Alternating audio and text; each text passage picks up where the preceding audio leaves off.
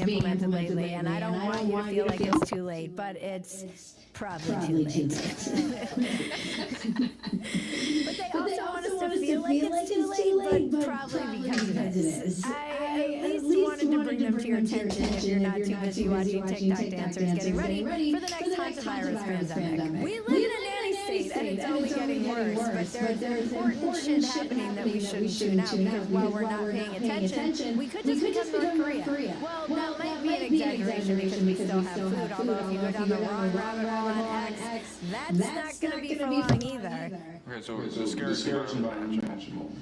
That's all you have to say, scarce environment. But it's not an exaggeration to say, Uncle Ted was right about everything. We basically have no Fourth Amendment anymore. Welcome back to my Zoomers who just looked up the Fourth Amendment. And now welcome back to my Gen Alpha audience who just looked up the Constitution. But yes, the Fourth Amendment is dead, and we killed it ourselves. Well, actually, that's also another theory. Okay, it's not dead, but it's definitely like that lady you keep finding out is alive. Like Dick Van Dyke. Yes, he's still alive. We looked it up because I was sure he was dead. P.S. There's no guarantee he won't be dead by the time this airs tonight. How are you feeling?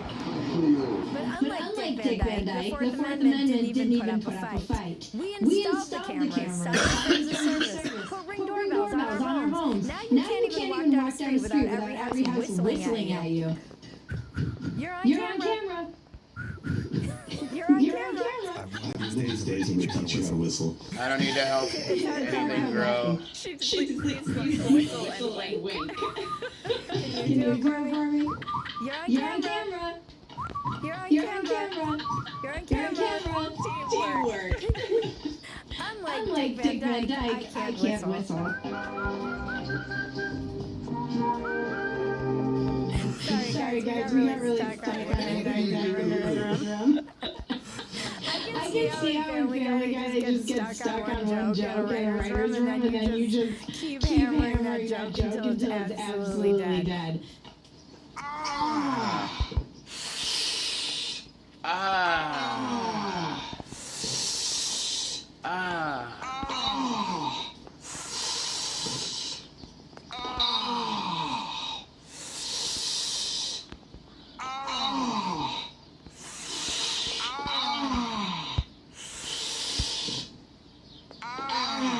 But anyway, I'm on a walk around the neighborhood, and I'm being catcalled by the deep state.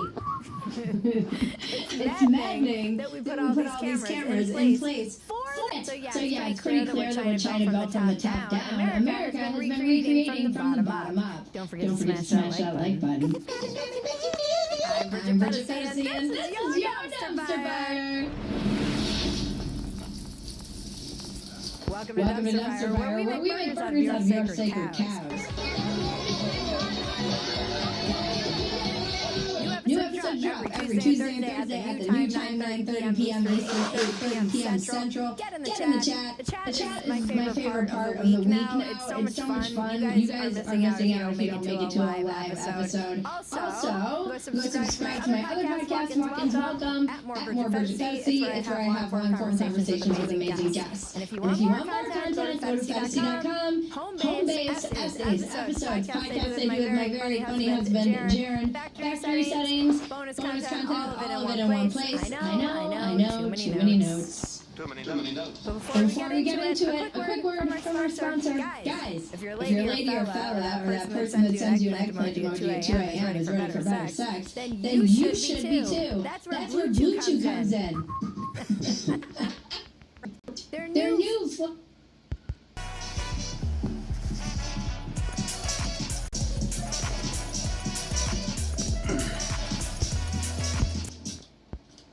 There are new flock cameras everywhere now. Don't go down that rabbit hole. Apple patented AirPods that read your brain signals. We've got the kill switch being implemented on cars. More on that in 1 minute. Age verification lies on social media sites, collect your ID and scanning your face to protect the kids. There's only one thing worse than a rapist.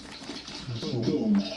child. So let me get this straight. Your plan to protect children is to have websites photograph and get the biometrics of every child that visits them. Fantastic. We feel safer already. Now that all the children are literally identified on the internet, what could possibly go wrong? And don't worry, these companies never get hacked. It's just as safe as our voting. I feel safer already.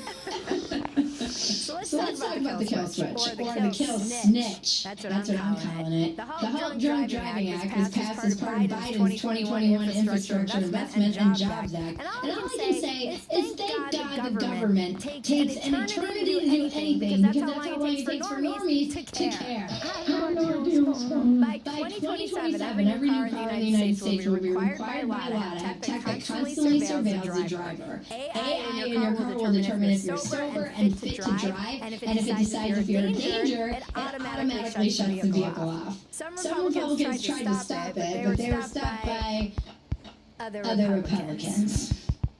And Democrats, of course. Our ancestors went to war, the Revolutionary War. Welcome back, Gen Z and Gen Alpha. Over general warrants, which were broad, open-ended search authorizations issued by British authorities, which inspired the Fourth Amendment. And both parties just casually pushed through legislation to let the government. It's so infuriating. And I know that we're a little late on the ball game, but it's not too late.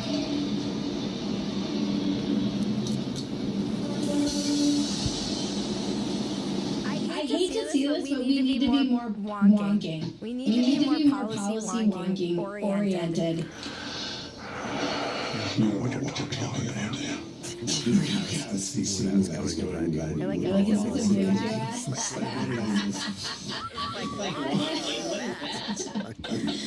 Matt, Mothers Against Drunk Driving, has been driving this, pun intended. And look, if I lost my kid to a drunk driver, you can be damn sure that I would put all my energy into becoming the final boss of Karens. I would have nothing else to do. I would be making sure that your car literally exploded if you got behind the wheel drunk. So I get it. They're saying it could save up to 10,000 lives a year. Yes, it's true. Losing freedom will always result in less deaths. I promise.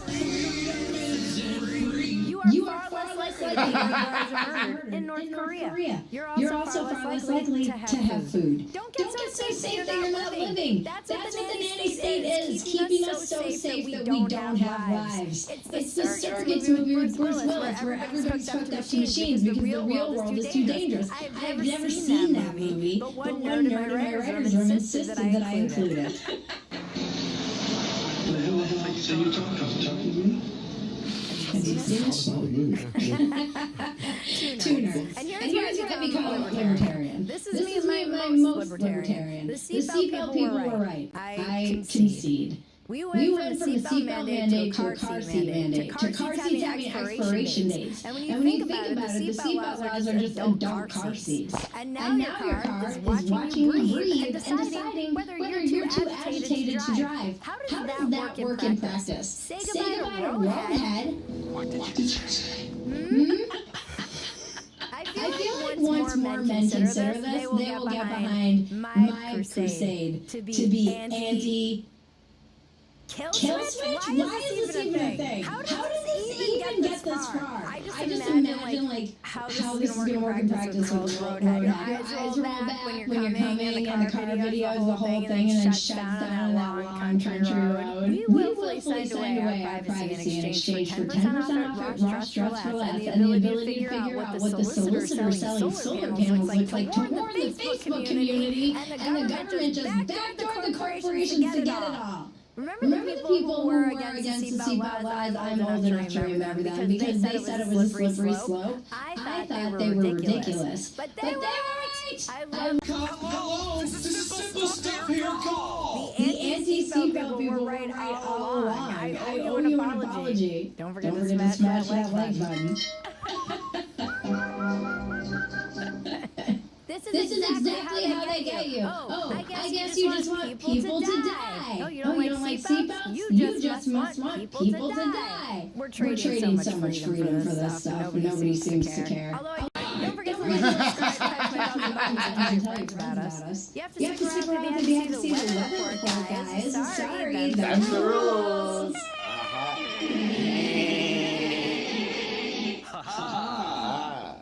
Sorry, wrong house. I always see people leaving right before the weather report, and I'm like, this is like when people used to leave the comedy clubs before Dave Chappelle got up.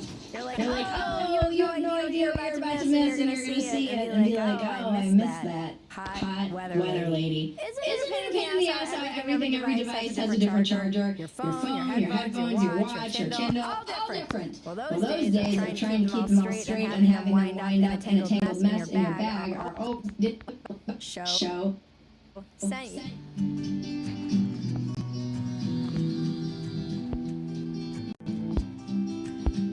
Show sent you. Now let's check the weather with Jackie Ainley. Marcando la temperatura, además de viento, precipitaciones que pueden ser puntualmente fuertes en algunos sectores. Estas precipitaciones se extienden hacia el centro del país durante las próximas horas. Mientras tanto, para la Ciudad de México, una sensación mínima de 15 para 31 grados, se mantiene el cielo parcialmente soleado, acompañado de chubascos aislados. Thank you, Jackie. How does all this self-driving kill switch technology not become something like enforced speed limit adherence? Oh wait! We've already got that rolling out too. Colorado is doing something wild with automated vehicle identification systems, AVIS, which is a network of cameras that monitor zones. They calculate the speed between 2 points, and go from point A to point B too quickly. They automatically issue a $75 ticket to the registered owner of the vehicle. Edward Snowden, sorry about everything. I've never been more impressed with the police operation. That is genuinely impressive Big Brothering. It's America! We're getting grounded every time we turn around. We're getting grounded in Colorado. Freaking New Mexico wants face identification. They're banning VPNs. This was always where it was headed, by the way. We're probably going to have to do an episode just on how close the internet is becoming in the future as well. But kill switches in cars? Unfortunately, they're just the tip of the iceberg.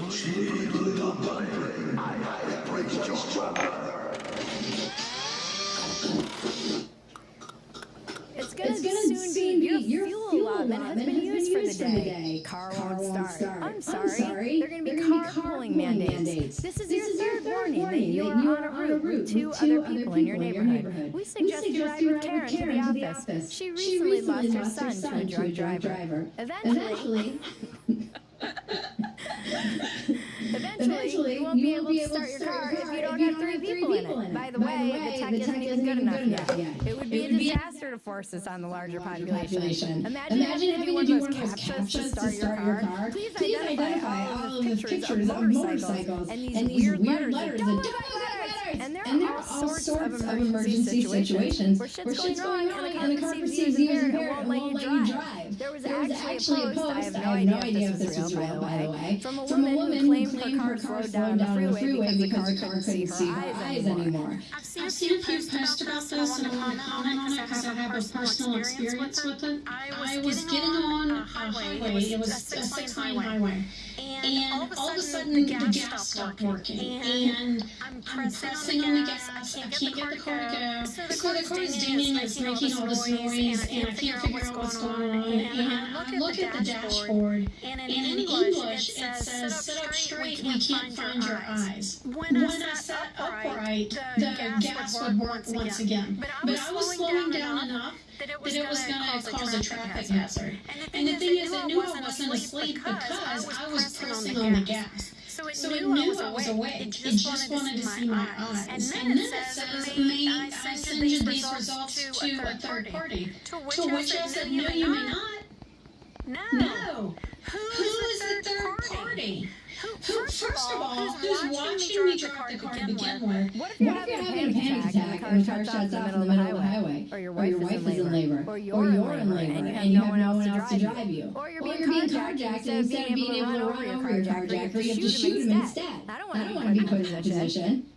Or you're being chased by the state for homeschooling your children. Like suicide yourself in your car, garage, There was a funny video going around of people trying to flee a tornado. They're making all these fake AI videos. It's become like a whole genre of AI content. Ready? We gotta go. Let's go! Due to elevated heart rate, high stress levels, and panic indicators, you're not fit to operate this vehicle. Have you tried calming down? Let's begin a breathing exercise. What if it turns out when you Oh my God. at another driver, you're screaming at somebody who cut you off and the car goes, "Sir, your emotional state has been flagged and we've reported your facial slurs to the Department of Diversity, Equity." Are you shitting me?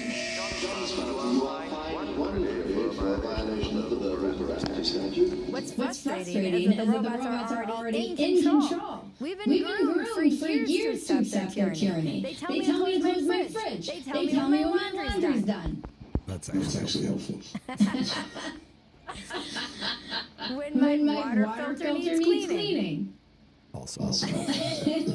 They won't shut the fuck up until I put my seatbelt on. You can always tell when there's Boomer in the car because they just have no sense of that thing at all. They completely block it out. It's just ding, ding, ding, ding, ding, ding, ding, ding. We're like, which Boomer doesn't have their seatbelt on? Boomers are pretty based when you think about it. They're just not listening. They didn't really care about the pandemic. They don't really care about seatbelt laws. These robots are ordering me around all day long. And now my car is going to knock on me too. And my neighbors or anyone else who's up to anything around me while driving. By the way, an important story I'm not ignoring is the current Supreme Court case about exactly this kind of geofencing warrant. We can get into that, but instead I'm just going to link in the description below to a story about it. If you want us to cover it, you can say so in the comments. But really, the biggest problem, snitch culture is real. My only hope is that America is a deeply rebellious country.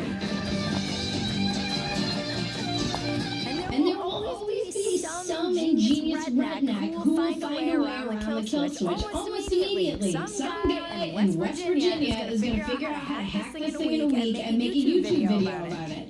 That's the one thing that I can count on. That's the one thing regulation can never account for. Americans will spend more energy getting around the rules than it would have taken to just follow them a lot of the time. And honestly, God bless them for it. USA! USA!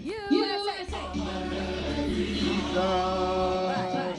That is what we need to protect the American ingenuity that just says, fuck it, you can't tell me what to do. But if you make it easier for me to do, I will absolutely surrender all my privacy so I can pay for my Starbucks with the app. That seems worth it. You get extra bonus points using the app.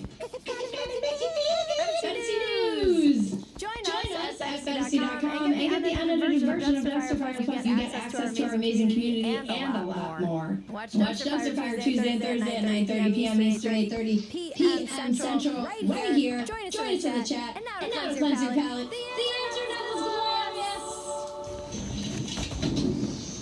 Oh wait, it's slippery.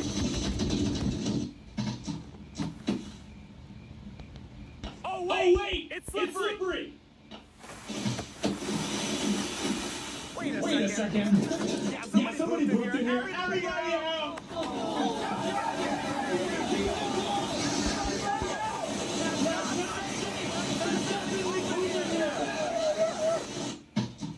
There is poop in this pool. Stay safe.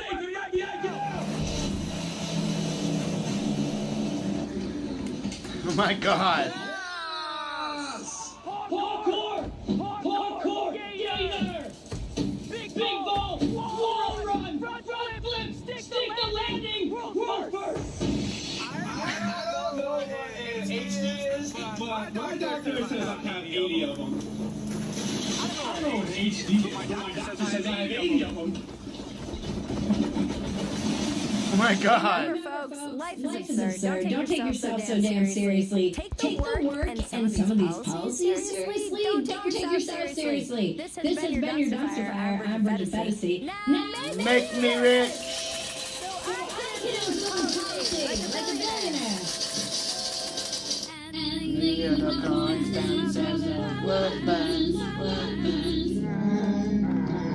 Stuff.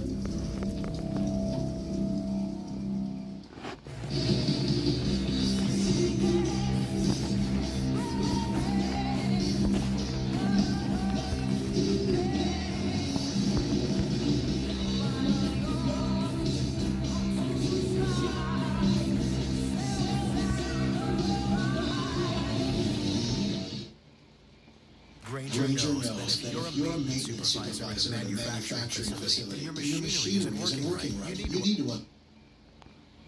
Ba-da-ba-ba.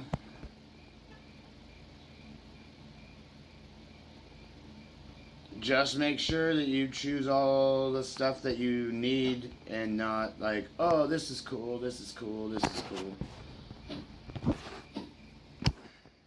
Just remember that.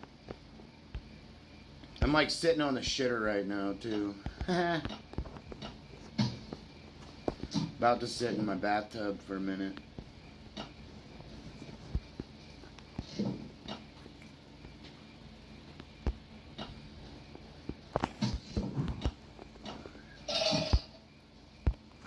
What do we got? This is crazy. So this dude was going around and he was spraying bug shit on. Well, it'll show it. It'll show it. Now, Fox and his wingmen return in their own Nintendo Switch 2 game. This game is called Star Fox. That's it. That's it. Pass it over to Koizumi-san. It's just Star Fox. Okay. I'm Yoshiaki Koizumi. Oh, bro. For this presentation. All right. It's based on the Nintendo 64 game, Star Fox 64, but the visuals have been completely updated. All of the characters in the game have also been redesigned. All right. Let's take a look. Oh, shit.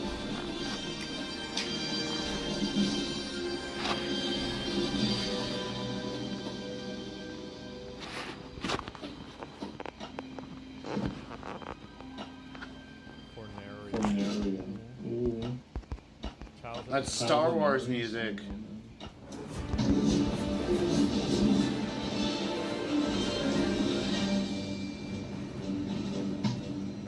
Man.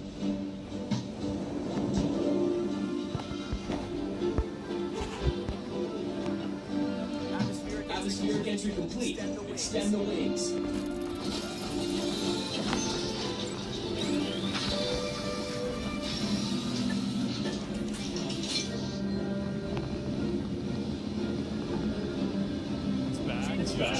Systems check.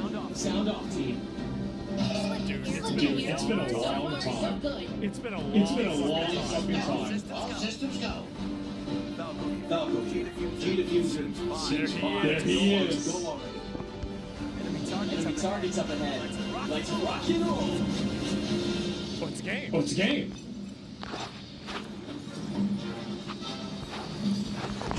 What you're seeing is footage of the game in action. While stage layouts have been kept the same, the visuals have received a major upgrade. Holy shit. Slippy, stay in formation. Banter between characters is also better. Now you got it, Slippy. Holy shit. Oh, that's good. This is the way I imagined it whenever I was a kid. On edge. This is Fox McCloud, leader of the Star Fox Mercenary Squad. Prep the R-Wing. Dude, I'm gonna Take the system back. I'm gonna play this one. One planet at a time. Falco Lombardi is their ace pilot and Fox's rival. Yes. Perfect. There's no way. Expect us to launch an assault there. You up for another challenge? Fox. Man. Unidentified energy emanating from the toe is the team's engineer extraordinaire. Incredible! A stable work channel? Distortions?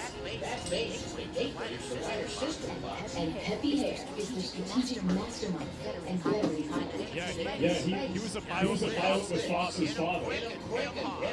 He's the old man. The Lilac system rests squarely on their shoulders. I'm gonna throw up. So good. The R-Wing is a high-performance aerospace fighter with Fox and his crew.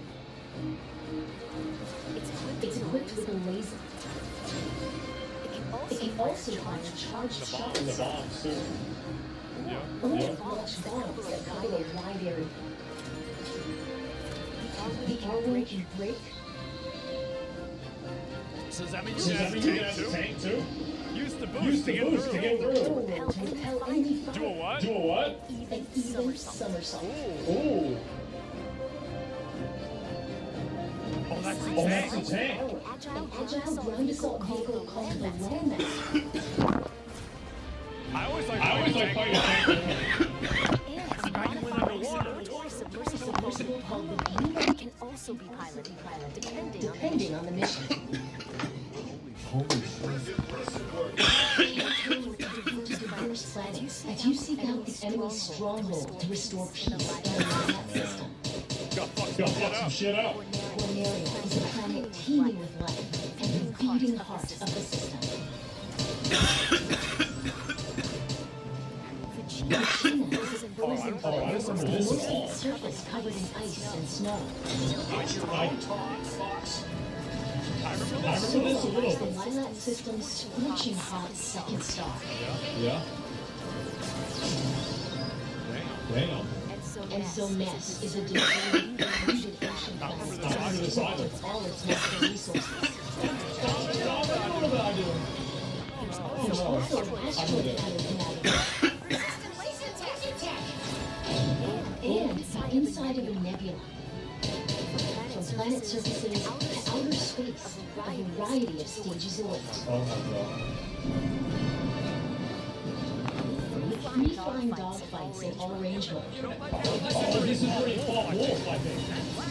And massive boss battles. You can look forward to intense aerial combat. I'm an idiot. Really good. All units, disengage. Depending on the objectives you complete, the number of enemies shot down, and other factors. Yeah, I'm a fucking idiot. Mission accomplished. Replay stages with a different approach and raise through their beaten path. Yep. Yeah. Be right about this stuff, yo. I say we talk about this stuff. Plenty of new cutscenes have also been added. All right. These include never-before-seen mission briefings between stages, allowing you to learn more about the characters of the Star Fox universe. Fall in, team. How are we doing? You can choose between easy or expert difficulty Oh settings. shit.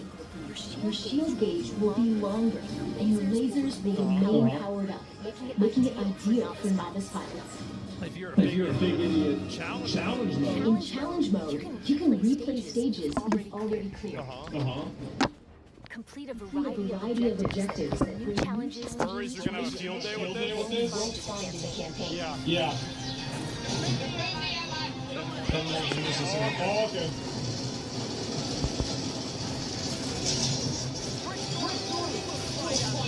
The Land Shogun Trooper. Take on these challenges on either normal or expert. Damn. Battle mode puts you in 4 versus 4 dogfights. Players are split between Team Star Fox and Team Star Wolf. Then compete to Bad guys. by clearing missions and taking down foes. Damn. PvP? 3 stages, each with its own Yo, what the fuck? This is awesome. Take out opponents and seize control of the zone around the satellite towers on Cornelia.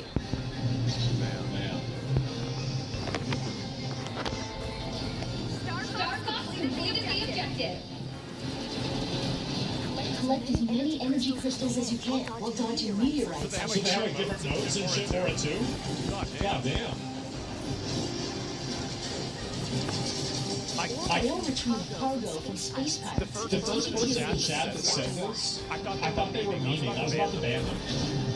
Star Fox completed the I objective. was like, bro, shut up. You can create private matches with your friends online. Or match up with random players from around the world, making for a variety of ways to join team battles. Plus, if one person has the game, up to 4 players can take to the skies locally with GameShare. That's awesome. Or online, using GameShare via GameChat. Wow. That's really cool. By holding your Joy-Con 2 controller like a mouse, you can seamlessly swap to mouse-controlled targeting for intuitive aiming and steering. Stay in formation. By sharing one of the Joy-Con 2 controllers with a second player, you can split pilot and gunner duties in co-op.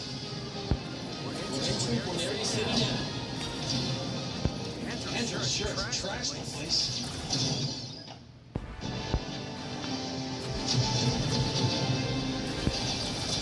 Damn.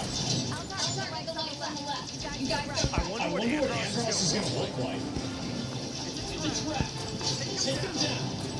Don't fall back under your top. Swarm the lonely cloud. The same thing again, yeah. We're approaching Panamera face. Shit. What did you think? As you just saw, Fox and Company have a more animal-like design in this game. Man. I think the design is good. If I go back and I think Nintendo about Switch 2 system. Star Fox launches June 25th. that's in a fucking month. Damn. By the way, this game also supports character avatars, which let you change your face in game chat to look like a character. Like this. Oh, damn. The Switch, yeah. I got it ready. Oh my god, bro. It doesn't just capture your head. You can be a Star Tuber? Oh my god. Oh my fucking god. Everybody gets their own persona. Blinks. And your eyebrow movement as well. Man. If you have a compatible USB camera, please give it a try. Oh no. When using character avatars to look like a Star Fox character, friends playing other games can also see your new look. Oh my god. So this game also supports the Nintendo 64 controller. No way. Oh my god. Those who played the Nintendo 64 version can enjoy controls that feel even closer to the original. Wow. Since its debut on the Super Nintendo, That's the one I played. the Star Fox series has had a long legacy on Nintendo platforms. Not long enough. A long Just stop journey making a game. set out for adventure. That's the last one I played. And join the battle in the Super Smash Bros. series. Yeah, isn't that crazy? That's the last one they Continue to made. support the series for more than 30 years. If you've never experienced the series before, we hope you'll give Star Fox a try. Man. I'm happy, man. Finish this presentation by sharing the game's prologue, which depicts a past battle involving James McCloud, father of the protagonist Fox. Oh shit. Thank you very much. Looks really good. Yeah, the game looks great. Like visually, it looks really well done. The Admiral comes on.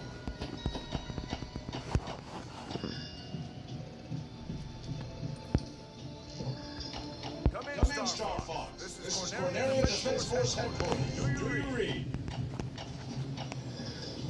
Loud and clear. James McCloud here, General. Star Fox is on approach to battle. Oh shit. No indications yet of any suspicious activity. We'll let you know what we find. Proceed with caution. We're the first to set That's up Fox's in father. years. And thank you for accepting this mission, James. You're the only one. General Pepper, do you read me? Oh shit. Something's jamming long-range comms. Stay sharp, team. Are you seeing this, James? According to Heavy, like I said. atmosphere is highly toxic. We're doing this job for next to nothing? We're supposed to be mercs, not chumps. There's more at stake here than our bottom line, Vic.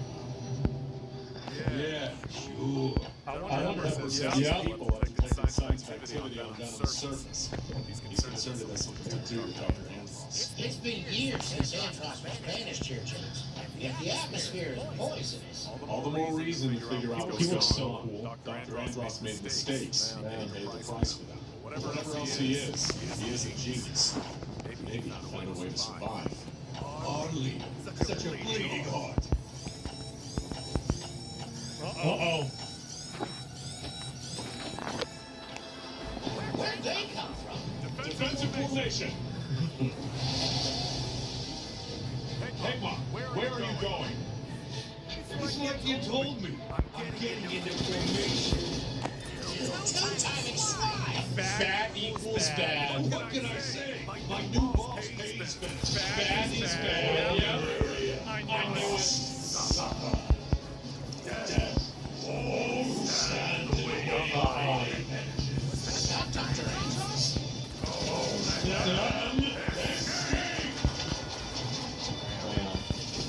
I got this.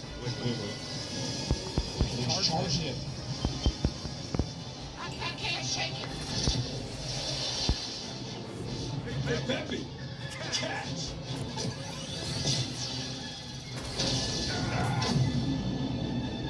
James. Man.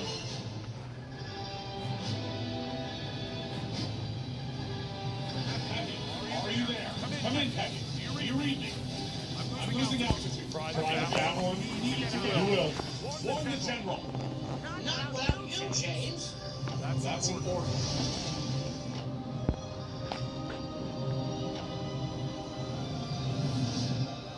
Peppy, keep an eye on Fox. Stand down.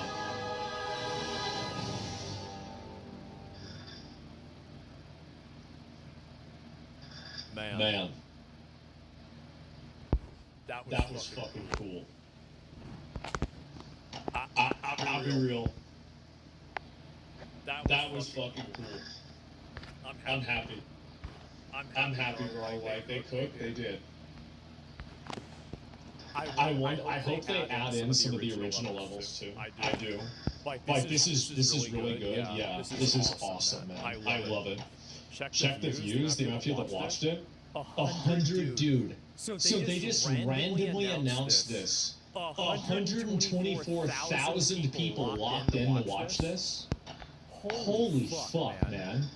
I'm not surprised, but like, god damn. Let me see. Oh, it's frozen. Yeah, it's not going to show anymore. And they avoided Star Fox Zero. Yeah, I guess so. Star Fox fan community. Yeah, type of nostalgia I like. Yeah, that was great, dude. I loved it. I did. Like, that was really, really cool. It's exactly like, this is exactly what I would expect it to be. Like, the only thing is, I wish they had done a new story. But if they're willing, like, if they're going to revamp and like bring the series back, then I think it does kind of make sense that, like, you probably have to, like, you know, redo the story. But like, hopefully if this goes well, they make another one. Because this is really, really cool. This is 100% better. Well, what I'm assuming they're going to do is they're probably going to have harder difficulties and probably extra stages. Because that's what they did with, like, adding Star Fox 2, remember? Like, whenever they made, like, the Super Nintendo, the, like, really small one. So, like, I would expect that they probably have more stuff planned for this if it goes well, like DLC or something else. Look at the comments. Some aren't liking the designs already. I don't know about that. I mean, like, let me refresh it and see what people are saying. Like, I thought it was really, really good. Yeah, thought they were gonna cover the SNES game. Yeah, exactly, bro. Like, I mean, that's the way. That's what I think that they would look like, right? I mean, like, let me see. Is there like an image of, like, all four of them there? Like, I mean, this is like, in my mind, whenever I was a little kid, like, this is 100% what I remember. Like, there's no character inside of this that, like, whenever you upscale it to this model, like, this is what I imagined. Fox is a little husky. I can see why you say that. I can see why you say that. It's not big, but, like, yeah, sure. It's Random Wednesday, and we now have an update, release date for a Star Fox game. Wow. Can't believe Mario 65 got shadow dropped at the end there. You know, really funny. We're shadow dropping Nintendo Directs now. Like, what the fuck is this, man? Oh, I like how no one knew this was going to happen. Yeah. This just came out of fucking nowhere. Like, I didn't expect this at all. Like, okay, so now, alright, now that we're getting Star Fox, the next step is F-Zero. Okay? F-Zero, and the final one is a spiritual successor to Link to the Past, Ocarina of Time, Majora's Mask, and Legend of Zelda Twilight Princess. Okay, we are moving in the right direction. Now we will begin. Because this will probably be the first game I play on my Switch, like when it's out, man. Like that's it. This is fucking awesome, man. This is a rare modern day Nintendo win. Yeah, I think it is. I think this is really cool, man. This is awesome. I love it. I'm super fucking excited, man. This is great. I don't really have anything else more to say. No one even knew this was happening. Seems like the true graphical showcase. Yeah, and also this is another thing too, is that like the graphics for this, I mean these are good. Like it's the perfect mix between like this is what Nintendo I feel like should focus on, right? Creating very well stylized, because like if you really zoom in on these characters, they're not incredibly detailed, right? Like if you look at like Falco, like they're not incredibly detailed, but like the direction of this, like the art direction of this and the style of it is so strong that it doesn't even matter. It's perfect. It doesn't make a difference at all. So more realism would ruin it. Exactly. So they have like the perfect mix of it being like realistic while at the same time it has like a cartoony feel to where you're not trying to compare it to real life. And yeah, this is really, really good. This is some compared to Nintendo shared to another Mario game. It is. I do feel like the graphics for this, like, because am I the only person that's felt like the Nintendo has fallen behind too much in graphics? Like just too much. Like, it's too retrograde. It's too you know, like outdated. Like I don't know. Like whenever it's like worse than like a PS4, like it's just weird, right? I mean, like Nintendo 64 was like, it was the name of the console was the fact that it's graphics, right? I mean, like fuck, it was a 64-bit system. It was the first one there was. So like now they're doing this. I'm very, very happy. I am. This is great, man. And the amount of furballs cosplaying as Fox is going to be wild. Good. It's a lot better than cosplaying as their own little fursonas, you know what I mean? So I'm glad about that. That's totally fucking fine. This is awesome. And you can see, by the way, Star Fox, I even watched, recently, I've even watched halfway through a playthrough of this game. Like, I love this game. I do. And so like I felt nostalgic one day and I watched halfway through it. And so yeah. So I'm super hyped up for this. I'm very, very happy. The game holds up well. Yeah, it does. This is kind of recent too. And so yeah, there you go. Only half? What is an hour-long video, right? It's because consoles are tiny handhelds, I guess, right? I'm just giving you my feedback. Like, I mean, that's just still the way I feel about it. That's the way I think about it, right? But yeah. Anyway, that was really cool. That was really, really cool. That's awesome. I can't believe they just randomly shadow dropped. They randomly shadow dropped. My expectations were high, but holy fuck. This is Miyamoto, bro. Like. Damn, bro, what the fuck? They don't even know what it is. Like, oh my god. Thanks for watching it with us? Oh yeah, my pleasure. And yeah, that's awesome. Who would you choose as your wingman, Pepe? No, I do Falco.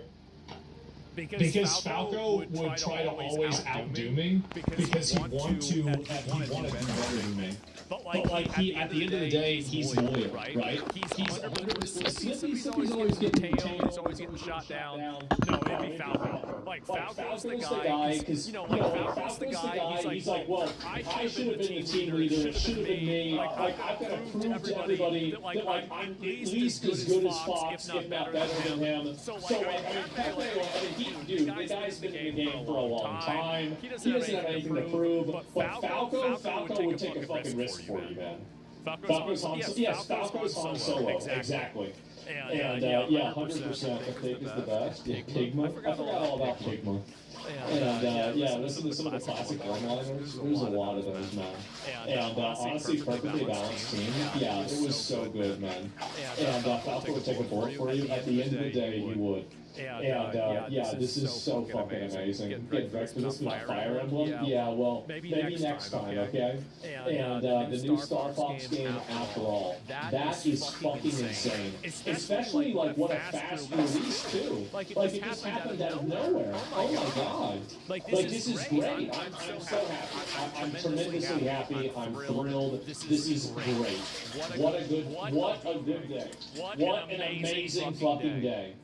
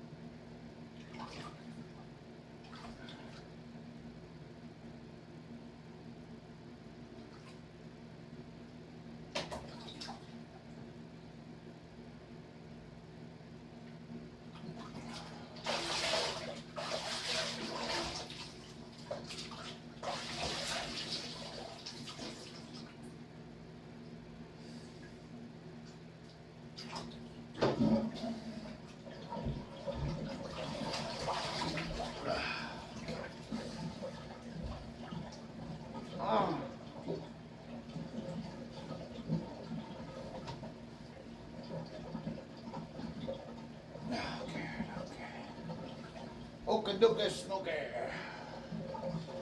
We'll have to redo our food buff, but at least we got our placement. So. Newborn parents, this is what you need for weight windows. You want the blanket as soon as your baby. Most people don't know this about me, but I'm in the Guinness Book of World Records. Yeah, my city had a hot dog eating contest, and I was the first person ever to yell gay 1,000 times.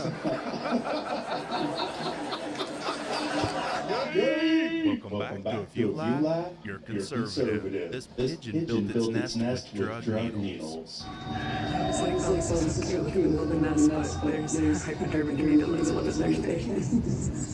What blue city is this? Who wore it better?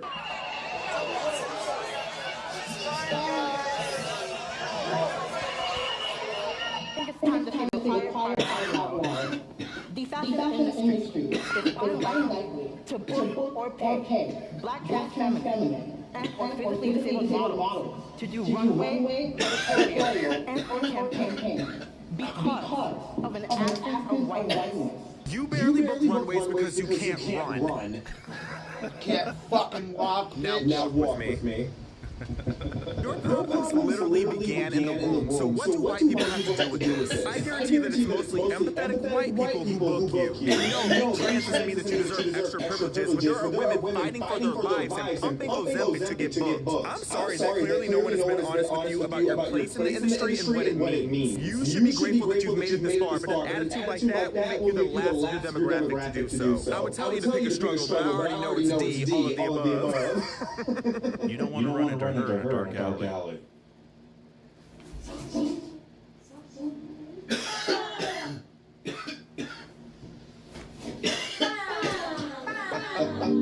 Homie in the back's like, oh no, she just ended his entire bloodline. This white woman says she shouldn't bring anything to the table. I don't think women should bring anything to the table. I think women and transgender people deserve our own table, away from men, where they can't bother us and harm us anymore. I'll take my chances at the men's table. You're not bringing anything. Is this a potluck? This golfer quit because her rival was a transgender woman, aka a man.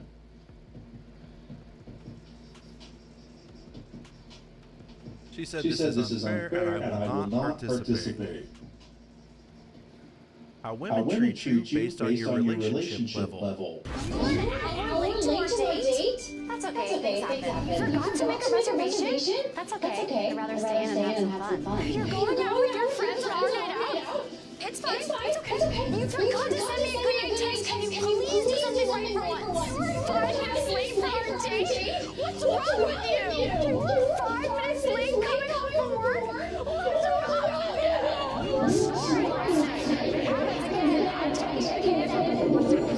Now do the satire version. This dog is serving looks. It's like a mini Chewbacca. Oh my god. Yeah.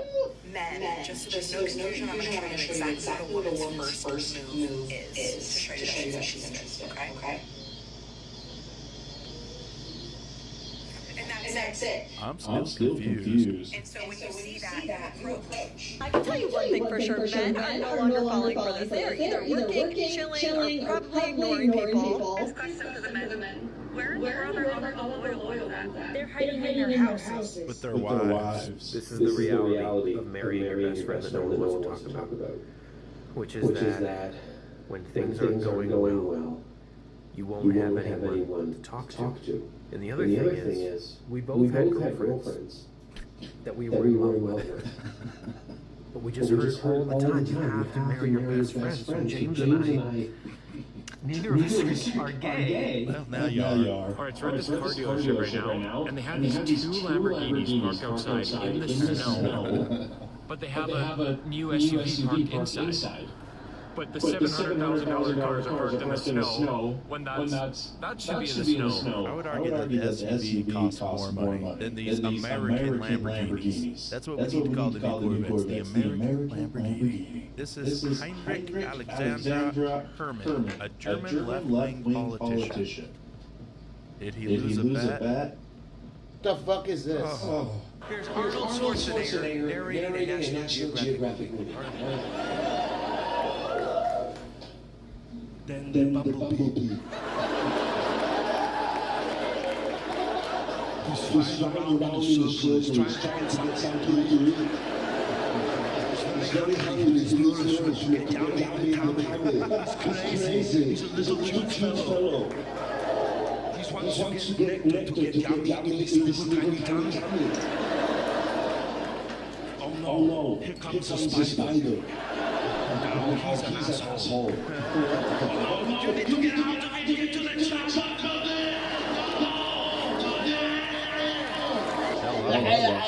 Is my smoke alarm? Oh, yeah. I ran a quick test on it, see if it works. Okay.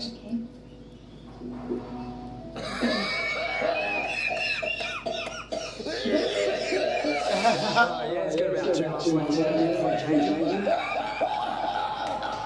Wow. Well, it is made to wake you up. Yeah, makes sense.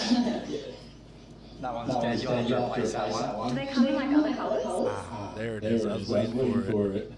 So Cuba is currently detaining Nick Shirley. Communism does not allow the truth to be told. In fact, it just censors what people can do. And right now, they're trying to kidnap and detain me and my two security guards that are here with me right now from leaving Cuba. Nick, I don't even know why you needed to leave America. There's enough fraud going on here, man. As of this morning, though, he is officially back home. What $50 got you in 2010?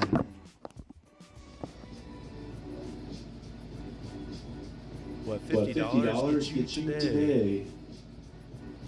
No. Don't forget that ranch, the most important item on your list. The Met Gala is just Halloween for celebrities.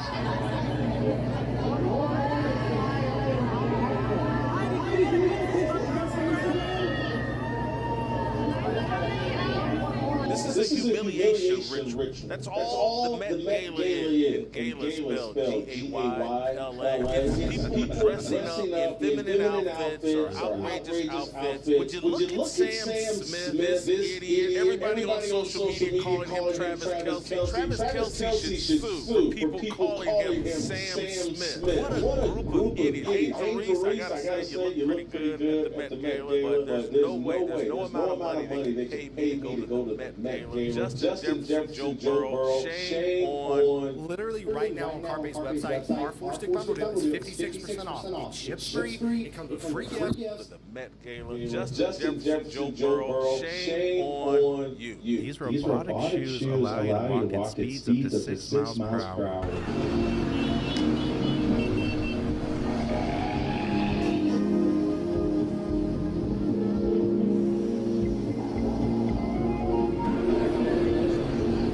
Have to walk like a complete and utter douchebag though in order to wear these. He's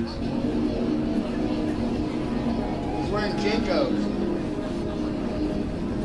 A little late, but happy Cinco de Mayo. Happy Cinco de Mayo.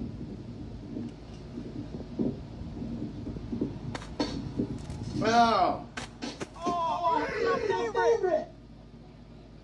This is how white people celebrate Cinco de Mayo. I don't know, my brain can't process that. Can you start at the beginning? Black transgender person with quadriplegic cerebral palsy, the mother of dragons, the Khaleesi of the Great Grass Sea, the unburned, signed I mean, you know, I'm glad that she has a place in the world. This used to be a dude. This is technically a dude. Move on. There's no place to go here. It's crazy because I've never met a Republican that wasn't a white supremacist. Stairs and Black Republican. Why do folks on the left know so many white supremacists? Yeah, the left sure is Why do they have so many races? Voice for us minorities, so long as we think the way that they want for us to think. The United States cannot confirm nor deny that we have kamikaze dolphins. Can you kind of clarify these reports of kamikaze dolphins that we've heard about? It's like sharks with laser beams, right? And I can't confirm or deny whether we have kamikaze dolphins, but I can confirm they don't. And when I put on room service, this is what I'm talking about. Tomahawk, some lobster tail. I can skip the caviar, but leave the steak. Hypocrisy at its finest. Sarah Paulson, worth at least $12 million, at a dinner that costs $100,000 per person, trying to call out the 1%. She is the 1%. To be considered a 1%er, isn't it $250,000 a year? When the car I can't afford just sold. Dang it. I know the feeling. Or that 500-acre ranch. Oh man, I almost had it. Dumping her shopping cart? I mean, that's one way to do it. Oh no, she's stealing the shopping cart. She shatters the glass on her window. The karma here, it's just... Chef's kiss. Do you believe that being here in America here is a right or a privilege? Right and a privilege. You have a right to be here? Yes. I believe anybody has a free right to movement to wherever they want. So you would get rid of all borders? Yes. So when you land from an international flight at JFK Airport, no passport checks? Nope. Retard. Thank you for so bluntly telling us. I'm a dirty commie, so yeah. I mean, yeah, he said the quiet part out loud. Just remember, if you have this world view, you are not allowed to lock your front door anymore. In fact, we're going to come over, we're going to take it off the hinges. Wide open, baby. Oh my God, you're so tall, you look like a giraffe. That's why you dead built like a baked bean. A baked bean. These stupid ones make me laugh, man. How women treat men when they cheat based on how much money they make. I'm breaking up with you. What? You cheated? Take all of this stuff and get out of my apartment now. My friends are right about you. I can do so much better. I don't care what my friends say. We can make this work. I'm so sorry. I really need you to love me. If you give me another chance, I'll do better. I forgive you. Okay, I'm going over to your friend Jessica's house. I'll be back tomorrow. Okay, honey, have fun. See you tomorrow. When you're a state trooper, but your son chose the fire truck. Daddy, come look at what I got. How dare you? Bro, why are you upset? You're literally raising a genius. Like Albert Einstein or the dude who invented Reese's peanut butter eggs. This young man was jumping for joy after getting a foul ball. Oh, you love to see it. When Mom was telling Dad how stressful her day was, but she was home with you all day. This is the AC device my team spent 3 years building because every air conditioner on the market kept letting you all day.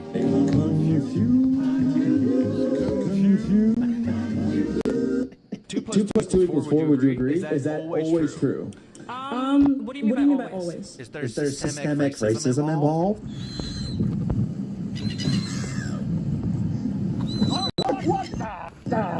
Diabolical.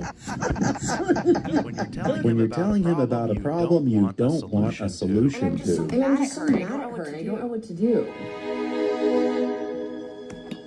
Well, you could. No. You tried.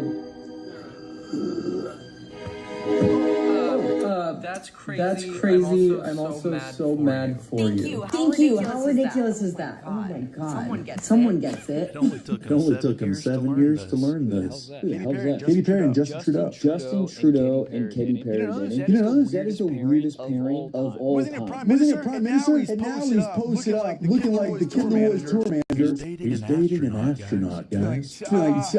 Trudeau. You think he ever hits and goes, yeah, Trudeau. Is he a Prime Minister still? I don't know. Was he? Yeah. When Bambi fights back. You're not taking my mom today.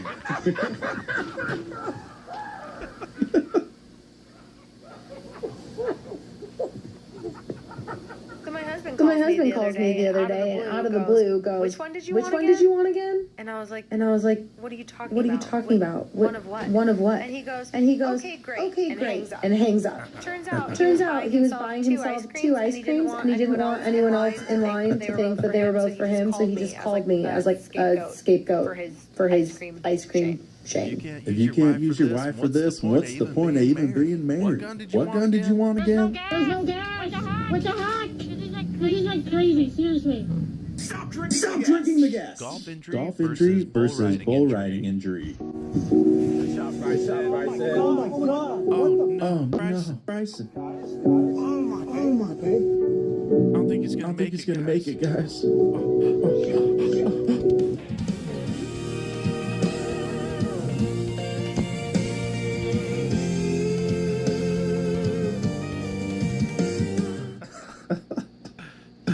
God bless America. Baby, can you show me what a pterodactyl does? Okay, not bad. Yeah. Nailed it. Abs and core training. Abs training. That AB should stand for assault and battery.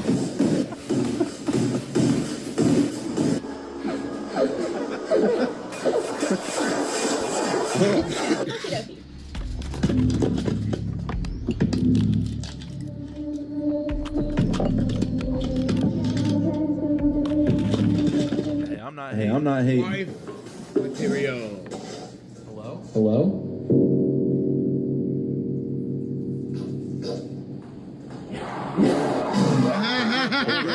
This is co-worker riding.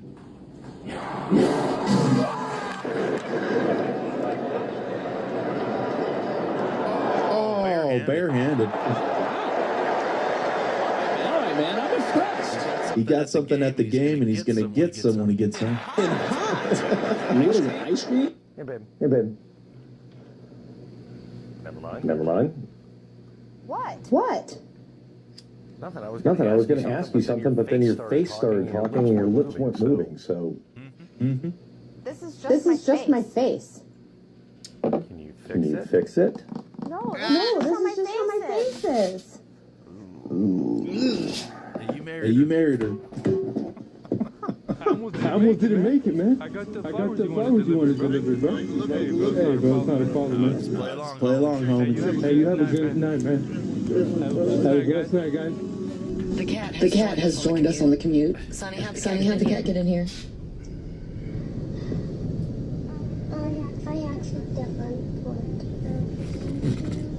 Happy accidents. Guys, stop looking for the supermodel. Here's the perfect girl. Trying to leave the pool feet first, as you do.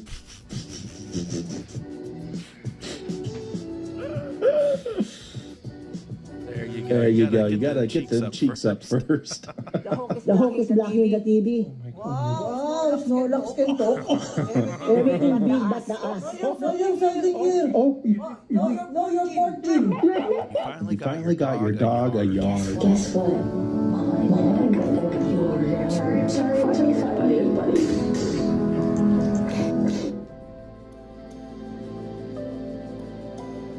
This is making me cry, man. It's a beautiful thing.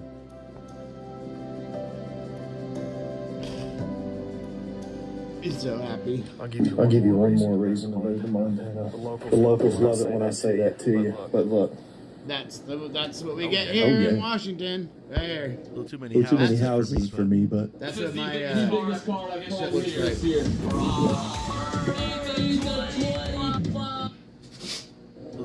too many houses for me, but And they got a Cabela's Bass Pro that sells these cool toy guns that we used to get as kids, and now they sell them in pump shot. It's pretty awesome. On a university campus. Probably me, it would be a little different because I read a bunch of prenatal biology. But like, if you showed a random person, I just said the opposite of what you just said. I said I've read a bunch of prenatal biology. Reading and studying markets. So when you study something, how do you study it? She just holds it to her head. I studied it. Get up for me. Bruh, that was sick, bruh. Adorable. It's all cute and cuddly at first. Then you touch your hand out. You get close. No, you ain't got it. It comes over here. Pat it.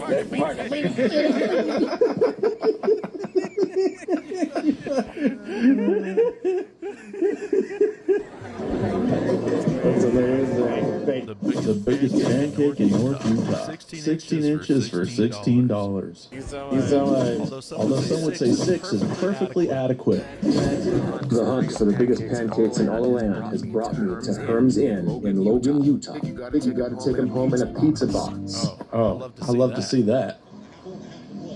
What are you doing today? Nothing. Oh, let's plan something. No, thank you. But you said you're doing nothing. Right. Yeah, that's the plan. You're lying there. Exactly. You're gonna waste the day? Not at all. But you're doing nothing. Nailed it.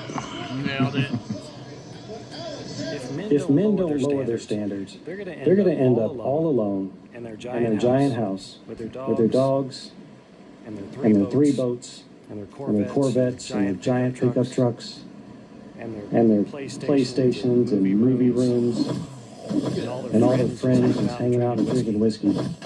When your coach isn't watching.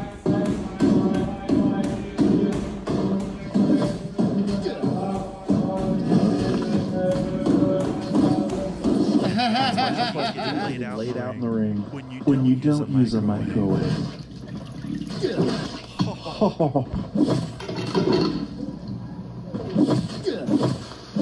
You can accomplish the same thing by putting a cup of water in a microwave. Makeup looks so good. Who tell you I have makeup? This one may match your face. No, it's not. Try that. No.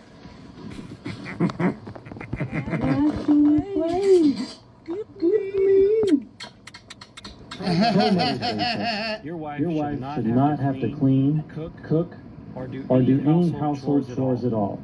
So go ahead and make sure she gets everything done the night before. Michael! There you go. No! Fish? Yeah, fishing. No, when they post a photo on the Facebook of them with a fish. Why? It's really, really dangerous, this dog. Are you ready?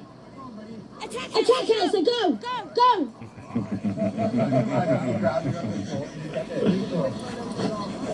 Adorable. It's alright, she's brilliant. Right. Attacking with cuteness. Do you want to take her to work with you? You can keep her for the day. I'm going now. She doesn't even need a leave. She won't even care about This is my definition of rich. Well, what beautiful dish did you prepare that you just finished? We didn't really do a video today. I made you garlic butter pasta with and then I made myself vodka pasta with chicken. You know you're rich when your wife's the dish, making a dish. A massive $100 burrito.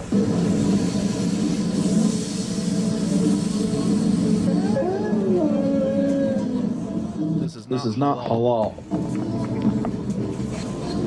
Bring on the bacon.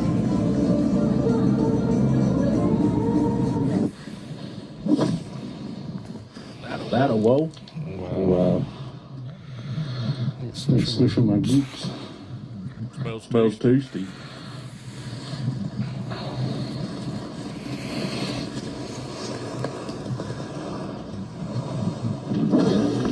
Bro, you are way too nonchalant about this.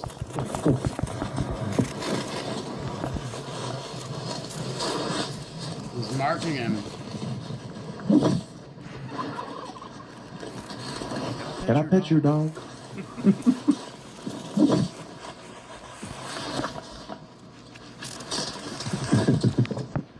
He's scenting him. Hey. Hey.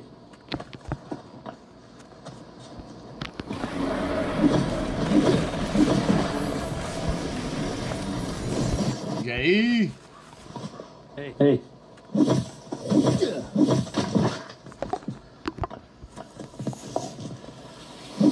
Dude, how you doing, bud? I'm doing good. How you doing? I'm not too bad. Where you at right now? I'm at home, man, with the sound.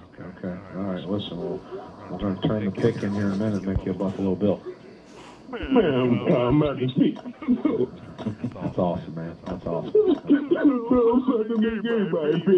promise, dog. That's awesome. Listen, I promise you, bro. You getting the best out of me, dog. I just swear, bro. Like, I love that. I love that. I swear, bro. Like, thank you, man. You earned it. You earned it. Keep that mentality, and that'll take you a long way in this league, buddy. It will. Men are more statistically likely to get in a fatal car crash if a woman is driving, and that is not even true, but it's a funny thing to say. Swinging 3-0. Out of the state?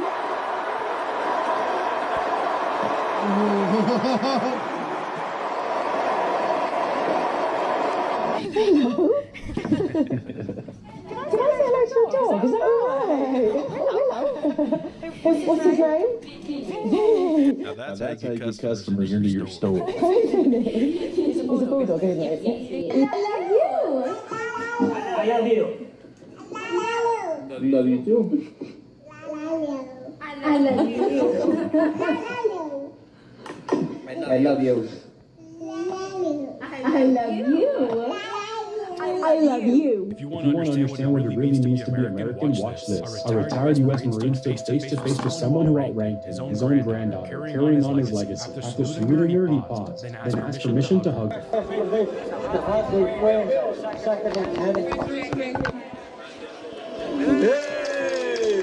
God bless America. You love to see it. In my opinion, as a Japanese person, I think Japan deserved the first bomb. The second one is too much. So I never understood the second one until I was using a microwave. I put my food out and my food wasn't piping hot enough. I was like, why is this hot pocket not surrendering? So I had to nuke it again. Sanchez in a little bit of a tricky position as this one's a looper off the bat of Cruz. And how about Jonathan Looners? How many juggles is he going to do? It only goes down as one bucket officially, but 1, 2, 3, 4, 5, 6, 7. This hacky sack in the baseball. Leg before he gets it back to set. Have any of you guys ever been to a Savannah Bananas game? Would you recommend? Why don't we build houses worth haunting anymore? I know, right? If I don't feel a presence behind me every time I'm taking a shower, is it even worth buying anymore? Life advice. Marry a short girl and keep your guns on the top shelf. So I'm going to be reading some DMs that we get. What does her aroma smell like after a long day? Do you guys have an OnlyFans? Maybe I shouldn't reveal Mississippi. I make a good point to watch her jelly stompers create me a fine vintage of wine, LOL. But seriously, I'd pay to see her pour wine down the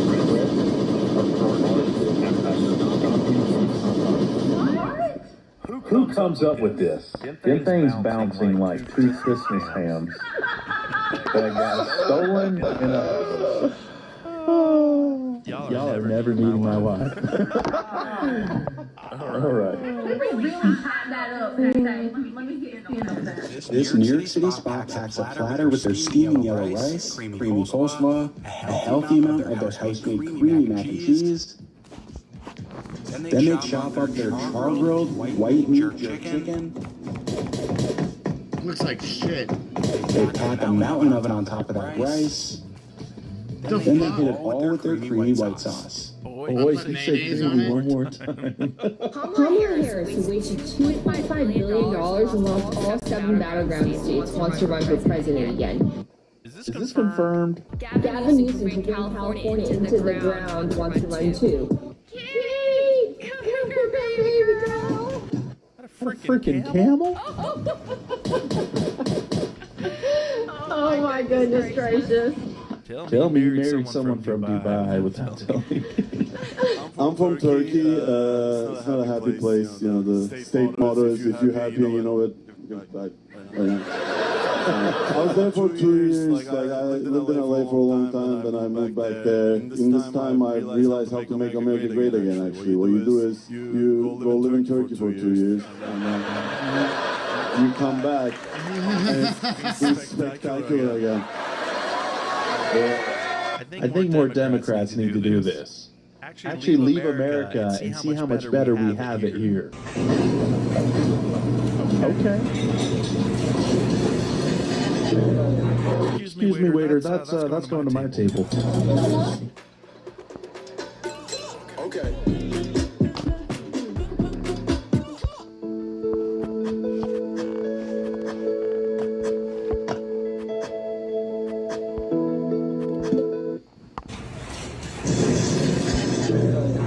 Excuse me, waiter. That's going to my table. The American way. Oh yeah. Go to the White House.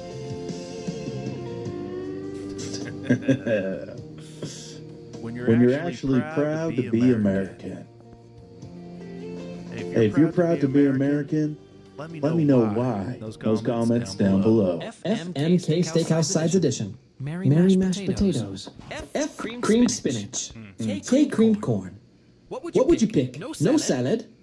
He didn't put salad because this steak is still alive. It would be grass. 1985 Monte Carlo SS. And you said it's in the kitchen? It's in the kitchen. It's in the kitchen. That's not I'll let you leave. Oh my. This is your father's car, right? Yeah, my mom and dad ordered this. Remember the day that I arrived at Foster Chevrolet in Sandusky, watched it come off the semi, and it was still all wrapped in plastic. He's unable to drive it due to physical limitations, unfortunately. It's hard for him to get out of the house anymore. So they've just been sitting, and it's time to give them some TLC. That's why you call us, huh? I did. Oh yeah. Alright, let's get to the reveal. Oh my. Who's that?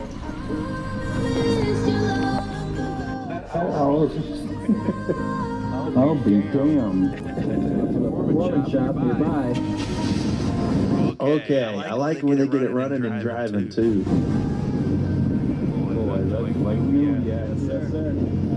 Is this the most luxurious deer blind ever? No, we've seen one on the channel that had a second story. But yes, this is pretty bougie.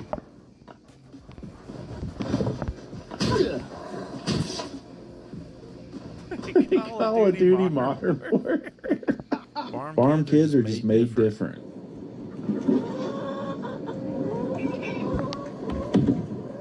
Oh, that's my hand. Oh my gosh, why didn't you say anything? I didn't know you were behind me. Okay? It's alright. Let's go rub some dirt on it. It's 150 years ago. Sorry, son. I'm afraid there'll be no dinner tonight. There's been another famine. Oh, well, at least we have a cow. It died. Well, maybe I can pick up another shift down at the soup factory. It burned down. Well, all we need is each other. That's all the nourishment I'll need this cold, harsh winter. Shall we play a game? Kids today. Sorry, son, but it looks like we're out of ranch dressing. Said I won't eat pizza without ranch dressing, Mom! Okay, don't yell at me. If your cheese pizza ain't cheesing like this, is it even cheesing? Oh, that one. Oh, jeez.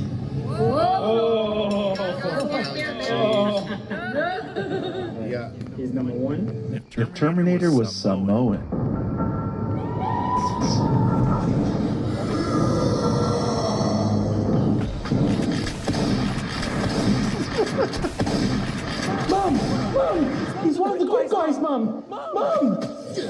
live with me if you wanna come. You wanna come? What is going on? That'd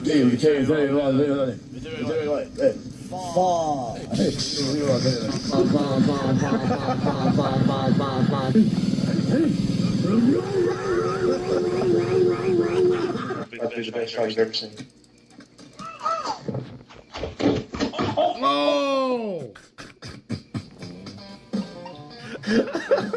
What video made you laugh? Drop a comment down below. Don't forget to like and subscribe to Conservative Vibes. I'm CV, and I'll see you in the next video. Say happy birthday to America with a God Bless America t-shirt available at conservativevibes.com. That's those conservative vibes, country roots and American pride.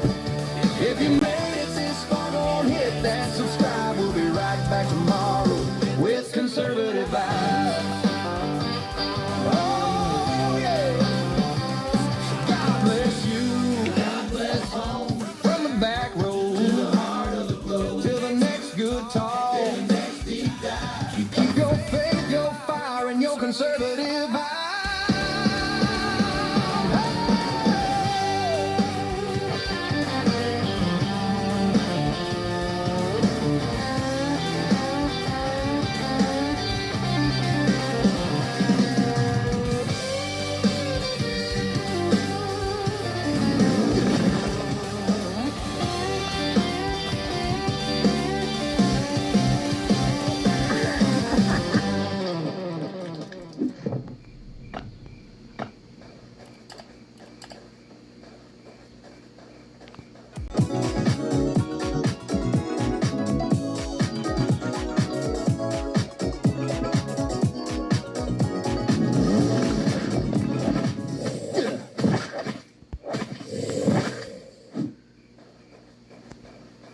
Your own hours. Get paid to deliver on your time. There are opportunities in over 7,000 cities. 100% of your...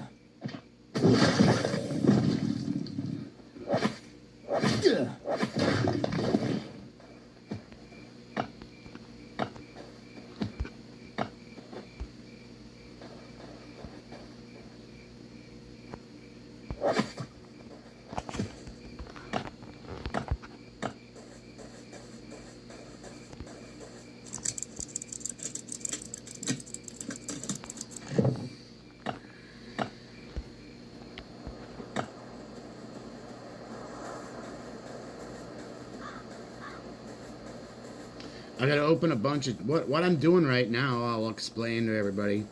Is I'm running around grabbing chests in in the red zone because it's asking me to go open up like 15 or 25 chests or some shit like that. So I'm gonna run through here. If we can find that house, we can get way more openings because we added downstairs and kill shit. Oh, look at this.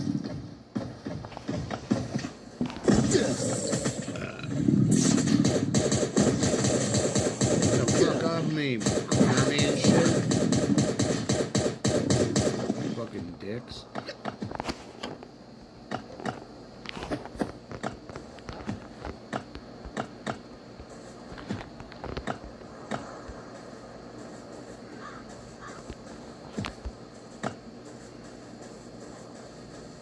Nice, yeah, I gotta go and do... Why do I play this game? I've been playing it a while. I play other games too, but...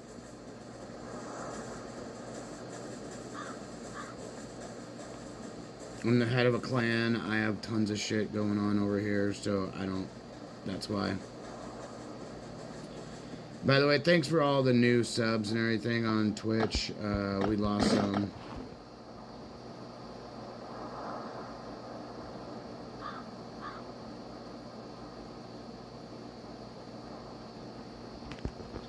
So, it's an okay game. I don't love the game.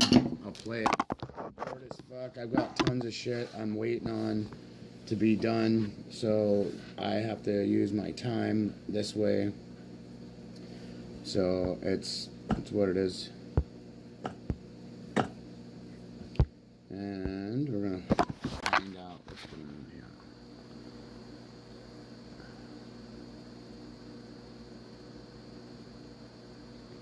$2 steak. The fuck?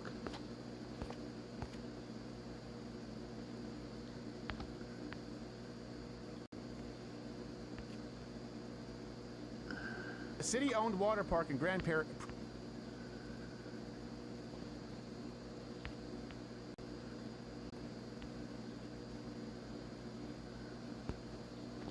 Non-citizens, should they be allowed to vote in local elections? Is this a yes or no, Mr. Pratt? No. Mayor Bass. Simple.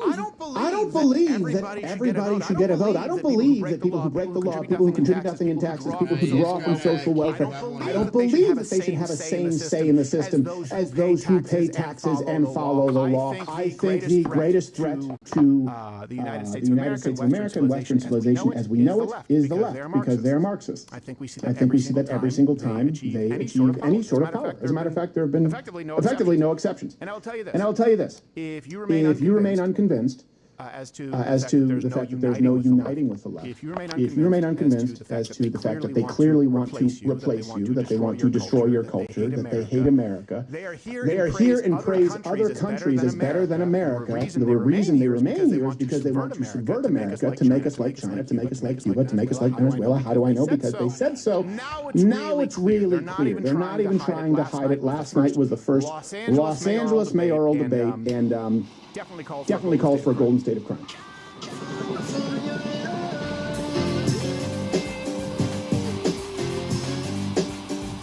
Hey, you want to see why I still play the game? Look at my ID number. Look at that number. Now, I want you to keep in mind, and we provide all the references, link in the description, as we do. We stream every day, weekdays, sorry, not Sunday, not Saturday and Sunday, but we're not heathens. 11 a.m. Eastern, so I do recommend that you go and check the references, because you shouldn't take my word for it. I want you to start off with, there are two different worldviews. As long as we live under a system of universal suffrage, it's a two-party system. That is what is going to happen. Okay? So you do have to pick the best of the two platforms. And I've always said I will not just vote for all Republicans. People like Thune, if he was someone for me to... No, hard pass. But I am precluded from voting for Democrats. Why? Because I want America to continue to be, and Democrats do not. So that doesn't mean all Republicans, yes. It definitely means all Democrats. Does that make sense? Because there are two different platforms to which you subscribe. I want you to separate that from the results that we see. Because someone can campaign, and you see this with Donald Trump, where people blame him for, example, not being able to wave a magic wand and just declare something a crime. Right. You can campaign on things that you believe, and you may not be able to get them done due to gridlock or due to the limitation of powers. The debate is where you see very, very clearly different worldviews. And I would say, at least most importantly, the worldviews to which they need to cater. Conservatives need to run on a very conservative platform. The left used to have to run as more moderate than they would go. That's changing now because their own people will cannibalize them, and there's far too large of a wing of the Democratic Party that would be quote-unquote radical. It's actually mainstream. Here's the simple question. Spencer Pratt, Karen Bass, and the other broad. Should non-citizens vote? That's pretty clear. Everyone here think of the answer in your head. Should people who are not citizens of the United States vote in American elections? Here are the answers. So there's an LA council member who wants voters to decide. She is saying that non-citizens, should they be allowed to vote in local elections? Is this a yes or no, Mr. Pratt? No. Mayor Bass. It depends. It's not a yes or no. Depends on what? Well, first of all, when you say non-citizens, it doesn't mean they're here illegal. It doesn't mean they're undocumented. They could have green cards. They could be here perfectly legal. And there's a lot of states and cities that do that on very, very local elections. We have to see what the councilman is proposing. Still shouldn't vote. Yeah, again, it does depend. In other places, school boards have non-citizens who I have a question for you. You told ABC News a few months ago. That's a fundamental difference in worldview. Yes. And this is when people say, oh, repeal the 19th. It's not about women. I don't believe that everybody should get a vote. I don't believe that people who break the law, people who contribute nothing in taxes, people who draw from social welfare, I don't believe that they should have a same say in the system as those who pay taxes and follow the law. And of course, that would come before non-citizens voting. Let me make really clear to you what the left views as the qualifications to vote in the United States. Are you within latitude, longitude, X, and Y? Are you within these geographical lines? You should be able to determine the future of this country. That's what they believe. What do you think happens when they open up the border to another 12 or 20 million? This is why I'm not on board with voting Democrat to teach Republicans a lesson. You cannot survive another 12 to 20 million, and now you guys can vote. Los Angeles alone, undocumented 950,000, and then documented non-citizens, meaning we know they are non-citizens, another 250. So over a million, those people want them to vote. Yes, and notice what she didn't say. She didn't say an undocumented, and of course they won't vote. But people here, she wasn't delineating. She was dodging the question. Yeah, exactly what she was doing. Because of course she wants non-citizens to be able to vote, no matter what the reason. Also, by the way, own people who are on visas and green cards, guess what? They can't vote. That's how it should be. That's how it should be. Sorry. You may not know this, but at least 20 jurisdictions in the United States actually allow non-citizens to vote in local elections. Yeah, they're the offenders that you would expect. D.C., Maryland, Vermont, San Francisco. Different kinds. Sometimes it's school board, sometimes it's state legislature. Now, again... Are those schools doing well, by the way? Yeah, probably not. I don't think so. If they're public, no schools are really doing all that well. It's not federal until you're voting on how to use federal funds within your state. Yeah, and this is, by the way, federal. This is, by the way, when the leftists, the Marxists, they all of a sudden become pro-states' rights. Yes. We should be... No. You guys want to determine, within your state, I don't know, if someone has a few DUIs that they can't go, oh, okay, fine. But as far as election, that is a federal issue. It's an issue of national security. If you are not a citizen in this country, you don't get to vote. Let's add a complication to that. Do you have any idea how many Iranians, Chinese, Cubans, Venezuelans, and by the way, these are the communist and Islamic regime sympathizers came through the open border? The estimate, they're tough. They're low end, low six figures. Could be over a million. We don't know. Let's call it 150,000. Space them out. Los Angeles County, how many of those undocumented citizens? How many of those documented non-citizens have a vested interest in the destruction of the United States? Well, I don't know if you know this, that's almost everyone outside of the United States who is jealous, who is a socialist, who is a leftist. They want to see this country destroyed. You can hear it at UN conferences. Combine that with the fact that Democrats want to push for what? A national popular vote.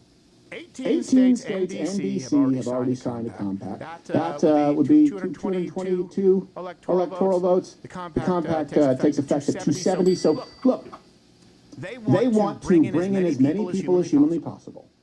Allow as many people as humanly possible to vote, whether they are citizens or not. It's buying elections with your tax dollars, because you're the ones who pay for these officials. It is so perverse. I can't even begin to tell you. If this gets through, if this is our, because you will no longer have a country. That's it. It's done. It's curtains. But I will say this: if there are no rules against this, or they think it should be okay there in Los Angeles for people to vote, unrelated. I'm proposing a Mug Club field trip to Los Angeles around, say, November 3rd. Yeah, roughly. Be there. And if you happen to go into a local, government building or school, or just, fill out a little bit of paperwork. Just picking your favorite names. Yes, and we can play by whatever polls they put out. So.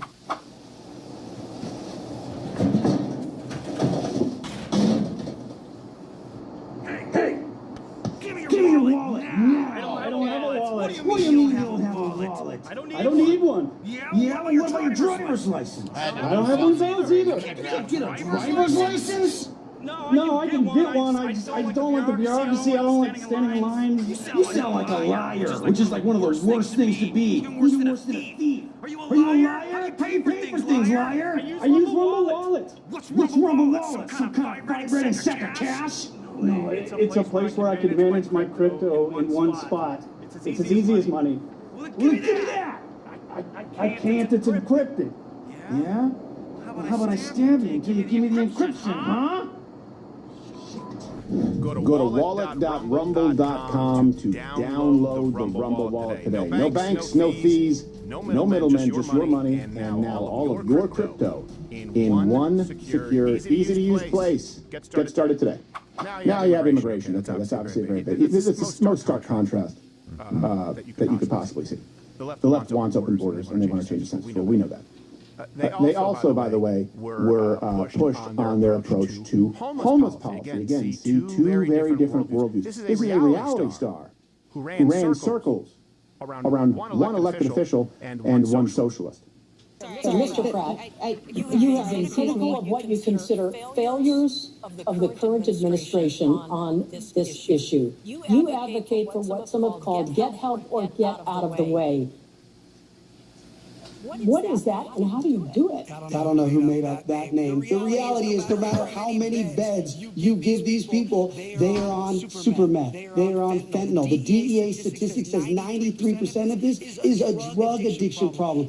Nithya, Councilwoman Robbins' plan for treatment first, I will go below the Harbor Freeway tomorrow with her, and we can find some of these people she's going to offer treatment for. She's going to get stabbed in the neck. These people do not want a bed. Fentanyl or super meth. These ideas cost us over $400 million to house 70, what is it, 3,000 people for $400 million is an absolute failure for both of them. They're a team.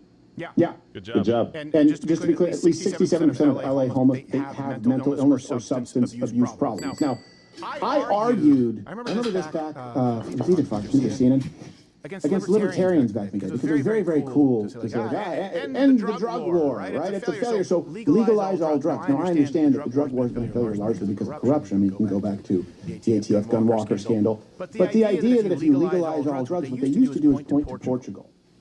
Libertarians. I remember talking about this with John Stossel. You know, in Portugal, they legalized it, and actually, they've seen criminality go down. Well, sure, because you just effectively legalized crime. What they don't tell you is the massive public rehabilitation programs that you have to pay for and become a strain on the system. Turns out, if you make it acceptable to engage in degenerate, harmful behavior, you get more of that. So what happens is people say, oh, we need to end the war on drugs, we need to be empathetic. Then they start crowding your streets, and then they simply want to fund them for the rest of all time. At what point do we say, you know what?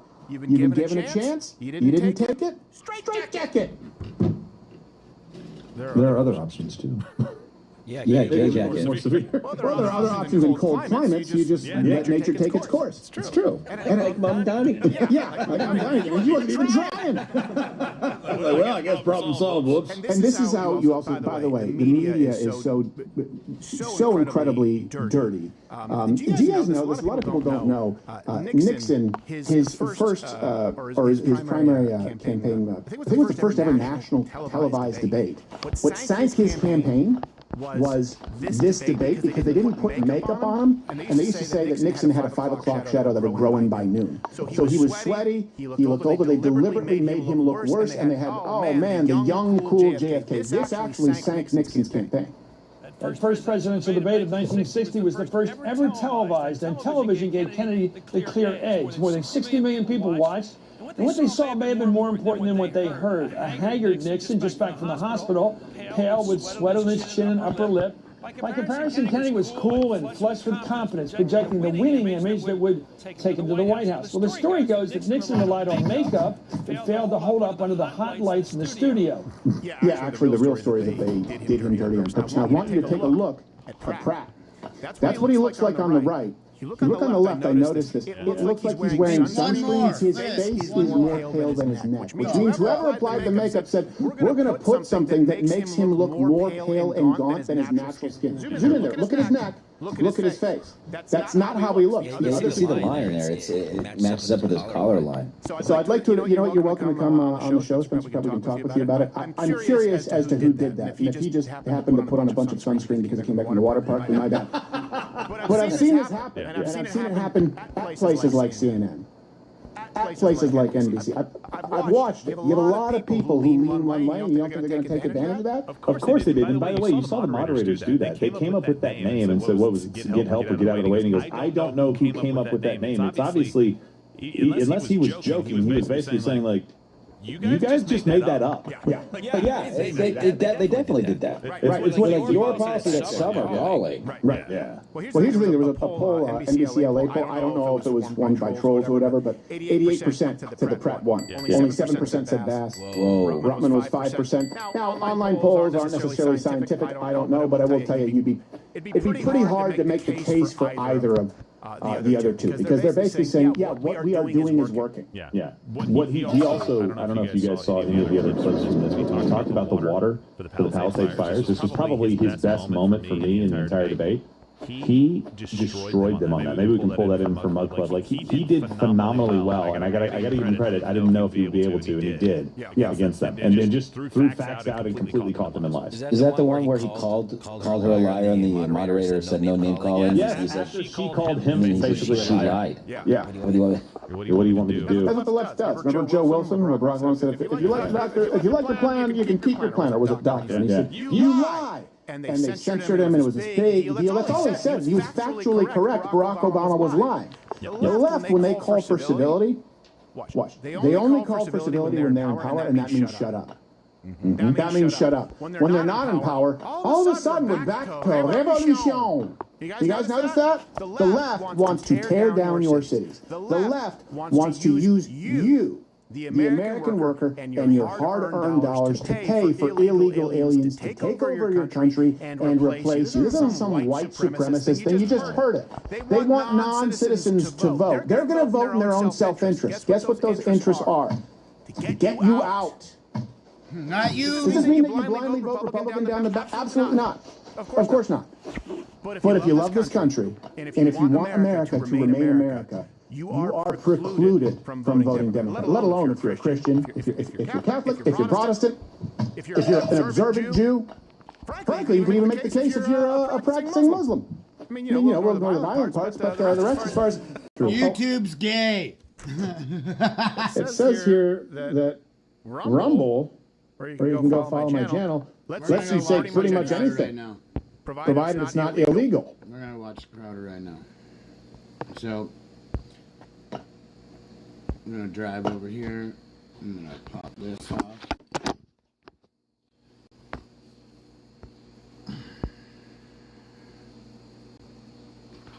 I haven't watched his shit today.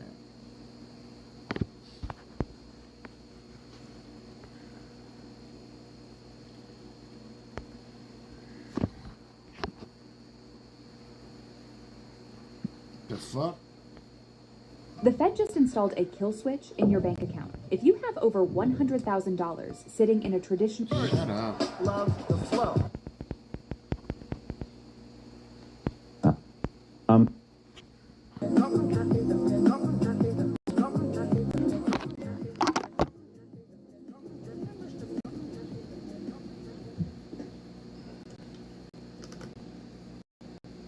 Hey, Tim, my bad. Just, come to me. Yeah, thank you. Steven will be back in the studio in just a second. He's actually running around trying to find Nick. I have no... It's not... I didn't do it, Steven. That's not my fault. He's trying to find Nick for some unknown, godforsaken reason. But we do have a fun show for you today, so welcome to the Rumble Lineup Live. We're going to let illegals vote, I guess, is what California is saying, especially in their latest mayoral debate for that hellhole. I guess it's just going to be possible for everybody to vote in any election that they see fit. Also, Greg Abbott finally gets on it with Islam in Texas. Let's hope he's actually going to be effective and put some things in place to protect, because Texas is quickly becoming another Islamabad, and we do not want that. I hate to say this last part, because women... you got to find a better top podcast in your space right now with the latest installment of Call Me Daddy. It's called her daddy, whatever. Clip it! Steven's Yeah. Steven's version of that call. Clip it! You will lose pieces of your soul all throughout this, and you will think that the world is going to hell, and you will probably be right. But hey, look, we're going to have some positive news for you on with the show. Please, now hurry.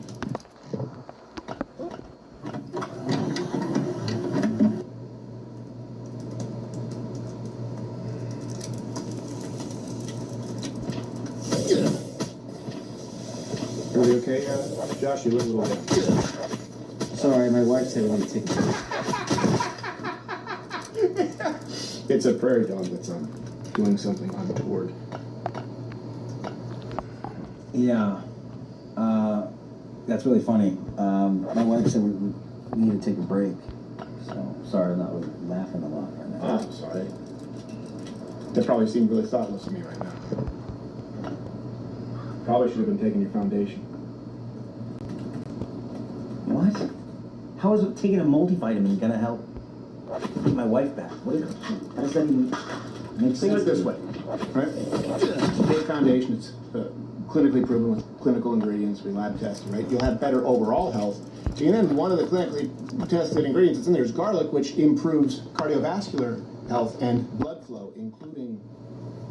Whoa! And so then you wouldn't have any... you'd feel better, and she wouldn't be so disappointed. No, that's not the problem. I am excellent in that department. That's not what I hear, Casanova. What did you hear? I heard, frankly, that you were an imprudent lover. I don't even know what imprudent means, so that's not even possible. It has to be bridled aggression. It has to be, you have to...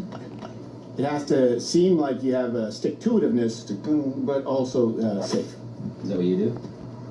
No, I'm incredibly lonely. But the garlic will help with the libido issues and the blood flow. If you take it every day, the foundation daily, get 40% off, then you just feel better overall. And whether it's your wife or the next one where you try again. If at first you don't succeed, try again. Proven science, zero secrets. That's your foundation. Visit foundationdaily.com today. Subscribe, save 40% off for life. Let me see that video. What? Let me see that video.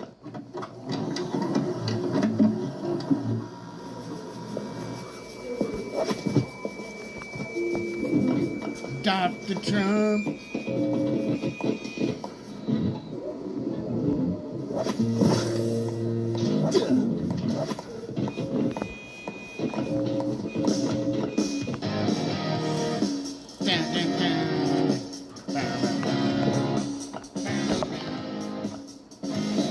You need my wedding, baby, oh so bad. And I'm the only one you're making. And if I tell you what I'm gonna do, don't you know it's really frankly true? They call me Dr. Trump. They call me Dr. Trump.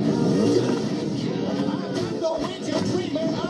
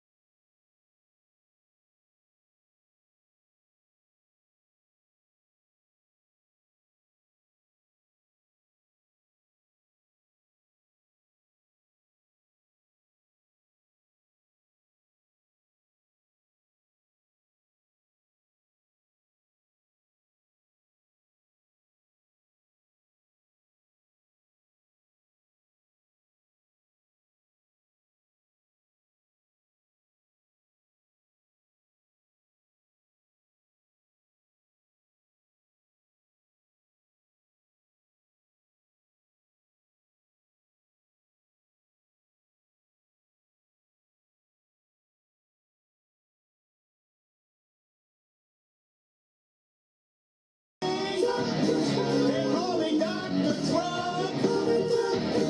I got the winter treatment of.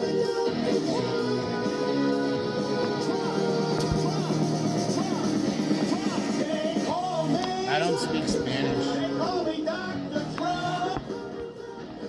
I got the winter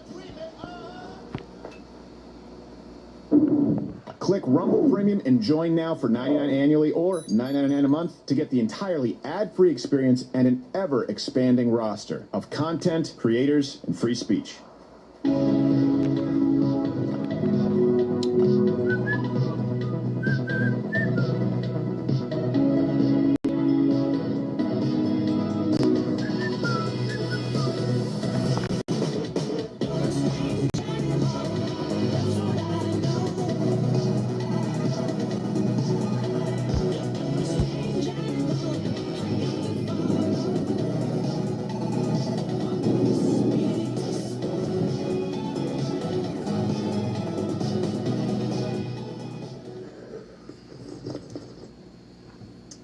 I apologize. I was late.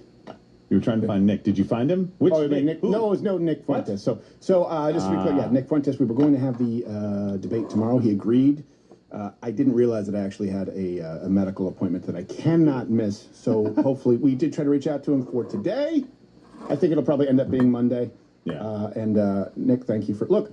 I've reached out to him for it yet. Do you guys know specifically what you're going to? As far as I'm concerned, like this is very different. He is encouraging people to vote for Democrats. Yeah. I know. I'm going to give him the benefit of the doubt. He said, I'm a Democrat now. I'm a moderate, non-woke Democrat. But I think I don't think he's a Democrat. Right. But I'm going to talk like he is. No, I just think it's a disagreement. Look, this is where we are in this country at this point. I think it's two very different approaches. Burn everything down and there needs to be a replacement. Or I think there have been some incremental wins and we can make more progress. You guys let me know. So we're going to try and get that done early next week. And I was going to say before you interrupted me, I did reach out to Megyn Kelly as well. No response. Yeah. You guys know the invitations have been sent out to Candace, to Tucker, to everyone. He's the guy who shows up. Dave Smith did as well. Yep. Okay. An hour, 24 minutes. And I can never hate someone who has the balls to show up. Yeah. So disagreement. It'll be a very different conversation than last time, just in the sense that I think we're on far less common ground than we were. How are you, Captain Morgan? Fantastic, other than Tim admonishing me and screwing up the open. But yeah, I'm good. How are you? Thanks. I was saying, he's admonishing me because... Well, you interrupted Steven. Also, I needed him to buy me time so I could spit out my gum. That's true. Yeah. Well, if you were faster at it. Yeah, just blame everyone else. It's time for the Call Me Daddy segment? Yeah, it's time for the Call Her Daddy segment, where it's just everyone else is a narcissist except for the woman who carries around her placenta in teeth. Other people's teeth. Not you. I'm directing my anger at you because I have a very unhealthy coping mechanism. So I'm abusive toward you so that I don't hit a woman. I'd rather you just go for it. Did you tell them what we're talking about today? I did. You give them the breakdown? I did. That's when. Did you ask them the question of the day? No, I left that one for you. What role should Odyssey thespian Elliot Page star in next? We're going to watch the trailer later. Tell me she's not actually in it. She's in the trailer, from what I understand. I don't know if she's the ghost of Achilles. Elliot's not in there.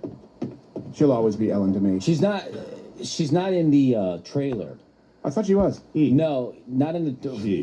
They aren't in the trailer. This is what happens when I'm late. Definitely, yeah. This is your fault, and we should. But Gerald made you be late, so admonish him. But I know. She is in the cast. Okay. Not _Firestein on X. It's not him. He's not bypassed. How are you, sir? Good. Good. I'm going to do some construction this weekend. Good for you. Got to make a video of it. It's going to be very bad. Well, you know what? It's really bad. Here's what you do. You call it art. This brings us to the first segment. Florentina Holzinger. Postmodern art is postmodern art. You all know. Well, she tried to bring attention to the role that water plays in our life. Okay, so think what I want you to picture in your mind's eye. All right, art. It's meant to be a representation of water, its significance in our lives, perhaps our underappreciation therein. Well, here's her art exhibit, and it's exactly what you think.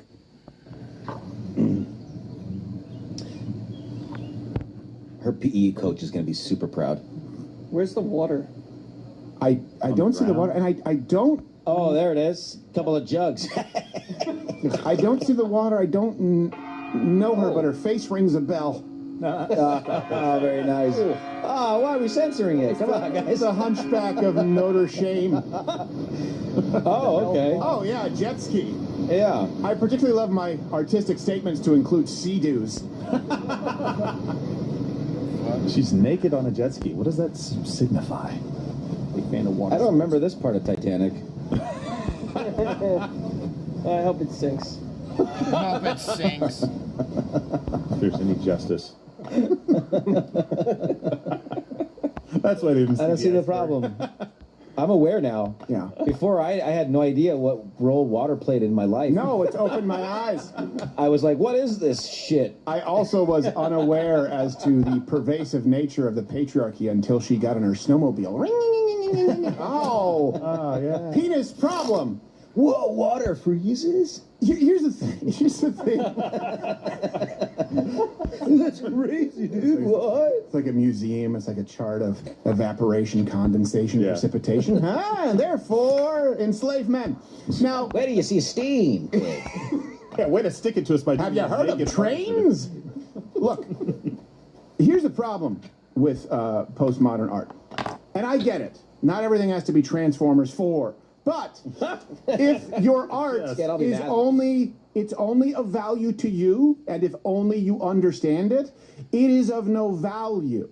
This idea that art is supposed to be whatever the artist wants it to be, it's actually not historically what art was meant to be. It was meant to be of value. It was meant to actually enhance the human condition. Look at all of the beautiful art throughout history. And sometimes, you know, she's a bit of a flyer, like, oh, Picasso, you put a penis where a nose used to be, whatever it is. But I understand what you're kind of trying to say. I think this is now a self-righteous circle jerk. And here's the thing. These same people are teaching your kids.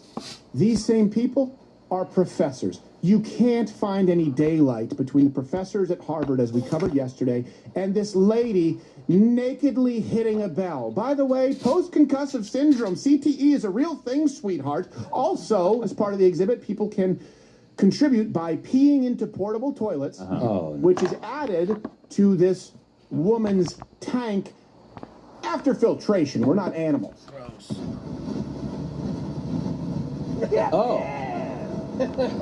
She's just naked doing it. Yeah, that's her thing. What if somebody drops a deuce? Well, I know what you're thinking. Whose urine is it? We have the answer.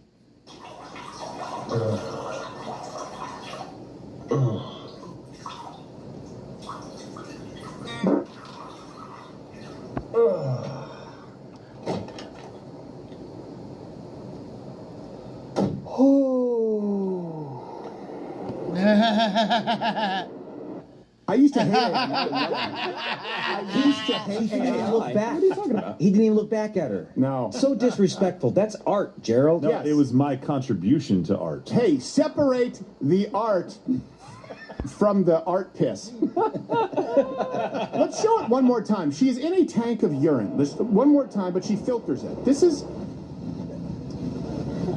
the art exhibit. And I know, by the way, I know exactly. If you're like me, I know exactly. You saw that exactly what you wanted to do.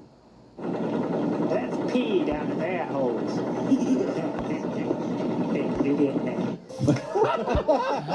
Do you think that's chlorine or salt water? It all ends up being chlorine. We've been through this saltwater pool. It's basically have a chlorine pump on hand. It's just you're making. We're going down. Whatever. Okay, hold on. Exhibit's called SeaWorld Venice, which, by the way, that's aptly named because a lot of people are like, oh my gosh, Venice is so romantic. Yeah. You are actually in the gondola. You're going through shit.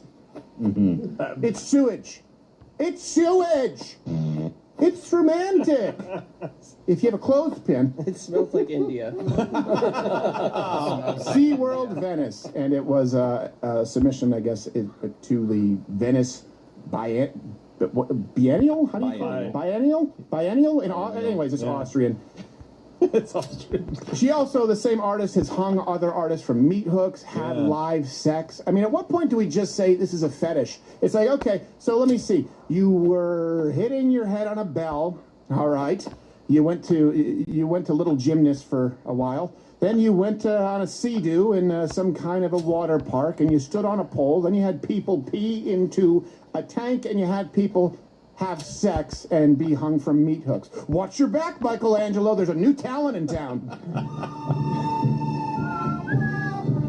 She's gonna paint the Sixtine Chapel. How much piss to go? Now, I just, like, this scene, here's the thing. At one point, it was silly because these people kind of lived off in the dark corners of society, but these people are in institutions of power now. Yes. I guarantee you, if you were to line up every single primary contender for the DNC nomination and show them this exhibit, they would treat it seriously. Yes. Yes. These people are in institutions of power now. In the past, they used to just be in institutions. That's exactly right. That's exactly where we want to put them now. That's exactly, yeah. They would tell us we don't get it. Yeah, you don't get it. You don't get it. It's art. Good. And what is it art about? It's to show you how water's a part of our lives. Uh-huh. Yeah, you're right. I don't get that.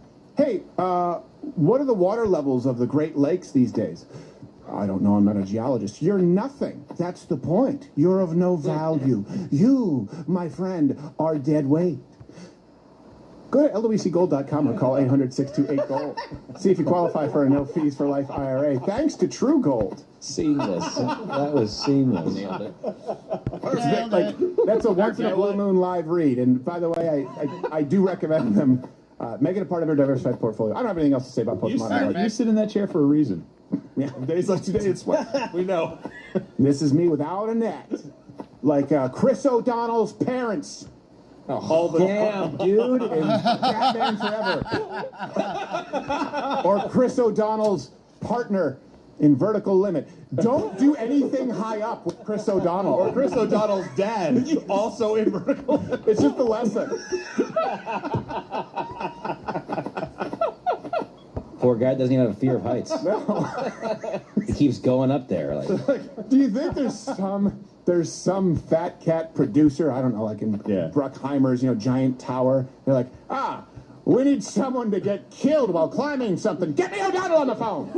No, wait a minute. No, it's already been done. His parents died in that Batman movie. How do we make it worse? I tell you, we'll make him cut the rope himself this time. We're making a documentary about 9/11. Call O'Donnell. I want him on that 40-something floor. Ready to jump. All right. Let me tell you this, and this is something I'll be talking about with Nick Fuentes. And by the way, can you guys just hold and be like, I don't want you to talk with someone who I don't. Anyone is welcome. I also invited the whore from OnlyFans who lectured at Harvard. Yeah. I invited the filthy whore from Harvard. Well, she so I'm consistent. Was seen at Harvard. She's not Harvard. Harvard. Yeah. It's simple yet effective. I guess she said no thanks. Yeah. She couldn't make it into a brown eye. Now, I don't know. It's very competitive at MI tits. We can keep going. Keene State. Occidental Dam. This isn't even creative. Anal State. Not even creative. Penetration State. You penetration. You pegged me. No! My point is... Cal polyamorous. Let's separate it. I invited Megyn Kelly. That one made sense. That was a little clever. The first one wasn't. I have to apologize. I invited Tucker Carlson, Megyn Kelly. Notre Dame! Sorry. Notre Dame. Notre Broads. Okay. All right, guys. So we got to go. We got to go on to how the left is destroying the country, and they really are. And that's why I've invited everybody. Megyn Kelly has switched on the Islam thing. I still think the greatest threat to Christianity and to humankind, the greatest evil perpetrated against Christianity, humankind, is Islam. I still share that opinion. Yes. I think the greatest threat to the United States of America and Western civilization as we know it is the left, because they're Marxists. I think we see that every single time they achieve any sort of power. As a matter of fact, there have been effectively no exceptions. And I'll tell you this.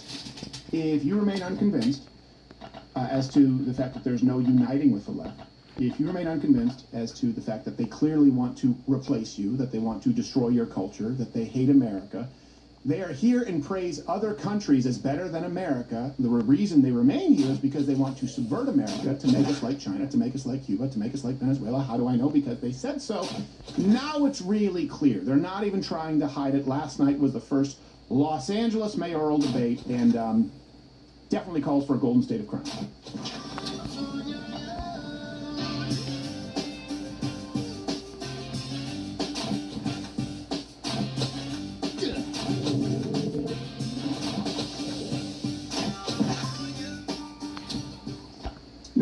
I want you to keep in mind, and we provide all the references, link in the description, as we do. We stream every day, weekdays. Sorry, not Sunday. Not Saturday and Sunday, because we're not heathens. We're not animals. 11 a.m. Eastern, so I do recommend that you go and check the references, because you shouldn't take my word for it. I want you to start off with, there are two different worldviews. As long as we live under a system of universal suffrage, it's a two-party system. That is what is going to happen, okay? So you do have to pick the best of the two platforms. And I've always said I will not just vote for all Republicans. People like Thune, if he was someone for me to... No! Hard pass. But I am precluded from voting for Democrats. Why? Because I want America to continue to be, and Democrats do not. So that doesn't mean all Republicans, yes. It definitely means all Democrats, no. Does that make sense? Because there are two different platforms to which you subscribe. I want you to separate that from the results that we see. Because someone can campaign, and you see this with Donald Trump, where people blame him for, example, not being able to wave a magic wand and just declare something a crime. Right. You can campaign on things that you believe, and you may not be able to get them done due to gridlock or due to the limitation of powers. The debate is where you see very, very clearly different worldviews. And I would say, at least most importantly, the worldviews to which they need to cater. Conservatives need to run on a very conservative platform. The left used to have to run as more moderate than they would govern. That's changing now because their own people will cannibalize them, and there's far too large of a wing of the Democratic Party that would be quote-unquote radical. It's actually mainstream. Here's the simple question. So Spencer Pratt, Karen Bass, and the other broad. Should non-citizens vote? That's pretty clear. Everyone here think of the answer in your head. Should people who are not citizens of the United States vote in American elections? Here are the answers. So there's an LA council member. He wants voters to decide. He is saying that non-citizens, should they be allowed to vote in local elections? Is this a yes or no, Mr. Pratt? No. Mayor Bass? It depends. It's not a yes or no. Depends on what? Well, first of all, when you say non-citizens, it doesn't mean they're here illegal. It doesn't mean they're undocumented. They could have green cards. They could be here perfectly legal. And there's a lot of states and cities that do that on very, very local elections. We have to see what the councilman is proposing. Still shouldn't vote. Councilmember Bremen. Yeah, I would say, again, it does depend. In other places, school boards have non-citizens who Mr. Fred, I have a question for you. You told NBC News a few months ago. That's a fundamental difference in worldview. Yes. And this is when people say, oh, repeal the 19th. It's not about women. I don't believe that everybody should get a vote. I don't believe that people who break the law, people who contribute nothing in taxes, people who draw from social welfare, I don't believe that they should have a same say in the system as those who pay taxes and follow the law. And of course, that would come before non-citizens voting. Let me make really clear to you what the left views as the qualifications to vote in the United States. Are you within latitude, longitude, X, and Y? Are you within these geographical lines? You should be able to determine the future of this country. That's what they believe. What do you think happens when they open up the border to another 12 or 20 million? This is why I'm not on board with voting Democrats to teach Republicans a lesson. Right. You cannot survive another 12 to 20 million, and now you guys can vote. Los Angeles alone, undocumented 950,000. I came back after leaving and then for documented non-citizens. 6 meaning years. you know they are non-citizens, another 250. So over 1 million, those people want them to vote. This is the and crater what side. She didn't say an undocumented, and of course they won't vote. But the people here, she wasn't delineating. She was dodging the question. Yeah, exactly what she was doing. Because of course she wants non-citizens to be able to vote, no matter what the reason. Also, by the way, known people who are on visas and green cards. Guess what? They can't vote. That's how it should be. That's how it should be. Sorry. You may not know this, but at least 20 jurisdictions in the United States actually allow non-citizens to vote in local elections. Yeah, they're the offenders that you would expect. D.C., Maryland, Vermont, San Francisco. Different kinds. Sometimes it's school board, sometimes it's state legislature. Now, again... Are those schools doing well, by the way? Yeah, probably not. I don't think so. If they're public, no schools are really doing all that well. It's not federal until you're voting on how to use federal funds within your state. Yeah, and this is, by the way... federal. This is, by the way, when the leftists, the Marxists, they all of a sudden become pro-states' rights. Yes. We should be, no. If you guys want to determine, within your state, I don't know, if someone has a few DUIs that they can't, okay, fine. But as far as election, that is a federal issue. It's an issue of national security. If you are not a citizen in this country, you don't get to vote. Let's add a complication to that. Do you have any idea how many Iranians, Chinese, Cubans, Venezuelans, and by the way, these are the communist and Islamic regime sympathizers, came through the open border? The estimate, they're tough. They're low end, low six figures, could be over 1 million. We don't know. Let's call it 150,000. Space them out. Los Angeles County, how many of those undocumented citizens? How many of those documented non-citizens have a vested interest in the destruction of the United States? Well, I don't know if you know this, that's almost everyone outside of the United States who is jealous, who is a socialist, who is a leftist. They want to see this country destroyed. You can hear it at UN conferences. Combine that with the fact that Democrats want to push for what? A national popular vote. 18 states and D.C. have already signed a compact. That would be 222 electoral votes. The compact takes effect at 270. So, look, they want to bring in as many people as humanly possible, allow as many people as humanly possible to vote, whether they are citizens or not. It's buying elections with your tax dollars, because you're the ones who pay for these officials. It is so perverse. I can't even begin to tell you. If this gets through, if this is our, because you will no longer have a country. That's it. It's done. It's curtains. But I will say this: if there are no rules against this, or they think it should be okay there in Los Angeles for people to vote, unrelated, I'm proposing a Mug Club field trip to Los Angeles around, say, November 3rd. Yeah, roughly. Be there. And if you happen to go into a local, government building or school, or just, file out a little bit of paperwork. Just picking your favorite names. Yes, and we can play by whatever rules they put out. So now you have immigration. Okay, that's obviously a very big. It's the most stark contrast that you could possibly see. The left wants open borders, and they want to change the census rule. We know that. They also, by the way, were pushed on their approach to homeless policy. Again, see two very different worldviews. This is a reality star who ran circles around one elected official and one socialist. Sorry, Mr. Pratt, you have been critical of what you consider failures of the current administration on this issue. You advocate for what some have called get help or get out of the way. What is that, and how do you do it? I don't know who made up that name. The reality is, no matter how many beds you give these people, they are on super meth. They are on fentanyl. The DEA statistic says 93% of this is a drug addiction problem. Nithya, Councilwoman Robbins' plan for treatment first, I will go below the Harbor Freeway tomorrow with her, and we can find some of these people she's going to offer treatment for.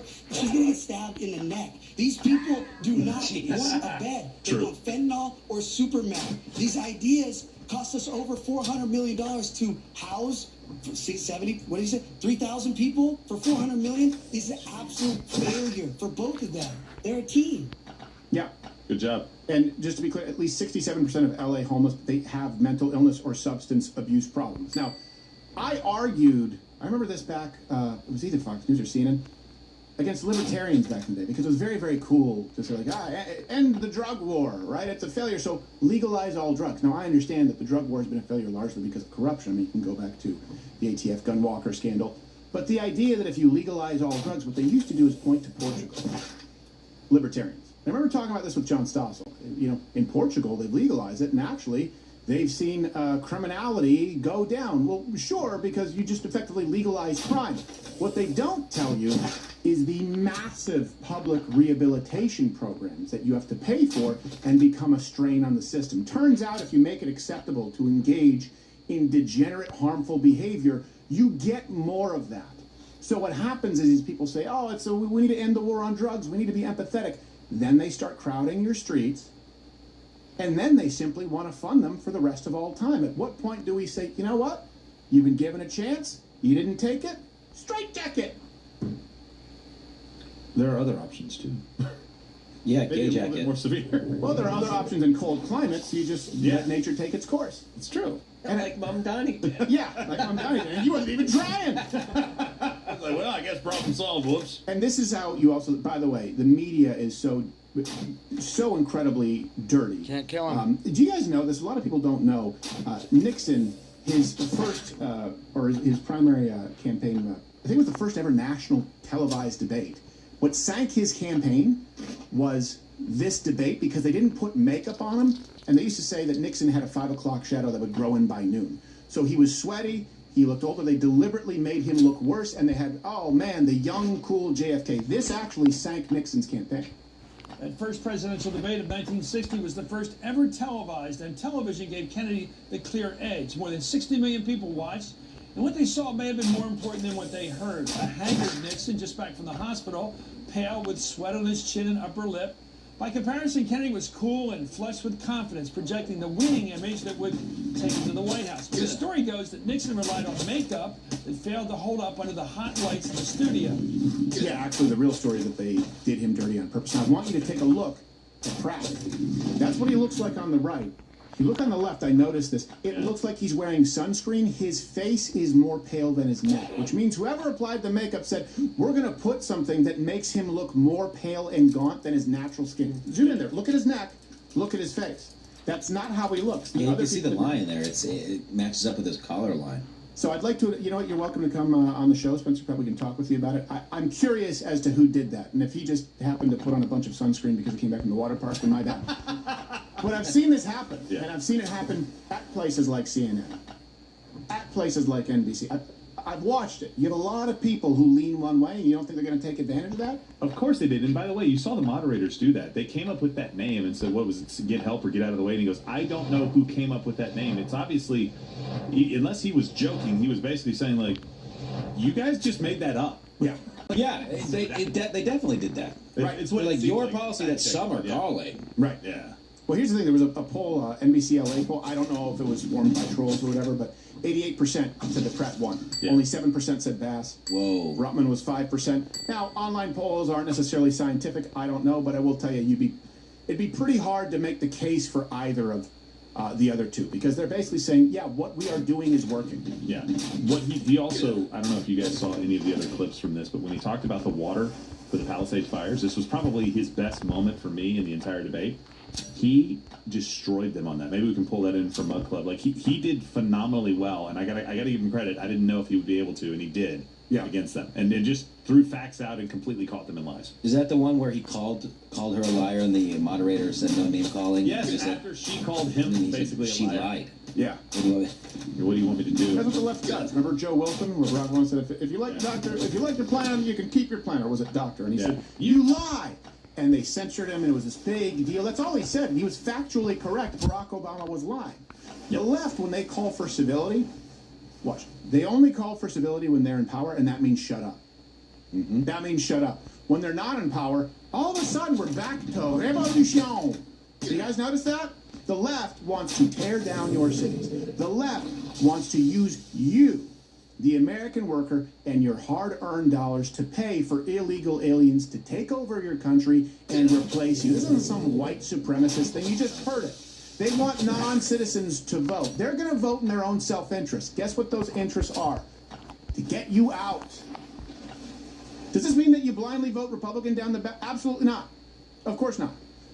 But if you love this country, and if you want America to remain America, you are precluded from voting Democrat, let alone if you're a Christian, if you're Catholic, if you're Protestant, if you're an observant Jew. Frankly, you could even make the case if you're a practicing Muslim. I mean, we'll ignore the violent parts, but the rest, as far as... it's really, really, really hard to reconcile that. Now let's get on to the next. You know what else they want? It's Marxism. Why would the left want more Muslims here? Why would the left want more Islam? Why would the left want more of the religion that takes child brides, beats women, granted, only lightly so you can't see the bruises? That's pretty easy to pull off when they're dressed like a ninja. For their food and culture. Yeah. Obviously. Yeah, that's why they want to bring them in. Everybody knows about it, how good it is. Why would the left want to bring in more people whenever they reach majority, gays are all executed, women lose their rights, religious freedom ceases to be, Freedom of speech ceases to be. Why? Well, because you're white and you're Christian, therefore you're the oppressor. So there are at least 28 countries with a Muslim majority where the practice of Christianity or any other religion is not going to do it. Yeah. And this week, you had Islamists try to increase their territory by way of one water park. We were about to cover it, and thank God we didn't cover it yesterday, because we went over time, but it was branded as a Muslim-only event in Texas, by the way, Grand Prairie, Texas. It was changed to modest dress only, and we were going to advocate that a bunch of Christians, just go in prairie dresses with some good leaflets, the good news, spread the gospel. Instead, things have changed. By the way, if it's a modest dress only event and not just a Muslim-only event, I would expect happy families from all backgrounds to show up. Yeah, hey! Assalamu alaikum. Yeah, originally it said the entire water park was exclusively reserved for Muslims. It literally said in caps, for Muslims only, a family-friendly environment. Here's what happened now. Governor Greg Abbott, he's a wheelchair guy. He actually responded. He said a city-owned water park in Grand Prairie openly advertised a Muslims-only event closed to the general public. That's religious discrimination. It's unconstitutional. I signed HB 4211 into law, banning Muslim-only no-go zones in Texas. The city must cancel the event and commit to never allowing something like it again by May 11th or lose $530,000 in state grants. Let this be a lesson to local officials.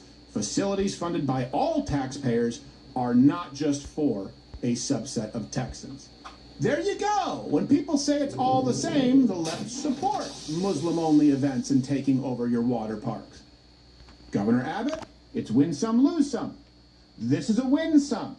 It shows two fundamentally different worldviews when it's something under his purview. This is something that happens a lot. You see it with the Trump administration. I see it with the black pill people. They go, well, we still have X, Y, Z. Yeah, do you think that President Trump can just declare everything you don't like a crime? And then if he says, hey, there are only two genders and they go, oh, it's done by executive order. That won't stand. So we need to separate the criticism of what is actually something that can be accomplished versus what it is that people set out to accomplish. There are hoops you need to jump through. There are parameters. There is gridlock. In this case, the governor has the authority to do this through law. He did it. Do you think a Democrat governor would do that? Do you think Beto would do that? Of course not. When he heard the news, he actually, I will say, I give him credit. He got to his office as fast as he could.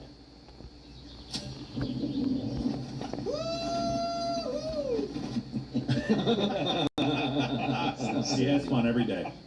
And the good news is the event is canceled. Yeah. So Grand Prairie announced canceled. And the event organizer, Dr. Amina Knight, actually responded saying, my faith is not something to fear. I disagree. And then he screamed, Allahu Akbar! Yeah, exactly. Well, how about it's not about fear, it's about constitutional rights. Yeah, and how about, I don't know, and I'm not alleging this, but if someone held a gun to my head, I'd be willing to bet that you're a bit of a scam artist, considering that he owns the Excellence Early Luring Center. Not again. Yeah, which has an active daycare license. Excellence Early Luring Center. Leering.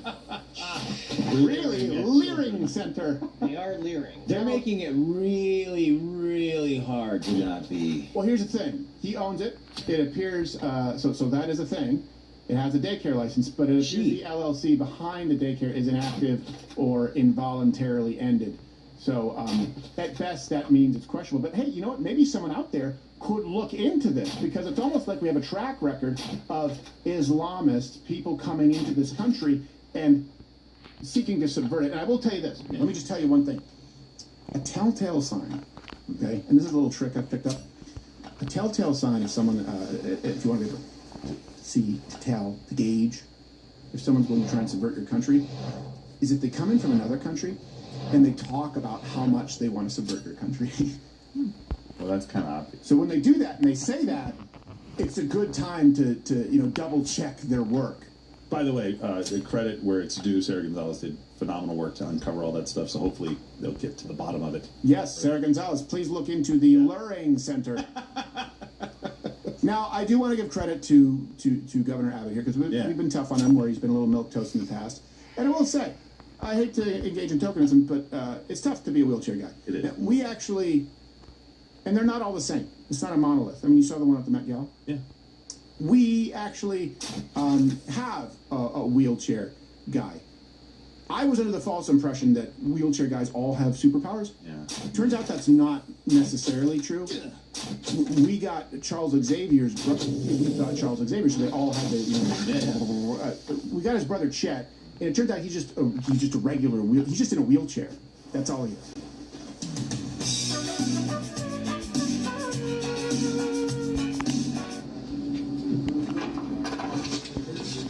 What the hell are you doing? I'm using Cerebro, do you mind? That's a massage chair. It does other things. You're retarded. Get out.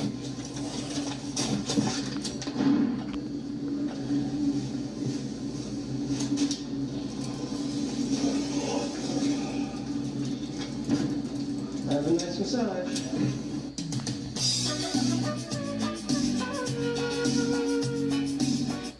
He's still in there. That's fine. Nah, he's That was yesterday. He's a different shirt. Cerebroing. Cerebroing now. Yeah. His mind is not trapped. Guys. What? Islam bad, okay? Yes. Yeah. Let's be clear with this. Islam, Western, it's incompatible. The Quran is incompatible with the Constitution. The worldview that you see in any Islamic majority country is completely incompatible with Western European values, and you see its result in Europe, by the way, where they thought it could be compatible. They thought they could hybridize. You want that here? Well, there's one party that's telling you we should do it here. It's the Marxist Democrat Party. Not one with any platform. The Democrat Party is speaking out against it, welcoming, and speaking out for it. And they try to silence you by labeling you Islamophobic. It's not okay to hand our country over to the Islamists who want to subvert this country. They don't want America to be America. They want it to be like Islamic countries. Also, sending your kids to a luring center, to me, top 5 worst nightmares. Yup, it's your worst nightmare. Your car broke. But that may not be your worst nightmare. Let Mr. Ice-T walk you through a multitude of possible scenarios. For example, you were diagnosed with stage 4 cancer, but you don't know what cancer is. So you have to look up a dictionary. But you realize that all the books have been burned, like in that book, that you can no longer reference, but I'm pretty sure it was 1984. Right. It's your worst nightmare. You go to the shoe store, and they don't have your size. They only have Skechers. You go back to her place and find out she don't use wet wipes. You accidentally FaceTime your boss while you're on the toilet. Your mother-in-law finds you sexually attractive. Jude. No, it is your car broke down. Yeah, but that's not like a worst nightmare. That's more of a minor daily inconvenience. But I think that I have presented far more numerous, convincing worst nightmares. We will let the audience decide. Which nightmare is worse?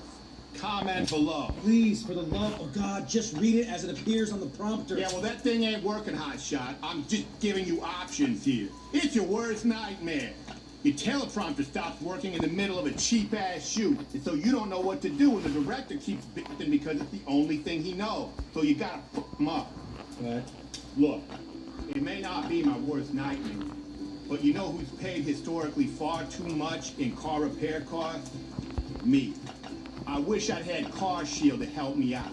They have low deductibles and A+ rating from the Better Business Bureau and over 20 years customer satisfaction under their belt. Right now, Car Shield is offering your viewers 20% off with the code Crowder at carshield.com/Crowder. And if you don't try it, you might find yourself at the intersection of your worst nightmare.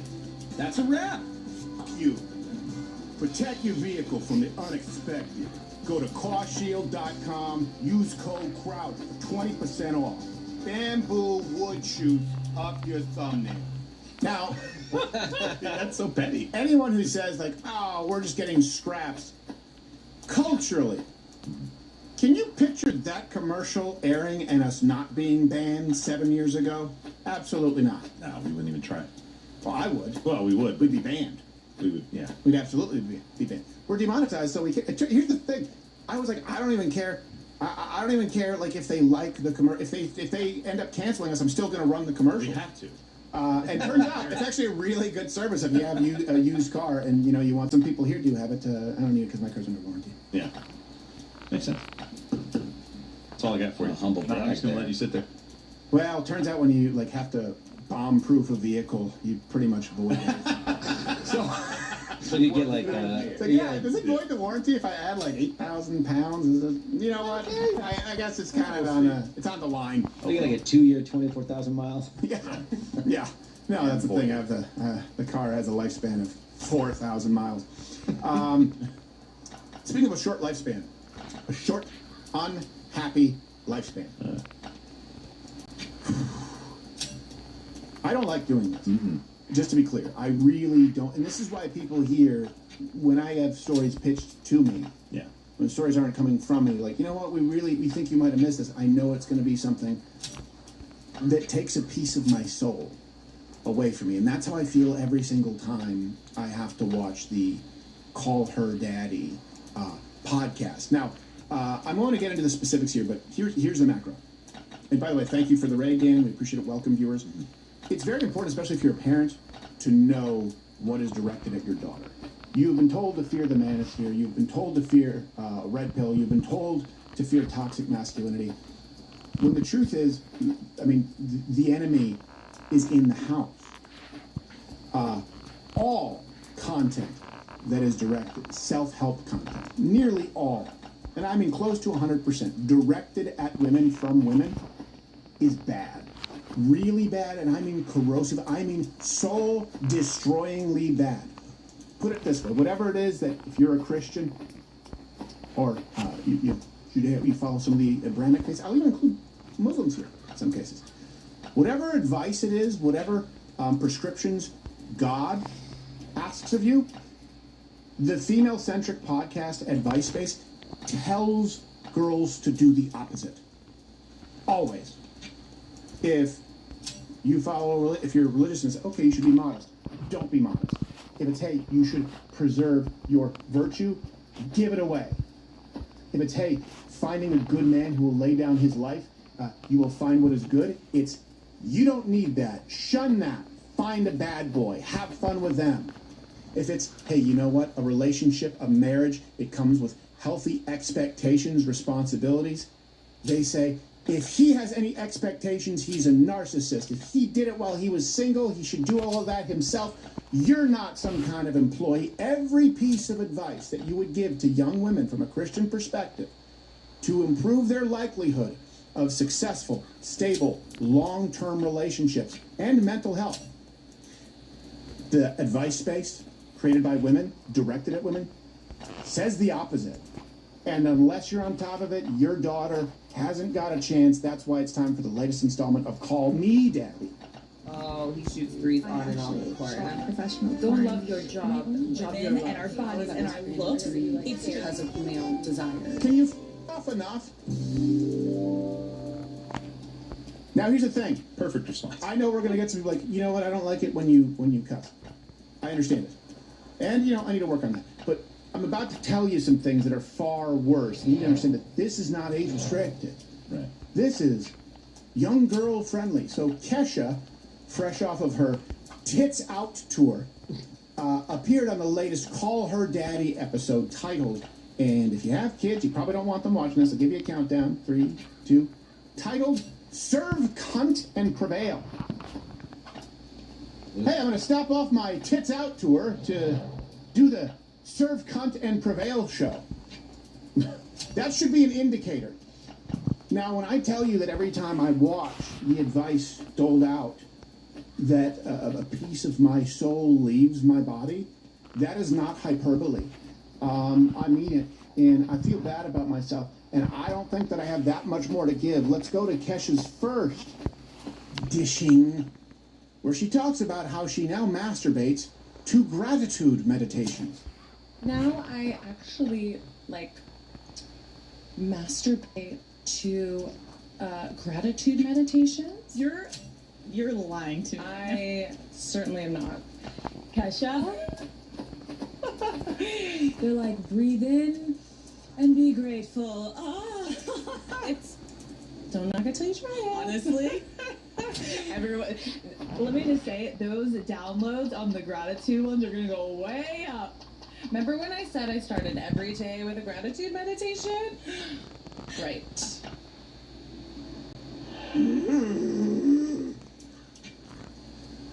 Are you okay? No. No, I'm not. I'm not okay. So we've combined, I get it, everybody does it, sexual degeneracy with completely meaningless popcorn pseudo-religion packaged as though it's going to provide some sort of fulfillment. It's not that crazy. I do the same thing with Gallagher tapes. We know, Josh. Yeah.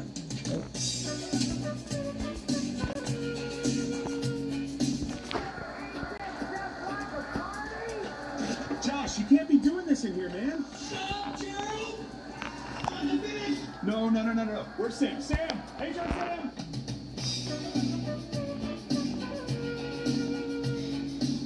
All right, look, we all have our flaws, but here's the thing. We're not advocating it. We're not advocating it. No, the Sledge-O-Matic's my thing. Yeah, No, nobody advocates Gallagher. It's his struggle, and he's working on it, and we're very proud of you. You made some good steps. You're in progress. So Watermelon. let's think about this, and people will make fun of it. Oh, you old prude. They'll say boomer. It's like, yeah, it's probably not a good idea to masturbate all that often. Hypocrite, just to be clear. Okay, all men are in the 20th century. Okay, it doesn't mean you're a hypocrite. It just means that you fall short of your standards because men have strong sexual urges. But the reason that we have the prescription, hey, you know what? It's probably not good to engage in pornography, to masturbate. Now we know physiologically as well because not only is it corrosive to your soul, but it desensitizes you. It makes sex more difficult. It's an easy release, and so sometimes you'll seek that out rather than the more rewarding experience of sexual intimacy with a real partner. And by the way, that doesn't mean that it has to be rose petals, and sometimes you just gotta, I get it. It's fine. It's fine. You gotta what? The point is, you can get yours, You gotta but it should what? be with the person you're committed to. And then, we talk about how everyone has a God-shaped hole. You, watching, young woman, and man, but we're talking to you. You have a God-shaped hole. You are not going to fill it with bullshit meditation while flicking the beat. That's going to lead to a lonely, meaningless life if you actually see that as a productive practice. It's very different to go, yeah, I have a problem. I was, I saw the old, I watched some old Batman rerun when Julie Newmar looked Adam West's face, and so I ended up spanking it in the bathroom. These are just examples. And I feel good about it. That's very different from proudly going, I masturbate to meditation. Read the Bible and close your legs. Here's the next thing that she thinks is really cool. Me. She collects teeth. No. I think I collect human teeth. Let's talk about that. What's going on? Well, so I've been collecting them for a while now. Okay. And I make art out of them. I have my cats had to get their little teeth taken out because they were, I don't know, their little kitty wisdom teeth. It's like one of the teeth. Too. I'm like the tooth fairy. And didn't fans used to send you their teeth? Yeah. No, they still do. And did you ask for that? Yes. What? How did that come? I tweeted it. You said what? Can you send me your teeth? Just like, send me your teeth. Good morning. Hit me up. Love you. And what did you want to do with the teeth? Well, so I make art. I make jewelry. I've made a crown, like a headdress. I made a belt. Ooh. Psycho. I don't know how long I can. Are you okay? No. So this is the thing too. It's this look at me culture. It's an attention economy with women. Very rarely, when you tune in, do they talk about defining characteristics that will build up your character, that will form somebody of meaning, of purpose. This is cool social cred.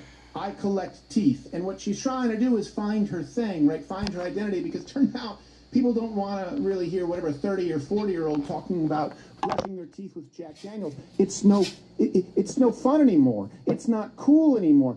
And this is the big problem, right? These same women, they have the attention of young women when they are young and impressionable. They give them the worst advice at that point in their lives, where it's, hey, Go experience yourself with 4 years of glorified alcoholism and party and be promiscuous, right? You saw the host of the show saying, give it away on the very first date. Yeah. And then when women get past that point, they don't want to face their own demons, and so they give more worse advice. You know what you should direct people to? Well, maybe now you should start living for other people. You should start esteeming other people first. You should start serving other people. Perhaps get involved with the church. Perhaps find some kind of a matriarch in your life who will actually teach you how to be a lady, hold yourself accountable for your bad decisions, warn other ladies. Instead, it's, look at me. My identity now is I collect teeth. And she doesn't just collect teeth. She thinks it's really cool to keep this thing with her at all times. Wait, the thing you're carrying isn't a tooth, right? Oh no, that's my placenta. What? What the fuck? What? Where's that? Where did it go? Oh, I lost my placenta. Oh, it's in your ass. Oh my God, where is your placenta? You were Placenta holding it. Maybe it went down into the crevices. We'll get it after. It's in here somewhere. You were holding your placenta earlier. Yeah, I brought it in. So your placenta supposedly gives you second sight. Mm-hmm. It helps open your third eye. This is according to my mother. Retard! So an idiot. She put it in a box, and she found it when I was like 21 years old. In Ever the hear of basement. expiration Fight dates? for my placenta. My mom, they tried to take my placenta away from her at the hospital, and she fucking threw a conniption fit. And she fought for it. She fought for that. So now I carry it around. She said, Weirdos. Wrapped it up in a box, stuck it in the basement. We found it. Throw it in the blender, pop it in a necklace. Work. Throw out the blender. Work. Art. The fuck? Found it. Oh, give us a little, show to the camera. Okay. That's your placenta. And that's in there? Uh-huh. And do you travel with that everywhere? Yeah. What does it bring you? I just Nothing. feel like it's like You I feel love a it. good ritual, right? Like I'm a cult leader. We all saw in the photo. Go to church on Sundays. And I just I love a ritual that reminds me You don't even know. this Making it up. esoteric She's a world I demon. prefer to live in. You can't be okay. I'm not. No, we can't do this to you anymore. I'm not. I'm going to look like a podling who's been fully drained. Look, there's something very telling there. Very telling. Yeah, she's a demon. I need tradition. Yes. Yes. Human beings need tradition. Human beings need to feel like they are a part of something greater than themselves. That's something that is in us. It's part of the human condition. Anything to avoid that, Jesus Christ, though. Third eye opened up. Here's the thing, too. It's like, you want tradition? They want a little mysticism? Let's go through the Christian prescription. There's tradition, there's a hierarchy, there's spirituality. The problem is it comes with accountability. The problem is it comes with duty. The problem is that it comes with responsibility. Here's the flip side of that. It actually comes with results. We know when the Bible says, our God tells us, don't live an incredibly promiscuous life. That's not good for you. We know now that the more partners a young woman has, the more promiscuous they are, the higher their divorce rates, the less likely successful relationships are to be, the worse mental health outcomes they have. And by the way, it's dose dependent. It's number of partners dependent. They're more concerned, those on the left and the feminist left, they are more concerned and more upset with men's shows out there asking women their body count and asking the women, do you think that factors in to a good man choosing you? That's offensive. That's an invasion of privacy.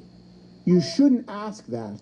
That is more problematic than talking about a third eye and placenta and collecting teeth. They like nonsense. They make their identity built around nonsense, so long as they can avoid accountability and responsibility. And misery loves company. That's really what it comes down to.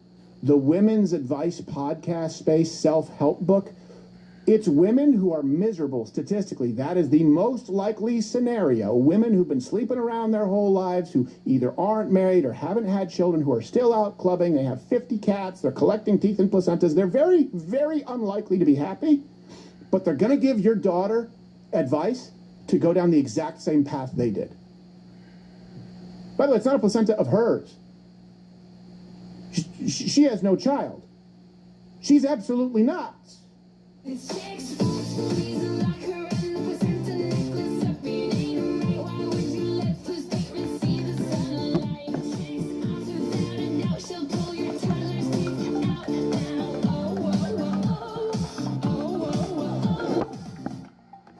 Also, one other thing that I would like to note here, because you saw that Andy Cohen over yesterday, like, Joe Rogan's an idiot.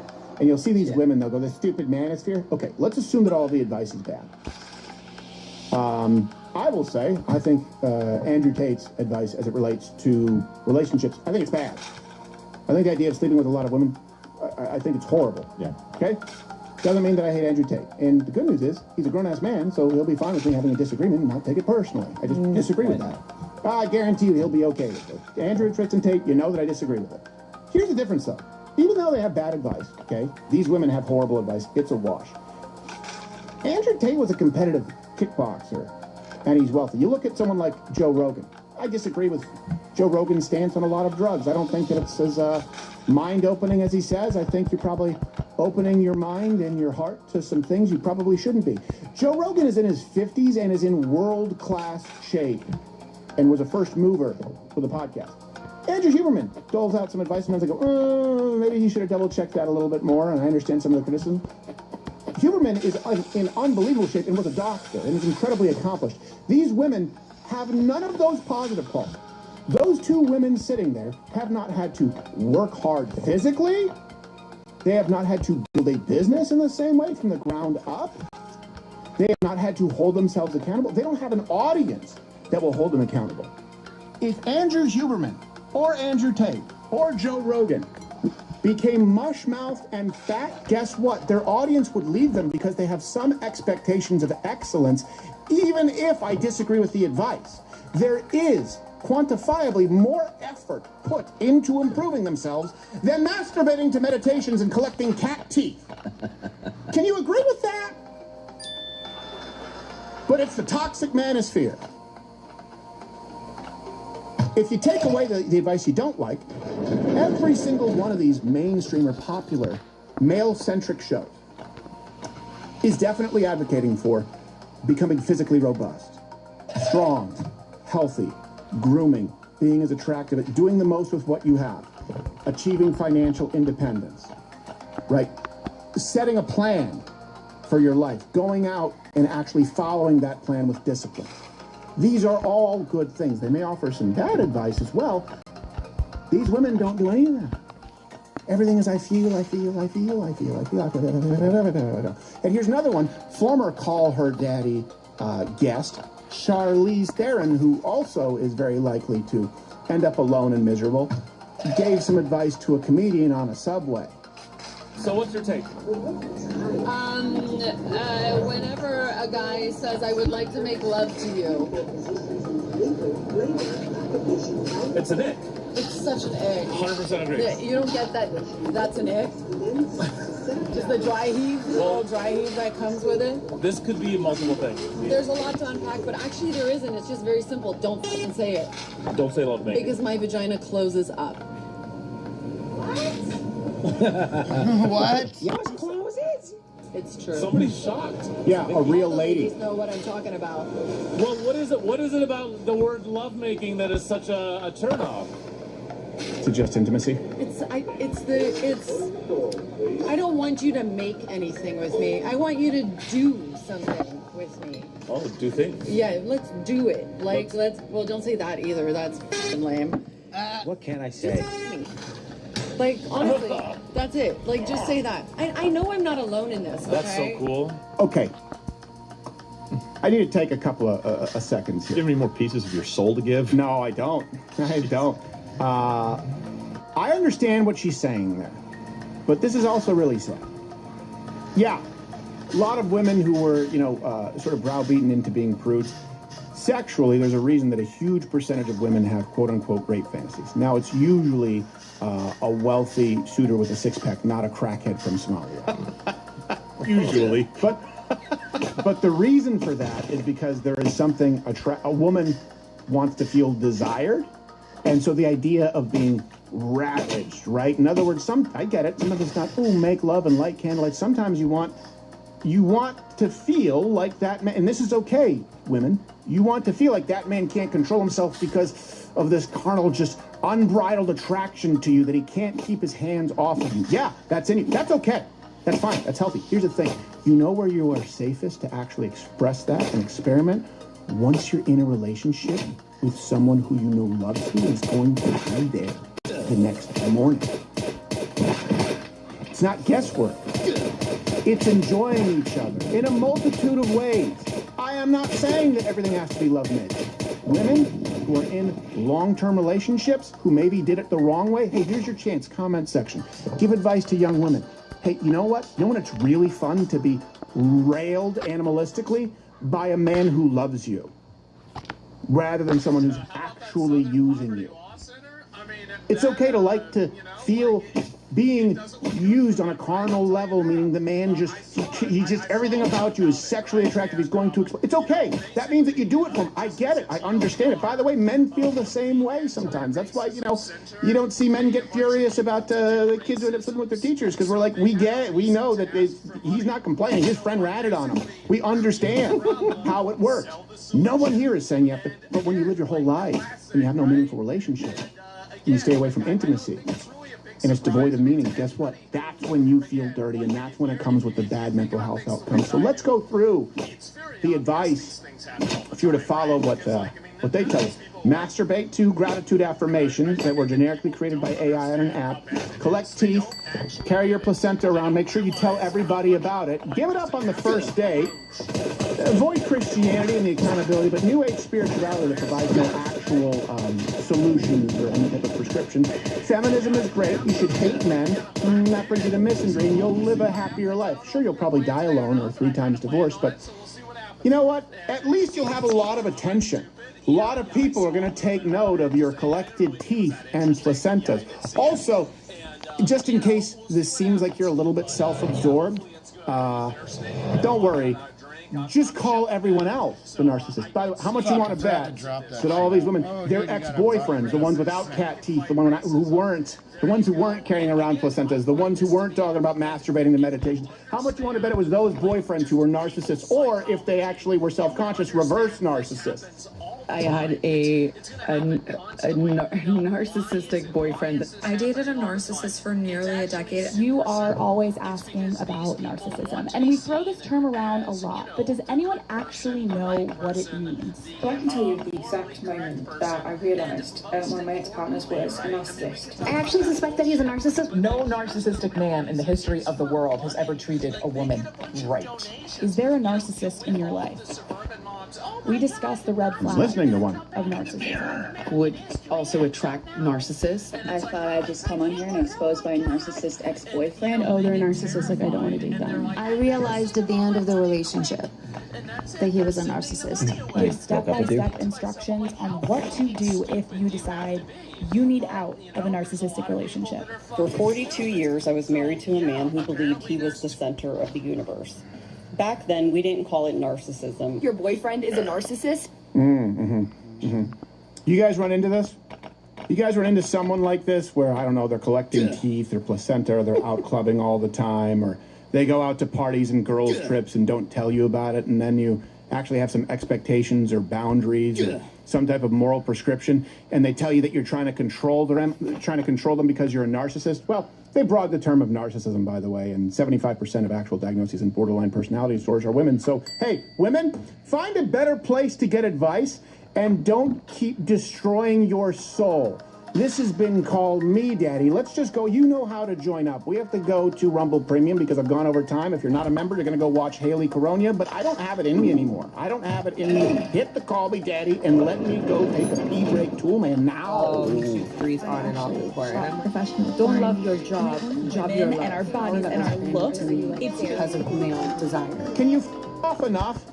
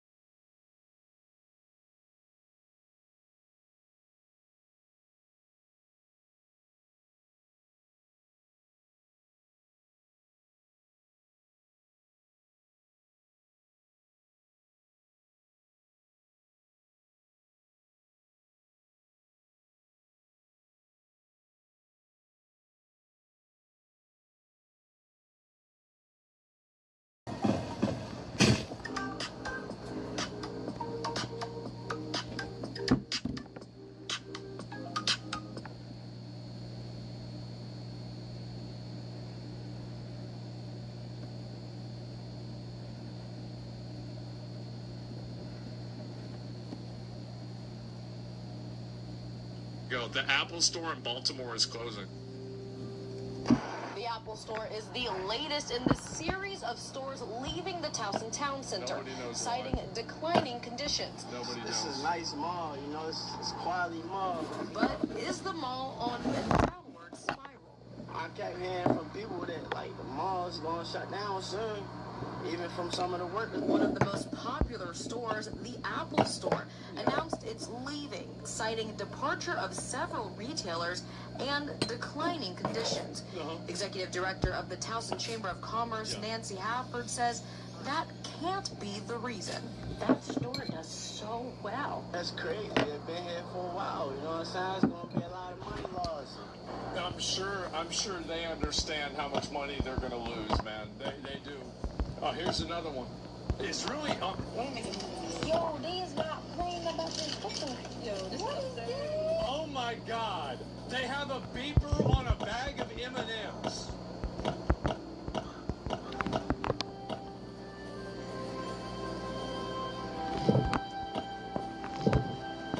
And I know the peanut M&Ms are the best. We all know that they're the best. But damn. Damn, man. What the hell is going on?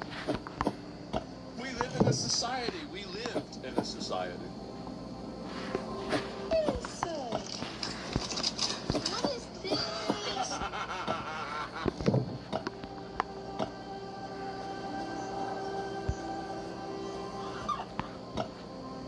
That's what you get.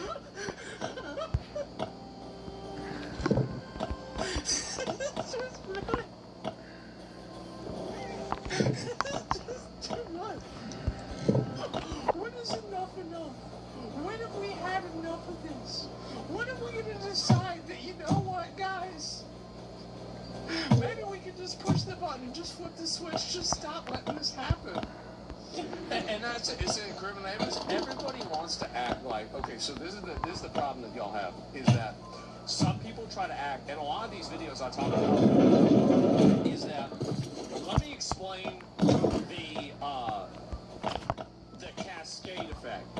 Everybody is like, it's black people. It's black people doing this. Here's the reality. It's black people suffering from this. It's their stores that are getting stolen from. It's their stores that are shutting down. And you know who's voting for this and saying it's okay? A bunch of white women that live in a gated fucking community on the other side of the city that think that it's good to have a vibrant community where everything gets fucking stolen because they hate the police. Meanwhile, the people that you really need, like, they are the ones that need the police. They are the ones that they are living, being terrorized every fucking day. They're being treated like criminals, and it's disgusting. The thing is that it does fuck with the psychology of a person when you're treated like a criminal in everyday environments. Everyday environments, everything's locked down. People are controlled. You are basically living in a minimum security silo prison that you go from place to place. It's weird. And I think it fucks with people's heads. It does. They don't have normal interactions. They're not able to be part of the normal community the same that they would be. They're treated de facto like a criminal, like a fucking problem person.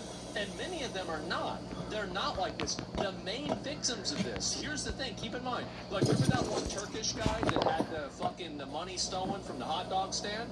Everybody says, oh, look at it. It's black people. They're doing it again. There were 10 other black people in the same clip that went up there and paid for their shit. There were no problems. But that one person makes it a shithole for everybody else. They make it a shithole for everybody else. And the thing that they need more than anything is more policing, more accountability, and more authority. Because if you had that, these people could live like Americans. That is their birthright. That is what they should be able to have.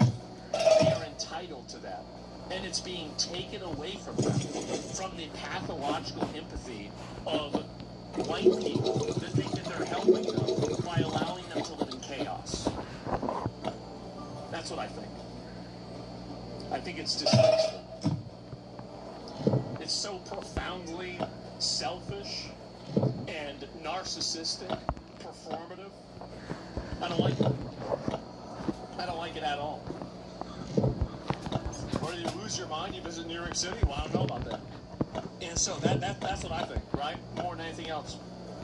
And we just stop electing Karens. We just enforce the law. Just enforce the law. Somebody steals a bag of M&Ms, just go arrest them and put them in jail for a year. They're not going to come out and steal another bag of M&Ms. If they are, they arrest them and put them in jail for 5 years. That's the way it is. Do we think segregation should return, but only for criminals who have to use separate areas? No. We have segregation for that. It's called jail. If you're a criminal, just put them in jail.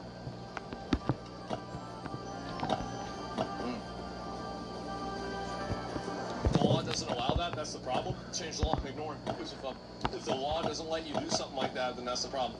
You say follow the law, but the Marxists have infiltrated the legislative bodies that draft the laws. It's more complex than that law. No? Just get rid of them. Just get rid of them. Just come in there, like, once you get enough power, just come in there and say, like, listen, this is your last day, you're out. Like, oh, you can't fire me? You're fired. That's it, you're done. And then that's the way you do it.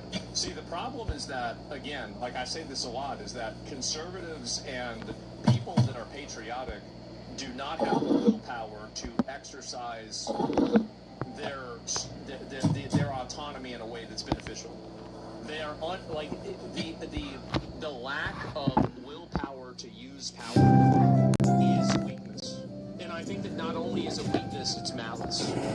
Because if you don't act and you don't do these things yourself, what happens is that everybody else suffers because of it. You can't just do whatever you want, unfortunately. Well, yeah, of course you can.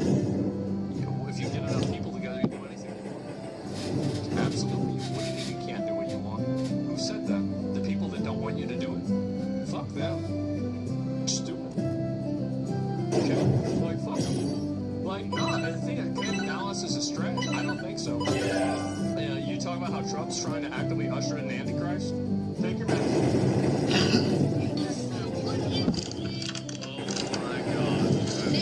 Every single one of them, Reese's peanut butter cup bags are getting tagged. Look at that. Really played. Oh my god. Oh my god. Wow. That is...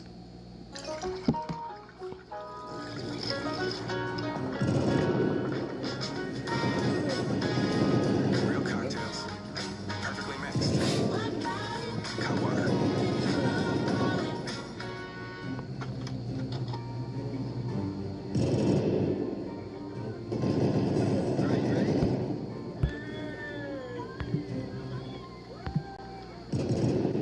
Check the Del Mar story.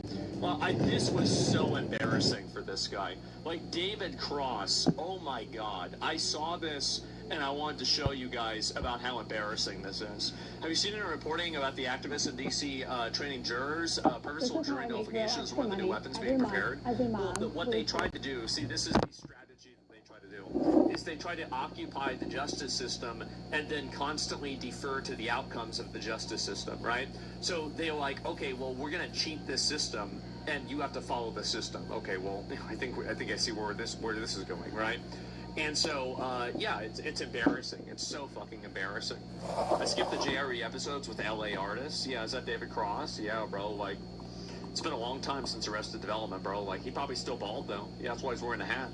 And, anyway, let me go back. I'm gonna look at this here. It's just so fucking embarrassing. You need to be checked. People need to be checked. I think they'll be, Including your little girl. Okay. She needs to be checked. I don't know what. Fuck that bitch. Fuck that little bitch with her black friends and trans friends and not even understanding. She doesn't know. Wait, she has trans friends in 3rd grade? Yeah. Trans friends in 3rd grade. He's an idiot. Boy. Oh boy, oh boy. Very normal. Who doesn't? Yep. Okay. Yeah. See, they know they're trans in 3rd grade. I knew one of her friends. I knew when he was a girl. How old? I think just turned 9. Oh my God. What the fuck is wrong with them? What the fuck are they doing? Oh my God. And Just turned 9. And is just the coolest kid. I don't, you know, I think... Boy to girl, girl to boy? Girl to boy. Girl to boy. Okay. And she has another very close friend who's not in this school, but who's boy to girl at 3. Weirdo. 3 years old. Boy, you know. Fucking weirdos. 3 years old, they're trans? You have a trans 3-year-old? And she has another very close friend who's not in this school, but who's boy to girl at 3 years old. Fucking parents are my God. pedophiles.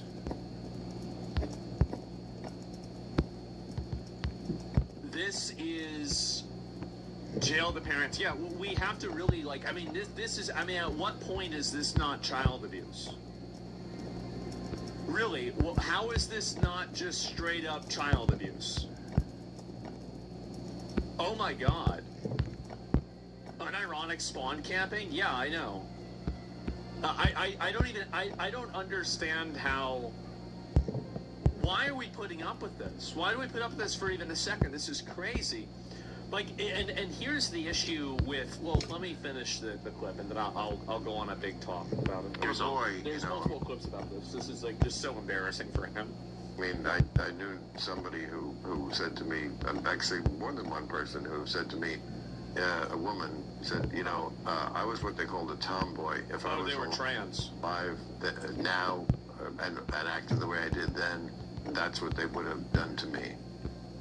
Well, nobody's doing this to her. Well, you dumb motherfucker. 9. Oh my God, David Cross needs to be arrested for being a pedophile. What do you mean nobody's doing that to her? Are you telling me that 9-year-olds can, 3-year-olds can consent? Of course not. So then somebody's doing it. They're children. Oh my God. I don't know. I mean, literally, nobody is doing this to her.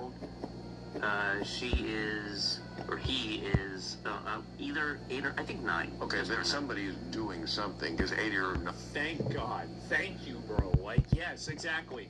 8 and 9-year-olds they don't come to this conclusion. This was somebody that was groomed. Yes, exactly. Then somebody's doing it. Oh my, duh. 9-year-olds can't do anything on their own. No, they can't. They're buying them boys' clothes. That doesn't make you trans. This is what's so funny about this, is that buying somebody and wearing a man's clothes doesn't make you a man. Doesn't make you a dude, motherfucker. You know, like a giraffe onesie, that doesn't make me a giraffe. Like, this is just common fucking sense. I don't even understand how, like, what the fuck is wrong with these retards? What is wrong with these retards? Like, this is insane. Well, then they're doing something. They're doing. Yeah. Sure, yes, you're right. They're buying them boys' clothes. Yes, they're buying them boy clothes. And not that. You're a boy now. Yes, bro. Oh my God. These people, as I said, delusional as these people fuck. Are the absolute fucking worst. They are so bad, and they are all like this. And you wore a dress before, and you're still a guy? I know. And Mulan wasn't trans. No, Mulan was not trans. And they can fly too. It may start Mulan hid more people. because they were gonna kill I her. think that we are not even remotely as vitriolic and aggressive against these people as we should be. These people are sick freaks that are trying to indoctrinate children into gender ideology that don't even know what puberty is. You're talking about a trans 3-year-old? He needs to get locked up. Yeah. You're talking about a trans 9-year-old? He needs to get locked up. What are we doing here? Like, the amount of hostility and anger and resentment And most importantly, David Cross has no soul. He's sitting there fucking like, no this soul. This is what you should be getting CP. Like, I would say, like, this is what I would do. If you are transing your kids and they're like before puberty, I would say CPS should take your fucking kids away. They should. This is sick. It's absolutely fucking sick that you have people doing this. Oh my God, CPS remove the kids. Yes, exactly. Like, what are we doing even allowing this to happen? Really, like, this is insane. CPS is ideologically captured. Well, then just fire them. Like, it's easy. Doctors need to be charged. Yes, doctors need to be charged. Parents need to be charged. Accomplices need to be charged. Anybody who's participating in this deliberate perversion and freak problem with children like this, there has to be accountability for it. There has to be accountability. Like, you can't let this you can't simply win this issue. You have to completely grind this issue into dust. Nothing left after you're done with this. This is absolute fucking insanity. It is the most pedophilic, perverted, perverse, pedophilic, sick, weird, like indoctrination that I don't even know what you. I don't know. I don't have any more adjectives to use. Right? It's just very bad. Totally need to destroy this. Does this make a social experiment? I don't care if it's bad. You can't experiment on kids. So the law needs to be implemented? Yes, exactly. If there's disagreement with the parents, the one pushing for transing their kids should get more years in jail. Well, the one that's pushing it's not for it. I mean, like, I don't know. Like, it's complicated. Where the fuck are the doctors getting generals for 3 and 9-year-olds? I think that it's like clay, right? I mean, it's just like, Jesus Christ. Like, I don't want to talk about, like, I mean, I think that the way they do it is that they take the existing tissue and they change the way that you don't want to know? Yeah. No, they're not telling them. They're just agreeing with. They're like going. They're agreeing with an 8-year-old because when that's is right. Yeah, they're agreeing. Yeah. Oh yeah, you're an 8-year-old. You're right. When has their judgment ever been off? At 8. Yes. Exactly. Fucking exactly. Oh my God. So yeah. Oh yeah. No, of course they're agreeing with an 8-year-old. What does that mean to you? No, you knew you weren't gay. Is this Tobias? It's Tobias. And what we've just learned is that Tobias wasn't a character. He's been a method actor for Tobias his entire life. Jesus Christ. Right? It's not different. It's obviously different because, so whenever you're 8 or you're 5, you probably don't have any surety of your sexuality. Now, there are people who can look back on it and say, yeah, sure, that's the way that I felt, but you probably don't have the same solidification of it that you do whenever you're a kid. And also, if it's so defined as a child, then why are so many people that are molested as children turning into the molesters and the people that have these other issues, gender issues anyway? Why is this happening? Well, it's because it's not completely defined. Like, in my opinion, I think sexuality is both it is a product of nature and nurture. So I think that somebody's sexuality is pretty much predetermined, but it can be shifted and changed if they are introduced to anything that's very weird or problematic whenever they're kids. Like, I think a great example of this is like, how many people that are like furries, they said like, oh, well, I always thought Lola Bunny was really hot because I watched Space Jam. It's like, if you didn't have that, how many of them would still be furries? I think a smaller number of them. I think that a lot of these sexual perversions and, sexual inclinations that people have are, it's the metaphor I've used. Where's the, I don't know if I can find it still, the picture of the tree, right? It's the tree that, effectively you have the tree growing in this way, you shift the way the tree grows, and now things are totally different. So, this is it. And tell me Lola isn't hot. I don't think, look, guys, Having talk about this is so brain dead. How low have we fallen to talk about this madness? I know. It's just sick. It's different. No, it isn't. It's okay. Good luck with President Vance. Because, as I always say to my woke friends, we voted for the same person. You're just why she lost.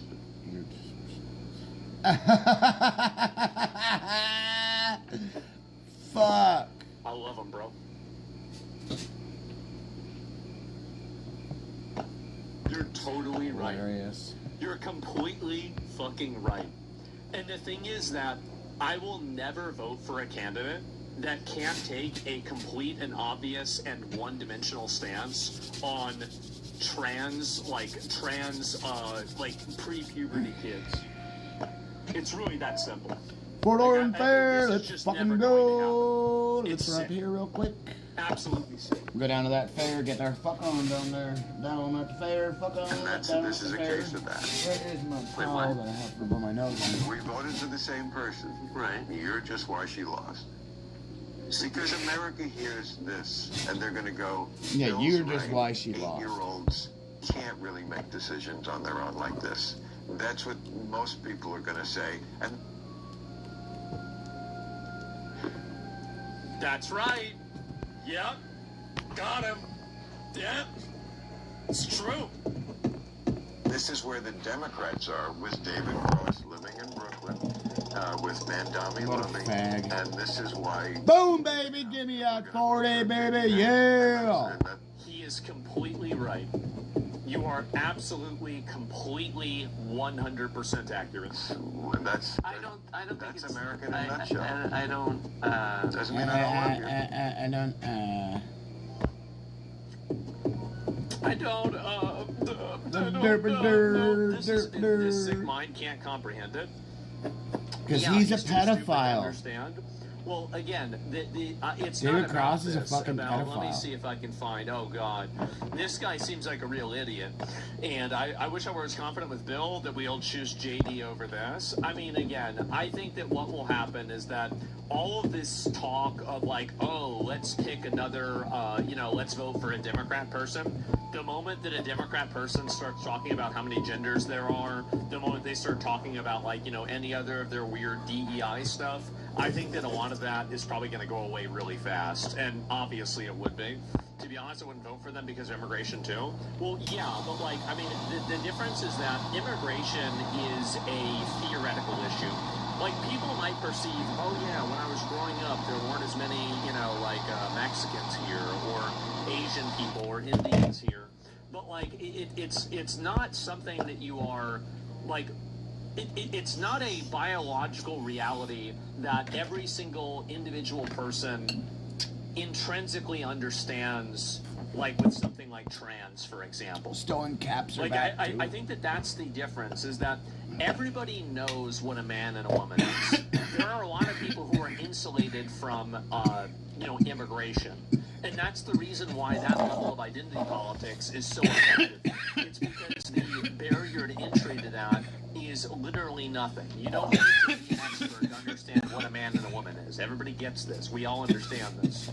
So it's way different than having a 3-year-old trans. Yeah, and I think this is the big difference too, is that I think that these people are throwing the baby out with the bathwater, where they're saying that, okay, well, you're going to have a trans 3-year-old. Okay, well, that's way too far, and a lot of people are just going to be anti-trans, period, after that, because of how deranged that is. It's insane. So, I just want confidence again. We're going to get that gas fucking container on this forlorn fair. 3-year-old trans, yeah, bro, that's a CPS situation. This is another thing, too, is that we should be using CPS to go against these people. I think that they are, this is what I think is happening. I think that basically, why do we see this culture of trans kids? I think that we see a culture of trans kids because you have a lot of adults that see a social cachet of having a trans kid, and then they want to have that. They talk about it as it's always a positive thing. The kid hears only positive things about being trans, and then the kid, in order to get positive attention from the parents, try to get attention, and goes, look, I'm gay too. I want to suck a penis. Better, or to be estrogen, right?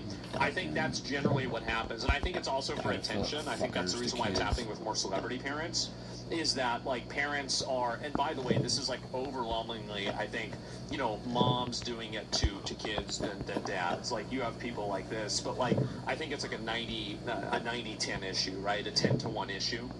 Where it's overwhelmingly women that are doing this, but it's not relevant. I mean, anybody doing it should be in trouble. And so what happens, I think, with celebrity parents is that the you know, being trans, I think would probably like, you know, it's a new social vector that now, like, you know, now it makes you more interesting to your parent who is a famous celebrity, right? And I think that's kind of the reason why you see this happen so much. There's a proud trend of women trying to turn their boys gay. Well, yeah, of course they are. It's because, and again, like all this stuff, what is this stuff? It is fundamentally grooming. It is malicious, deliberate grooming of children. Like, we're not talking about, you know, again, a 15-year-old. We're not talking about a 16-year-old, a 17-year-old. Like 15, 16, 17, like, you know, it's an open conversation. You know, at that point, you've got a better idea of what your sexuality is. Yeah, we need. You know, 16 in a lot of places. You know, like an adult. I mean, again, like, I'm not saying that we should do that here, but I think that, like, even if you think that, you know, 16 is still too young, you have to understand that, you know, there is a huge difference between even 6 or 15, right? Like 15, 8, and 3 are all on the spectrum of bad, but holy shit, is 8 and 3 a lot worse. Holy shit, that is way worse. Oh my God, right? And so anyway, under 25 is a kid. I think that, you know, as you get older, I think you have opinions like that. But yeah, that's it. Anyway, what is this here? I can pull another one up. Well, I said Democratic Socialist. I know, but I know a Democratic Socialist is that Mandami, who's a straight up communist. No, he's not. Okay. No, he's not. He's a fucking moron. Yeah, all right. He is, first of all. He is, first of all. He has someone working for him named Sia Weaver. Okay. Have you read about her? I have not. See, that means you're in a bubble. Okay. Because he's right. That bitch is crazy. Absolutely fucking nuts. Should have. Okay. Okay, so let me tell you who she is. She's like one of his top lieutenants. She's had his big issue was the rent's too high. Mm-hmm. She's the head of, like, we're gonna fix the rent's too high because of white people. This is a very important component, right? It's not like the rent's just too high as a result of some sort of bullshit. It's because of white people. Mm-hmm. This is like what got him elected. He is not disavowed her, and I could show you all her tweets that she's put out over the last few years and quotes. Yeah. And one of them is, elect more communists. That's right. I don't think you have to read between the lines if somebody he stands with and by is saying, and also her other quotes are like, all home ownership is racist. There it is. Well, that's even ridiculous. Exactly. So then why do you hire her? Why'd that happen? Yes, I have an issue with that thing that she said. I don't know this woman. I will definitely look her up. I'm a fan of Mamdani's. I'm a fan of Of what? Of what? What is the thing? Of his like? what shit? Oh dude. my God! I'll see if there's any more of these here. And Charlie Kirk. Okay, one more. But like the rank and file Republican, I don't think is. I already got this. Yeah. Or I did that last time. You can get them into positions that look racist, but I don't think in their bones they're like what the race kind of what I grew up with. Like a racist was somebody who didn't want to shake a black person's hand. Yes, I don't think that's a thing. Well, then what do you think? But I think there is. I mean, I know there is because they say as much. There's a feeling, a sense that. I mean, like Charlie Kirk. So true. So yeah. You know what? Exactly that. So that women and black people and black women especially are just not. They all got fucking shit on their heads. I'm just saying they don't have the mental, There was a little more. I read that when he died. They don't have the mental capacity to be taken seriously, but let me listen to an 8-year-old about what their gender is. Oh, jeez, guys, I think I see a problem here. Oh, wait a minute. Wait, what? What the heck? What the? That doesn't make sense. They, of course, lots of places put his greatest hits, worst hit. Yeah. And then somebody else printed something, and this is what always happens with the media. Like, I never trust it because you never get the whole story. Where, like, each one was put in with the full context. It was never quite as bad as they said. Like, context is everything, right? It is. I'm just saying, it was easy to pull from his school bed and find stuff that I certainly don't agree with, even in the context. But it wasn't quite what, it wasn't quite what you were saying there. Yeah, it wasn't exactly. No, exactly. And so the answer's around it. It's crazy. Does this guy say anything oh my God. Okay, Jesus, this is so embarrassing for him. He just said something. It was almost like this is what he's with. Not pulling insulin, but I don't have. I shouldn't say anything. Yeah, I don't have. Jesus Christ. Does this guy have anything to say at all? This is embarrassing. It's like, just next time, Bill, just bring a random retarded homeless person and put them on the show, and you're gonna have a more interesting. Basically, we agreed with an 8-year-old about their gender. Didn't you know you weren't gay? I think I know what you're getting at. It's like the Trump administration are not people who care about saying the quiet part out loud. No. In fact, it's their superpower in some ways. Well, the thing is that the problem is that you should be able to say the quiet part out loud. Because when you're not able Shouldn't be any you're not quiet able to tell the parts. truth. That's the problem. It's like what I said earlier with gun violence. So, if you want to reduce gun violence, you should increase the penalties for the people that commit crimes. Because overwhelmingly, the people that commit gun violence are people that have already committed crimes. But you don't want to do that. Like, that's what makes MAGA fans go, finally, somebody said it, somebody's got the balls. People don't want to live in a state of cognitive dissonance. People don't want to be told, people don't want to live in the emperor's new clothes.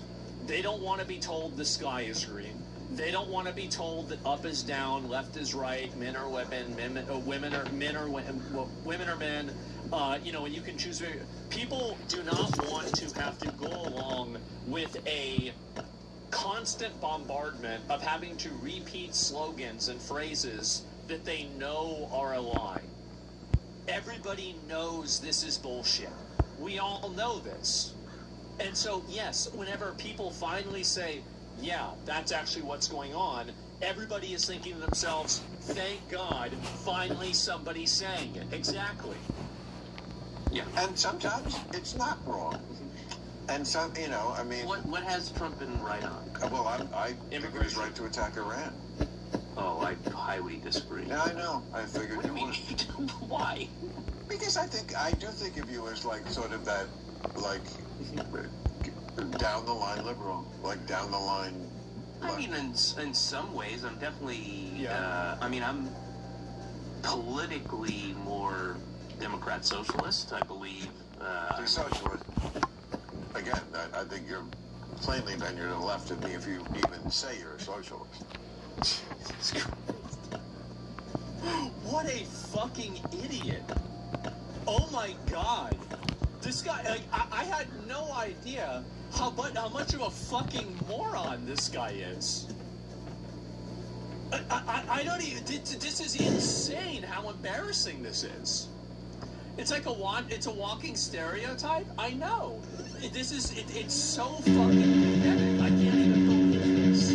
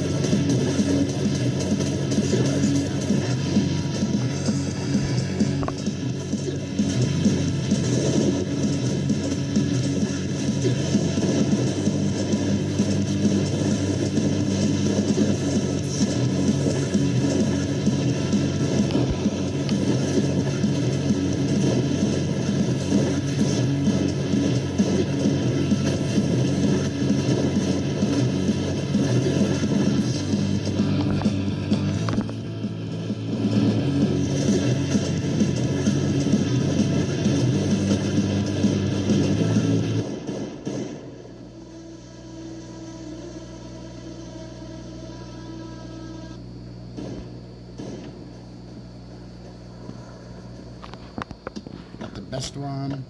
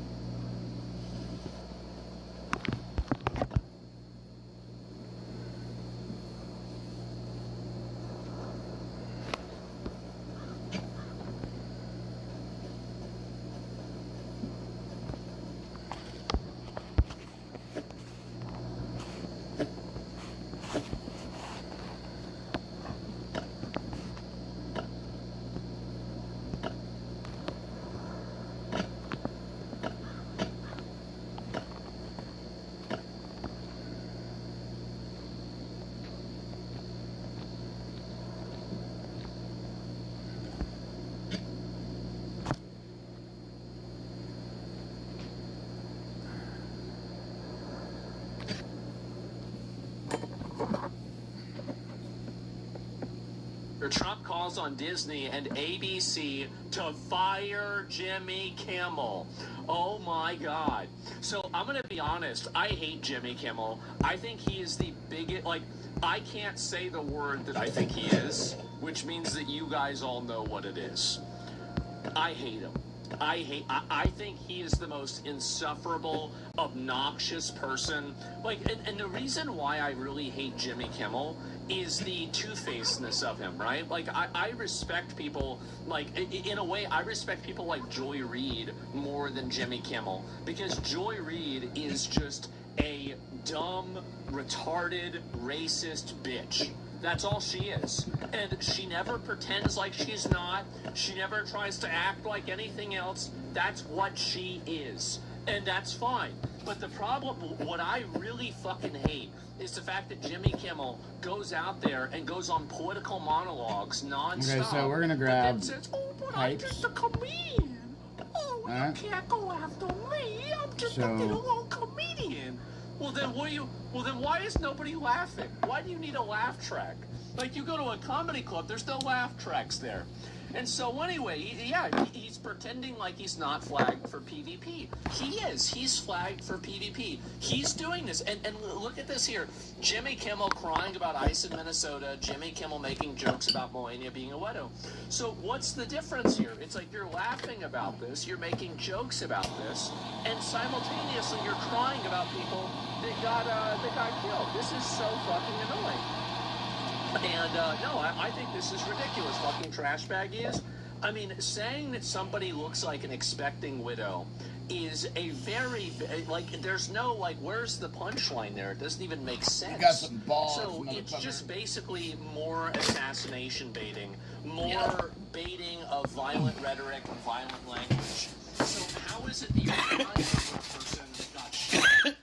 The police officer that shot this person didn't even have an investigation because it was so obvious that they were in the right. Meanwhile, you're trying to, this is what you do with make these. excuses for and talk about. It's like the first lady is going to be a widow. It's disgusting. And so, I absolutely hate this person. I do. I totally hate this person, and I hope Trump puts more pressure on him, and it makes things worse for him. I hope the same thing that happened to Colbert happens to him too. And he should be sacked for comments. Like, he should be sacked for comments like that. I mean, I think that Trump should definitely, like, this is always my outlook, right? Is that I think about what would a person like this do to you, and then I just do that to them. Like, that's what I would do. Like, that's my outlook on it, right? Like, I don't think about, like, oh, well, like, what's fair? Like, I'm like, well, what would they do, right? And it's like, okay, well, like, I mean, Jim and people, like, oh my God, let me see. Hospitals get any more overcrowded, they're going to have to make some very tough choices about who gets an ICU. That choice doesn't seem so tough to make. Vaccinated person having a heart attack, yes, come right on in. We'll take care of you. Unvaccinated guy who gobbled horse goo, rest in peace, Weezy. You're a hospital. So there it is, right? And so this is, and the reason why I don't like Jimmy Kimmel is because, like, I respect his. So this game, this part of the game now makes you loot all the dead bodies that you just killed. Comedy show. I don't like the idea that you have used your show as a vehicle to push political ideology, but then whenever you get pushback for that political ideology, now you act like, well, I'm just a comedian. I think that it's totally fine for him to say this. I don't have a problem with him saying this. Like, I mean, legally, right? I think he's a piece of shit and he's totally wrong. But, like, I don't have a problem, like, ethically with him saying this, right? But the problem is that you go on, and Colbert's the same way, is that they go on and they make political statements, and they have a very one-dimensional political bias that they exercise. And then the moment that they get any pushback for that political bias, now somehow this is a big, now it's a victim parade. Now the comedians like him don't make for laughs, but for clapping and approval. I like that. I think that's a really. It doesn't have any clapping. It's all laugh tracks. Claps and approval, or like cheers. He's on public broadcasting airwaves. That's a problem. I don't really care about that. I mean, like, I just don't, right? I mean, you can now obviously, like, you should use every method possible to attack your enemies. It doesn't matter whether it's hypocritical. It doesn't matter whether it's unfair. You should always attack your enemies in every way that you can. Now, I'm not trying to, like, tone police you. But what I'm saying is that, like, you're asking me my opinion on it. I don't really care about that. Like, it's not like that's just really what it comes down to me. Him talking about polishes like Billie Eilish land talk, they shouldn't be talking about the topic.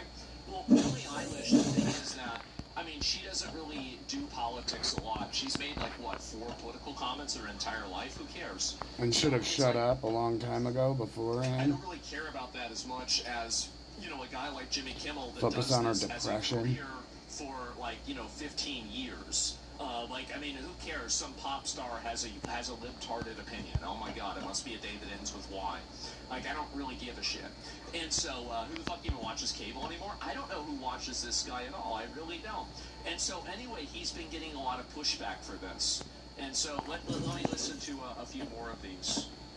Much of the manifesto of the would-be assassin is indistinguishable from the words that we hear daily from so many. Yeah, that's where he got. For example, as the First Lady of the United States pointed out this morning, just 2 days prior to the shooting, ABC's late-night host Jimmy Kimmel disgustingly called First Lady Melania Trump an expectant widow. Yeah. Who in their right minds says a wife would be glowing over the potential murder of her beloved husband? It's sick. It's totally sick. And the thing is that everybody knows this. We all know Raid, this. baby, but yeah. the people that support it play this gaslighting game as if they don't. It's so obvious what you're doing. Everybody know. We all know got this. in. It's terrible to say. It's foolish to say.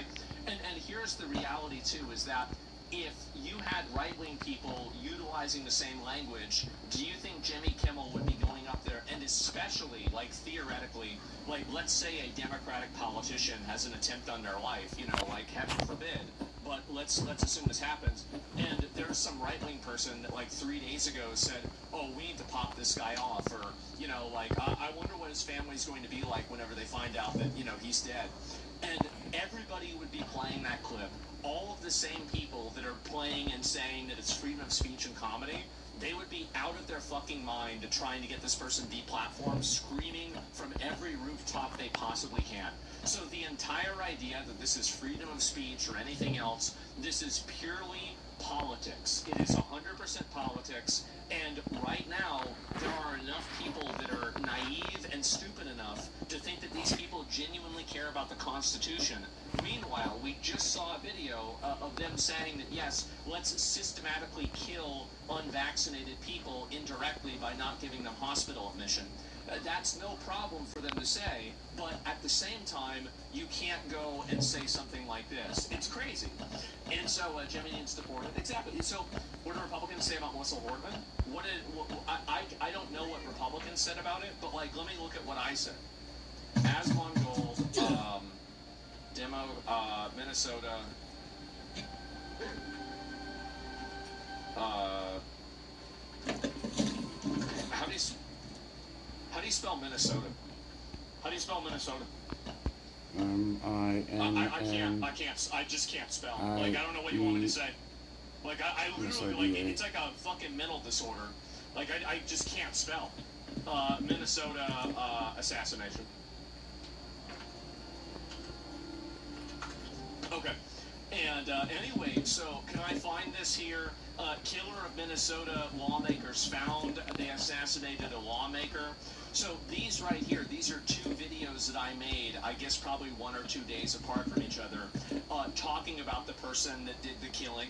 So I didn't say that it was good, no, I don't know why. Like, I can remember numbers, but for some reason I just can't remember the ordering of letters. Like, I like spelling naive. Like, I've tried to remember how to spell naive, and I just can't do it. Like, I don't know why. Like, I really don't. I mean, yeah, it's very, very odd. And it's weird, because usually, like, I have no problem being able to do things like that, but I can't do it. Like, because I was saying this word, I was typing this word to somebody, how practice. Well, no, I type it regularly to people, honestly. I think it's one of my favorite words, and I still say it wrong every single time. It's just, there's something wrong with my head there. I don't understand it. But anyway, I immediately called that out. I mean, the assassination of those two Minnesota lawmakers, and also the husband, I think, as well, was disgusting. And this person was a sick freak, and I think they should execute him. That's what I think, right? And there's literally there's no fine print to that. Like, I mean, whether he was a Democrat or, like, I mean, I'm sorry, you show up to somebody's house like this, I don't care what political party you're from the political party of Halloween, okay? Like, you're fucking nuts. So, yeah, I don't care about that. The idea about this period is that it's sick. And nobody should be supporting this at all. Tim also let that happen. He worked for Walz, literally. Yeah, he worked for Walz. His friends said he was a Trump supporter. It's a wash. It is. It's a wash. Who knows what happened? Who knows why he did this? He had flyers in his car that were kind of schizo. It's very hard to say. The point is that you have people like Jimmy Kimmel that openly espouse assassination rhetoric on broadcast television. They do this plainly. Like, they say, like, there's no implication here. It's just obvious. And having experienced what I did with the First Lady on Saturday night, I can tell you that she was anything but that. This kind of rhetoric about the president, the First Lady, and his supporters is completely deranged, and it's unbelievable that the American people are consuming it night after night after night. As president... Then do something about it. Then create a new rule, do something to shut down public broadcast television that's advocating for violence or murder. Like, put some lawsuit against ABC or whoever is running the show. Like, do something about it to make, like how'd you get rid of Blair, right? I mean, just do that too. So, I don't know what this is. I mean, pat a roof for these people? Yes, definitely. And so, why isn't the FBI at his door? Yeah, exactly. Like, why isn't this happening? And so, like, this is the problem that I have. I'd love to get your opinion on. Well, how do you highlight the difference between her expecting shots fired to Jimmy Kimmel's joke? I know there's a difference. I want to get your input. Well, I mean, like, so, what do you think? If you know there's a difference, then why would you even say it, right? I mean, like, why would you create this dichotomy or this comparison if you know that there's an obvious difference? Like, why would you even do that?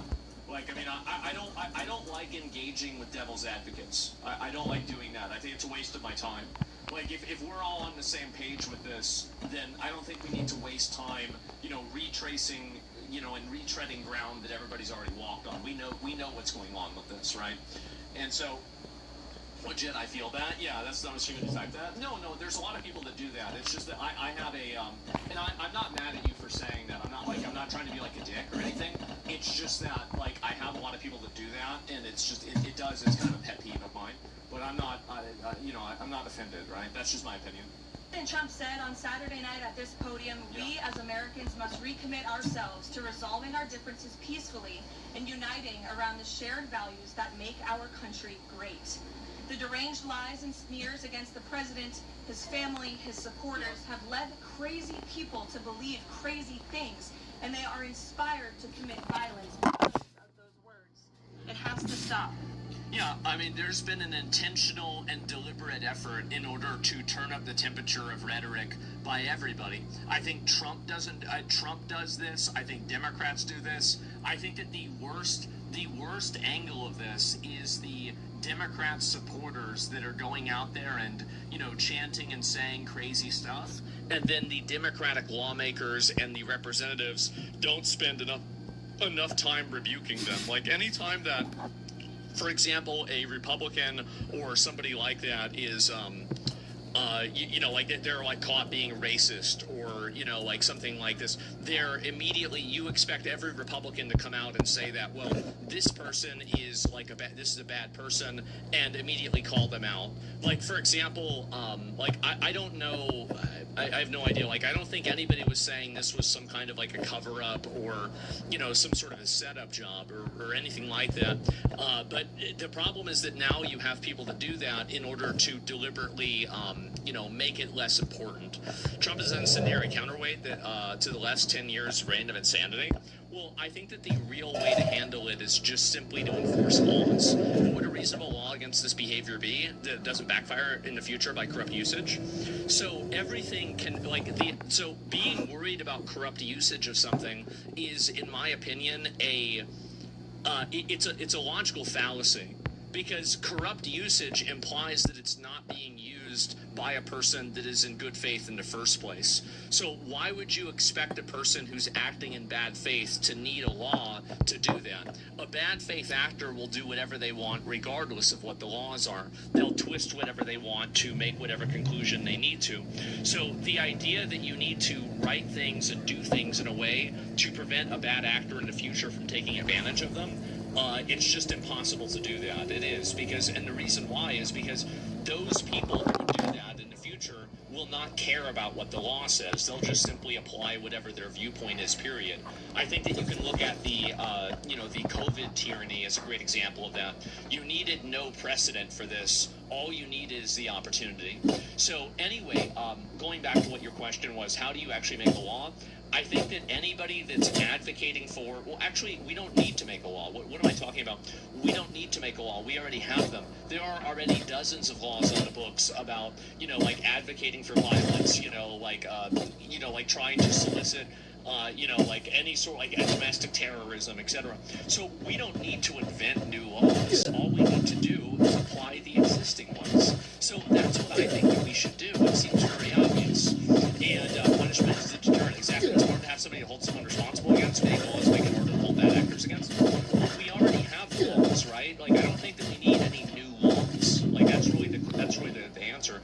Is that all we need are the existing laws, things for, inciting, like, let me just, like, list of inciting laws, against inciting violence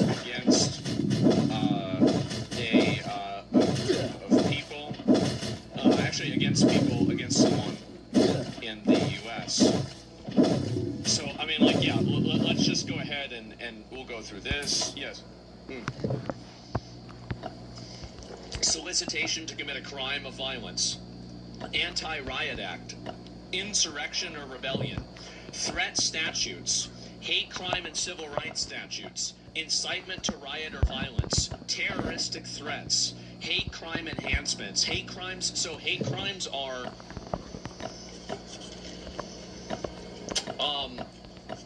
it's like a damage multiplier, right? So like a hate crime is not a crime in itself, but if you do something and you did it because of a racial reason, it's like a multiplier, right? So it's like added cold damage, or like Added cold it's damage. Basically it's a critical strike. And but if you don't get a hit, you can't get a crit either. What is this? The left is not the only people doing this, and the right That's crazy. It's not the only people doing this? Okay. does it just as much online. You can understand. No, they don't. It's just obviously not true. I mean, like, every polling and statistics says that's not true. Why we're on edge as conservatives, though. 3 times the president, Steve Scalise, Brett Kavanaugh, Charlie Kirk. Heck, there was even a plot against Russ Vought the other day, who's the head of the Office of Management and Budget.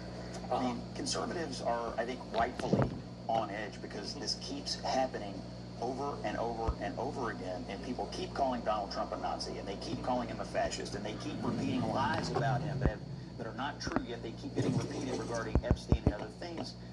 But I'm just telling you, as a conservative who lives in this every day, my friend was murdered last year, my president's had 3 assassination attempts. I have a knot in my stomach about it every day that I wake up. I want to hear what Scott Jennings thinks about designating some of these groups as terrorist organizations and then weaponizing the National Guard and the military against them directly. Because if you're not willing to do that, you're not willing to solve this problem. I want to know what he thinks about taking all of these violent protesters, these rioters, and just simply arresting and hog-tying all of them and putting them inside of basically containment camps and federal containment camps, and then ignoring any state orders to let them out. Because unless you're willing to do that, you won't solve this problem. You send them to Guantanamo Bay, black bag them. Like they always talk about black bag. I mean, shit. Might as well do it. That's the way I see it. I'll just say, so unless you're willing to go to that level, you can't dial these people down. There's no language they understand other than violence and force. That's it. That's all good. Exactly. You want to be a victim? Yeah, that's what I always say. You want to be a victim? Great. Let's make you earn it. That's how I see it. I agree with most of the narrative coming out the GOP. I don't understand how lacking the security was. Did you get a chance to read the manifesto? The bro literally called out how easy it was to set up this plan. It doesn't matter because the guy didn't even get into the room with Trump.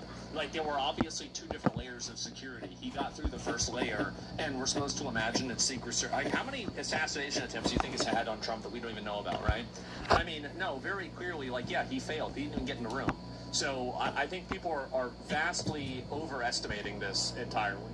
They accuse Trump of the things they themselves want to do. Yes, of course. Maybe he couldn't even detect the cameras. Maybe you're right. I have no idea. So anyway, that's what my question is to Scott Jennings, right? Is like, unless you're willing to actually go Old Testament on these people, then you will continue to have this culture of political violence.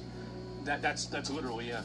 And let's see here. Does anyone else not care about White House correspondence shooting at all? I don't care about the shooting. But honestly, like, it's the shooting isn't what matters. It's the reaction to it. It's the culture around it. Like, even the thing itself happening isn't the big thing. It's the culture. It's like Charlie Kirk, right? Charlie Kirk being killed. Like, political activists get killed pretty regularly, right? I mean, Martin Luther King was killed. Fucking Malcolm X was killed. Charlie Kirk was killed. You have Abraham Lincoln was killed. Like, there's tons of people that get assassinated regularly. It happens. Like, Shinzo Abe was killed. Like, it's not uncommon or unthinkable that it could happen. The problem is the reaction to it. JFK, yeah, there's another one, right? Charlie was a podcaster. Yeah, he was a podcaster, and he got killed. I'm confused. Like, are you trying to... So are you like so do you think that, like, what do you mean by saying he was a podcaster? What are you trying to say? You got pulled up for this. You did. You got pulled up.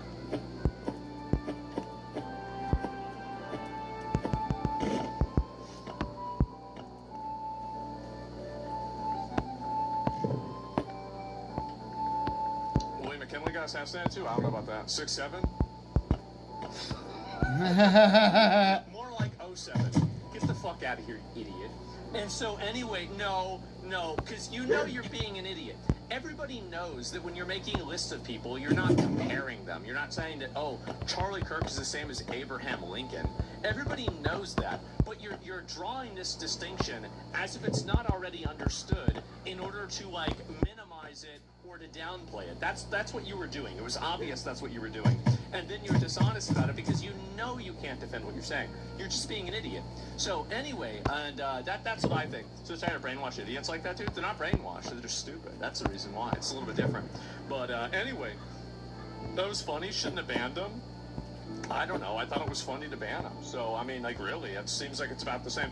I don't like people that are dishonest.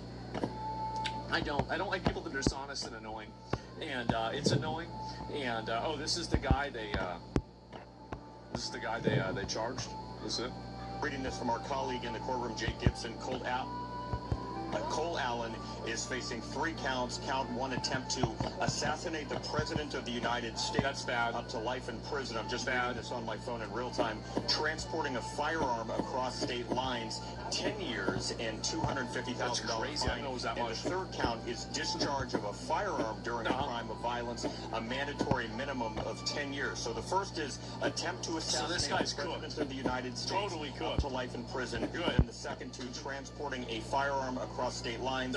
And number 3, and the final, discharge of a firearm during a crime of violence. We need to go How about and the son get get some 10 corn years for seeds. the same charge? So, well, that's the reason why nobody cares we're gonna take about. down. I think that's the reason why nobody really cared about Trump, committing crimes. Is that I mean, you had Hunter Biden that was playing Grand Theft Auto in real life, and nothing was happening to him. Nothing was happening to him. And how is it that you can have the president's son that has video recordings of him driving like 100-something miles an hour with a hooker in the car and smoking crack without a shirt on, and nothing ever happened to this guy? He's not in jail. Well, it's obvious why. It's because it's the president's son. So how can you respect what's the word for it? Like a stance on law and order when you have such a blatant hypocrisy there? How can you sound jealous? I mean, look, he had some nice cars, okay? He did. He had some nice cars. So what a time, exactly. Our next president, exactly. And they don't want law and order. Yeah, they just want control. And correction prostitute in the trunk. Oh, he had 2 of them? I don't know.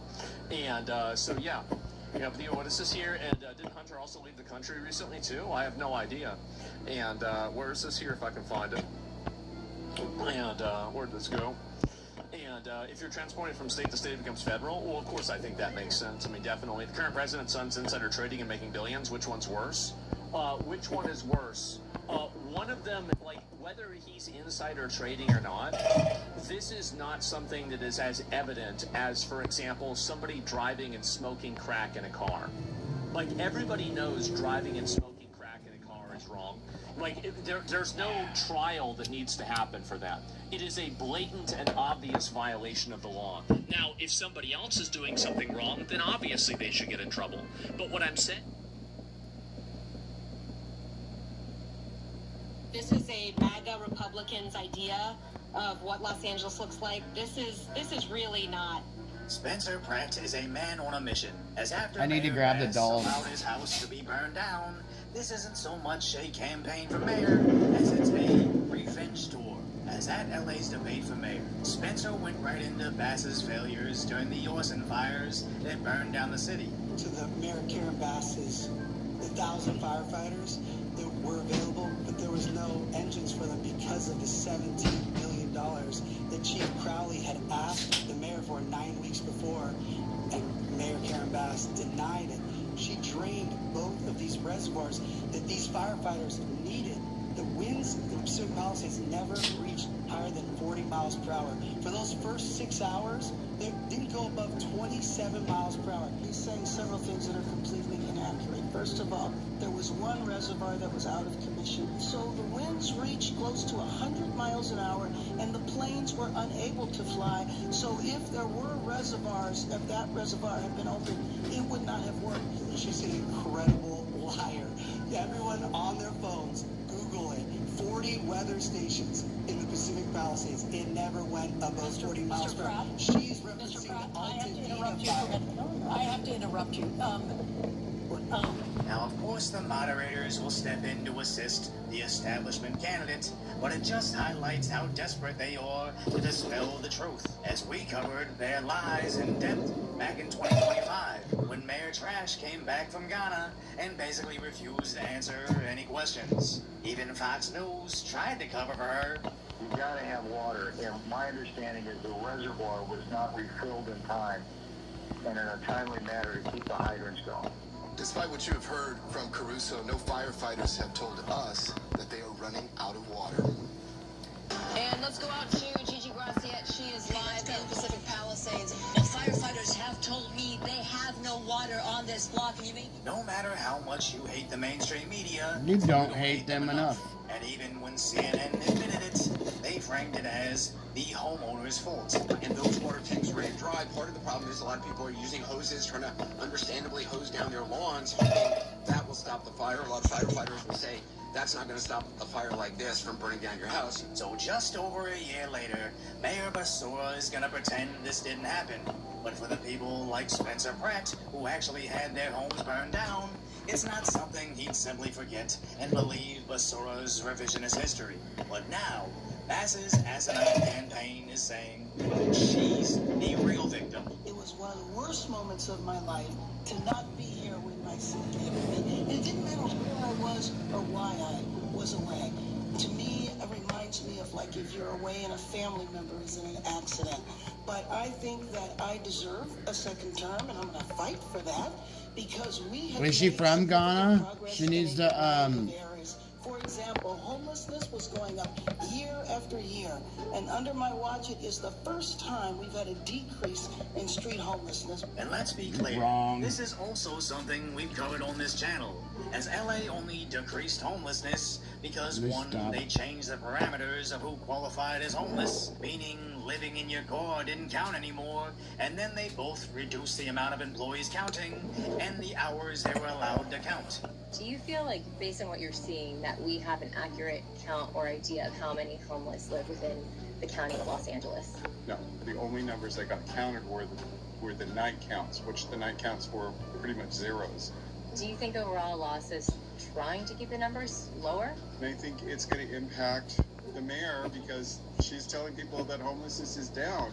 But based on what I see on the streets, Red Robin's new big gum deals include your favorites plus a bottomless side and beverage starting at just $9.99. The best part? You don't have to eat them in here. telling people that homelessness is down. But based on what I see on the streets, it's not down. And as bad as this jukes the stats in itself, the real reason they could say they're ending homelessness is in LA. Over 6 of them die every single day, as Mayor Basura's rampant drug problem has somehow been rebranded as a win for homelessness. But at least Spencer actually knows what's ailing Los Angeles. They are on Superman. They are on fentanyl. The DEA statistics says 93% of this is a drug addiction problem. Councilwoman Robbins' plan for treatment first, I will go below the Harbor Freeway tomorrow with her, and we can find some of these people she's going to offer treatment for. She's going to get stabbed in the neck. These people do not want a bed. They want fentanyl or Superman. These ideas cost us over $400 million to house 3,000 people for $400 million is an absolute failure for both of them. As the homeless industrial complex is real, why would the Democrats solve any of this mass suffering in their city when they can just endlessly collect blank checks to fight it? Well, the only thing worse than a corrupt mayor is someone that wants to be a corrupt mayor. Do you support the ordinance that restricts encampments in front of schools or daycare centers? Mayor Bass, I'm going to start with you. Yes or no? Ms. Rahman, yes or no? I support keeping our streets safe. I did vote against the structure of this particular ordinance. And it is because, at its best, so yes or no? It does not keep the way this ordinance was structured. It does not keep our children. It's hilarious to see a simple question become such a nonsensical word salad. But the sad fact is, she can't simply say no. As Spencer shows, homelessness is her cash cow. You know how Nithya, Manchurian candidate, laundered taxpayer money into her own homeless nonprofit? Well, both she and Karen Basura would love for you to forget the Shelby fraud. when developer Stephen Taylor bought a property for $11 million, and then just a few weeks later, he was able to flip it to an LA homeless nonprofit for $27.3 million. Karen Basura apparently even called the developer personally begging for the property. And despite the developer being arrested and an ongoing federal investigation, Rahman Shuran and the LA City Council still support the project.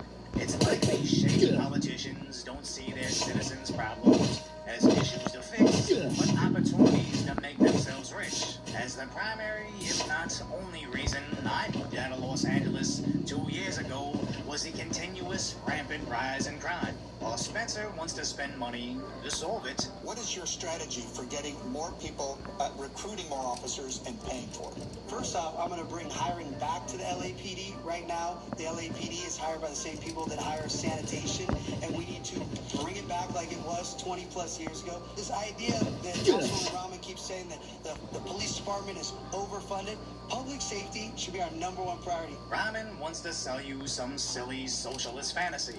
The safety of people in Los Angeles is absolutely essential.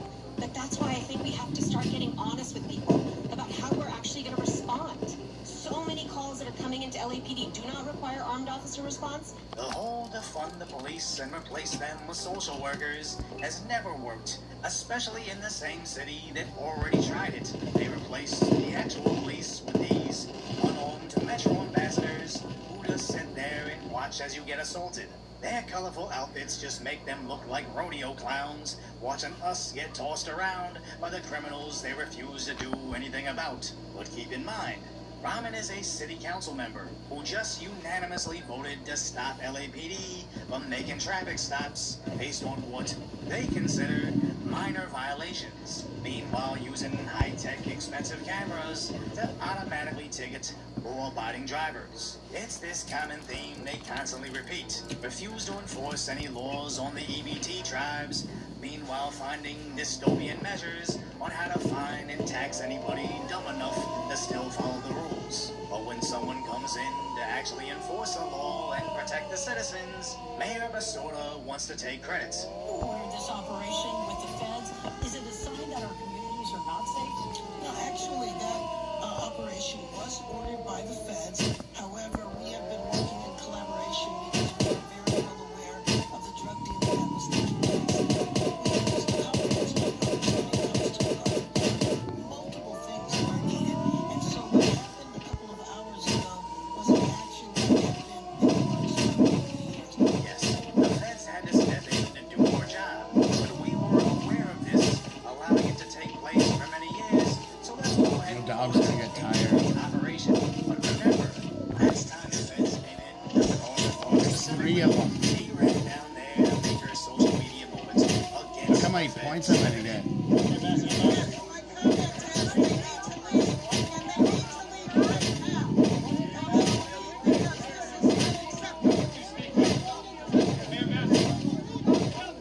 When this federal raid targeted that same one, it's not been enough men able to kill over 190,000 people. Of course, some of the arrests were on individuals already wearing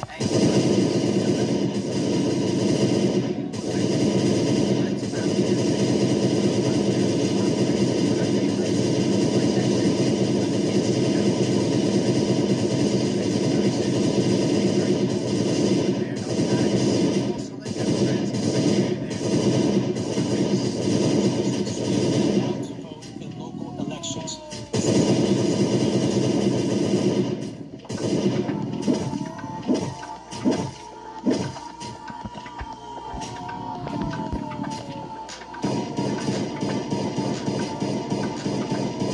They say higher education is outdated and irrelevant, but at Grand Canyon University, Yeah, this gives them more. status quo. GCU campus students have the opportunity to graduate. Is this a yes or no, Mr. Pratt? Mayor Bass. It's not a yes or no. Depends on what. Well, first of all, when you say non-citizens, it doesn't mean they're here illegally. It does depend. In other places, school boards have Was it yes or no question? non-citizens, Yes or no? non-citizens who Mr. Pratt, I have a question for you. Oh, yeah, dude. That was so many points. admitting that illegals voting has always been their plan, but their mask has slowly been slipping the more they use your tax dollars to protect their new voter base. A bold message now posted across Los Angeles. Signs going up declaring city property off limits for ICE. The signs have no legal weight, force, or effect on anything the federal government does. More than 450 of these signs now posted at parking lots, libraries, the LA Zoo. Oh my God. And notably, MacArthur Park. One sign and installation could run about $500, bringing the total to around $250,000. These signs are completely unenforceable and nothing but an empty gesture to show how they're fighting Trump again. The problem being, the city's currently in a $1 billion budget deficit. Mayor Becerra wouldn't dare cut into her virtue-signaling sign budget, but good luck to the schools, police, or even providing water for firefighters. So hopefully Los Angeles residents will save themselves and vote for Spencer Pratt, Alright, as he's so the only one who can fix the city. now, okay, so this is the one, this one right here. And I'm up here The one in the middle. because of their failures. That's the only reason I'm Oh, running, this because is I said fucking- enough of these failures. We need an outsider. No more politicians, no more lying. We need the truth. And even though I don't live there anymore, I'm still telling absolutely everybody I know that does vote for Spencer Pratt and tell 2 more people they need to as well. And judging by the local NBC affiliate's survey, he's absolutely crushing both Democrats. So share this video with anybody that doesn't necessarily have the time to watch a full hour-long debate or just doesn't trust the mainstream media to not mislead them. And if you appreciate my concise, light-order commentary on the tragic status that is today's reality, hopefully I've earned your subscription and you'll subscribe to Decoy. Subscribe to Decoy Voice, everybody. Show 'em your love.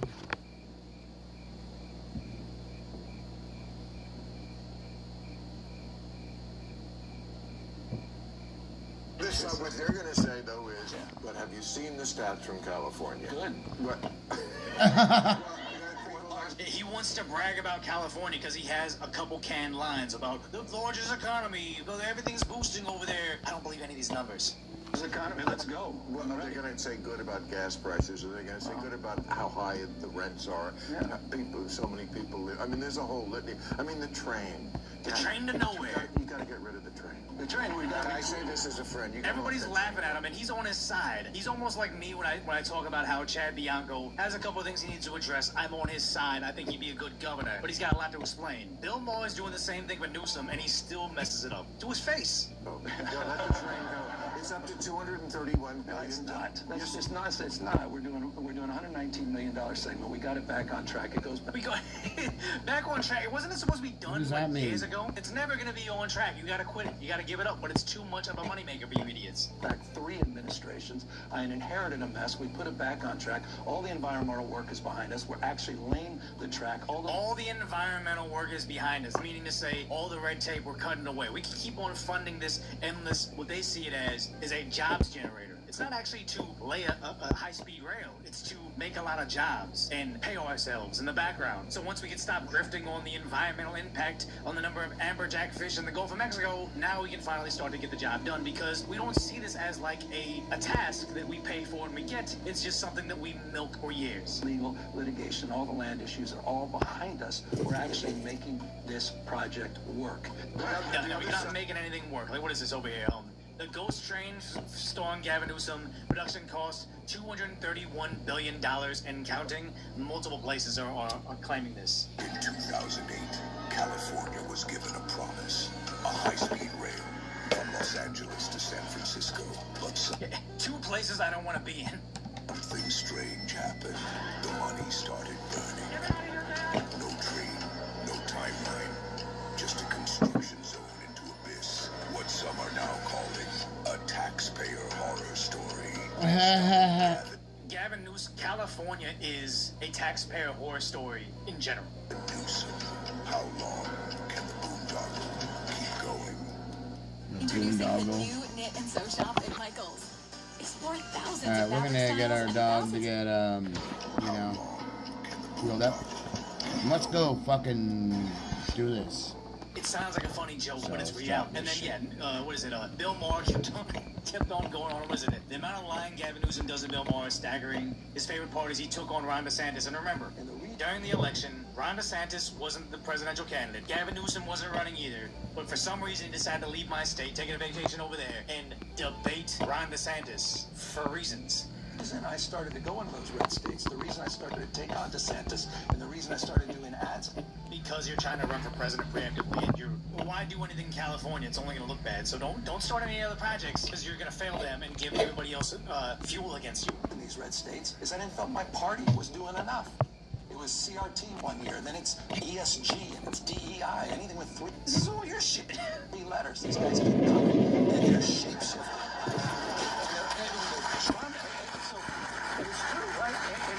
He's doing what I thought Kamala Harris needed to do. Buck away from the Democrat Party, rebrand yourself as I'm Democrat, but different. I fell in line because I wasn't the top guy, but now that I'm running for top guy position, I'm going to change everything else. It's the only thing that can save a Democrat, saying, I'm not like the rest, and I'm actually actively saying Biden was bullshit, Obama was bullshit, Kamala was bullshit, Hochul's bullshit. Everybody sucks. I'm the only one. I'm going to fix it. That's what you have to do. But the problem is, you said this guy looks like a reptile. You can't look like this with erectile dysfunction. You are too weird to become the leader. You're not charismatic enough.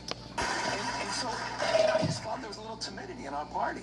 And I thought we needed to call this stuff out. These guys are being on a banning binge across this country. You want to talk about cancel culture? Look at the Republican Party. Ask Bud Light, Target, Disney. That's just the private sector. It's not cancel culture for frat guys not to want to look at, I forget that person's name, but them saying, oh, I don't even know what football is. I have it in my Barbie pocket. Bullshit like that. Like, they're not attracted to it. Like, they want Sydney Sweeney. They want Libby Dunn. Like, they want that. That's not cancel culture saying, I'm not attracted to this thing, but he's too dumb to realize that. Banning speech, not just in the classroom, but in the boardroom as it relates to issues of race. Look what they've done. 3,362 books just last year they're banning. Were they banning books? It was showing adult content to students, elementary school. If that's the case, this is not he the likes sexual books saying, you're trying to giving to make kids. sure that our He's a kids pedophile. don't get exposed to that material that's not even appropriate for us to see. If that's the hill you're trying to die on, you're hopeless. This is a serious and consequential moment. It's a cultural purge that's going on in this country. And so I just felt like we needed to call that out as Democrats and put them. He always looks like he's crying. Why do you always look like you're crying? Why? You're like an emotional woman. Why is that the Weeping Willow? Who was the California senator? The one that got lightly arrested because he wasn't wearing his identifying badge and runs at the DHS secretary? They really think the more I cry and the more I'm sad, the more emotional you feel for me. And I'm great. And I cry for you. Like, this isn't strongman shit, President. She's going to take your lunch. She's going to destroy us on the national scale. You being an emotional little bitch is not the thing that you want your name to be attached to, but they all run on it, and I don't understand. I'm on the defensive since we're consistently on our heels as a Democratic Party, even though I think the facts... You're talking about being on our heels as a Democrat Party? You flew to another country to bring Trump-branded knee pads.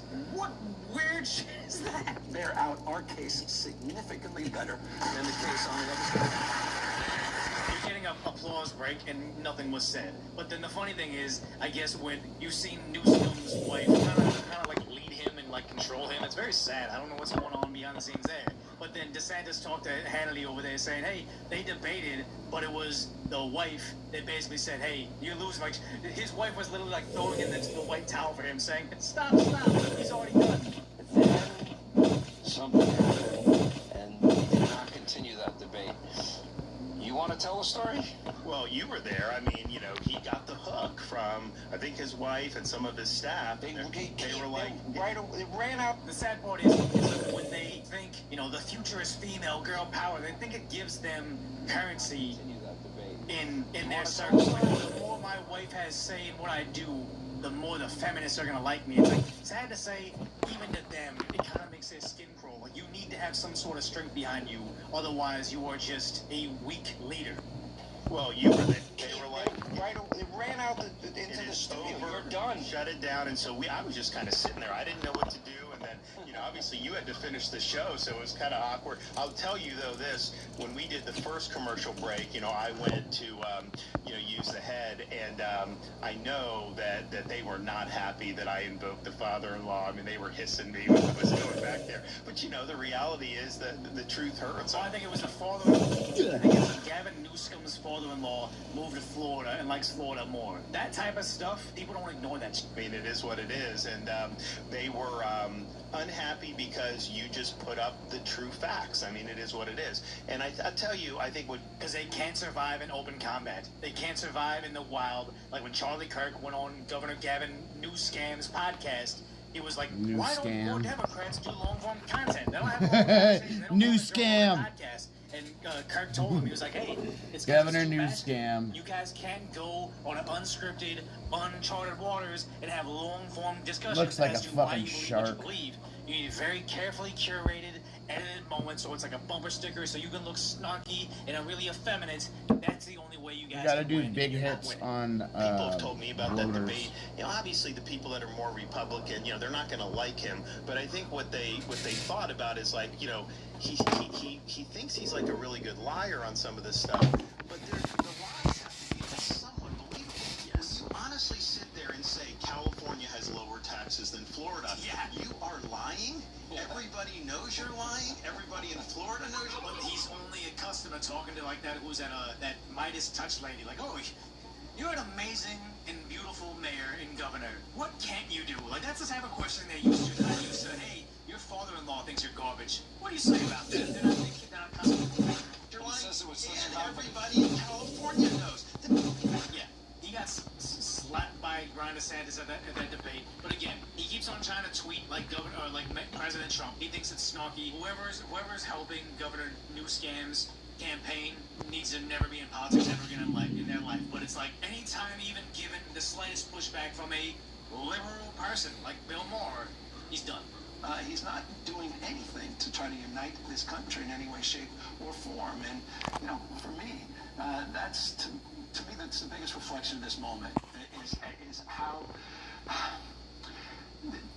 just the sewer that we're now living. This is how you harvest and grind We're in those California, points. Democrat for decades. Even when they had Arnold Schwarzenegger, he was pretty liberal. San Francisco, San Jose, Sacramento, Los Angeles. They've had Democrat mayors for decades. We're living in the sewer. How dare the guy that was president for 6 of the last 15 years do this to us in California? And he's allowed all of it to us to feel free to shove again. And I think, if nothing else, forget. But many people would say that you are imitating him. Yes. Among all the people. All the caps lock tweets. Whenever Donald Trump does a AI meme, he does an AI meme where it's kind of sad because he drew Donald Trump as a woman. They're like, wait, and she said it was funny, and it's like, wait, do you think that a guy dressing up as a girl is funny? He can't stop but offending his base. Who may or may not be running. You were the one who kind of imitates your style with the trolling. You're suing Fox now, I understand. You're suing. That's right on into the discovery. Fox better look to settle right now or apologize for Look at defamation. his hands. Look how nervous he is. He's got Fauci fingers right now. But he's like, I'm suing them. They better watch out. He knows he's going to lose this. And that's right on into the discovery. Fox better look to settle right now or apologize for defamation. Okay, but that sounds exactly like what he does. Just suing media? Different point. Well, then don't defame, don't lie. And, That does sound like him. He's not. He's always folding. He has no identity other than, why don't you like me? What can I do to make you like me? And sad to say, who's the person they're trying to run to replace him? Is this idiot? In case you haven't seen it, this is Katie Porter that's running for governor, yelling at what I believe is her housekeeper.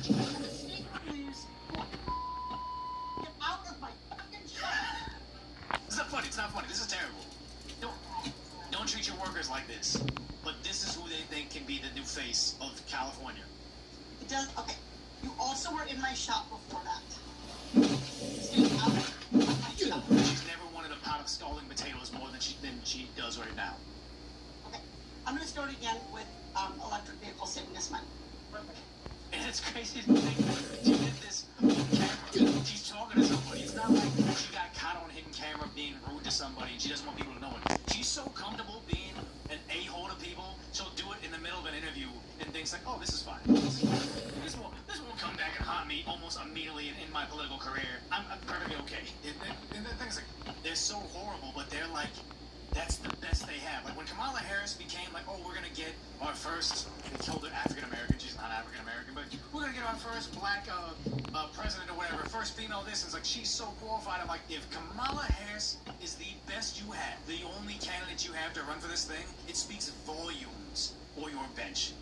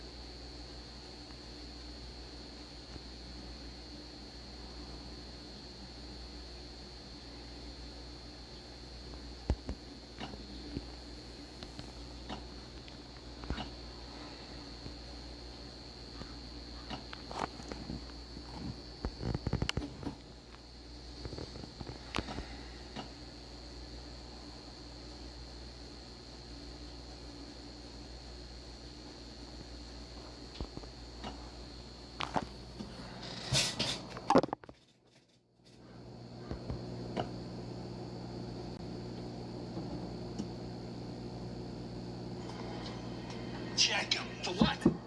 You think I'm a rat? This is crazy. Your hands.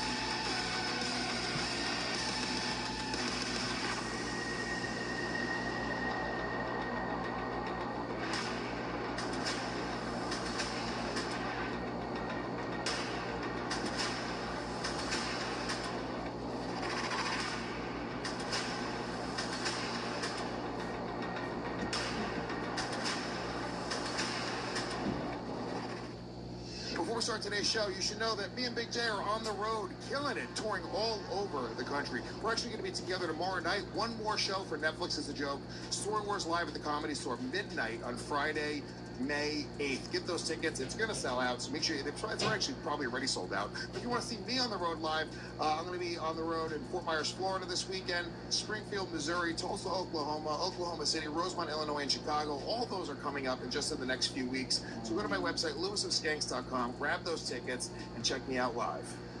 Go to bigjcomedy.com right now and get tickets for the Greatest Yapper Alive tour happening as we speak.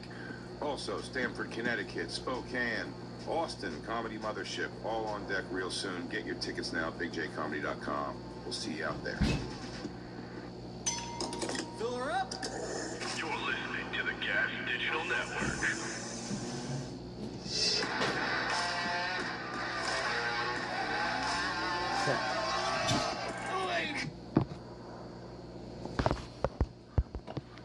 This sucks. I gotta take a second.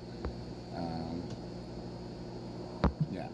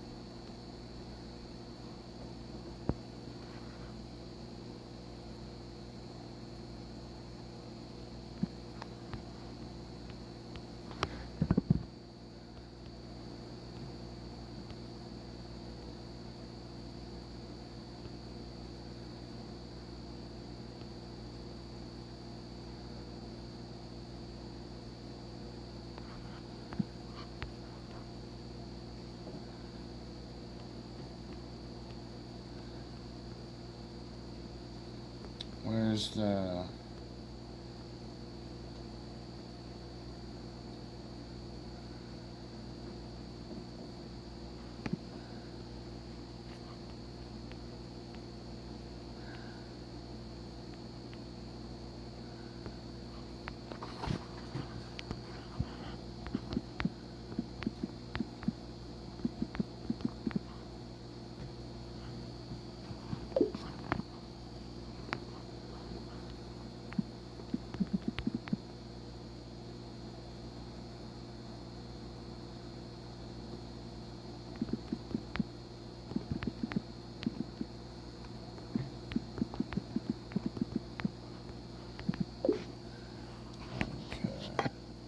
Alright, we'll see if this will work.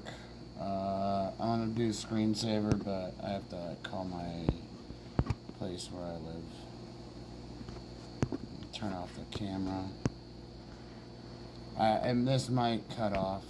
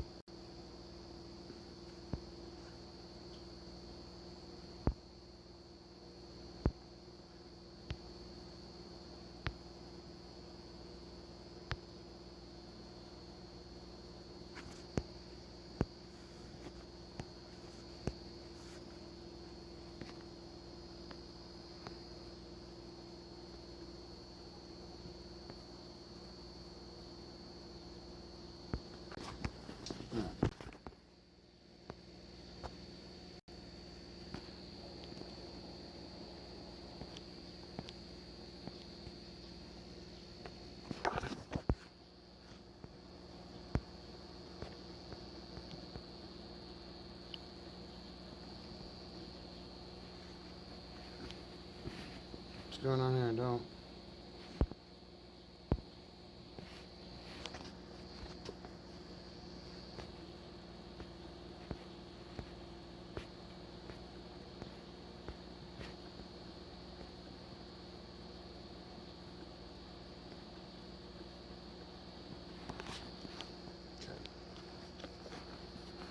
So.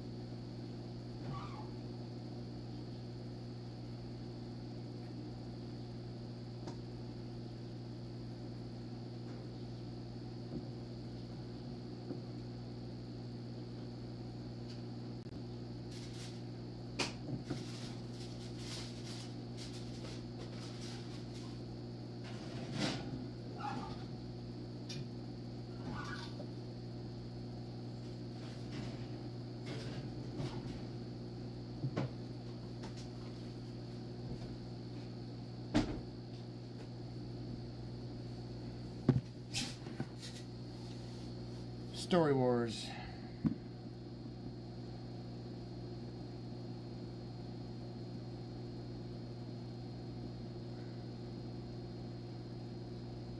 Yeah, a cocktail napkin. Why are we treated like jerk-offs everywhere we go? It only took us a year and a half to get erasers. That's all right, it's because we're on the fucking rise. And I think this crowd, if they're gonna get it, they already get it. If not, you'll pick it up along the way. But is this crowd ready for war?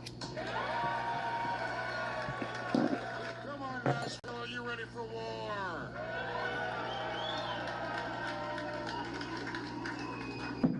Thank you, Roots. The Roots are off camera. We can't afford them on camera. Alexandra, do me a favor. Story number one. Dun-dun. Story number one. I used to walk 10 feet in front of my family at the mall because I was embarrassed of how they were dressed.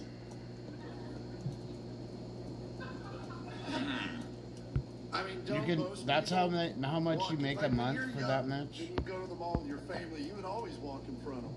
My family never took me to. My mom never took me to a mall. Oh.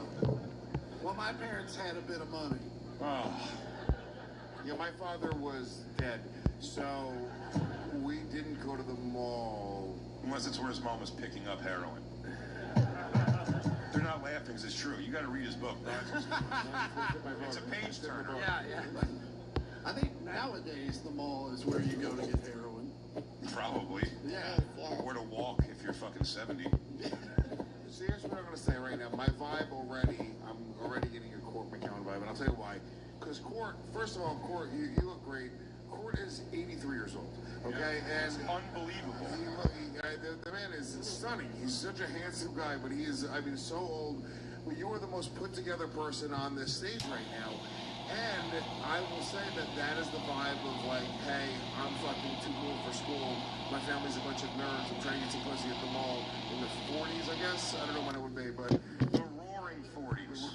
I will say I had a very hot mom who like frosted her hair and shit. It was like but it was kind of, it's a lot, right? It's a lot. You don't want to walk with it, but I wouldn't leave my mom behind in a mall. My mom's hot. I want, her friends to like look at me even though I'm 14, and no, that wouldn't be. My dad was I don't know never how around. he talked so long that it went from going like it's not him to be like, maybe it is. I think it's court. I definitely think it's court. I feel like. Well, I grew up in Oklahoma, so we only had one fucking mall. And that place was a shit. So I wouldn't go there with my family.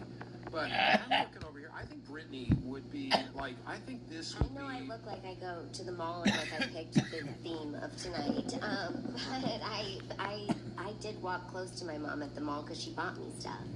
Yeah. I needed to stay close I to didn't my think of it mom. that way. Yeah, I feel like Court was reflecting, he's being nervous. He had 3 excuses as to why it's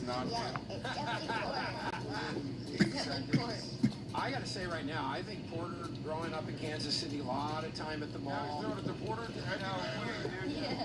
Chris wasn't embarrassed of his family. He was dressed like a fucking black crow in high school for walking around a fucking mall. I'll say it was high school, maybe. Like a black. I don't know. The story's on the screen anymore. You just said high school. So, Can we get the story back on the screen? I did say high school. Yeah. At the mall. See, you said they didn't say it was high school, right? In high school, you walked in front of your family because you were embarrassed of how they were dressed. You know what? It could be Big J with his current family now, like his children, his daughter, and his wife. Because they dress like fucking assholes. You're right about that, actually. Good deflection. I've never. It'd be funny to leave your family, a wife and kid behind. The way they're dressed. All right, if you're gonna dress like our daughter, then I'm getting the fuck out. I'm gonna be 10 feet ahead of you. Meet me in the As-Seen on TV store. Look, Gordon started just throwing it back at anybody on this Heavy panic move. Started to panic. I can get my voting going. Gordon McCown is my first official. No brainer, but it's not somebody wrecked. Oh, Chris Porter, why do you say Big J? Shit.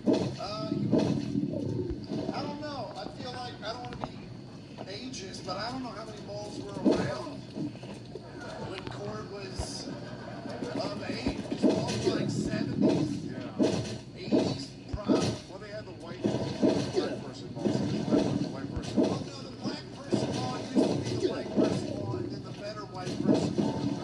That's not wrong. Once they got an arcade, all the white people left. White flight, they called it. I don't know now. I think it might be Chris after that. All right.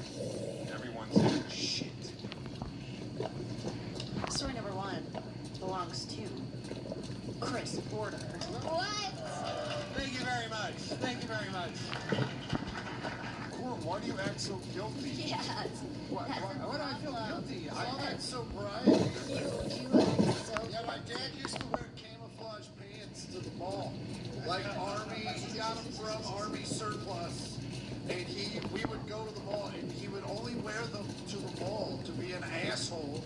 And I didn't want anything to, but you know. Chris, that's all of our friends. That's all they wear. Yeah. I know. Like, what, were you going to church after the mall?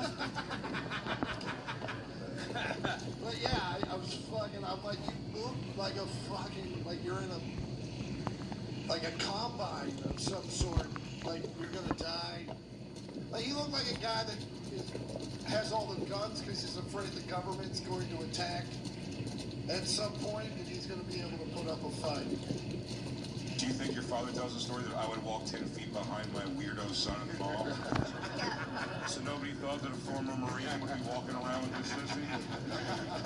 That's my dad did not serve in the military. He was a photo film salesman who just had it. I used to walk 10 feet behind my gay son just to make sure I always had my eyes on him. Make sure. I'm a colonel in the KISS Army. I won't be walking around with this ninny. All right, Alex, where are our points at? What's the down? All right. In second, points, Court McCown.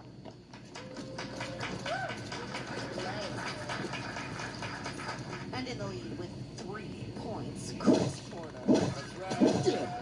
That's right. Me and my militia dad.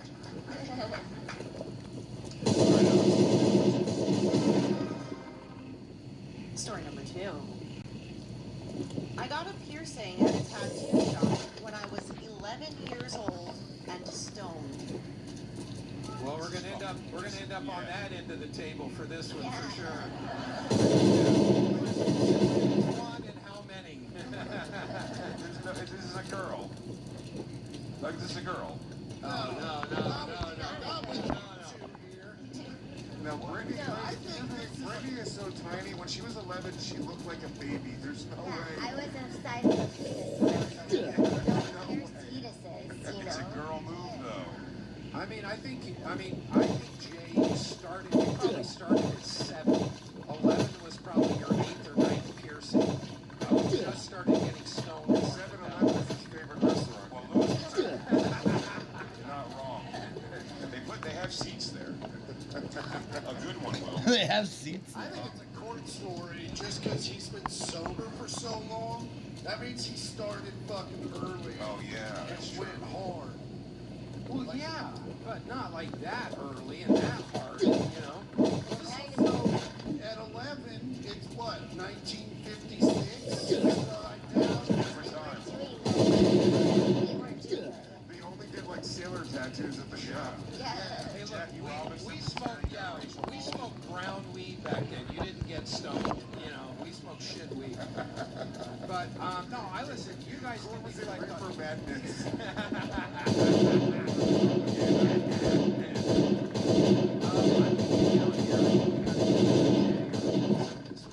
I mean, I'll tell you right now, it's widely known I didn't smoke weed until I was 17 years old. Is that widely known, or you're just saying it's widely known? Widely is a lot. Well, I think the fans of the show would know that. I'm sure the Jay would know that about me. Yeah, I think that's true about Lewis. I don't pay attention all the time, but Lewis will tell you this isn't me because I didn't smoke weed until I was meeting Lewis years old. Yeah, it's true. I got Jay into weed. He wasn't an 11-year-old. He also didn't get piercings until he met me. I was the worst. That's not true. I was the worst I had influence on piercings Jay. far before I met you, but I did. I control you. Can we ask, so I can ask, like, Brittany, where were you born and raised? She could lie to you, though. She could lie to me. That's shit. All right. It's like every other woman. Why not go ahead, you know? I was born in Alaska. I feel like they don't do that there. I feel like that's a place they would. You're all covered. No, you're all covered That's up. where you end up with like a walrus tooth through your nose. And Yeah. Also, I've been Smoking on a fucking fishing boat. Yeah. You're 11. I've been to Alaska. They don't normally let women escape. Especially the good-looking ones. They're like, no, you are staying and you have 3 husbands. Whitney, wow. Sorry, Brittany, how old were you?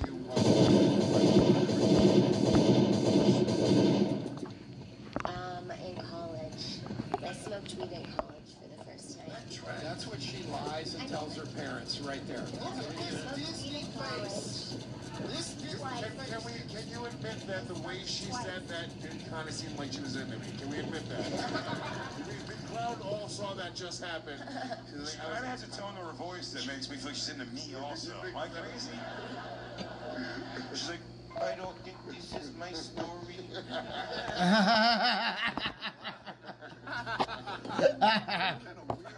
I was not Baby's story. I think it might be Big Daddy's story. I was just a well girl. I couldn't have been stoned. You won't.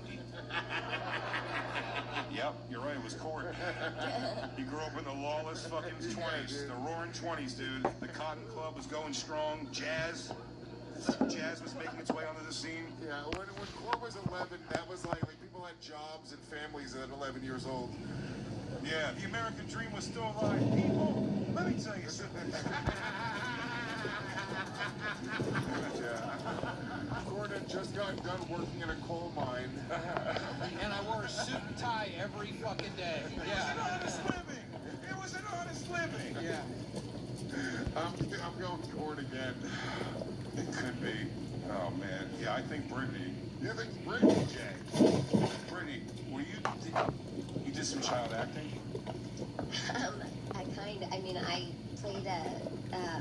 I did some child acting when I was an adult.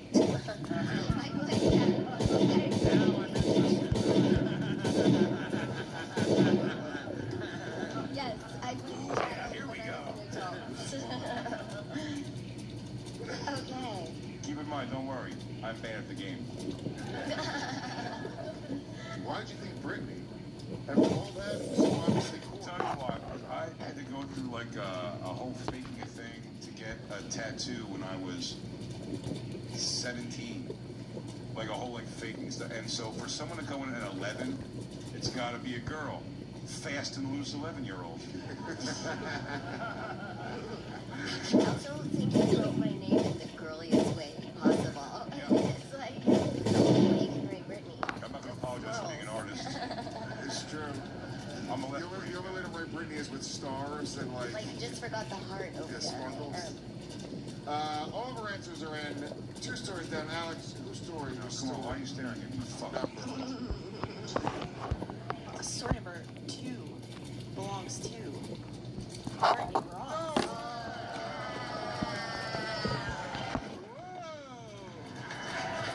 Chipotle honey chicken is back. Grilled chicken, chipotle peppers, and pure honey. It takes heat and sweet to a whole new level. Old Spice gentlemen.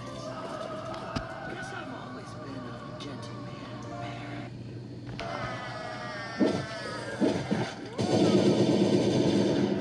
No way. That Disney vibe is only skin deep. Yep. You were smoking weed at 11? Okay, I was smoking weed at 13, but when I got my belly button when I was 11, and I was so high on Vicodin because I had just had wrist surgery the day before. Nice. So my reward for getting my wrist surgery was that I got to get my belly button pierced the next day because I grew up in Texas, and that's what you do. My Were you lying about everything? No. You didn't grow up in Alaska? Guys, no, I was born in Alaska, but I got out. Before they could get me. This is the kind of girl I grew up with. 11-year-old smoking weed on bike and then getting her belly button pierced. That was like we brought her to church first thing on Sunday, man. Yeah. What I never wrapped my brain around was the idea that your parents were like, all right, if you do good, you can get a belly button piercing like a slut. Yeah. No, I don't care if you're a raging whorebag, just get good grades. But my mom gave me a belly button ring with a blinged out dangling cross hanging from it to wear around. God damn. Just like Jesus. I think you and your mom went Jesus just like wanted Jesus. that. That's what Jesus wanted. 11-year-old skipping around. Brittany and her mom used to sneak backstage to Dane Cook concerts when she was younger. Whichever one of us you like more, Dane, we're fine. The other one's cool. Okay, 2 stories down. Where are points at? All right, tied for 3rd place with 2 points each. Big J. Okerson and Court McCown. You're a player. And tied for 1st place with 3 points each. Chris Porter and Brittany Ross.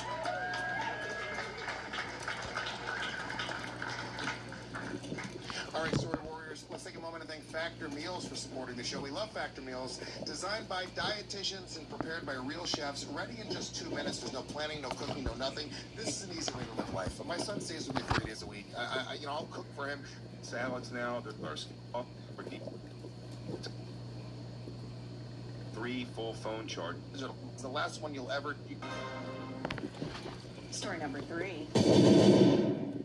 In elementary school, I wore a Raiders fishnet crop top.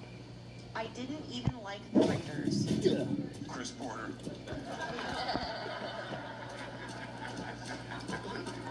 I should look good in a crop top. I'm not gonna lie about it. I feel like your dad made you wear it. Oh, you know what? No. Where are the Raiders? He kept calling me Pony Boy. Is that For some reason. It's Oakland. But that doesn't matter. That fishnet smells a little Puerto Rican. It does. But here's the thing about Lewis. Lewis wouldn't have done a crop top.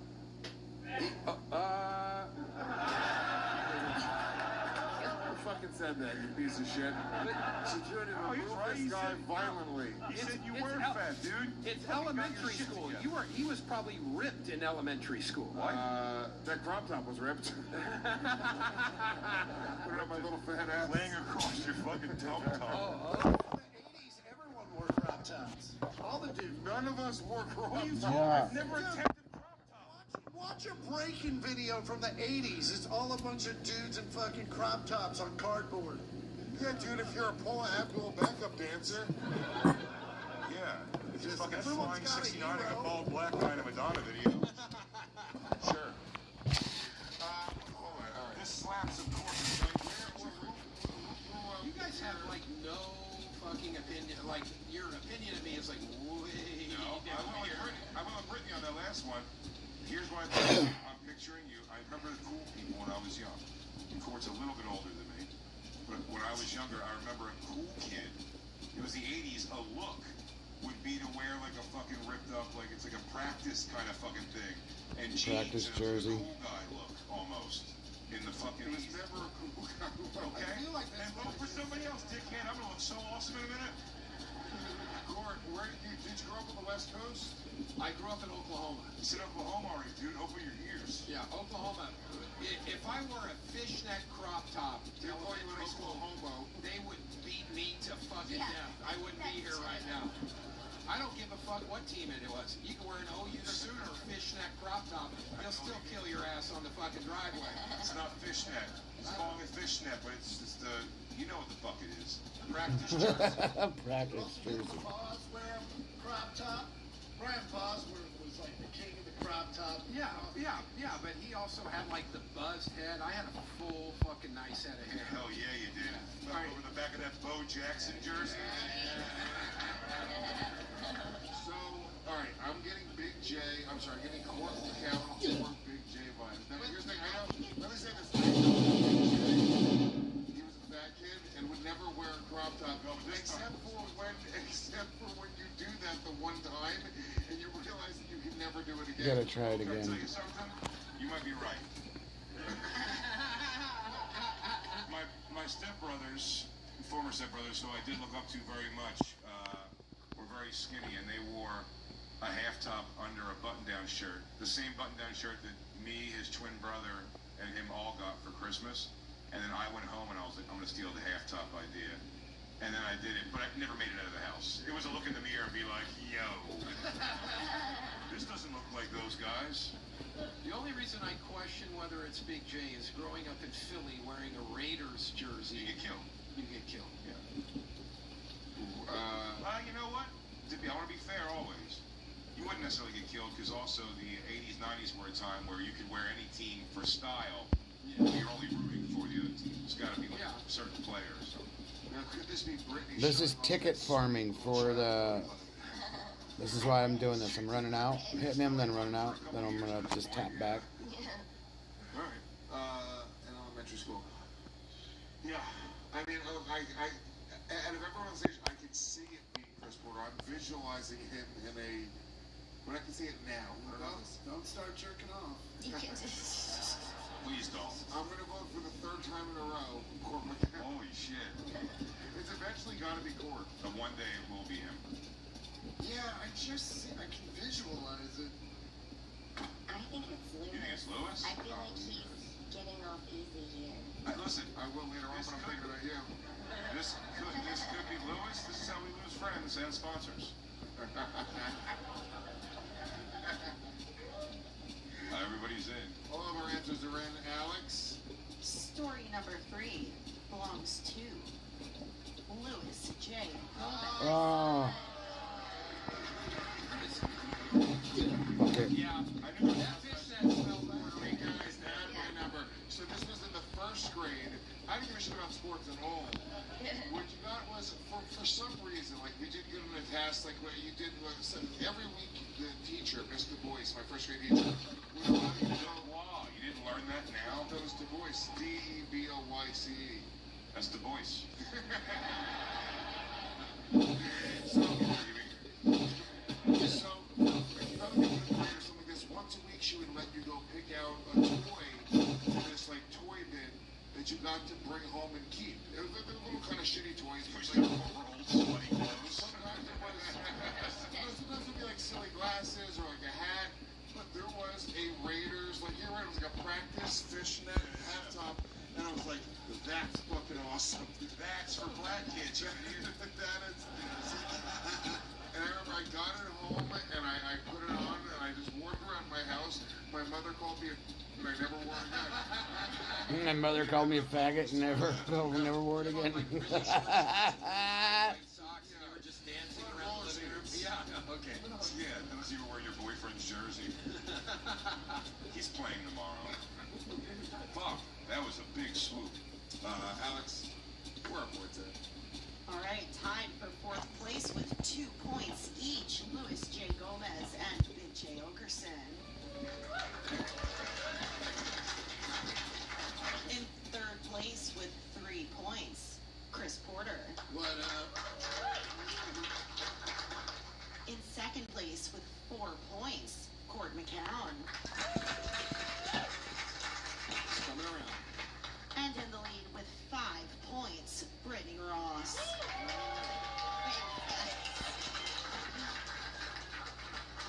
shit. Girl power. Alex, story number 4. Story number 4. In high school, I pierced my eyebrow with a rusted safety pin, and it got infected. How is this not Lewis again? There's no way. This I would fucking lay my life that it was Lewis, but the obvious. It's Big J. Let me tell you guys, as first-time players, it could be 3 stories in a row that are Lewis. There's random, generated, but You're gonna get 23 on each hit because this is a good spot where he's at. I did do my own piercings, unquestionably. Not your eyebrow. No, I had my eyebrows. You did it yourself. Yeah. With a rusty. No, not with a rusty. I pierced it with a sewing needle, and then I put a thing in the hoop in it. Well, we know it's not Brittany because her parents would have taken her to a hospital to have it done correctly. Exactly. And after she got a C on her test, you got a C, let's go get you another piercing. Honey, you're 15, I'm going to take you to my lady and plastist. Time to trim those beaver lips down. It's time for you to see your father, Prince Albert, you know? I think this Graduating 8th grade, time for a clit rig. How else do you know your parents care? Oh my God, straight C's. I'm going to get you one of those butt plugs with a real jewel on it. Were you punk rock? Were you a little rock and roll in high school? No, I was in the middle of the grunge scene. Huh. Like, yeah, I wore a lot of flannel and large, short jean shorts. That sounds like a safety pin. Kind of Safety pin. right there. That's what Scott Weiland died from. This has got Big J. This got your name. It does. Again, here's the problem with me. And goddamn, I know it about myself. It's 23 each whack. Years. Everything people think I am because of my tattoos and whatever else is who I am. No, everyone thinks I'm like, it's like, what do you listen to heavy metal while you fucking take a shower? I'm like, no, like yacht rock or maybe just a nice light 80s soft rock tune. You listen to music while you shower? Sometimes. Sometimes I listen to YouTube videos about people who hate us. Oh my God. One of those two, though. I get it. This still says, like, I still think the whole, like, you would have done the piercing. It's high school. Little kind of getting in there, and the rusted safety pin, and, you know, infection. Infection for sure. Going to malls. Yeah. Because your mom was on heroin? I snuck off and got my ear pierced at an ear piercing place when I was young. And I caught I made a fake note. These dummies did it. It was Philly. And when I got home, my stepfather saw me called my mom, and she said, "That better be out before I get home." And then I'd like take it out crazy. That was taking it to a piercing place, so I wouldn't have taken the world in my own hands. What I actually did afterwards, when I was getting my mom's old hoop earrings, and break the earring part out and squeeze it onto my ear, and then be Bon Jovi in the mirror. Fuck you guys. Why didn't you take that ride with me? Man, I thought I was bearing my soul there. Top big one. Alright, we gotta check what our thing is. A lot of this. No, I didn't think it was Big J until he gave us that whole story. No, it's finally taking the money out of my account. It was just all fire and brimstone from Jay. Well, you ought to be Lewis. Well, can I say this? I don't know that Big J was a wigger. He was not like punk rock. He wasn't. And eyebrow we can say that. Easy. An eyebrow piercing when we were in high school was like a heavy metal punk rock type thing, not a wigger from Philly. No, I was crossover enough. I wanted the eyebrow piercing.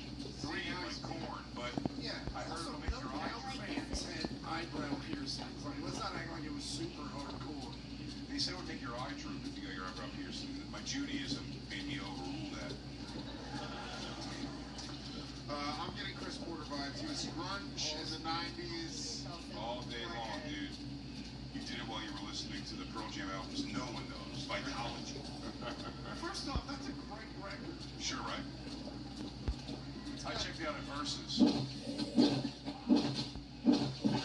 Porter and Jay all around. Alex, 4 stories down. Whose story is story number 4? Oh man, you guys. Story number 4 Come on, dude.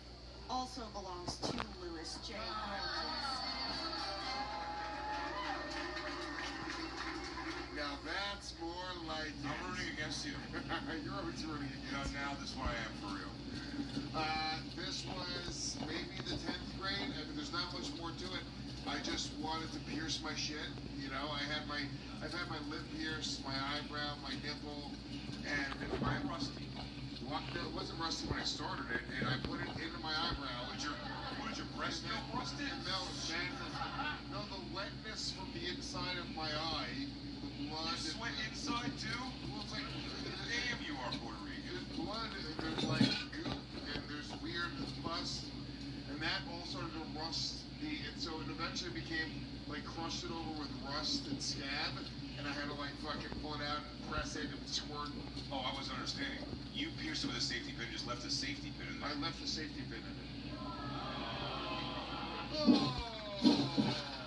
Oh, we're Nashville. We're so cool. We have got. Everyone relax. He's gotten laid since. We believe in Jesus.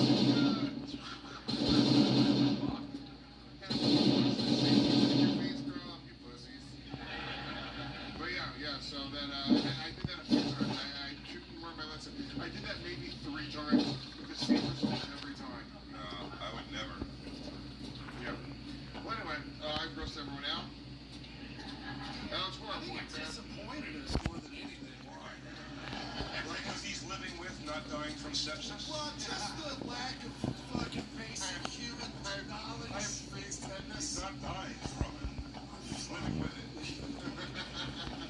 Like AIDS. Yeah, the second he accepts it is when he dies. Yeah, dude. It's fucking rusted by blood. Dude, I love how you did it once, and then you're like, well, I can strike one. Yeah. We can't lose an eyebrow. That's crazy.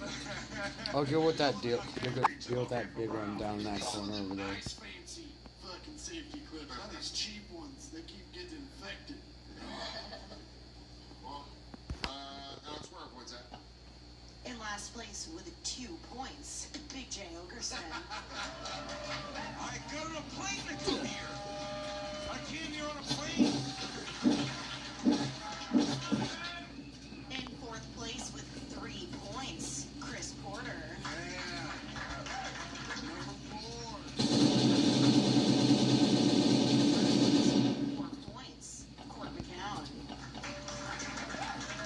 Fucking Lewis. In 2nd place with 5 points, Rick Ross.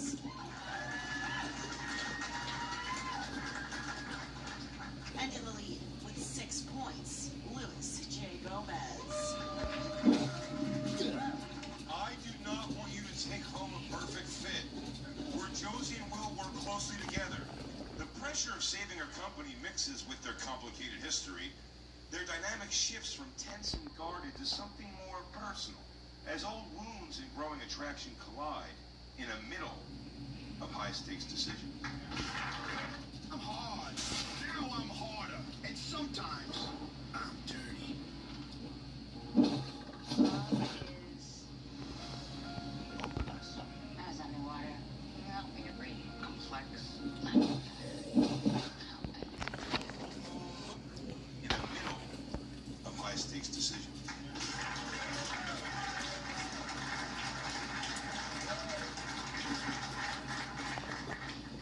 It's real out here. We are halfway through today's show, and it truly is anyone's game at this point. Let's just real quick plugs with the panel, and then we're going to get into the second half. What are you plugging, my friend? I do a monthly show right next door called the Comedy Ramble. We do comedy music together. Tonight we had Mr. Chris Porter close it out with some music. We have some of the best musicians in Nashville and the best comics. We put them on the same stage. Come to the fucking show. It's great. Hell yeah. Whitney Ross. I just did my Opry debut last night at the Opry, which was really fun. And I'm doing Netflix as a joke in Los Angeles. Very cool.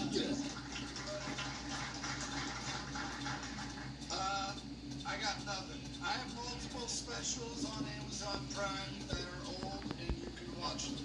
And then I have a new one coming out, and I don't know when that is, but I did record it a year ago today. So, not promising.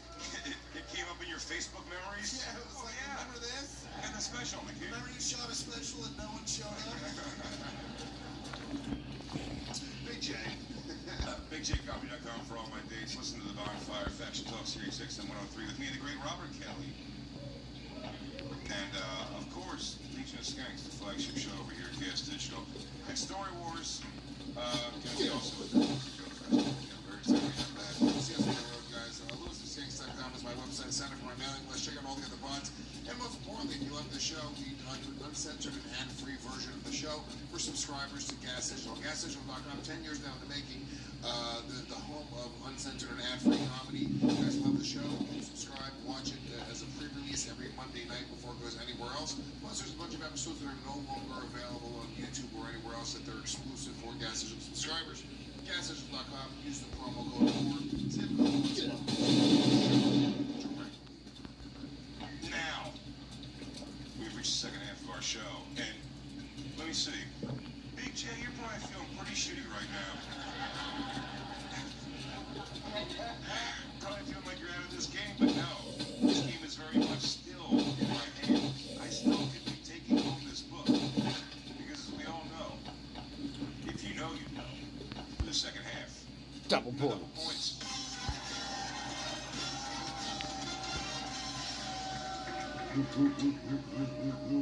Oh, no one's over there. You're really showing to life that no one showed up there. Also, you're trying to push throwability. You gotta flip it like those tables are reserved for someone who reserved them and chose not to come.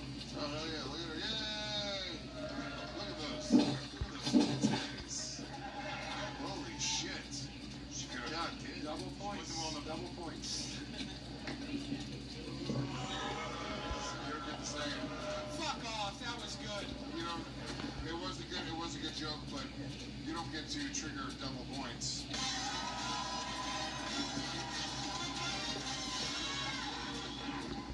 You've never won the game. Only story warriors can do that.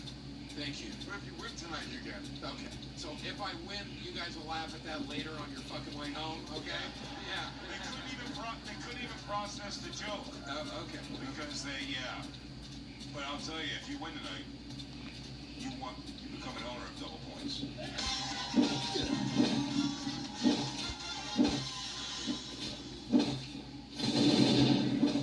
Right in your fucking face, lady. Catch, idiot. I just set mine into no man's land. Fury Road over there.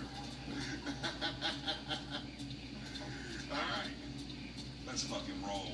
Alex, please. Story number 5. Make it. Story number 5. I was a runway model for several years. Yes. I never got with a big agency, so it never went anywhere. I mean, there's definitely court. That's what you say right away. For sure. Like, can't you... I was with every big agency in LA year after year after year. It's the cocaine that brought me down. It was never that, you know. Wait, modeling cocaine is what makes you good, right? Yeah, but it makes you a little jittery. You can't really sit still for the camera. You know what I'm saying? I think this is Brittany all day long because I'm at 5'1". I can't be a runway model. I'm too short. I could be a child.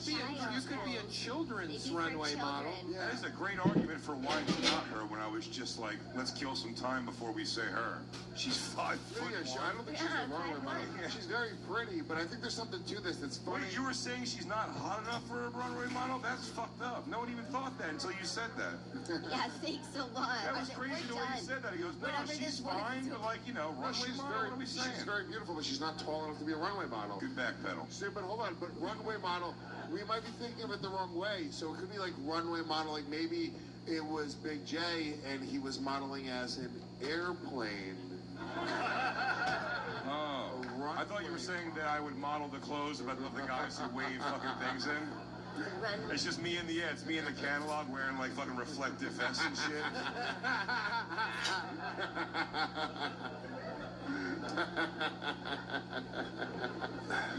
Big J, put your arms out to the sides like an airplane. I want to see you. We're not allowed to vote for ourselves, but I want to vote for me after that, dude. I should have done that.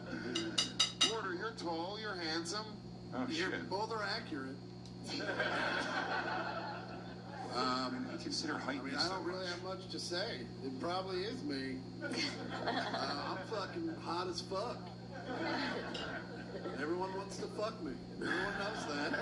Fucking Lewis, you believe that Chris could be a runway model before Brittany, you piece of shit. Brittany is adorable, and she was molested when she was a child, so she's got problems. We know this. Also, have you seen my legs? They're pretty great.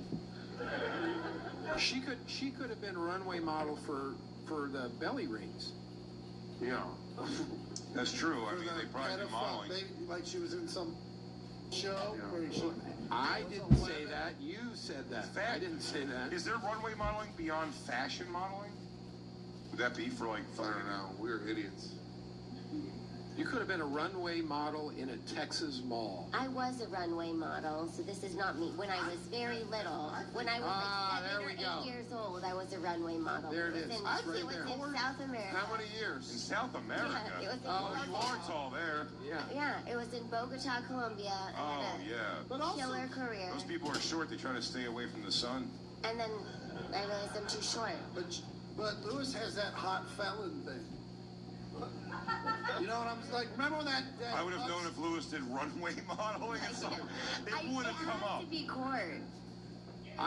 No, it's definitely not me, but I'm going to say I'm going Brittany for sure. 100%, no doubt about it. See, I don't like It that. just seems too on the nose. Yeah. Yeah. Does Alex like go? She has to go through it to change the world. All right. Because I'm fuck court. You know what I'm saying? He's a good looking. I'm not like if I was gonna go that way and I needed a list of dudes, he'd be on it. For number Thank you very much, Chris. I appreciate that. You're welcome. I mean, none of this makes sense. You have to be like 5'10", 5'11" to be a runway model. So I'm like quite a bit too short. Not a chance. She modeled children's clothes or children's bathing suits. I mean, she did admit to being a runway model. Yeah, but why would I? Yeah, just throwing you under that, just like you did with your like bullshit about, like piercing your eye with a thing, and then it was you. With your bullshit. Yeah, you fucking liar. I'd be sick. Who do we think it is? What are you thinking, sir? What are you thinking? Me from a different universe? Multiverse me? What are you thinking? You're thinking it's Cord. Yeah. Why? Because you're attracted to him. Why'd you say no like that? That was a weird way to say no. Hey! It was a slow no. Did he say he liked me? What are you thinking, sir? You're saying Cord as well. Why are you saying he's got good teeth? He does that He's good a silver fox, bro. He's got a lot of hair. He already showed us. Dude. He knows how to show off his hair. You know he's plowed it. All right, I'm going with the audience. They're thinking it's Cord. I'm saying it's Cord. No. Story number 5. Oh no! You were not a runway model. Big You J. just lost weight. Okerson.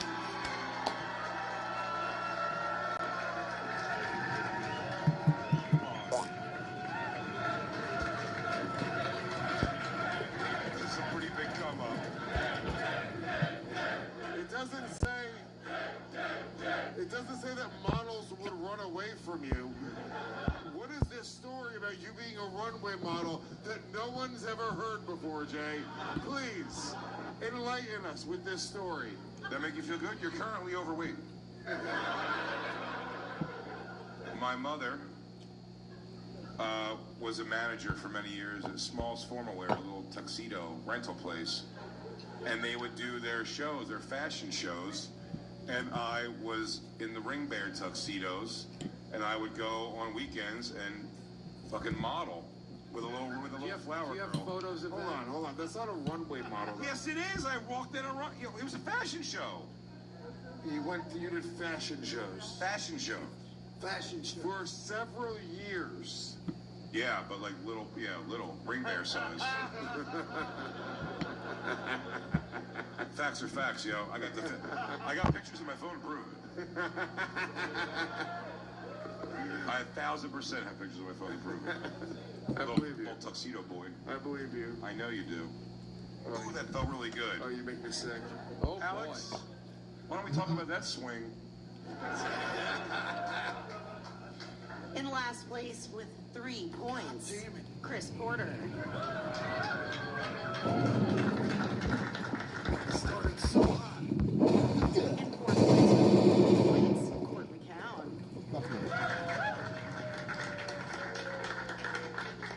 In third place with 5 points, Brittany Ross. Down, going to heaven. In second place with 6 points, Luis J. Gomez.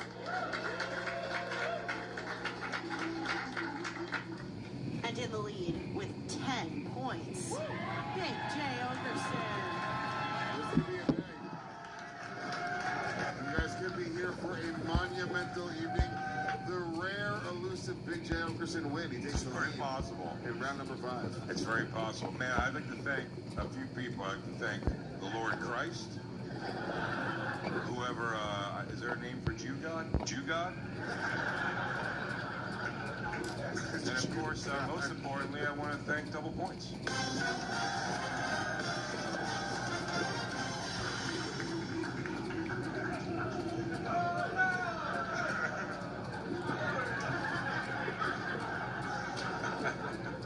Beefy. All right, folks, let's take a quick moment. I think one of our longtime boys. Use the promo code. You're getting you're going to get it. Alex, story number 6. Story number 6. My mom made me get a haircut before I hosted the 5th grade talent show. It was so bad that I ran away from home for 2 days until after the talent show was over. This is Brittany. This is when she. No, my mom supported whatever I wanted to do. She didn't make me do things. I believe that. I also don't think your mom would ever make you get a haircut. You gotta cut your hair before performance. A stage mom would definitely do that. Yeah, I think you got it. And also, the same mom yeah. that's allowing her to get a belly button ring at 11 because she got a. It's definitely making her get a haircut. She got one. I feel like they would make her get a hair, whatever haircut she wanted to get. It was a lawless society over there. She was sucking and fucking and everything. She's also in 5th. She didn't say that, but that's where that's in my mind. I went. I mean, the belly button ring says that. She already has a belly button ring at 11. Well, come on, dude. Yeah, she's fucking. You definitely fucking chugging balls. I don't know, the at, fifth grade talent show makes me think Brittany. Probably. I think this is Court again. Well, if I made it to 5th grade, that would be something. But, Yeah, Court was in the 5th grade. It was one schoolhouse with every grade from kindergarten to 8th grade. Exactly. It was a different time. His brother's wife died. He had to leave school and take on his family. Did you ever see Deadwood? What shows were you in? no. My parents would, I'm trying to think if I ever let, my dad was the one that took me to get a haircut, so my mom wouldn't make me get shit. I don't know. You seem into your hair. What's that? You seem into your hair, so I feel like you wouldn't be upset if you had to get a haircut. No. I feel like this might be a Jay thing. My mother didn't even see me come do comedy until I was 17 years in. You think she came to my fucking talent show and gave a fuck? She went. This said she made you get a bad haircut. She wouldn't give a shit. My mom let me get a fucking rat tail and dye it blonde. She was checked out, dude. She was trying to find me a father. It also says ran away from home. Jay was not running when he was a kid. It didn't I did when I ran to my mom's. Oh, yeah, no, I walked to my mom's house. swiftly away from home. I did, and I packed light because I knew it was going to be uphill most of it. I packed light. Yeah, I think it's Chris. Yeah, I think it's Chris too. And Chris has short, sleek hair now, but Chris, for a long time, had big, crazy hair. His hair meant something to him. That's right. And he did that in rebellion because of his mom and what she did before she eventually shut up everybody at her job. Chris Porter. Yeah. I gotta leave right now, so I gotta stick with the big man. Chris Porter's my vote. Everyone votes for Chris Porter. That's Brittany. He looks sad. He looks dejected.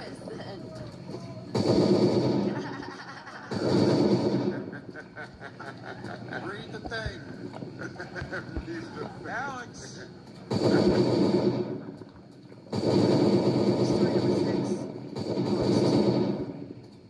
Court McCown. Thank you very much. Thank you very much. Yeah, I was in 5th grade. I had to host a talent get this haircut. The guy gave me one of those stupid fucking bowl cuts, like literally the bowl cut. And it was so bad. I was like, there's no fucking way I'm going to school looking like this. She goes, you're going to school and you're hosting that show. I was like, fuck off. And I took off for 2 days, stayed at my buddy Braxton's house in the backyard. First time you did gay stuff. Huh? First time you did gay stuff. Second time. But that was like, first time with the bowl cut where it felt natural, you know. All that Wow. This is genuinely anyone's game. We keep on having some sort of swings here. Alex, where are our points at? All right, in last place with 3 points, Chris Porter.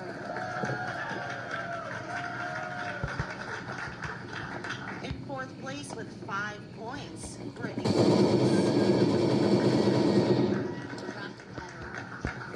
In 3rd place with 6 points, Luis J. Gomez. In 2nd place with 10 points, Big J. Ogerson. I don't care. It was good while it lasted. Who gives a shit? And in the lead with 12 points, Corbin Down. Anybody's game. 2 more stories. Nashville, you guys having a good time? I knew they'd wake up. Then without further ado, Alex, story number 7.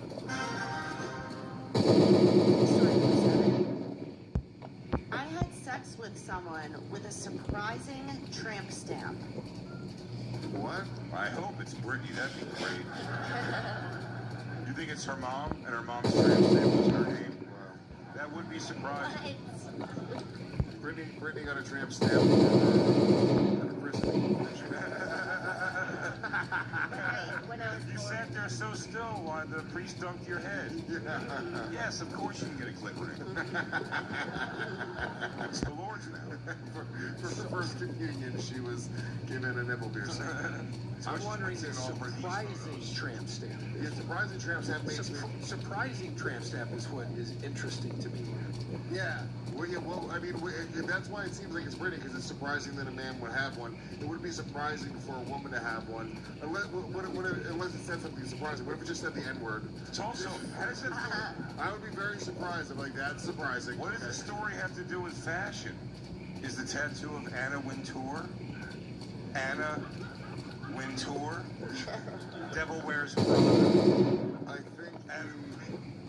Hang on, Lois. Good. Anna Wintour. Sorry, I apologize. Anna, try to my microphone.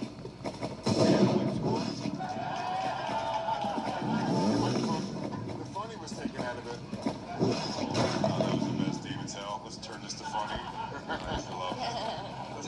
This is awful vague. It could be anyone, and Because we're all of an age where when we were young, tramp stamps were the thing. They're making a way back right now. But I never was surprised. I was never surprised by a tramp stamp. No. I mean, I saw one that a girl had a horseshoe that said "Lucky You," and I was like, "Oh shit." That's not surprising. Spelled E-W-E. That was good. That was good. Now here's the thing. Maybe while she was young, maybe you're right. For her high school graduation, her parents got her a room to have sex with a girl. Or a guy, possibly. That's the thing. Surprising tramp stamp might be because it was a guy who got a fucking tramp stamp with his friends. We know people have done that. Yeah, Julian. Yeah, Julian McCall has a tramp stamp and a belly button thing. Now he's Nate's right-hand man. Julian McCall has a butterfly tramp stamp. It's the funniest thing No, it's I've on ever his seen. belly button. The Oh, is that what it is? butterfly. Yeah. And then, but he's Nate's right-hand man. Make sure you write to CBS.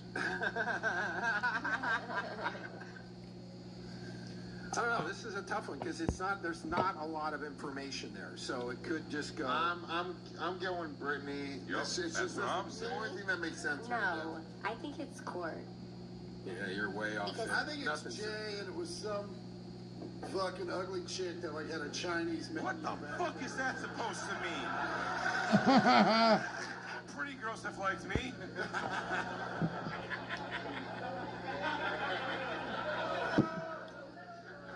Pretty girls have liked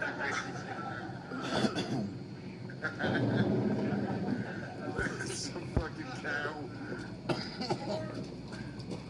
I mean, the voting all over the place in round 7. Alex, whose story was story number 7? Story number 7 belongs to Brittany Ross. Yes. Damn it, it was the obvious answer. You guys, when I was in college, I had sex with a guy who had a tramp stamp that it was like slightly to the side, but it was the Bible verse. And it said like I can, you know, that through Christ all things, something like all things are possible. I don't know, he was just really spreading the word of God every time he bent over, you know? Were you pegging him at the time? No, but he wasn't really out of my league, though. He told me he was out of my league at the time, so. He told you? Yeah, that's how I found out. That's not very fucking Christ-like. Yeah, I mean. I think you found out that he was out of your league. He told you. Yeah, he told me. Fucking dirty talk. Wait, Yeah, this when yeah. you were in college? In Houston. He has a surprising back tattoo that said "Lucky You" with a horseshoe. Yeah. How hot was this guy that he was out of your league? Because you're hot now, but I'm assuming I was college. just trying to make up for the fact that you said no, he was very good looking. Really? Do you want to see the tattoo?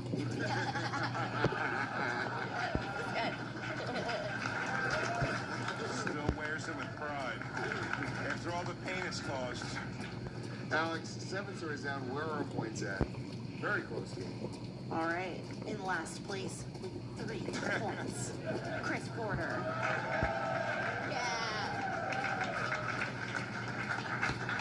In 4th place with 7 points, Brittany Ross.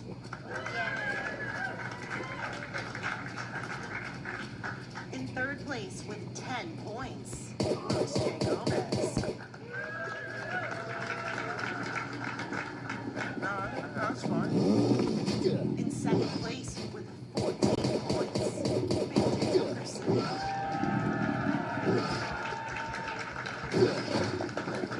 And in the lead with 16 points, Court McCown. Oh my God, who takes home Perfect Fit? Which is both a workplace romance and a story about ambition.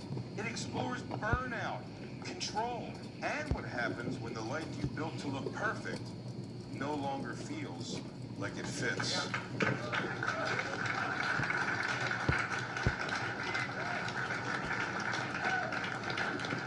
One more story. Alex, story number 8. Story number 8.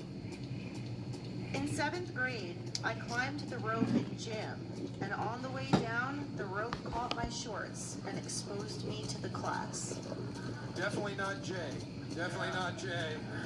You're not wrong about that. That would have had to happen by somebody pantsing me when I was hanging from the gym bar. It would be, if this was Jay, it would be the most mortifying story of his life. Me and Lewis both, I know how we feel about our dicks, and if this was a story... And climbing a rope, it would be the worst thing ever. I can't, the one thing I can't do is talk about the one thing I would never want to have happen. Happening back to back, this would be the thing when me and Lewis was like, our life was like, you know, before Christ and after Christ. Like, before that day, he goes, yeah, I mean, everything was going pretty great until that day my fucking dick came out when I fell down the rope. I mean, I can climb the rope so little, like, people wouldn't even see it. I'm just at the bottom. At my bachelor party, a bunch of my friends saw my dick, and I see my life as before and after that. It was delightful. It wasn't even that Jay has a small dick. I was nervous. No, that's what it was. Jay was embarrassed, and these strippers were trying to pull his dick out, and then his dick started going like, hey, I don't want to be out, and started hiding further and further into his body. And all I was doing is while they were wrestling, he was thinking, I think I could stop them, but it just in case, get hard. And you can't... You can't do both. Your dick does not like to be told what to do.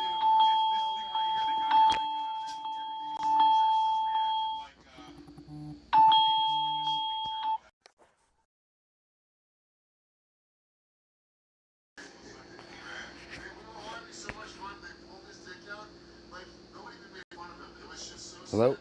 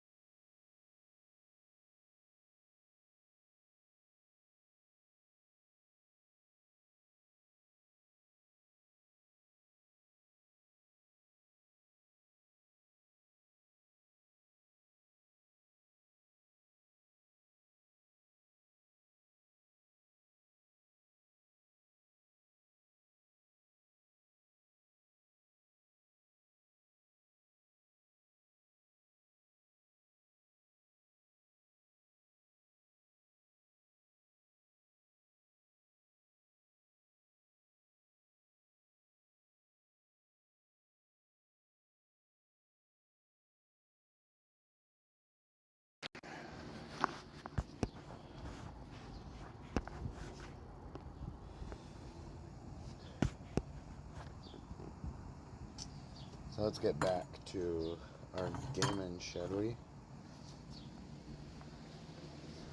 I'm gonna blow my fucking nose, dude.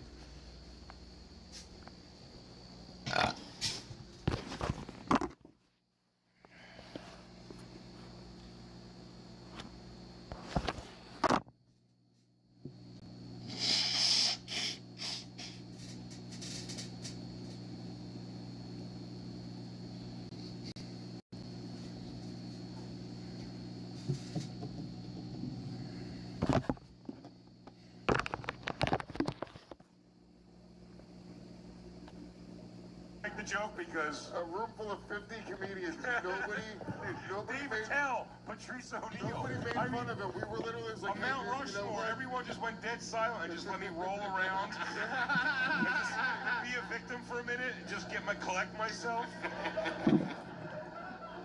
And that's always one of our best stories is that I went downstairs after that and started hanging out and having a good time. It was great. And years later on Legion of Skanks, one episode, I was like, you know what's crazy? I always thought that was such a big deal. But, you know, after that happened, I went downstairs and was having drinks, and then I came back up. Like, nobody was talking about it all. He goes, oh, no, you were downstairs for a while. Everybody was talking about it. It's all they would talk about. We talked about it like we had seen like war. We were smoking cigarettes in a circle. Like, everybody talked about it. Everybody kept talking about not talking about it ever again. All right, guys, let's get it out now. We can't even.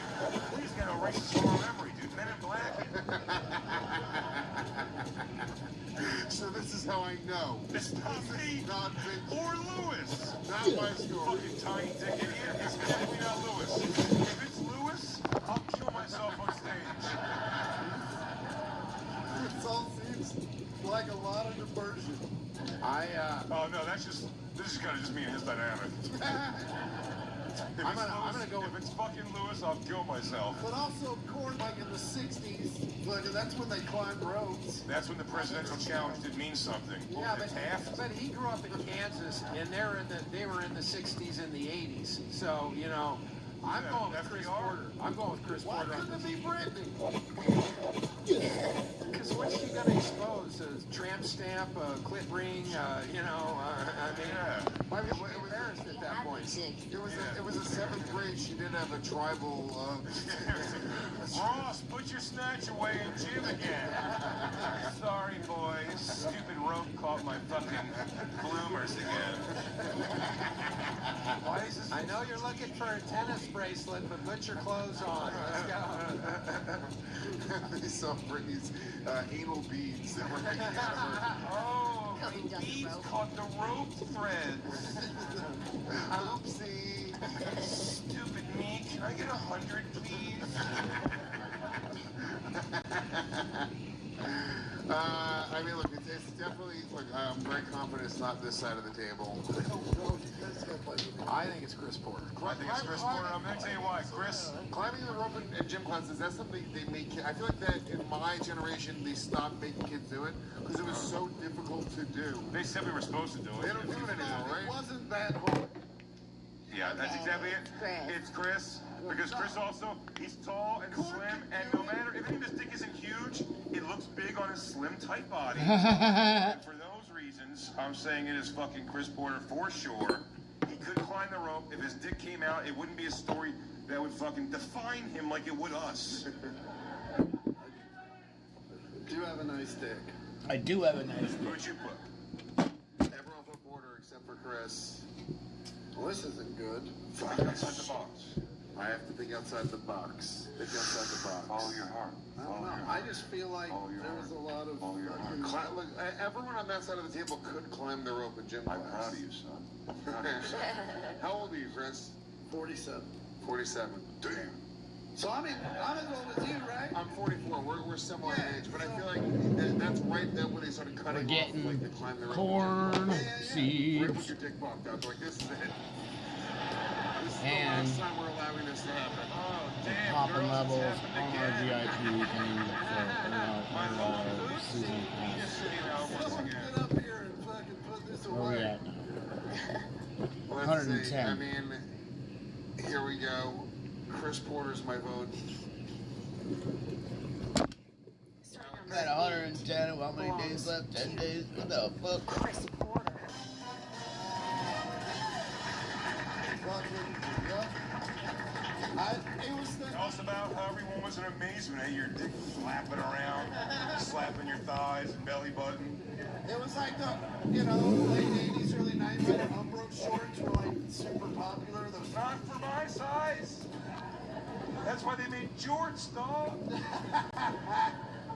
Well, Umbros and boxers, like, those kind of came at the same time in my age group, so I was wearing both, and I was sliding back down the rope, and it caught the curtain, and my balls came out.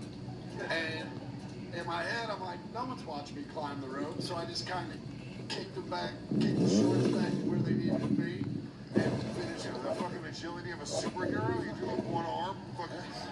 I'll tell you what. Fucking got my balls back to being covered, and then I walked out and I looked at the gym teacher and he was just like, okay. And then I look over at my buddies and they're all like, what the man? I'm like, Can I? That was crazy. And I can't believe you didn't feel it too. I couldn't think of a scenario of pants being pulled down where my balls came out and my little fucking dork didn't just buzz out with it all. His dick was so big it was able to stay up in his shit, his fucking fat ball. This story is presented by Sheep Underwear. All right, dude. Okay, Chris, you're the alpha dog here. What do we order on our pizza? You tell us. You make the order and we'll see what you like. Wow, what the fuck was that? That was crazy. And then my balls came out. Thank God my dick was tucked way up. And my big dangling fat balls, 16, 17. This is nuts. Oh, that bumped me out.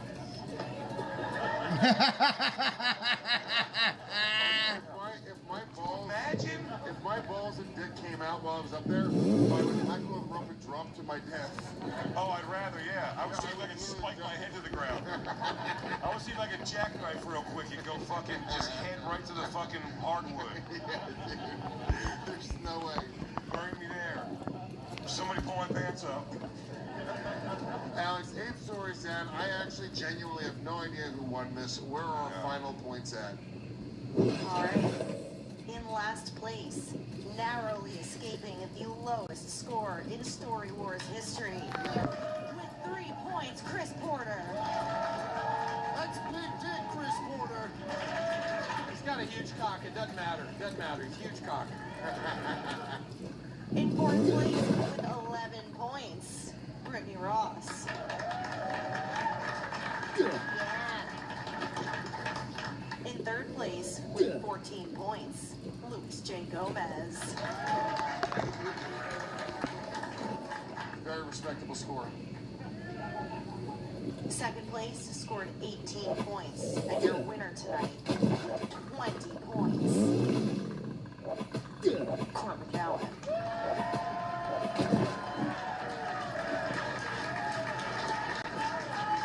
I just want to thank all you people. I never could have done it without you guys. And fuck yeah, dude. I'm a happy man now. I'm a happy man. Go on. Sit. Double points! Court McCown, you now have the forever pleasure of being able to trigger DP. Not double penetration, but the other one. Hey, you know what? Fuck, I'm gonna treasure double this. points. Come on. I'm gonna treasure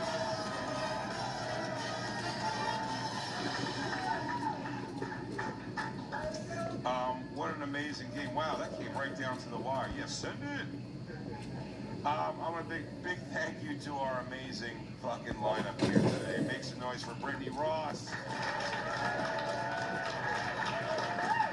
Of course, Chris Porter. Your newest story warrior, 1-0, Court McCown.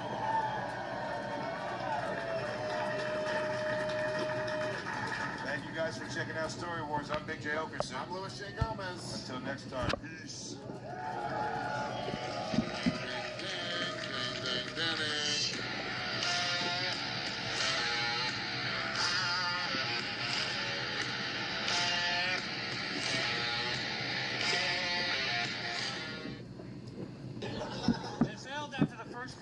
too full.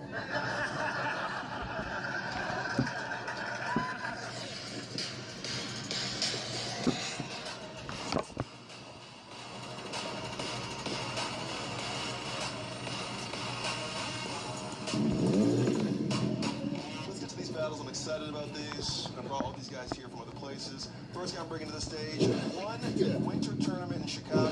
Who cares? Make it loud. Bill Gervitz. Your battle with my man Kevin Little from New Orleans. Anything you know about him that you want to tell the audience about before we get into this? Oh, okay. Yeah. He's been arrested a bunch of times. And he's tall. I'll probably do the rest through the jokes, but yeah. This guy coming to the stage, New Orleans, a felon, over 6'4", mega loud, Kevin Little. You have your battle on Bill here. Why Bill? Why'd you say yes? Look like a easy target. I don't know. He does. All right. New Orleans, Chicago. Who's going first again? I think I'm going first. Guys, that's Kevin. This is Bill. What do we do? Come on. Everybody.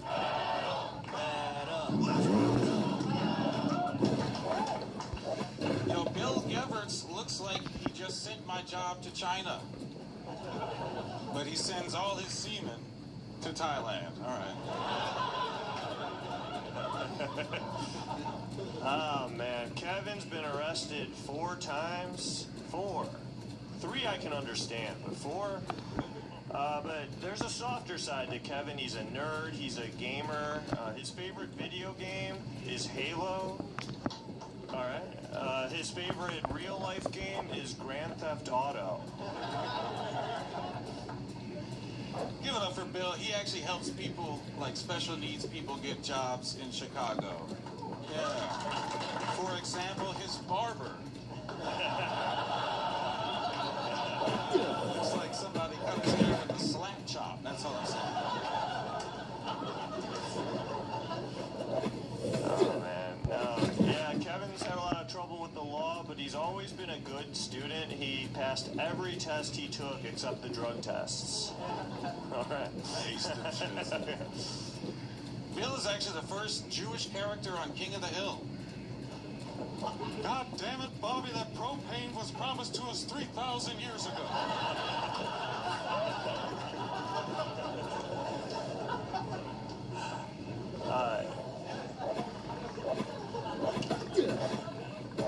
Kevin's had a little bit of a gambling problem. He actually played poker professionally for a bit. Coincidentally, poker is what the inmates would yell before gang raping Kevin.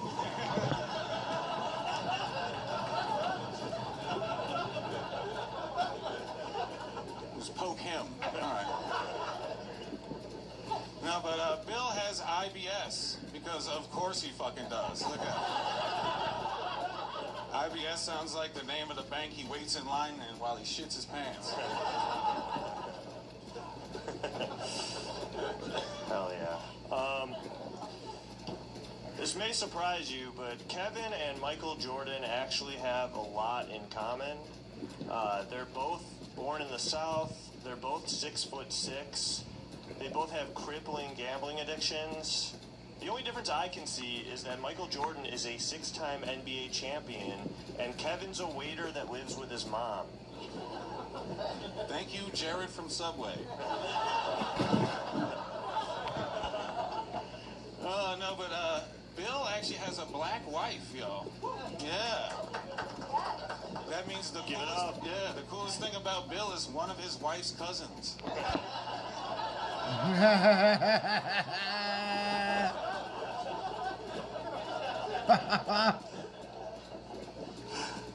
Believe it or not, Kevin's parents are both librarians. But oddly enough, the book Kevin has seen the most times is the one you have to swear on in court. Thank you, Bill Nye, the appliance guy. All right. New Orleans. Kevin Little, Chi-Towns.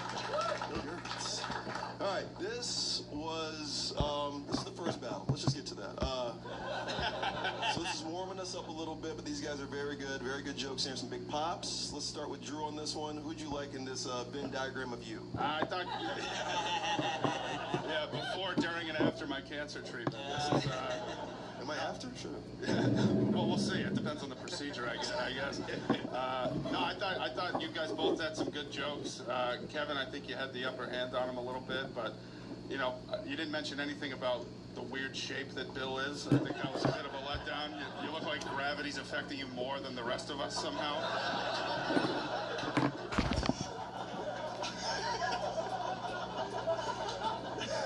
But there was some great jokes on both sides, guys. Really funny stuff.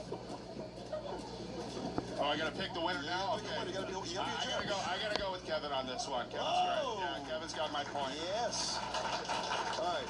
We're gonna go to Joanna here in the way. Just tell us what you thought about the battle. So would you like WWE's Big Sexy Kevin Nash or Adam Sandler's Big Daddy? Who do you like in this battle? Well, you know, I just want to say, like, what was This is Bill. This is William Gerbitz. the tall one. The black shirt is Kevin. The white shirt is Bill. Okay. That's all she wrote down on the paper. Yeah, that's all I wrote down. I got that far. Yes. Bill's also Jewish, just so you know. I know, yeah, and as a fellow Jew who likes having sex with black people, I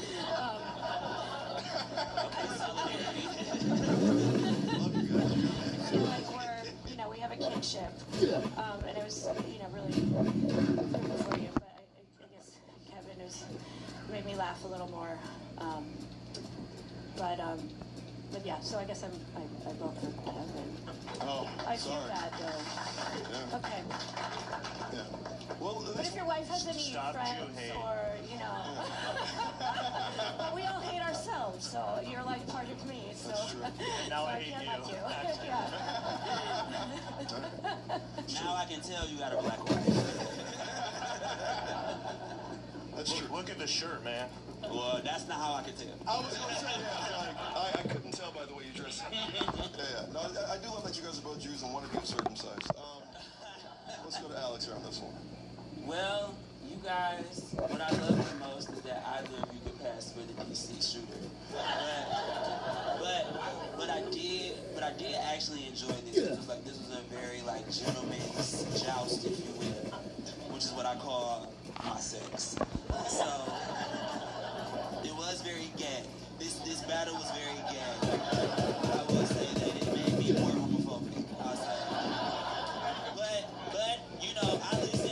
When I judge these, I listen to the audience as much as I listen to myself. And I felt like y'all were both really funny. Y'all had really popped moments that popped. But I think Kevin had just a couple more that so I have to. Ladies and gentlemen, clean sweep. Bill comes in second in this one, but your winner of the first battle by Mr. Kevin Leonard. Hey, you're sitting on your couch, you're watching roast battle, so there's one thing we know about you. That dick's not working. It's not working.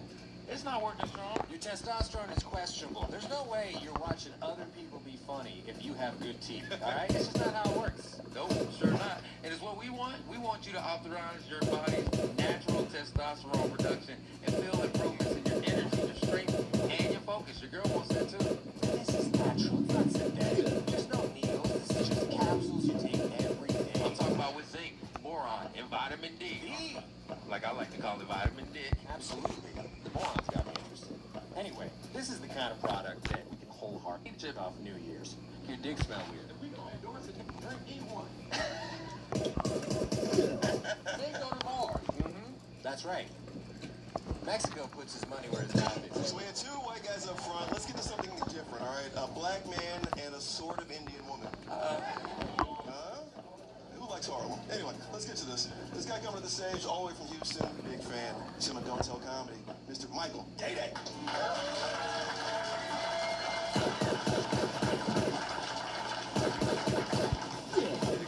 What's up, sweet? How y'all doing, man? Let's meet this lady who, precarious situation. From the Bay Area, the champion of the Bay Area, Miss Alicia Dillon. Why are you doing this to Mike? I I mean, it would be nice to battle someone who has all their teeth. I'm excited. First time for everything. That's the Bay Area. A lot of homeless people up there. All right, who wants it first? I can go first. You got this? Yeah. Ladies and gentlemen, Houston, Bay Area. What do we do? Oh, shit. Oh, man, it's good to be here at the Comedy Cellar. Fun fact, "sell her" was the last words Alicia heard her dad say before she got shipped off to America. So, that's pretty fun.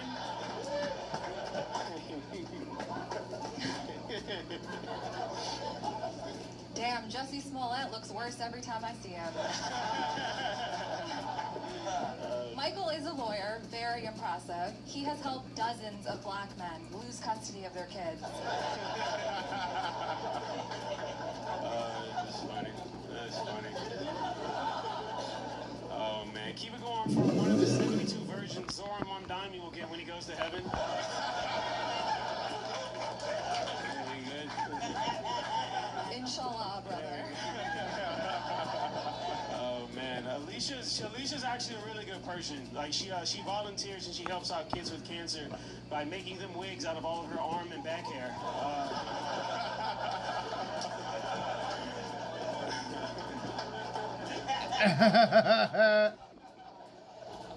Mike is half black. Unfortunately, nobody told his dick. Mike actually started dating white girls when he found out that black women hit back.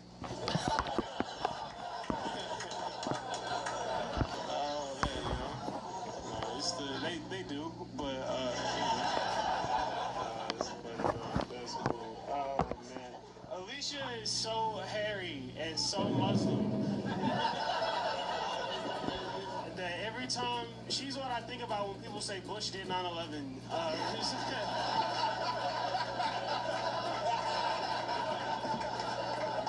Alicia's so hairy.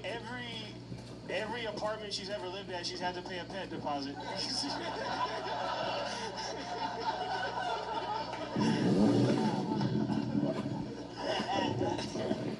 Mike has been code switching for so long, he's forgotten who he is. You know, he even joined the Cool Cucks clan.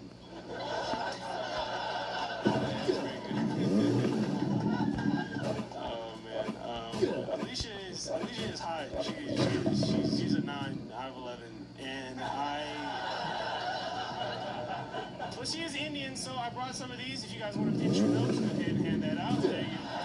Take one, give it out to everyone. Does anyone want? I can put it on. Oh, I'm not getting no pussy after this. Fuck.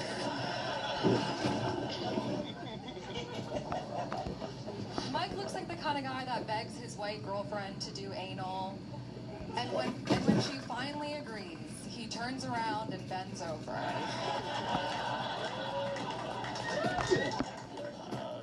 That's bro, y'all. I know somebody who's from Bushwick. Stop acting like y'all don't want to get paid, bro. That shit is. No, that's cool. That is cool though. I mean, keep it going for y'all. Gotta laugh at Alicia because they are gonna behead her after this. And no, she's cute. She is cute, but she don't have no ass. And you know, you got the face of Jasmine and the body of Aladdin. So that's cool. All right, that's it. Mike has a white grandma. She has Alzheimer's. Fortunately, she was able to forget that her daughter fucked a black guy. Mashallah. Hey, yo, keep it going for these two, man. Here we go. Wow, and Michael J from H Town. Wow. This is crazy. This is absolutely crazy. My man brought props. Doesn't normally work in the Rose Dollar stand-up unless your carrots up, but this was well done. Well done. But anyway, wow. Drew Dunn, let's start with you. That was a great battle, first of all, guys. That was, clap it up for them. That was really funny. That was great. Really went hard on the Muslim angle there. I mean, He's the Muslim one of the two of us. Oh man, where do you even buy fucking clothespins like that, dude? Where did you went to fucking AC Moore before this? You stopped by Michael's? My sister's a teacher. I got them from her. A bunch of first graders that can't finish their arts and crafts project. She wanted to tell her she doesn't smell. I do need those back. I do need those back. Oh, there probably some shit that wasn't true. You know she don't smell, dog. You crazy. No, I thought there was some great lines on both sides. I mean, Mike, you barely took your hands out of your pockets. You had some fucking great killer lines in there. I thought the cuck line was great because I could just picture you on the couch getting invited into the threesome. You're like, no, I'm good. I got a case I got to study for. I'm a visual learner, bro. I understand. But I think I got to give this to Alicia, man. I think she had a wider variety of spots, and it was really good on both sides. Love it. Welcome to the Bay Area. All right, John, who do you like, boy or meets Third World? First of all, I want to say, Alicia, you do have an ass, so I don't. There's something going on back there. Secondly, I would like to. I grew up very hairy. My first boyfriend in 6th grade dumped me because I had a mustache. So I just want to say. Oh, damn. Yeah. Yeah. Exactly. Yeah. You're still getting And I back don't in it, have huh? one anymore. Thank you. Good for you. Okay, It just seems like she's still trying to get back at that boyfriend. Well, that action. Yeah, I mean, my whole career has been around that, to be honest. But, okay, I don't, they're both really funny. I don't really know. You have to eat someone. Oh, yeah, I can say it's a tie? You can make it a tie. You can do that? You can do whatever you want, girl.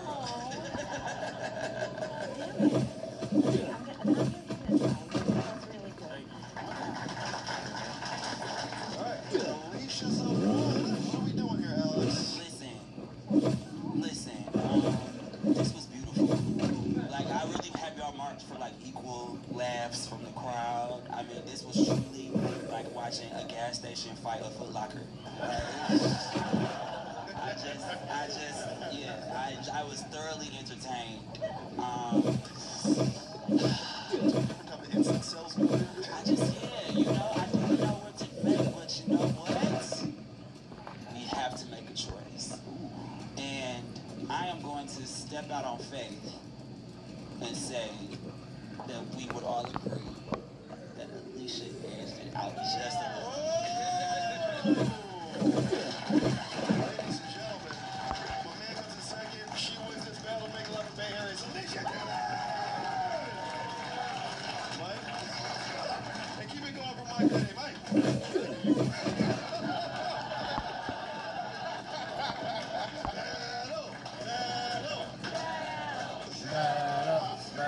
So much fun, man. These drop every Thursday on the Rosebud YouTube channel. Let's get to the next one. This is another Houston guy, Vietnamese,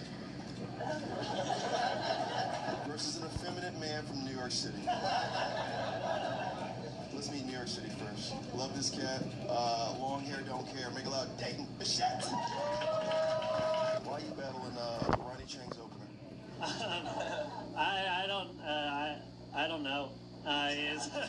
He's Asian.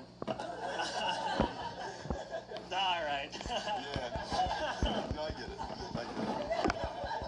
You're battling all Koreatown, Chinatown. I think that's the only towns you guys have with Asians. All right. This guy's from Houston. Bill's here now. Make it loud. Victor, try it. Victor, you're battling Dayton here. You guys met a little bit before. First impressions. Yeah, I think it's fair. We're like both in the same weight class. Real twink division here. Yeah, we got the twinks versus the chinks. How do you know my porn search?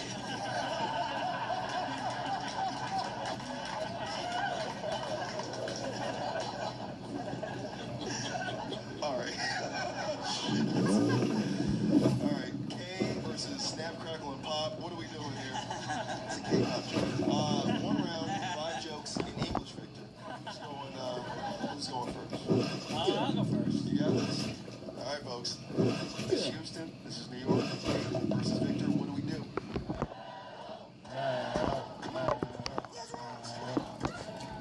All right. Well, thanks, Dane, for making it here after shooting up the White House Correspondents' Dinner last night. Yeah, Dayton is actually named after a very famous city in Ohio. Yeah, it's called Stupid Bitch Boy. Everybody thinks I'm gay. Pussy, Ohio. It's not called that. Hey, Victor looks like an Asian Woody Allen. But instead of eating dogs, he's gonna adopt one and marry it. Yeah. I'm Asian, you're weak. We look like we're called soy boys for 2 different reasons.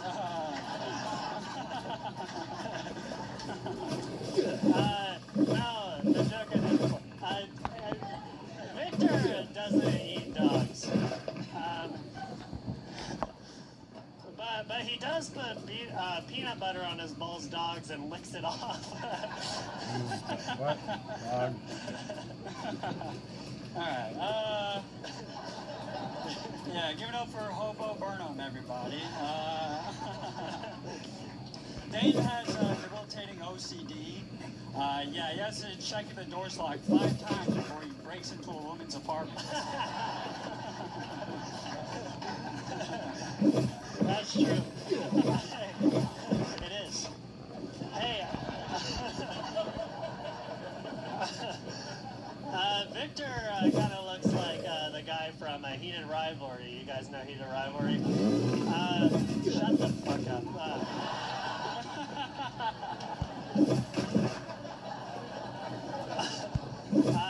But instead of hockey, he plays Rubik's Cube. And then he has disgusting gay sex. Okay. Yeah, nice, alright. Yeah, nice haircut, all-American Reap. What? That was like an emo thing, I don't know. Dane once tried to kill himself with a bottle of pills, but it failed. It failed after the first pill made him too full.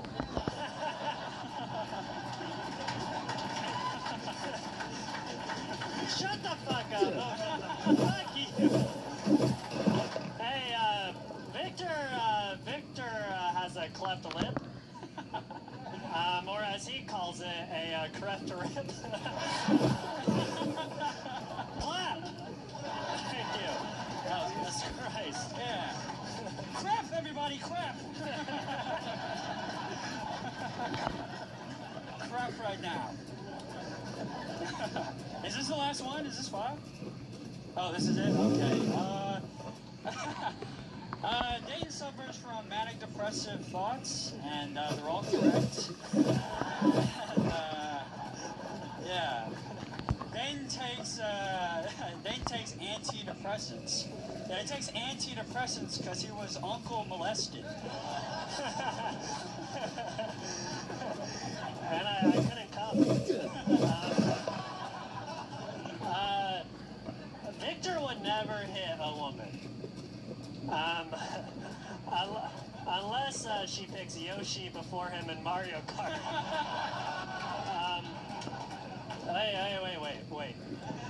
Wait. Victor looks like his sexual fantasy is watching another guy play Settlers of Catan with his girlfriend. All right. One more time for Dayton from New York City. With the Schwan, Bella from Houston.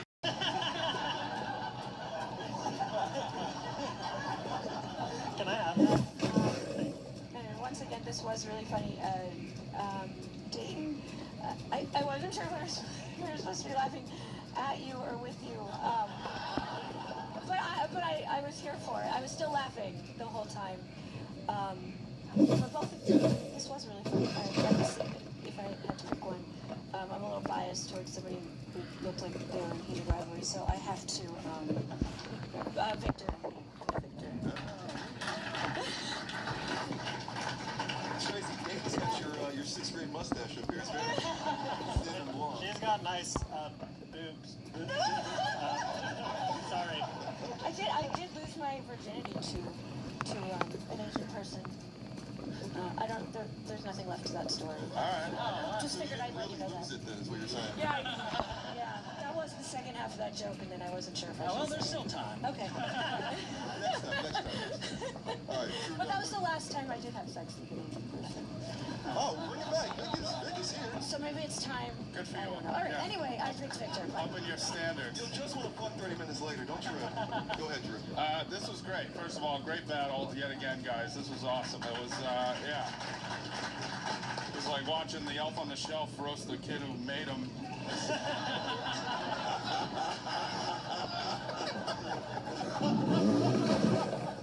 There was some great lines. I think, Dayton, I think your recovery lines were better than some of your jokes sometimes, which is a good thing. But I got to give it to Victor for the writing, man. You really nailed it.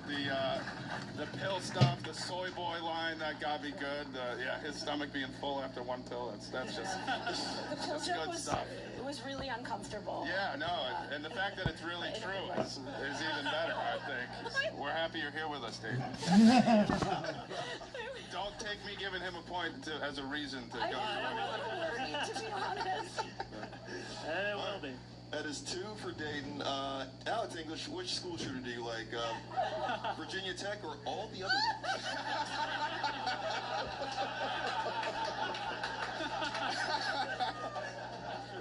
I had a very good time watching YouTube for more than one reason, and this wasn't so much a heated rivalry as it was a lukewarm slapboxing. Like y'all, it's like a little patty cake. Y'all were both really funny. But yeah, Victor, I mean, yeah, you really put your pussy on this one. Like you really put your all into that, and yeah, we got the big applause break. You can't really argue with the results there. So I think Victor came out the victor. This guy comes in second, but the guy who put his pussy on this wins this battle. Houston's own Victor Trey. And one more time for Dayton, y'all. Come on. Battle. Fresh fish. White fish, fresh from the stone. Firm to the touch, no smell at all. Skin off, bones out, thick, not thin. Bring the sea to my kitchen.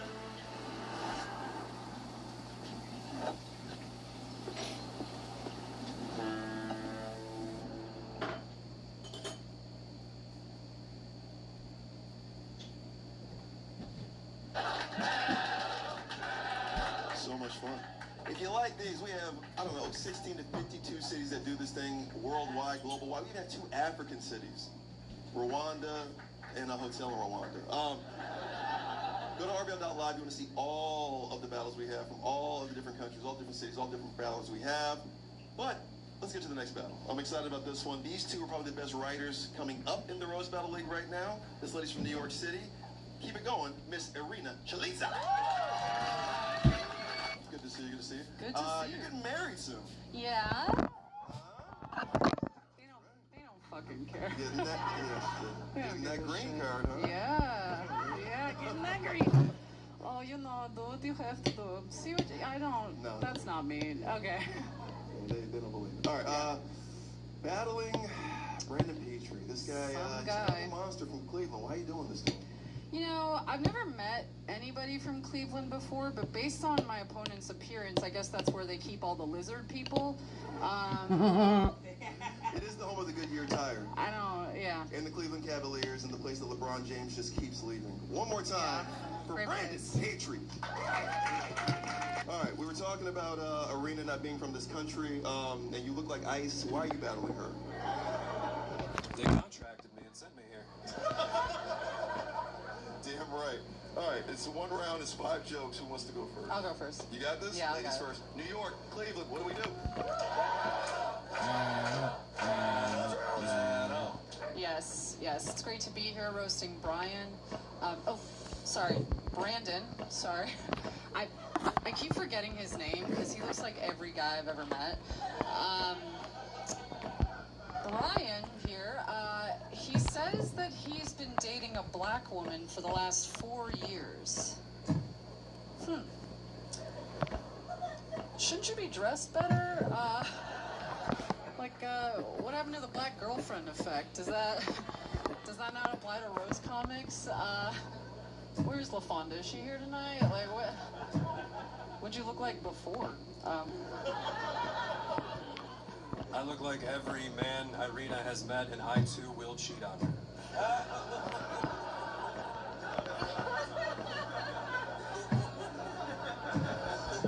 With who? Pam from The Office? Like, Anybody available? Irina Chalidze sounds like the most disgusting appetizer you can order, but it actually translates to something really beautiful in Russian. Irina means peace, and Chalidze means of shit.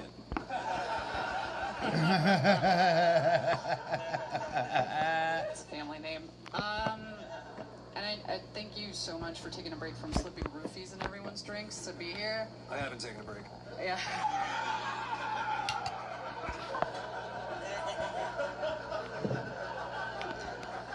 Look out.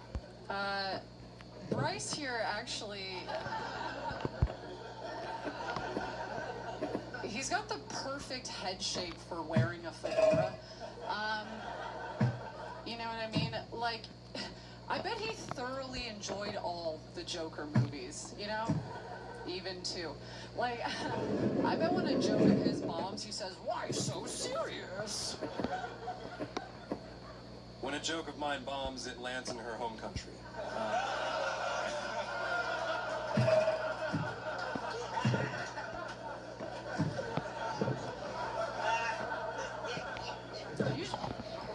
Usually I'm the one who's bomb, but you know that's like. Irina came to New York to escape Russian war. Her eyebrows came to New York to kill an insurance CEO.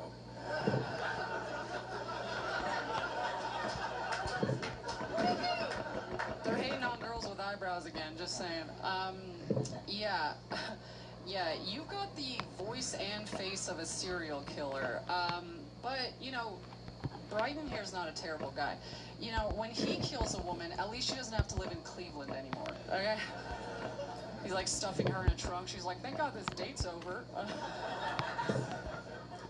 Thank you, Casey Anthony Kardashian. Irina has a long history of dating finance bros. In her defense, it's the only way she could afford the surgery to transition from Russell Brand. Zoinks. Yeah, I don't know if you can tell, but Daniel and I, we both have scoliosis, except mine is mild and his is like fucked up, okay? I've actually never seen a guy who's built like that. Like, his body looks like, his spine looks like a cinnamon roll, okay? Like, I'm a liberal, but he leans left, okay? With your fucking little titties and puppy belly, like, I bet your x-ray looks like a bowl of snakes. My spine's curved, your chest is flat. Both of our dads were disappointed. Yeah, where else is he gonna come? Irina looks like AOC if AOC stood for always offering chlamydia.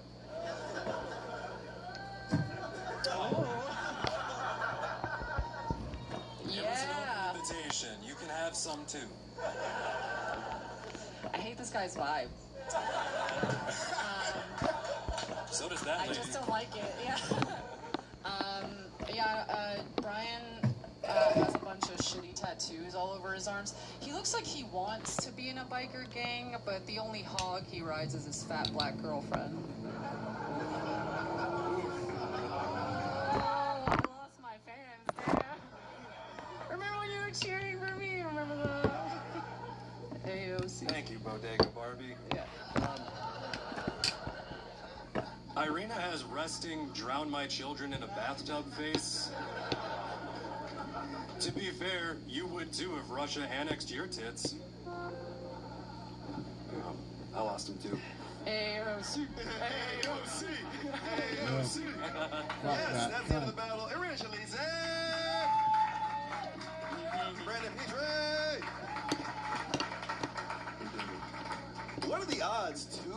white guys who are engaged to black women. This is progress. This is... You'd never be able to tell, honestly. Yeah, I know. They're hiding them very well. Right. All right. Yeah, I gotta meet these black girls because they're not doing their job. Let's start with black girl adjacent. Alex English. Yeah. You know, it kind of felt like, Arena, it kind of felt like he was hitting you.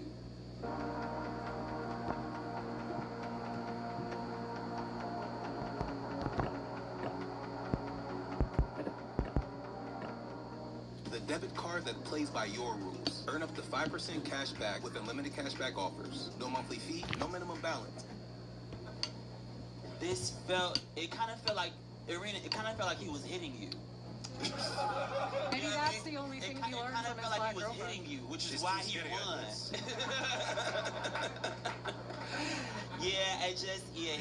He was really he was just like, yeah.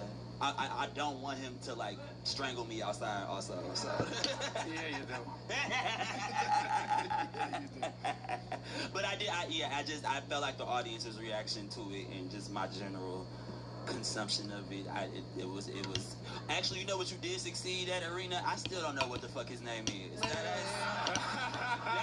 You really succeeded at getting away from what his name is, but that's kind of where. When I tell you I wrote like 5 jokes about a guy named Chris, I don't know. But I have to give it. It was great. Great job. Yeah, you guys leave my friend Tim Tebow alone. All right.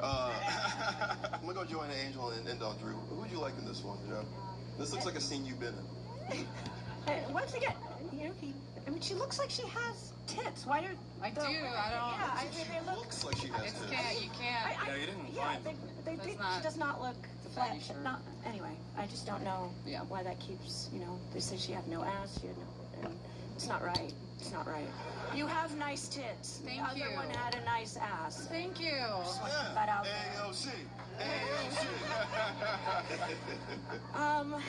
Once again, a tough one. You do look exactly like a person I've been dating who cheated on me that has one of the 6 names that she called you. But I forgave him, and now I'm gonna pick him, and I feel, and I shouldn't. I feel shitty about it. Like I know I'm doing the wrong thing, but like I'm doing it anyway. I just keep going back. Go with God. When is she ever?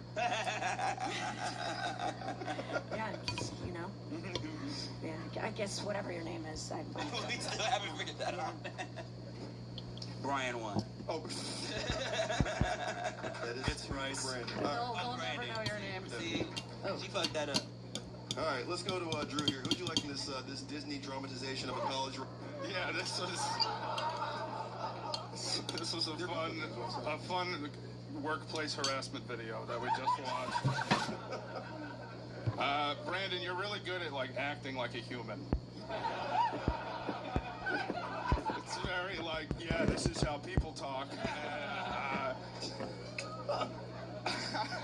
I mean, you already won, but I think Arena had some better lines on you. I think I don't like her either.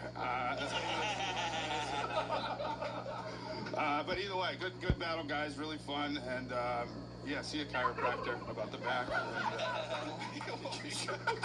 Yo, keep it going for Rich, and they say, and your winner, Mr. Brandon.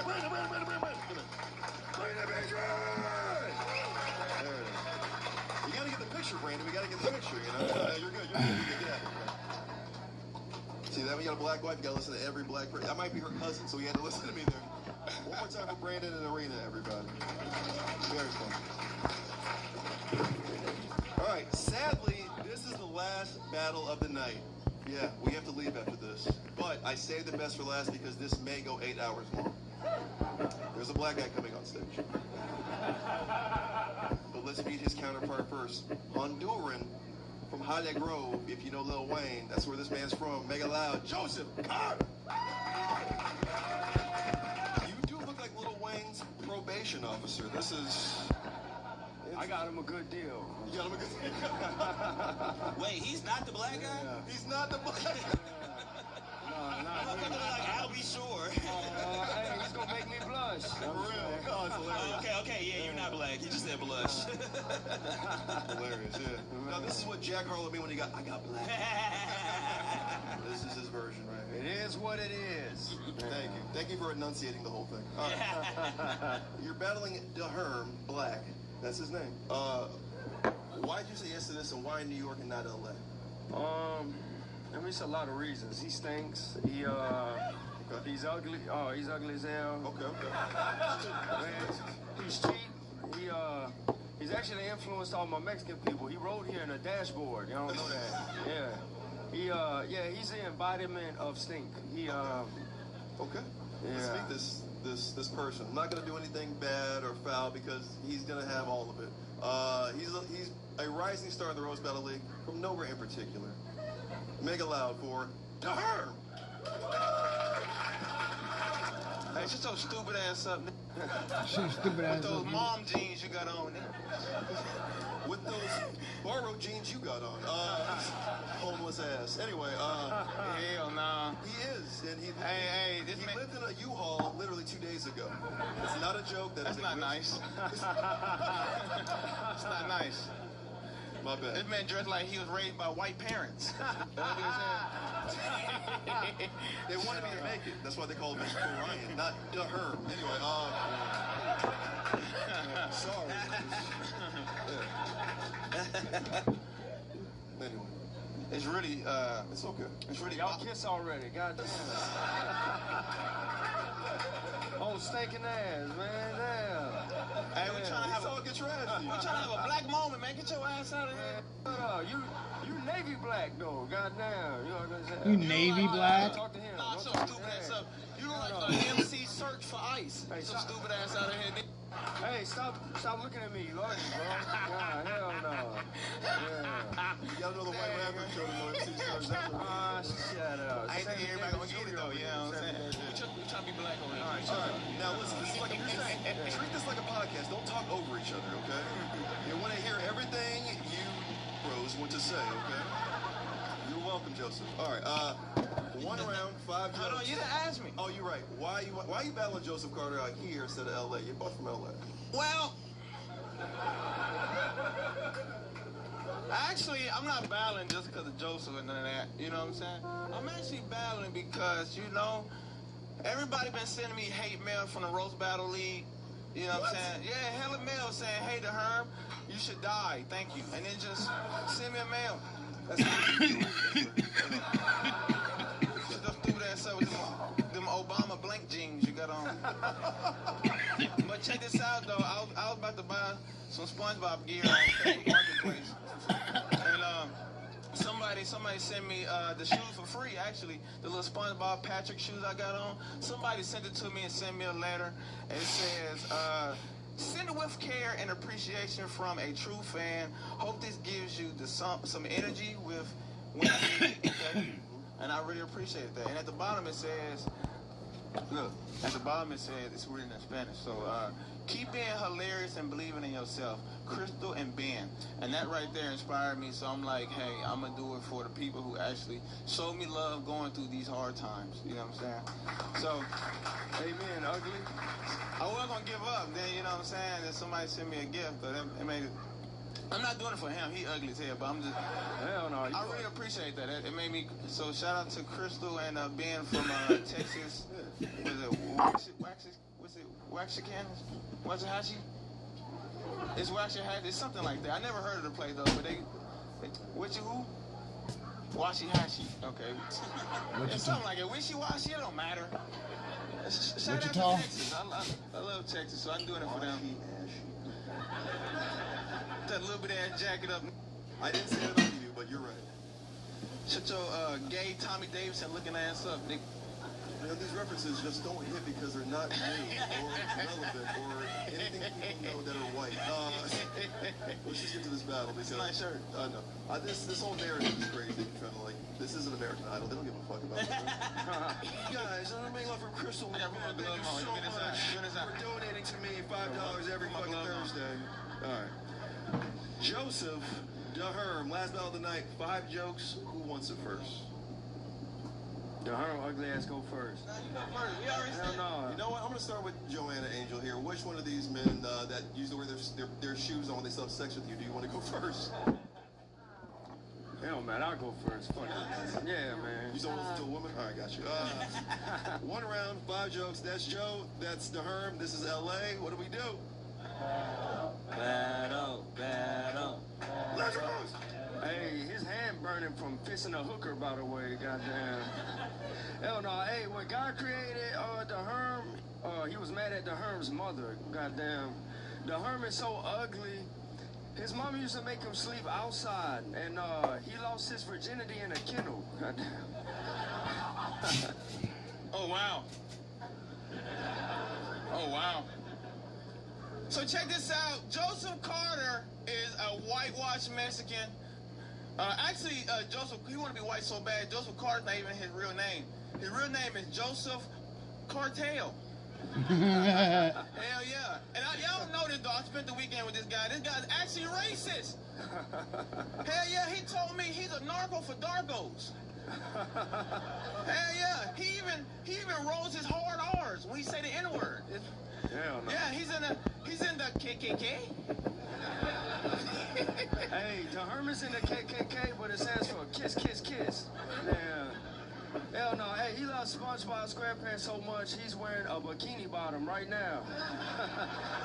Hey, DeHerm said one time at one battle that he uses false confidence. You ugly as hell. Hey, he uses false confidence to hide his pain, and when he wears bikini bottoms, he uses duct tape to hide his dick. Oh, wow, again. Shut up. You stink. Shut up. First off, you gay. Yeah. Y'all ain't know this, though, but he was kicked out of Mexico for adding veins to all the burritos. Oh, hell no. Ah, your stupid ass up. Hell yeah. He, get up for Ralph Gabosa right here. This man ugly as hell. His back is wet because that's cum. Hell no. Hey, when DeHerm says he owns property, he's just talking about all the shit in his backpack. Hey, DeHerm got caught fucking a salmon, and now he can't come within 100 yards of a school of fish. Yeah. All right, listen. You're nasty. I'm thinking. You got a mermaid child somewhere. You know? You should leave with a bad joke next time, all right? Yeah, you ugly as hell. Go ahead. Now you ugly. Look at your glasses. You ugly, bro. You like a You UGLY ugly, man. Hey, he ain't got no alibi. All right, go ahead. Yeah. Look at this man's glasses. This man look like an Israelite Mexican. Yeah, he sells beaner pies. Hell yeah, get up for Malcolm Mexican right here. This man, yeah, he's from the Nation of Islam.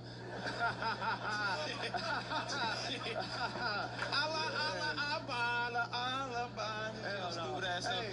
I'm on like, I think 3 or 4. Just signed a contract before he fucked. We're like, hey, y'all see my picture? I ain't got damn. Hey. Oh yeah, that's not good. Hey, he loves. Checked it. Oh, you shut up. Hey, shut the fuck up. Hey. I'm sorry. Hey, he loves Dragon Ball Z so much. He uses when he does heroin, he uses a karate belt to tie off. Oh wow. See, like the last. So check this out. He's also a pedophile. Look at his face. Don't he look like Jared, if not from Subway, but from Taco Bell? Hell yeah, he's a pedrophile. Show me the little homie where he touched you.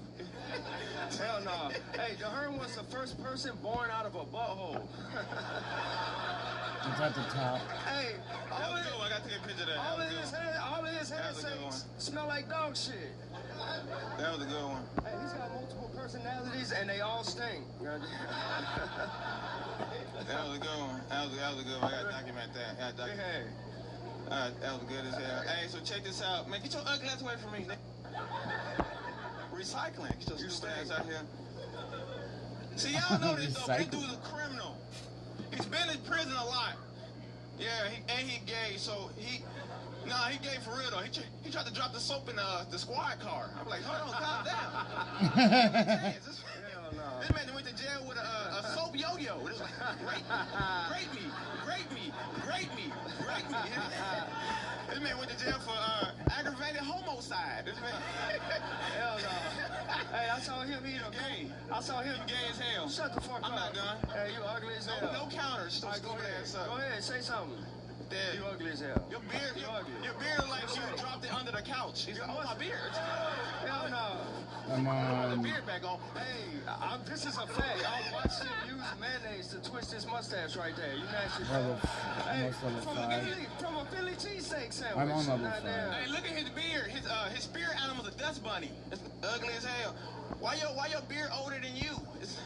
I took your old account off. That wasn't on there anymore. Hell no.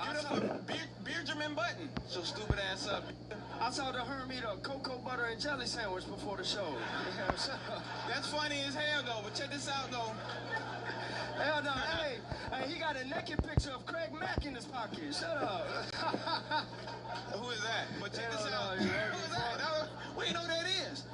This man, all your jokes is low-hanging fruit so you can sell it. Shut up. That's good.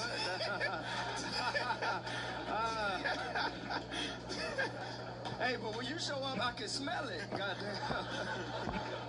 Hell no. You call ice on yourself. Hey, the Herm jacks off so much. When somebody says go fuck yourself, he takes it as a compliment. Yeah, he's like, no, officer, I have permission to do this. That's not good at all. You stink, man. That wasn't good at all, for sure. Hey, he's so cheap. Hey, he's so cheap. Instead of getting a hotel room, he rented a U-Haul truck. Damn. I did, for real. Hey, you tried to invent a Hennessy sports drink. Shut up. I mean, you keep going until you get one good one, though. Hell no, hey, he's a germaphobe, but he sleeps on the ground. That's crazy. Back up. Hell no. Hey, he won't drink bottled water because it's got plastic in it, but he slept in a mud puddle last night. That's crazy, man. That's actually decent, though. You like a new rapper called Paul Built That Wall. That's what you look like. Hey. You had your turn. Shut your stupid ass back. Hell no. You had 7 bombs and 1 good one. Shut your stupid ass up. Hell no. Hell no. You'll keep going until you get a good one. Shut your stupid ass back. Hey, he looked like if a street rat was in the Wu-Tang Clan. Shut up. Ugly as hell, nigga. I know I teach you in the subway. You was in the subway eating a slice of cheese. Shut up, man. Hell no. Shut your stupid ass back, nigga. Slept in the blanket with another man last night. Your looking ass up. No. You like you do IT for a Taco Bell. Shut your stupid ass up. Hell no, hey. Hell nah, nigga. He travels with a pop-up tent. Shut up. Look at his dirty ass beard. Skunk mouth. I got a skunk mouth. Your beard is black on top and gray at the bottom. And he's so stupid, he matched it with the glasses. Hey, damn. Hey, got matching glasses beard combo. This man crazy as hell. Dirty ass. No. Hey, when you jack off, you gotta wash your hands afterwards. That wasn't good. It's not ruining like that at all. You can tell you a Selena fan. I know for a fact he's wearing dirty underwear right now. I'll wait. Go ahead. Stanky booty little boy, shut up. The dirty underwear didn't hit though. You can tell you're a Selena fan because you bitty bitty bomb bomb. You okay? Hell no. It smells just bitty bitty bomb bomb. Shut your stupid ass up. Hell no. Your head stinks. Shut up. Hell no. Your stupid ass up, nigga. You got a finger wave under that hat. Shut up. Hell no. Get your ugly ass out of here. Mustache smells like dog shit. Shut up. You like a gas station mannequin. Hey, he stepped in. He stepped in dog shit and got the dog shit dirty. Shut up.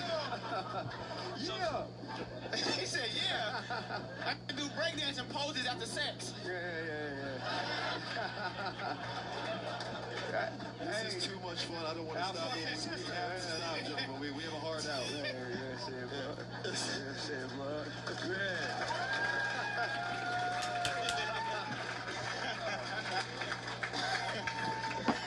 The filibuster roast battle, mega loud. For making the Buster Zone, that's my man Herm, and Roast Busters, my man Joseph Carter from LA. Big up LA up here, man. It's funny. Representing. It's a different style. A lot of freestyle. Pause. Yeah. A lot of freestyle, a lot of cafeteria type stuff up here. This is fun. Joe, I'm gonna start with you, then I'm gonna go to my comics. Who do you think? Who do you like in this one? Be nice. I mean, this was really funny. I'm very wet right now. You guys would make a really good team. Whoa. Like a double team together. But I mean, he needs a place to stay tonight, so. Both of them, or just whatever. So I think, I mean, this is a tough one. I really do like your whole like look. I really like your sneakers and the hat. I love it. Yeah, I like the gloves. I like everything going on. My socks thing, so I'm put this on. You've got a good brand. But I think Joseph was just like a little bit funnier. I'm so sorry. Oh, hell no. I'm so sorry.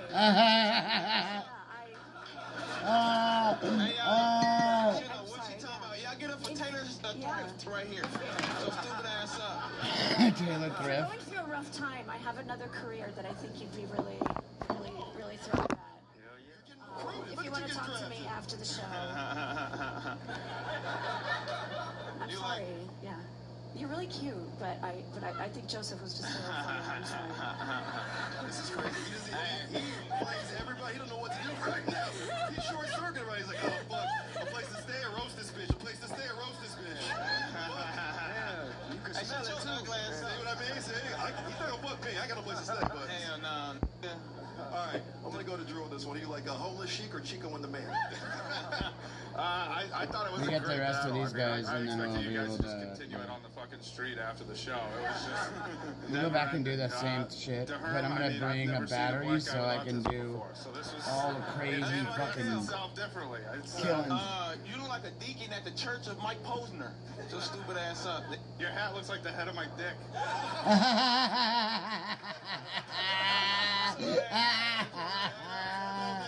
Calm down. No wonder it stinks. On the spectrum. It stink a little bit too, though. No, that's good. I do have to give it to Herm, man. I think he had some better writing in there, some good bits. Yeah, it was really funny, man. Good stuff. Appreciate that.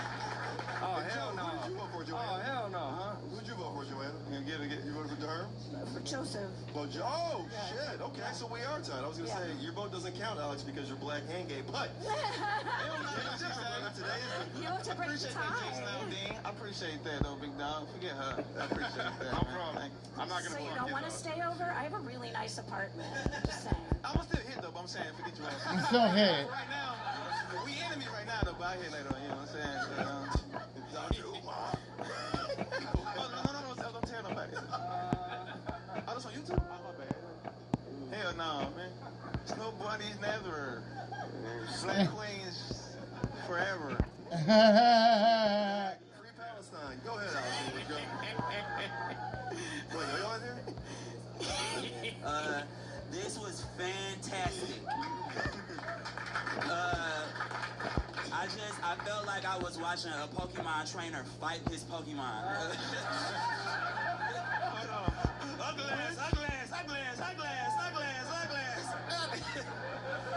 So which one's the Pokemon? I'm gonna let you determine that for yourself. No, I had a fucking blast watching y'all, but what sent this over the top for me was yo-yo soap. Grape me. That was He's like, that's genius. I've never heard anything like that, and that's why the Herm has to have won for me. That joke was really fucking funny. I love it, man. Were you here last time? Go figure, man. I was here last time you were here, yes. Yeah, okay.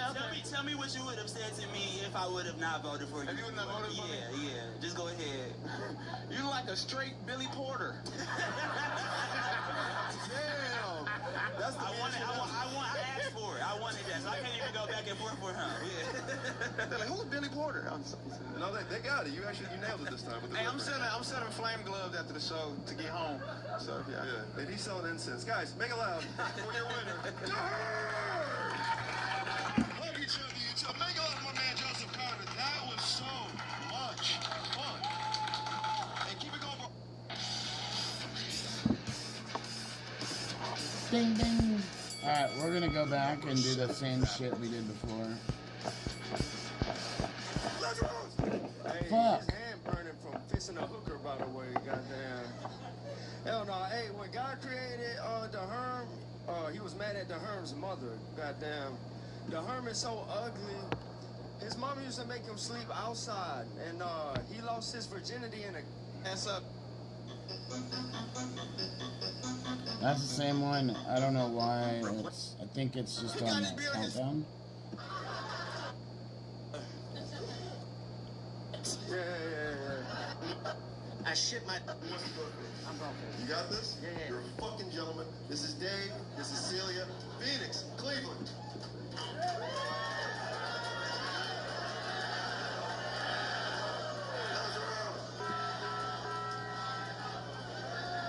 I'm a little nervous. The last time I roasted such a beautiful creature, I shit myself at my luau.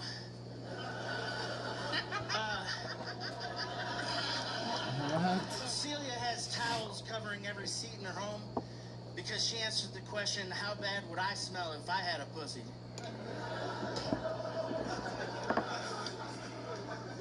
I like it. Alright, Dave needs GPS to find his dick, and it's still hard after that because that's a no to zero service area. Actually, I put a truffle in my foreskin so you could sniff it out.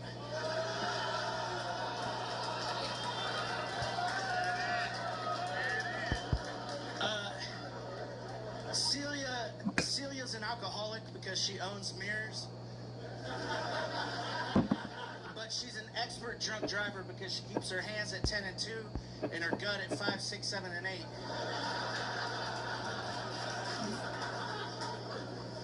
First of all, the mirrors are for the cocaine. What do you think Chinese buffets are more afraid of? Gay. Designed to survive. Be brave enough to saddle up to her cheeks. Shout out to Texas. Alright. So, fun fact about Dave, he was actually in a heavy metal band called Facemaker, and now he's just a heavy man on the verge of getting a pacemaker. My heart is strong. Celia keeps having miscarriages because her body is the Death Star and her womb is its trash compactor. More dead babies have passed through your uterus than Jeffrey Epstein's ocean trap door.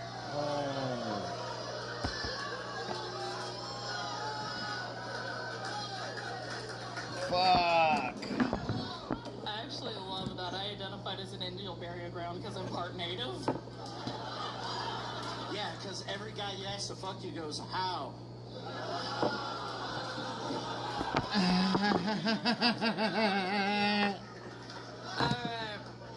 It's funny because, like, I love Dave because he wants to be more influential and an influencer, but that's insane. Is the tide not enough for you?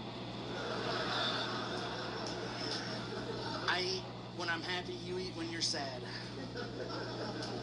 No, I eat regardless of my mood. Make a love for the biggest battle we've ever had on this stage, everybody. Number 5, Battle of the Week. It's hot in here. Big T's starting to smell like bacon. Everyone take a look at this specimen. This is Big T. Obviously, that's a stage name. His legal name is Bigums Thickums. Look at his body. This is peak male form, okay? His body looks like it was genetically designed to survive a car crash. You look like a trans boy who got his nipples pierced, so stop it. Besides your Siberian cunt, that's not gonna fucking warm a baby. You're not gonna be able to feed the fucking retard anyway. And I got tested for AIDS. What do you think I am? It's a Sopranos reference for you fucking losers that don't know shit about Pokemon, motherfuckers. What's a Soprano? I like a Pikachu, you fucking retards. I gotta be brief. But, Irina pretends to love the Buffalo Bills for her parents' approval. They're they're Russian doctors. They love fake bills also. Nice. Well, if you're a Sopranos fan, you look like Ginny Sack after she lost all that weight. You look like the mole on my ass. You think I only weigh 80 pounds? Okay. Big T's a native New Yorker. Yeah. Born on a toilet inside a Citi Field stadium. Yeah. That's right. He grew up saying the N-word, but that's only because he was friends with Puerto Ricans. You look like your grandma gave you $1 every time you were racist. It's an honest living. If I'm being honest, yeah.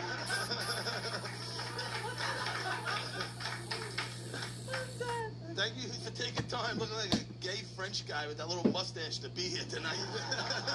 Ooh, wee wee. Irina and her fiance are worlds apart. She's a Russian bitch, and he's a dude's dude. So they didn't have friends with benefits. They were comrades. Come Babe, on. I'm about to finish. Niet all over my face. Niet all over my face. Niet all over my face. If you didn't hear Yeah, the first all over one. my face. I like that. I like that. Thanks, Human Shrek. Big T, shouldn't you be at a construction site catcalling a trans woman? She had boobs. I didn't know. No, I know. Yeah. Shouldn't you be getting kicked out of a strip club because you couldn't keep your hands off the all-you-can-eat buffet? Thank you for taking time defending Buffalo, because you're also known for your meaty wings to be here tonight. Are you gonna let him talk to me like that? Get up here. She loves Buffalo. I was on her page. Get up here, Bill. I don't know what it is, but Yeah. Irina told me she's Russian royalty, and I could see it. She looks like Joseph Stallion face. Wait, I'm sorry. Could you say that again? That's Joseph Stallion face.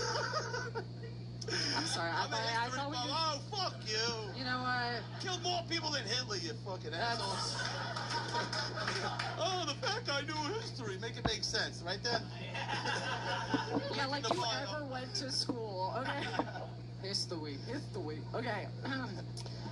Actually, congrats to Big T. He lost a bunch of weight. Give it up. I know. You're like, where? Literally. His drug dealer sold him Ozempic. Yeah, because he too was concerned about his weight. Like, how many edibles do you have to buy before your drug dealer, who's making like thousands off you, is like, hey man, I don't need the money. Get better. Thank you for taking time reenacting stuck porn, cleaning the drain of your shower from your hairy back to be here tonight. There was so many words. Stuck porn's hot. I don't give a fuck.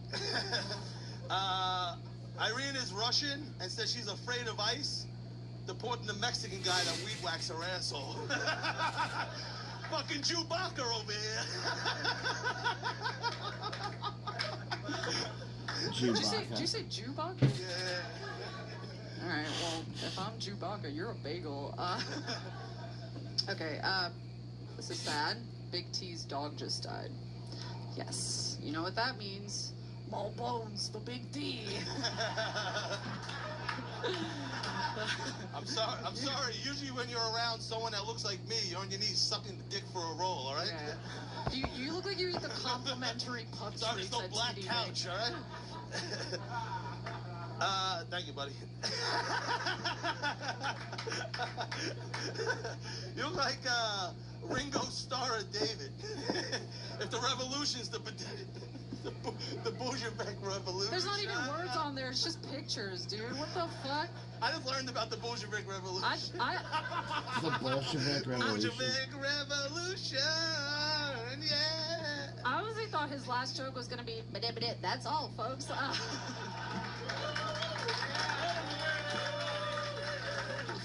Battle of the week.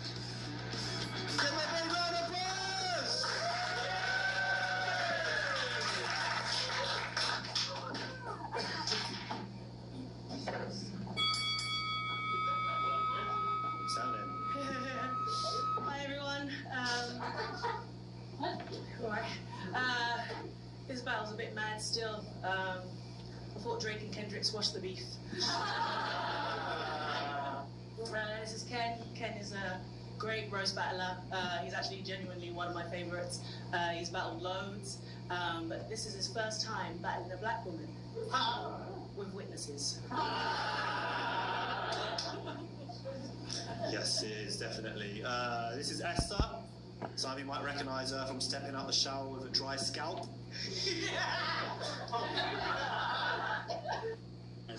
I used to struggle with dandruff, but now I use Head and Shoulders every wash because the active ingredient in Head and Yeah. That's who they're walking on stage.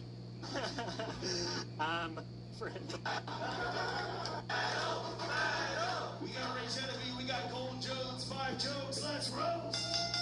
Guys, for your safety and the safety of everyone else here, make some noise for my opponent, Ray Genevieve, please. Yeah, Ray actually almost died in a school shooting once, but then he turned himself peacefully over to the police.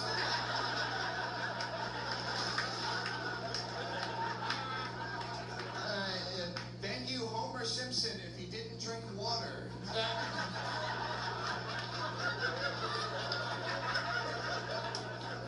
Thank you for being here, Colton. I know you're busy saying the N-word in Gaelic. You look like an abusive stepfather drawn from memory. Drawn from memory.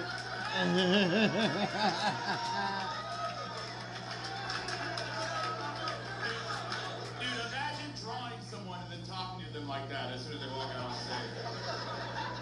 Ray looks like he calls the candy coating on an M&M the skin.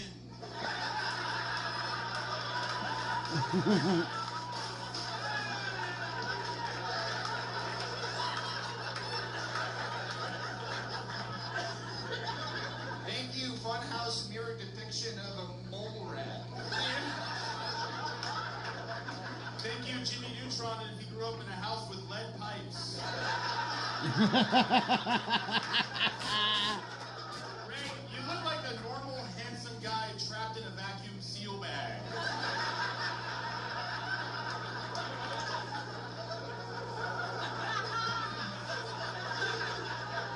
Colton looks like the host of Pawn Stars, but it's child porn. He goes, let me bring in an expert. And then, I know just what you need.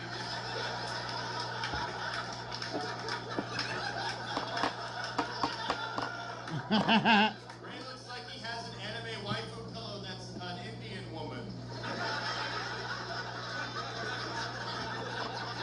Yeah, she's right up front. Ray, if you're here, who's screaming at your mom in public right now?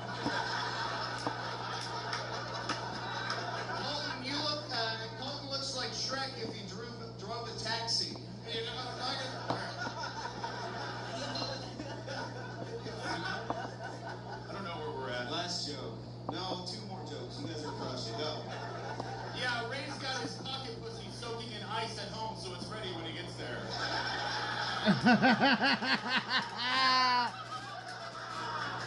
Oh, fuck. Oh, my God. Colton, thank you for being here. I know you're busy riding mobility scooters on January 6th. You look like an executioner that makes your victims watch you eat a rotisserie chicken.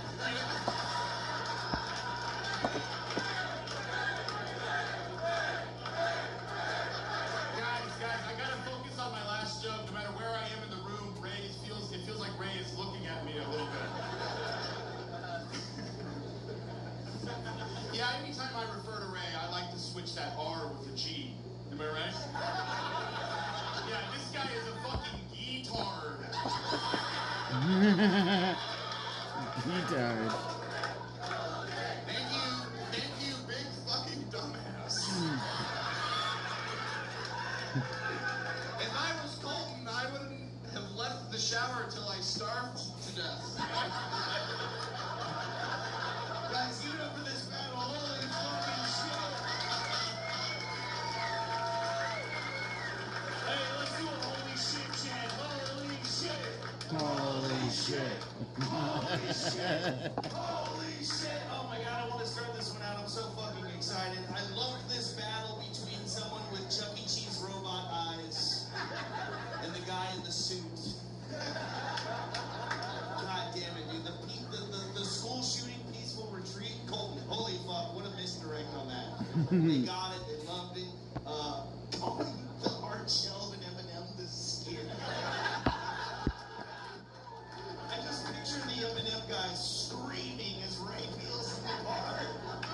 Yeah. I want to extract your peanuts. Ray feeling agreement M&M, let's get you into something more comfortable.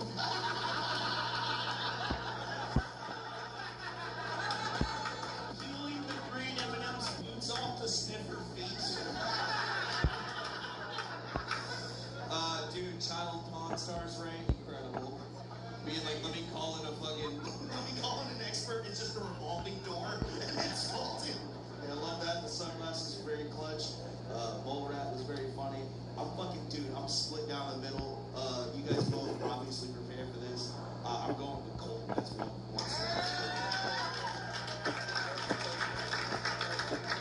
Lucas, how'd you feel about this battle, my brother? Well, I learned a lot about you guys. I learned that, Ray, you're a school shooter. Night school shooter. Oh, yeah, so who do I want to vote for? A guy who kills kids or a guy who is Homer Simpson that says the N-word? That seems cooler, Ray. Is it tough? That's pretty tough. I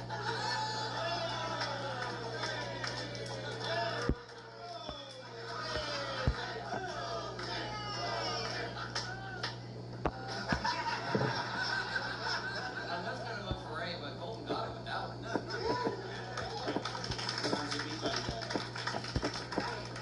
Kim, how'd you feel about this one? I swear to God, I don't know whose name is who. That's Ray. Ray and Colton. Okay, you both had some of the best roast jokes I've ever heard in my life. That was incredible. The stepfather from Memory, so good. The skid from Eminem. Just calling him a big fat dumbass. Really gorgeous. 10 out of 10. This looks like a battle of a football player versus the football. Really, I had such a great time. This is very, very, very hard for me, but I'm going to give it to Ray. Whoa. That's one for Ray and two for Colton. If we get one more for Ray, we might have to go one more joke. Michael, how do you feel about this battle, brother? That was fucking great, dude. Give it up for James and the Giant Peach.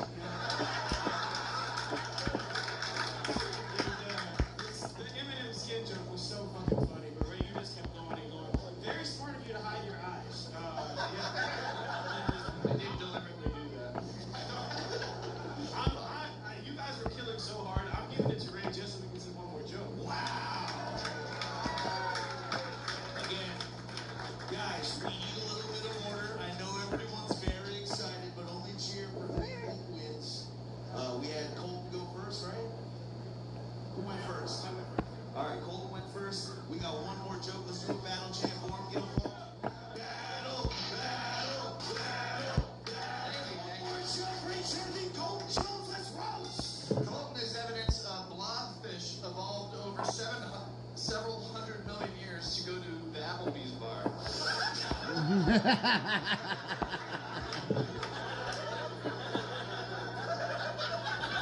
I'm really glad Ray's joke worked. I didn't want to get bit after this. Actually, there's a male nurse off stage who told me that me and Ray have to roast battle every Friday from now on at exactly this time. Routine is very, very important for Ray. Number one battle of the week.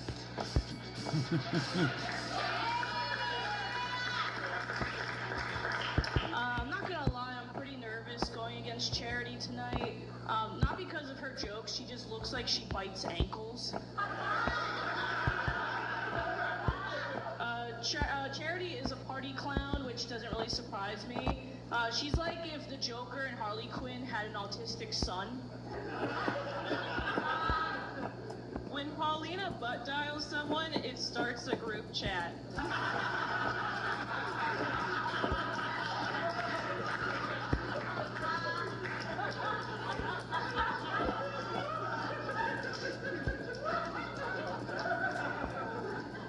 What can I say? I have a lot of friends. Thank you, Tim Burton's Napoleon Dynamite. She was definitely that girl in high school that ran in front of the school shooter and went, "Stop! This isn't like you." Keep it going for the thinnest woman on a cruise ship.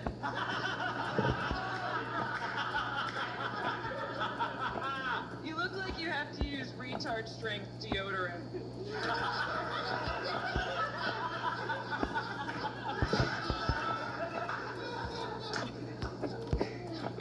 Three of Charity's exes were men that transitioned into women. Damn, how bad were you at sucking dick? And then all these guys were like, you know what, I don't even want this thing anymore.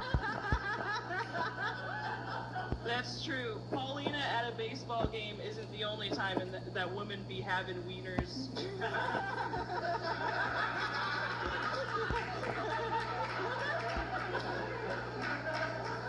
Paulina told me she's still looking for her missing piece, so I directed her to the autism logo.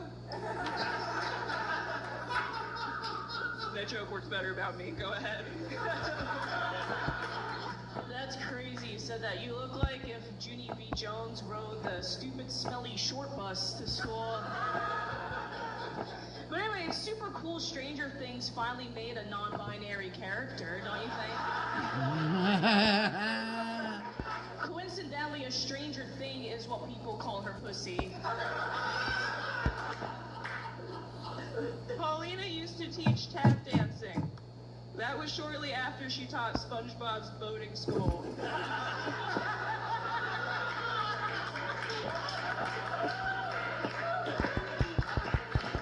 Charity, you chicken little looking bitch. You're like if Alvin the Chipmunk only sang Boy Genius covers. Paulina's boobs are the only part of her that can touch her toes.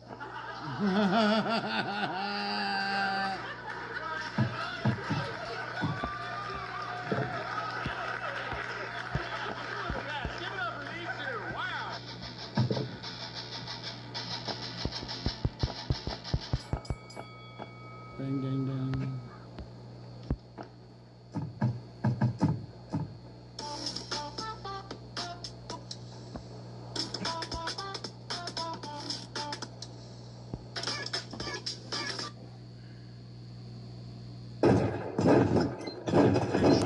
ICE agents in San Antonio. Is this true?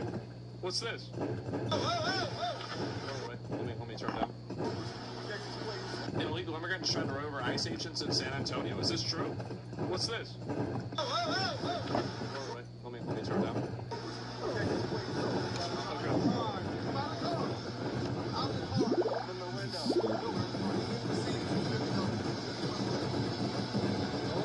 Watch out behind you, watch out! Holy, just shoot him. Watch out in front of you, Just shoot him. What are you doing? I don't know. This is what's so insane to me. Just shoot the guy. Down front! What are we doing? Get out of the car! Get out of the car!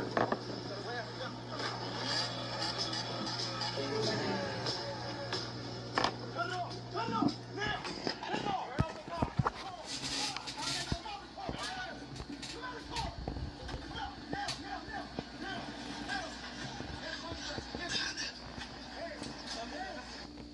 All right, here with the reaction. Jesus! Todd Look at him go! Todd, I mean, if that doesn't educate the public about these ramming incidents, I don't know what else will. If you're using your car to ram police officers or to ram their cars with police officers right around them, I think the police should just shoot you. I do. And I don't see why not.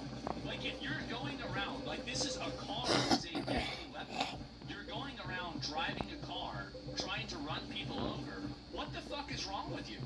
Why should we in America tolerate people that are trying to run and ram other cars to get away from the law? It's insane. It's reckless endangerment. Absolutely. It puts everybody else at risk, and there's no reason it should be happening. This is crazy. You can't just execute people? Yeah, you absolutely can. 100% you can. If you have somebody that's driving around and they're using their car as a deadly ramming weapon, and they're putting officers' lives in danger that are around them, you absolutely should shoot them. 100% you should. It's not even a question. Why would you not do that? What do you mean? Duh, it's an excuse of self-defense, yes. The hell you can't put down a dangerous lunatic, yeah. This amount of empathy that we have for these lunatics, these psychos, these retards, it needs to stop. It does, it has to stop. Maybe a warning shot first? No. The warning shot was whenever they said, get out of the car.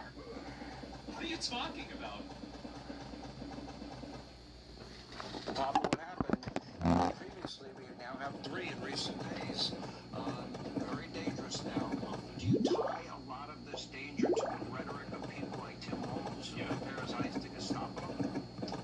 Yeah, Sean, unfortunately, when we hear elected officials come... California is a cautionary tale we should all be paying attention to. It is what unchecked progressive policies will get you. A once great state falling into ruin in real time. And I know the rest of the country loves to roll their eyes and be like, who cares about those commie hippies? Not my problem. It's California. But historically, as California goes, so goes the nation. So everyone should be paying attention to what's happening in this dumpster fire of a state, especially since it's leading people to leave the state and flee to your states. Starting right now, the biggest race that we should all be paying attention to is the race for mayor of LA. You may or may not remember Spencer Pratt. He was the brat, the villain in that MTV reality show The Hills, and he married his co-star Heidi Montag. Ladies and gentlemen, it is my great privilege to introduce for the first time as husband and wife, Mr. and Mrs. Spencer and Heidi Pratt. That guy lost his $3.8 million home in the Palisades fire, and overnight it was like a hero was born. It's truly his, what do they call that? Origin story. Yes. His origin story is his house being burned to the ground, and his parents' house, and every one of his neighbors' homes. And now he's running for mayor of Los Angeles, and I have to say, he's a breath of fresh air.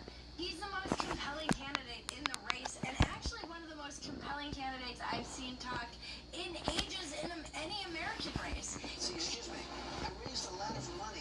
He's running against current Mayor Karen Bass, who let the city burn down on her watch, and Democratic Socialist Nithya Raman, who's currently a city council member, and even further left than Karen Bass, which is why I think she's probably going to be the one who wins. He launched his campaign with a 30-second ad where he stands in front of the Getty House, that's Karen Bass's mayoral mansion, and then in front of Nithya Raman's $3 million home, and then cuts to his own trailer parked on a burned-out lot in the Palisades and says, "They let my home burn down. I know what the consequences of failed leadership are." This is where Mayor Bass lives. You notice something? Or here, where Nithya Raman's $3 million mansion sits. They don't have to live in the mess they've created where you live. This is where I live. They let my home burn down. I know what the consequences of failed leadership are. That's why I'm running for mayor. For my sons and the rest of us Angelinos that want to stop these corrupt politicians from destroying our city. We are going to get the golden age of Los Angeles back. Do you think he stood in front of Karen Bass's house in the hopes that someone would burn it down? It did feel a little bit like a veiled threat. It's like, I know where you live. His ad team is incredible. He did a house tour.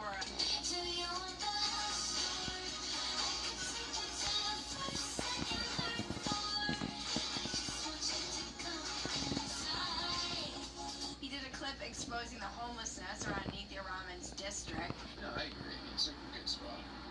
Totally. I agree. Oh, yeah, you tell me. We can go there.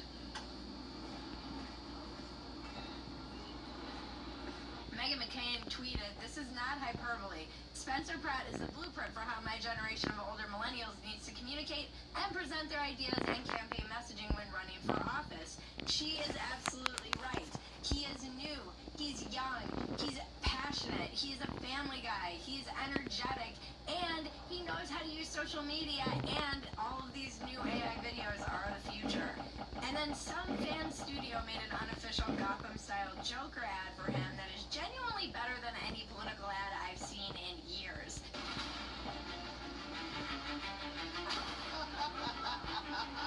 Please, I'm begging you. There's homeless drug addicts in front of the schools. My children aren't safe. Look, if you were a transgender migrant, I could get you a free pussy. Bass already solved crime. I endorse her.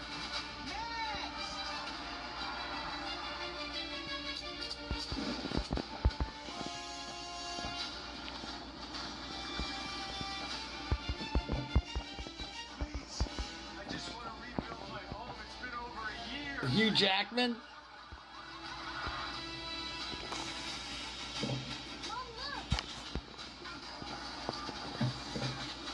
This is a machine. If we want to burn this town to the ground,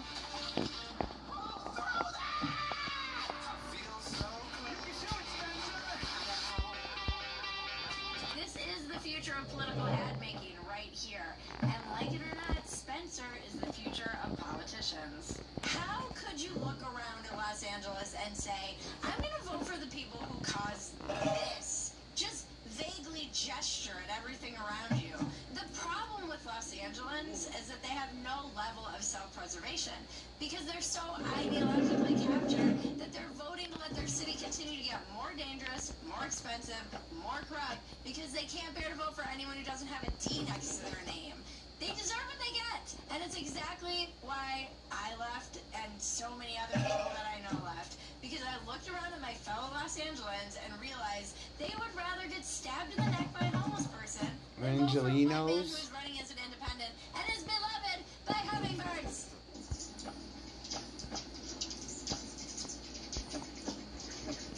Always trust the hummingbirds! And the hummingbirds know. They know! I'm Bridget Fetisi, and this is your dumpster fire! Welcome to Dumpster Fire, where we make burgers out of your sacred cows. New episodes drop every Tuesday and Thursday at 9:30 p.m. Eastern, 8:30 p.m. Central. Get in the chat. You're missing out if you've never joined in one of our live chats. We always love seeing newbies, and I love seeing my regulars. It's like a bar we all hang out at 2 nights a week. Also, go subscribe to my other podcast. Guys, we're so close to 10,000 subscribers over there, and that channel should have 1 million, just saying. But go to the Walk-Ins Welcome channel at More Bridget Fetisi. We have long-form conversations with amazing guests, and you're missing out if you're not partaking in that channel as well. If you want more content, even more content, go to Fetisi.com. Too many notes. We have essays, episodes. My husband and I do a podcast, Factory Settings. There's bonus content, and it's all in one place. I know. Too many notes. Too many notes. I'm also dressing the same all the time, just like Einstein. And Steve Jobs. Steve Jobs. I'm just gonna continuously compare myself to geniuses. How dare you? Who else dressed the same every day? But before we get into it, a quick word from our sponsor. Alright, men, we want to remind you and everyone to take care of yourselves and not ignore your health. A lot of men tend to do this, honey. That's why I love Quest Health Line of tests for men. Take your secret, son. What? But I am. No, they would. They wouldn't want to deal with this. And like Maggie and Jaron and pretty much everyone else I know who left Los Angeles. But Spencer Pratt's passion is actually pretty inspiring. Not mayor, my number one priority is to make sure that woman, like my mother, my wife, kids, like my two, always gonna feel safe walking down that old damn street day or night, like we used to. He crushed in a debate this week among the LA candidates for mayor. Wednesday night, 88% of people polled said Spencer Pratt won. Karen Bass got 7%. Nithya Raman got 5%. She had some of the best sound bites I've seen in a debate. And my favorite, personally, was when he said, Councilman Robbins' plan for worse, I will go below the Harbor Freeway tomorrow with her, and we can find some of these people she's going to offer treatment for. She's going to get stabbed in the neck. These people do not want a bed. They want fentanyl. To be clear, it's true though. No, it's absolutely true. He's just up there telling the truth, which is refreshing. Jared knows my biggest fear in Los Angeles always was getting like randomly shanked by a homeless person. Everywhere we went, I was always like crossing the street and giving like a wide berth to the crazy people. And the thing that has impacted me the most is meeting hundreds and hundreds of moms because they don't feel safe. Moms send me messages with stories and videos that are so disturbing. If I were to share them on my accounts, they get banned. It's like Zombieland. They're always dodging crazy fentanyl addicted lunatics. And I was always afraid, like even eating outside, that somebody, because this actually did happen. Somebody got stabbed while they were eating outside. You don't even hear a fraction of the insane shit that happens in that city. We would wake up and people would be asleep on our lawn. Yeah, I mean, granted, they were probably feds because we went down a really deep rabbit hole. To be clear, Spencer Pratt is not MAGA. This is a MAGA Republican's idea of what Los Angeles looks like. This is really not. He's a registered Republican, but he's running as an independent. He's running on common sense. As someone in recovery, I can't tell you how many times I've heard in the rooms of 12-step programs from people that are grateful that they were locked up just because otherwise they wouldn't have had any time to get sober and figure out that they actually could stay sober. Story after story is that they likely would have died or continued using slowly kill themselves on the streets is not humane. Why have we decided collectively that this is a humane way to treat this drug-addicted, mentally ill population? Live and let die. Another clip that went viral is Let when 'em asked yes all or no should die. non-citizens be able to vote. Spencer Pratt said no, absolutely not. Karen Bassett, it depends, and Matthew Robin said it depends. Non-citizens, should they be allowed to vote in local elections? Is this a yes or no, Mr. Pratt? No. Mayor Bass. It depends. It's not a yes or no. Councilmember Roman. Yeah, I would say, again, it does depend. Some people are really fucking stupid. I mean, can I vote in the LA mayoral race then? Can Jared? Because I will. I will vote for Spencer Pratt. You going to jail? It's crazy to me that this is even a question, by the way. What? What's the point of being a citizen if you can be a non-citizen and vote? Why do we even bother with this? What does it depend on? Like the color of their skin? What kind of bullshit is this? If you are not a citizen of this country and if you are here legally, you should not get to vote, period. I don't feel like that's a controversial, even right-wing thing to say. That was something that they were saying on the left like 10, 15 years ago. Julio Rosas on X tweeted, "It's crazy how simple Spencer Pratt's campaign is because of how failed the city LA has become. I'll enforce the law. I'll stop the dog abuse by drug addicts. I'll actually prepare for wildfires." Even crazier, many voters will see that and say, no thanks. Nope.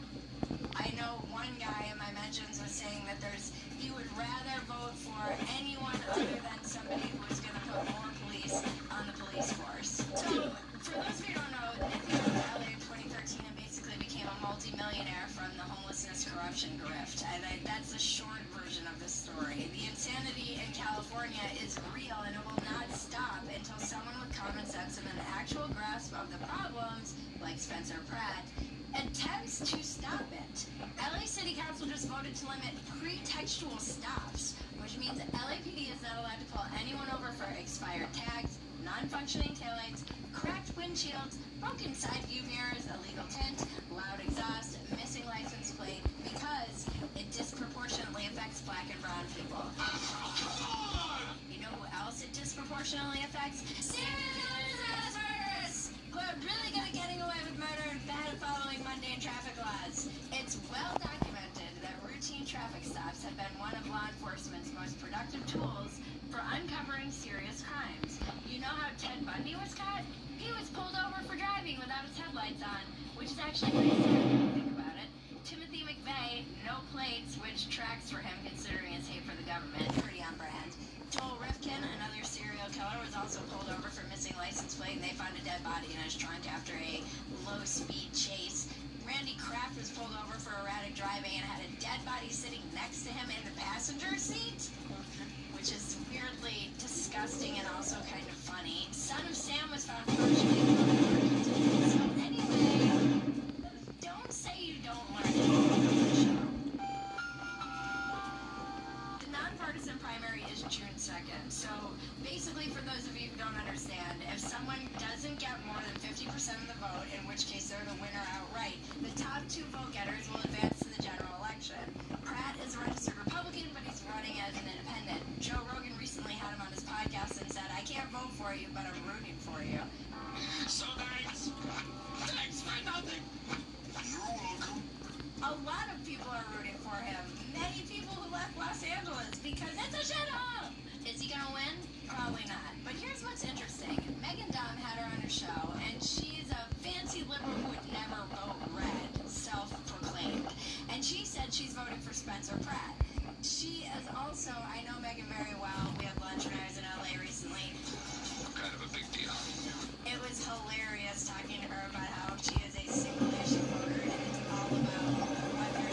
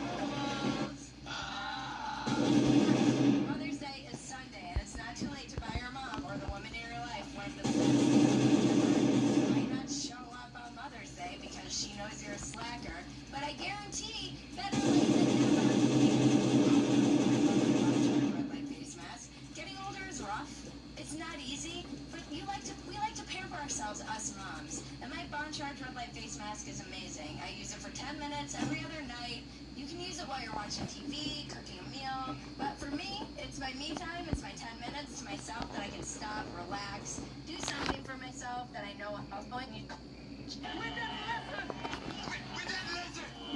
Oh, no, wait. That's what they said his name was. It was actually Jonathan Rinderknecht. Jonathan Rinderknecht. Rinderknecht. You don't know what you're talking about, damn. Whatever his name was, he was a 30-year-old Uber driver. I understand now trying to say his name why he's never going to be a Luigi Man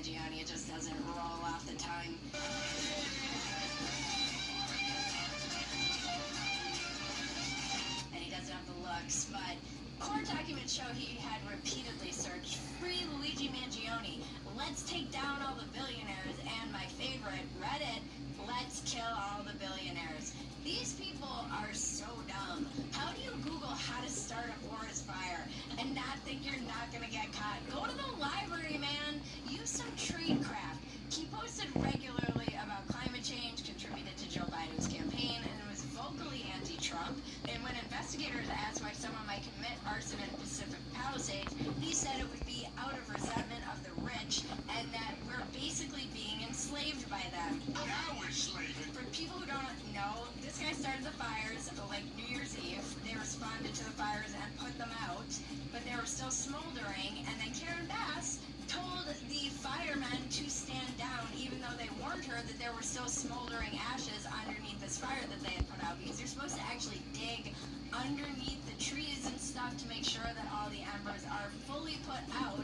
And then when the winds picked up on January 6th and 7th, that is what they said started the Pacific Palisades fires. They never once discussed the rekindle that caused the fire itself, which they knew all along. And now we see in a secret communication, they advise their people to reformulate any mentions of a rekindle and change the language to a holdover, because holdovers are invisible underground, and framing the rekindle that way would help them reduce their culpability.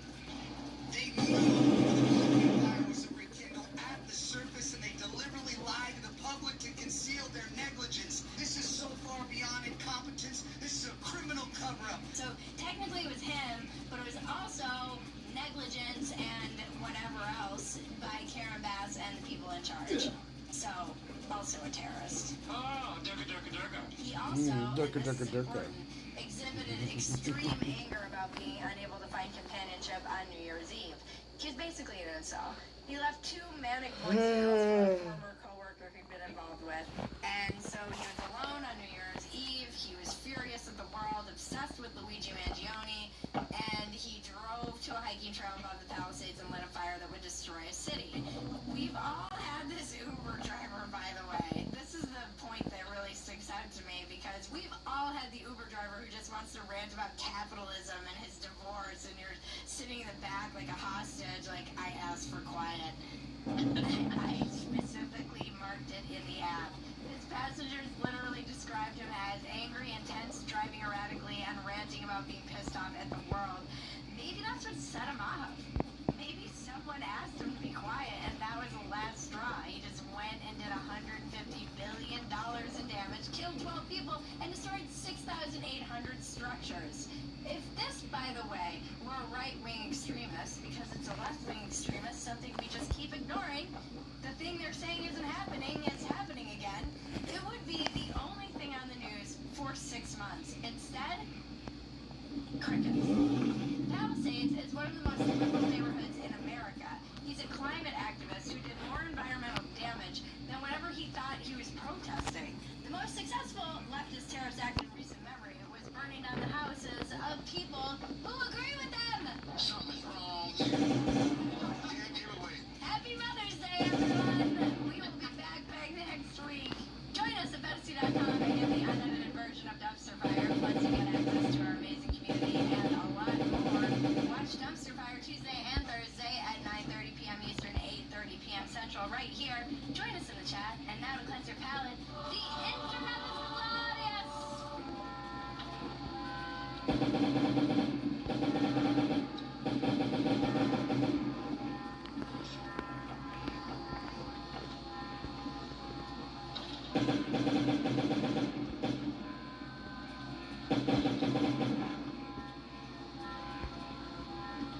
Remember, life is absurd. Don't take yourself so damn seriously. Take the work seriously. Don't take yourself seriously. This has been your Dumpster Fire. I'm Bridget Fennessy. Now, get David! This is the homeless industrial complex. And the unicorns dance while the world burns, world burns.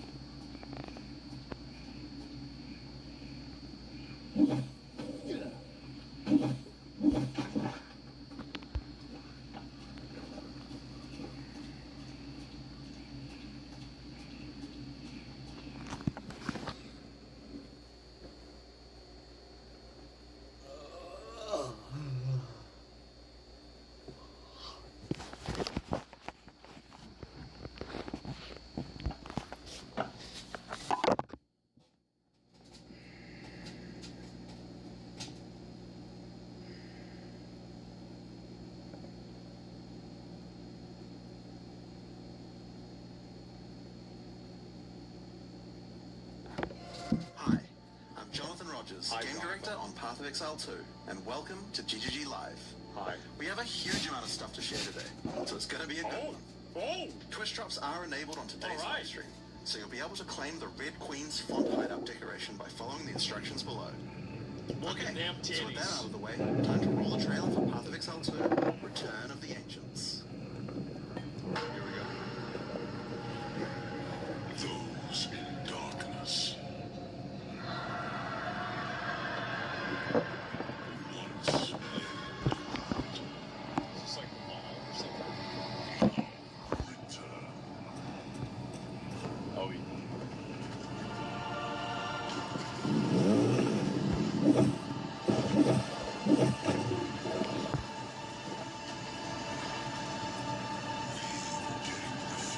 Rise again. Damn. Behold, the first edict. Man, new in-game quest, Origins of Divinity. What is this? Oh shit! 30 new in-game wait, what? 30 new in-game areas. New Arbiter Pinnacle. Oh shit. Right at the nameless.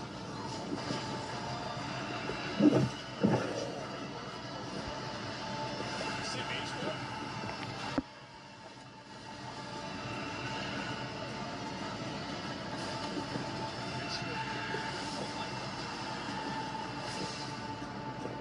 Waking the dream. They're really going in on the lore. What the fuck was that? Beach rework. Again.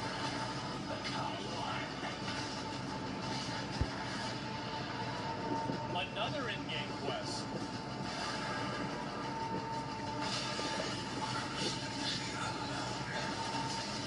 Oh my god.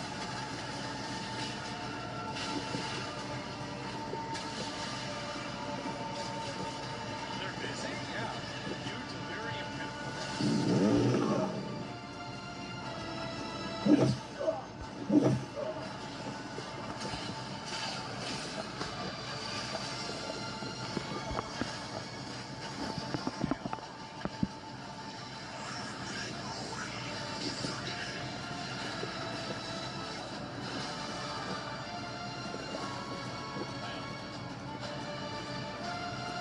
Sword? Did you guys see that? I didn't see it. Exhibition. How many new bosses have they added? Atlas classes? Oh my god. New bosses.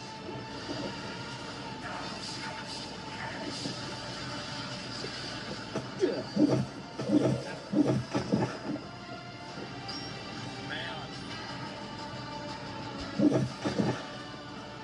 Spirit Walkers. What the hell is this? Wait, is that guy helping him? Martial arts.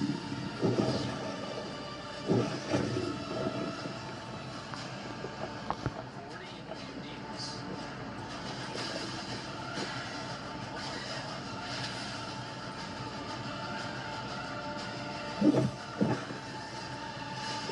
Face us is to face Return of the Ancients.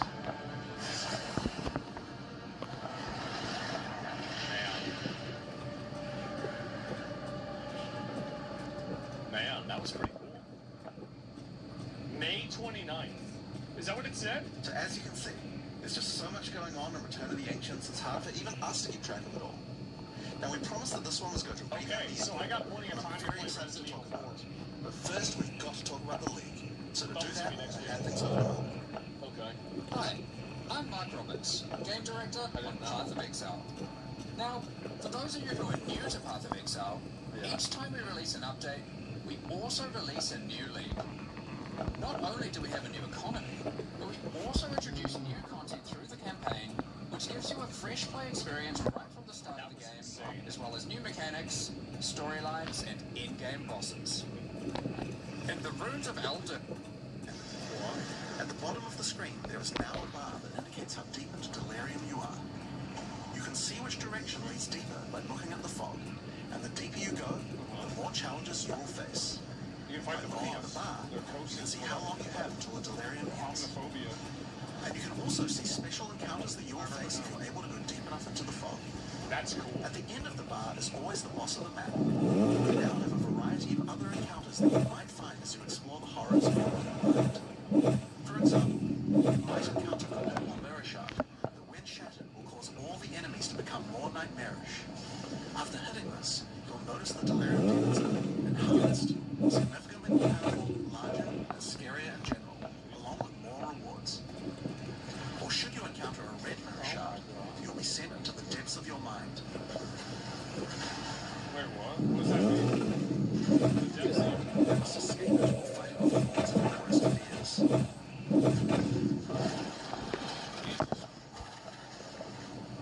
If you are able to do so, you will gain a powerful amulet with 2 instilled notables on it. Once you reach the Withered Willow, Elder Maddox discovers that a shard of the mirror is missing.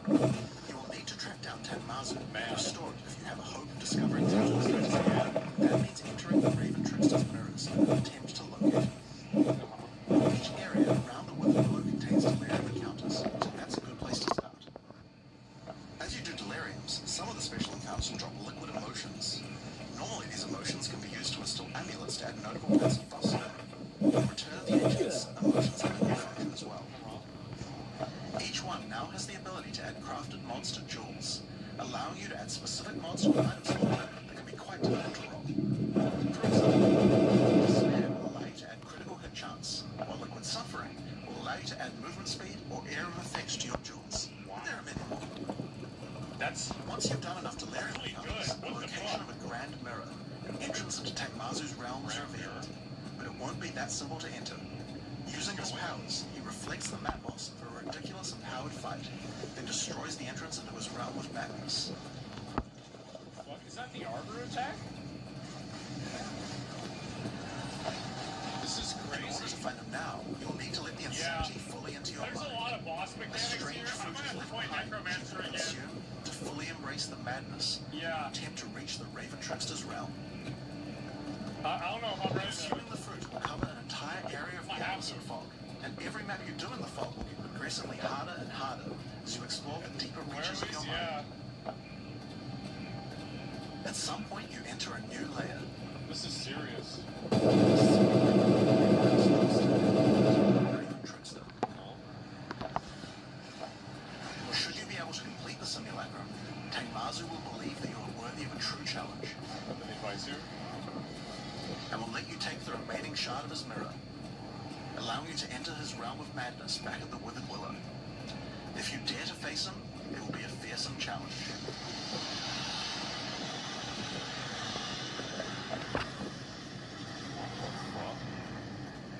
So, that's the new storyline of Delirium. That's really cool. As you can see, it's not only a quest line. There are new mechanics, new crafting options, and new boss fights. But one question you might have is, what happens after? What do you mean after? Well, once you've completed the story, grand mirrors will start appearing on the atlas sometimes after It's like completing Delirium. 100 hours. After doing the grand mirror, you can select where on the atlas you want to do your fruit-induced drug trip and get another key to fight Takmazu. But this time, the fight will be quite a bit harder. And not only that, the fight will be able to drop a bunch of new uniques that were not available in the questline version. Oh my god. I'll show some of those later. After doing a grand mirror, the decision of where to spread the fog can be important, because there are some potent emotions that only come from certain map bosses affected by delirium this way. Like all emotions, they can craft special mods onto jewels, but these potent emotions can create mods that you can't get any other way. So for example, potent liquid melancholy is an emotion that can only come from human bosses, and allows you to add a variety of other effects. I don't know. Also, you might want to try instilling amulets with these emotions. They could have some interesting effects, with some powerful notables that do not normally exist on the tree.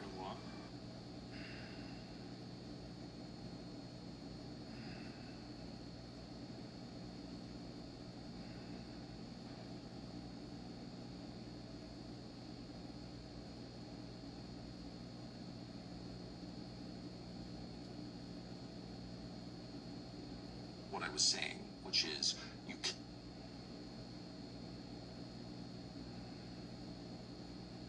What I.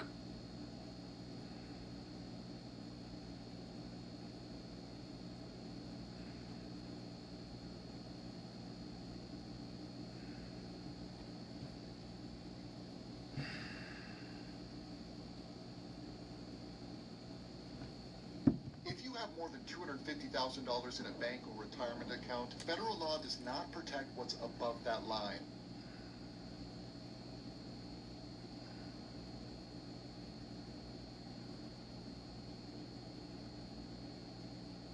Panic! That's right.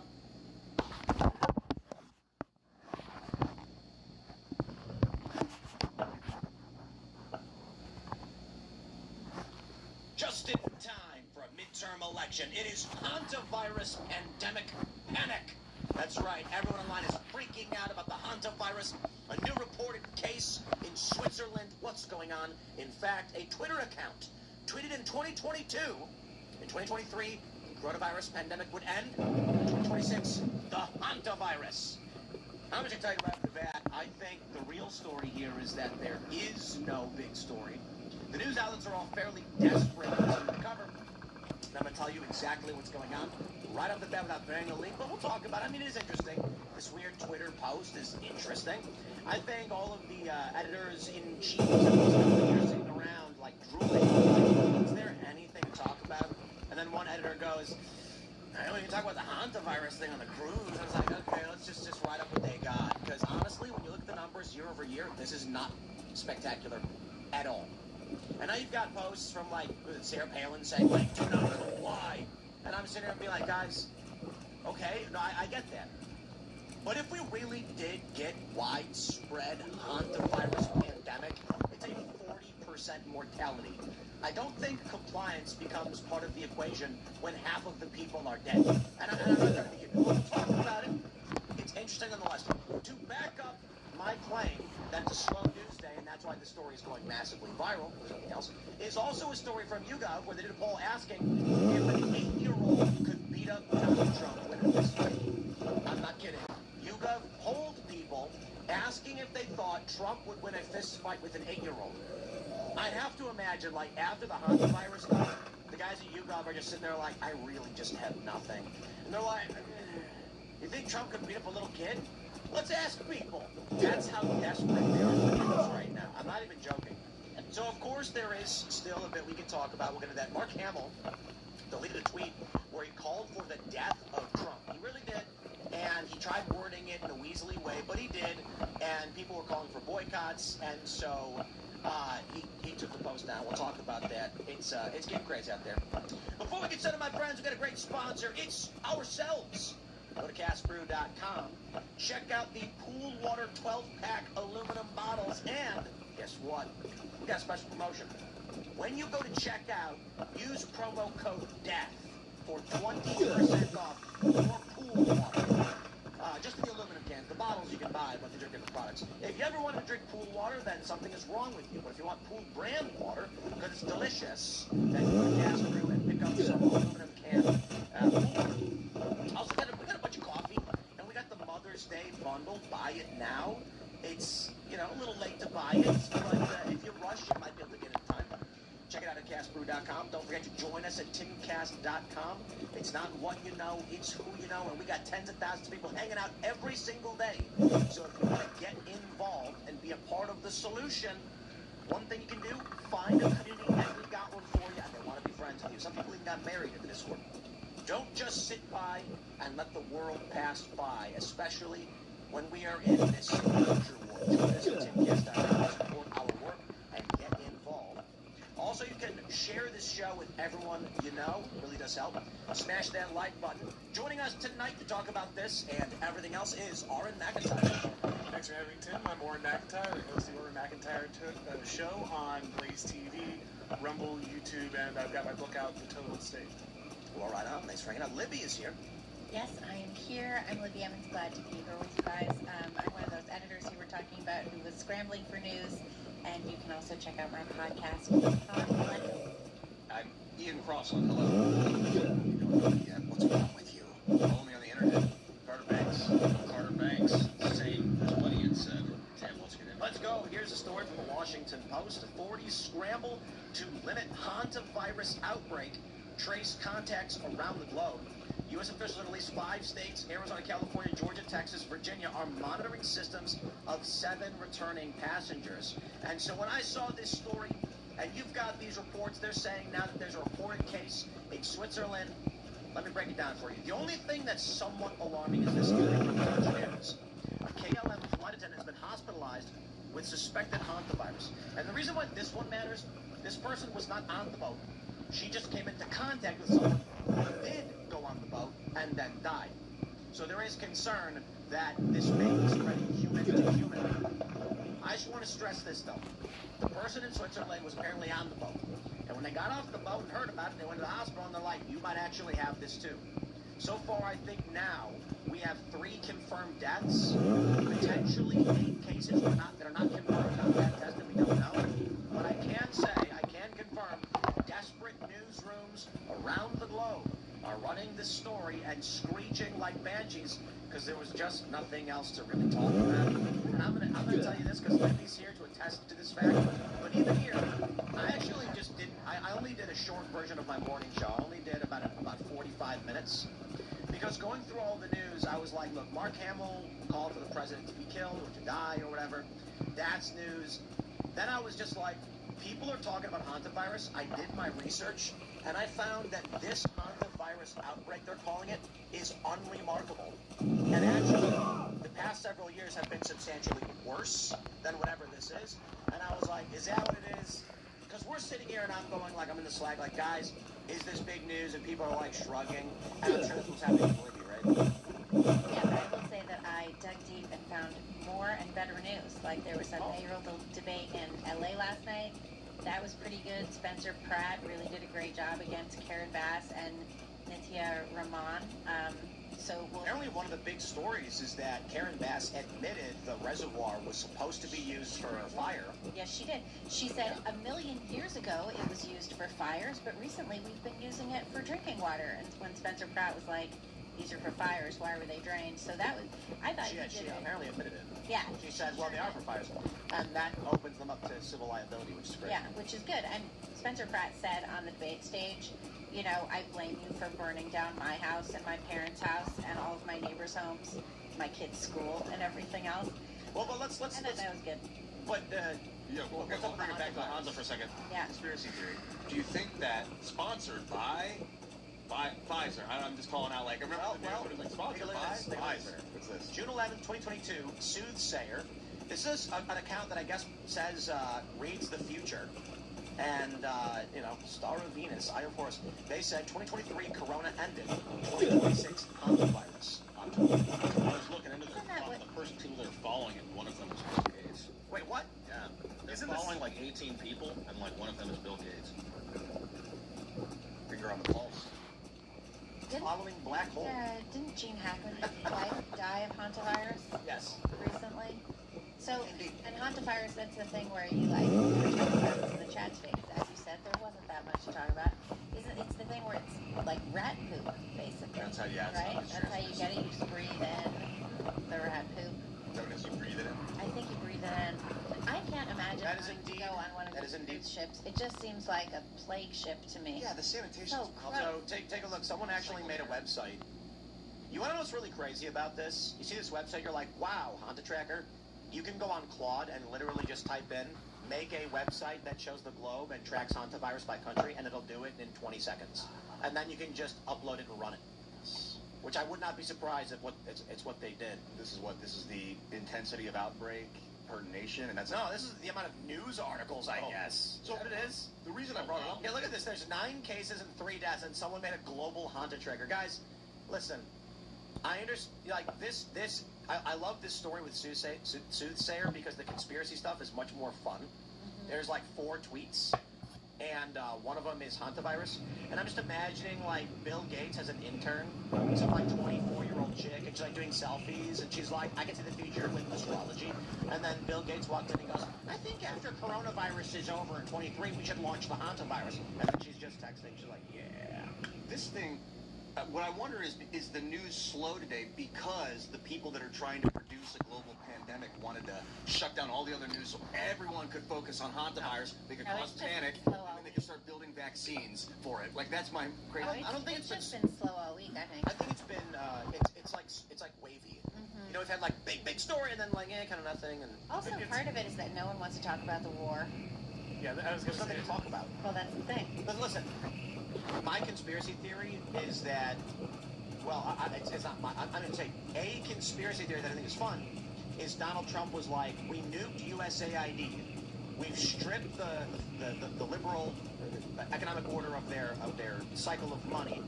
Now we need to build up our own. So what he does is, he's like, okay, every other week I'm going to announce the war's over so that prices drop. As soon as I fire another missile, short them again. You know, buy in, it goes to the top, sell, short, then I'll announce the war's over, it'll go down, and they're just funneling money to like a vacuum cleaner. This is a really fascinating aspect of one of your opponent's real weapons being your own nation's economy. Like, Iran knows it can never actually militarily destroy the United States, but it does know that it's basically sitting on this massive resource, and ultimately it can control the flow of economic output. And so, you know, you have this phenomenon where Trump is literally fighting the wars over the weekend so that they don't impact the markets, and then declaring it over during the week, and then going back, and it's just cycling over and over again. So it creates this really strange dynamic where, like, there's these little bursts of conflict whenever they won't wreck the market, and then they pull it back in just in time to set everything back on course. And that's to remove Iran's ability to ultimately tank the markets and create economic pain on the United States, which is their greatest weapon. They're never going to win with missiles. They're going to win by harming the stock market. Donald Trump knows that. That's why they're fighting the war the way they are. Do you think that the market should be 7 days a week, 24 hours, 7 days a week? Because that's how the crypto markets are. Yeah, no, I don't think it should be at all. I think we should go back to like when stores were all closed on Sunday, and there was just a day when no one could get anything done. I'm going to go ahead and just say that the flow of this conversation leaves me vindicated that not even any of you care about my This is what I remember the day it happened. I was like, wow. Because I'm thinking the manifestation of the future. I'm like, if we pretend like this is going to be a big deal, is it going to become a global pandemic? And I'm like, wow, what if it did? Hyperstition. And then it did. And I was like, wow, what if we just dismissed it? What if it just went away? Would it have been like another flu? Like, were you in Jersey with us when it started? Yeah. Because I remember we were in the basement, and I remember when Trump made the announcement in March, like, we're shutting the country down, and we were like, oh. We were talking about it. Like, it was in March, February, March. Yeah, it was super early. And we were like, and that's when we put all the gold bars in the wall to hide it. Oh, wait, I was there. I mean, it sounds like my Wait, did we get those? Yeah, they're here. I don't even know what you're talking about. Again, it is an interesting dynamic that, like, Trump's relatively successful first term was completely train wrecked because of the pandemic and everything that came after it, all the madness, and then basically halfway through a presidency, you're also seeing another story about pandemics. This one seems less likely to take over, but this isn't the first time. Wasn't there another story in 2024 or something where people were like, oh man, there was a sex bug. I don't know. Oh yeah, there was gay sex bug. Oh, the monkey. Oh yeah, yeah, but that was during small children and dogs kept coming down with it. Right, that was we so need to make that. Well, because as everybody knows, kids and dogs like to be friends with monkeys. They won't touch poop. I think that's why. It was like, well, hold on. What if this is Donald Trump being like, we're going to do our own pandemic. We're going to take their idea, use it against him. But this time he used an actually deadly. Just to put people at ease, I'm not a doctor, but I have played Plague Inc., and I know that if you want to spread a global, if you're a virus and you want to spread globally and infect everyone, you don't want to be super deadly. You want to be very effective, but not deadly, so that everyone gets it without knowing they have it, and then you mutate and become deadly, and then everyone's like, I'm stuck. But this thing's already too deadly. This one already starts as deadly. That's but you hit gold bars in the walls. My great we actually did not. Oh, you didn't? My great aunt was married to a prominent doctor, and they lived in Vegas, and they literally stacked bills in the walls. Oh, it's a terrible idea. Yeah. Bills are worthless. Here's the thing. That's what they had. Hantavirus is not transmissible during incubation, so it's a 1 to 8 week incubation, and if you did somehow get it, it's not contagious until you're symptomatic, and by then, you are seriously ill. Like pneumonia-style liquid. Yeah, like anybody who's played Plague Inc., like Ian mentioned, in order to infect the whole world, it has to be a somewhat negligible, high transmissible virus. if a virus is too deadly, then whether people want to spread it or not, they die, and then it stops spreading. Unless the dead bodies can spread it, which is another type of Well, shit. what's really funny about Ebola, do you know about what happens in Africa with Ebola? I do not.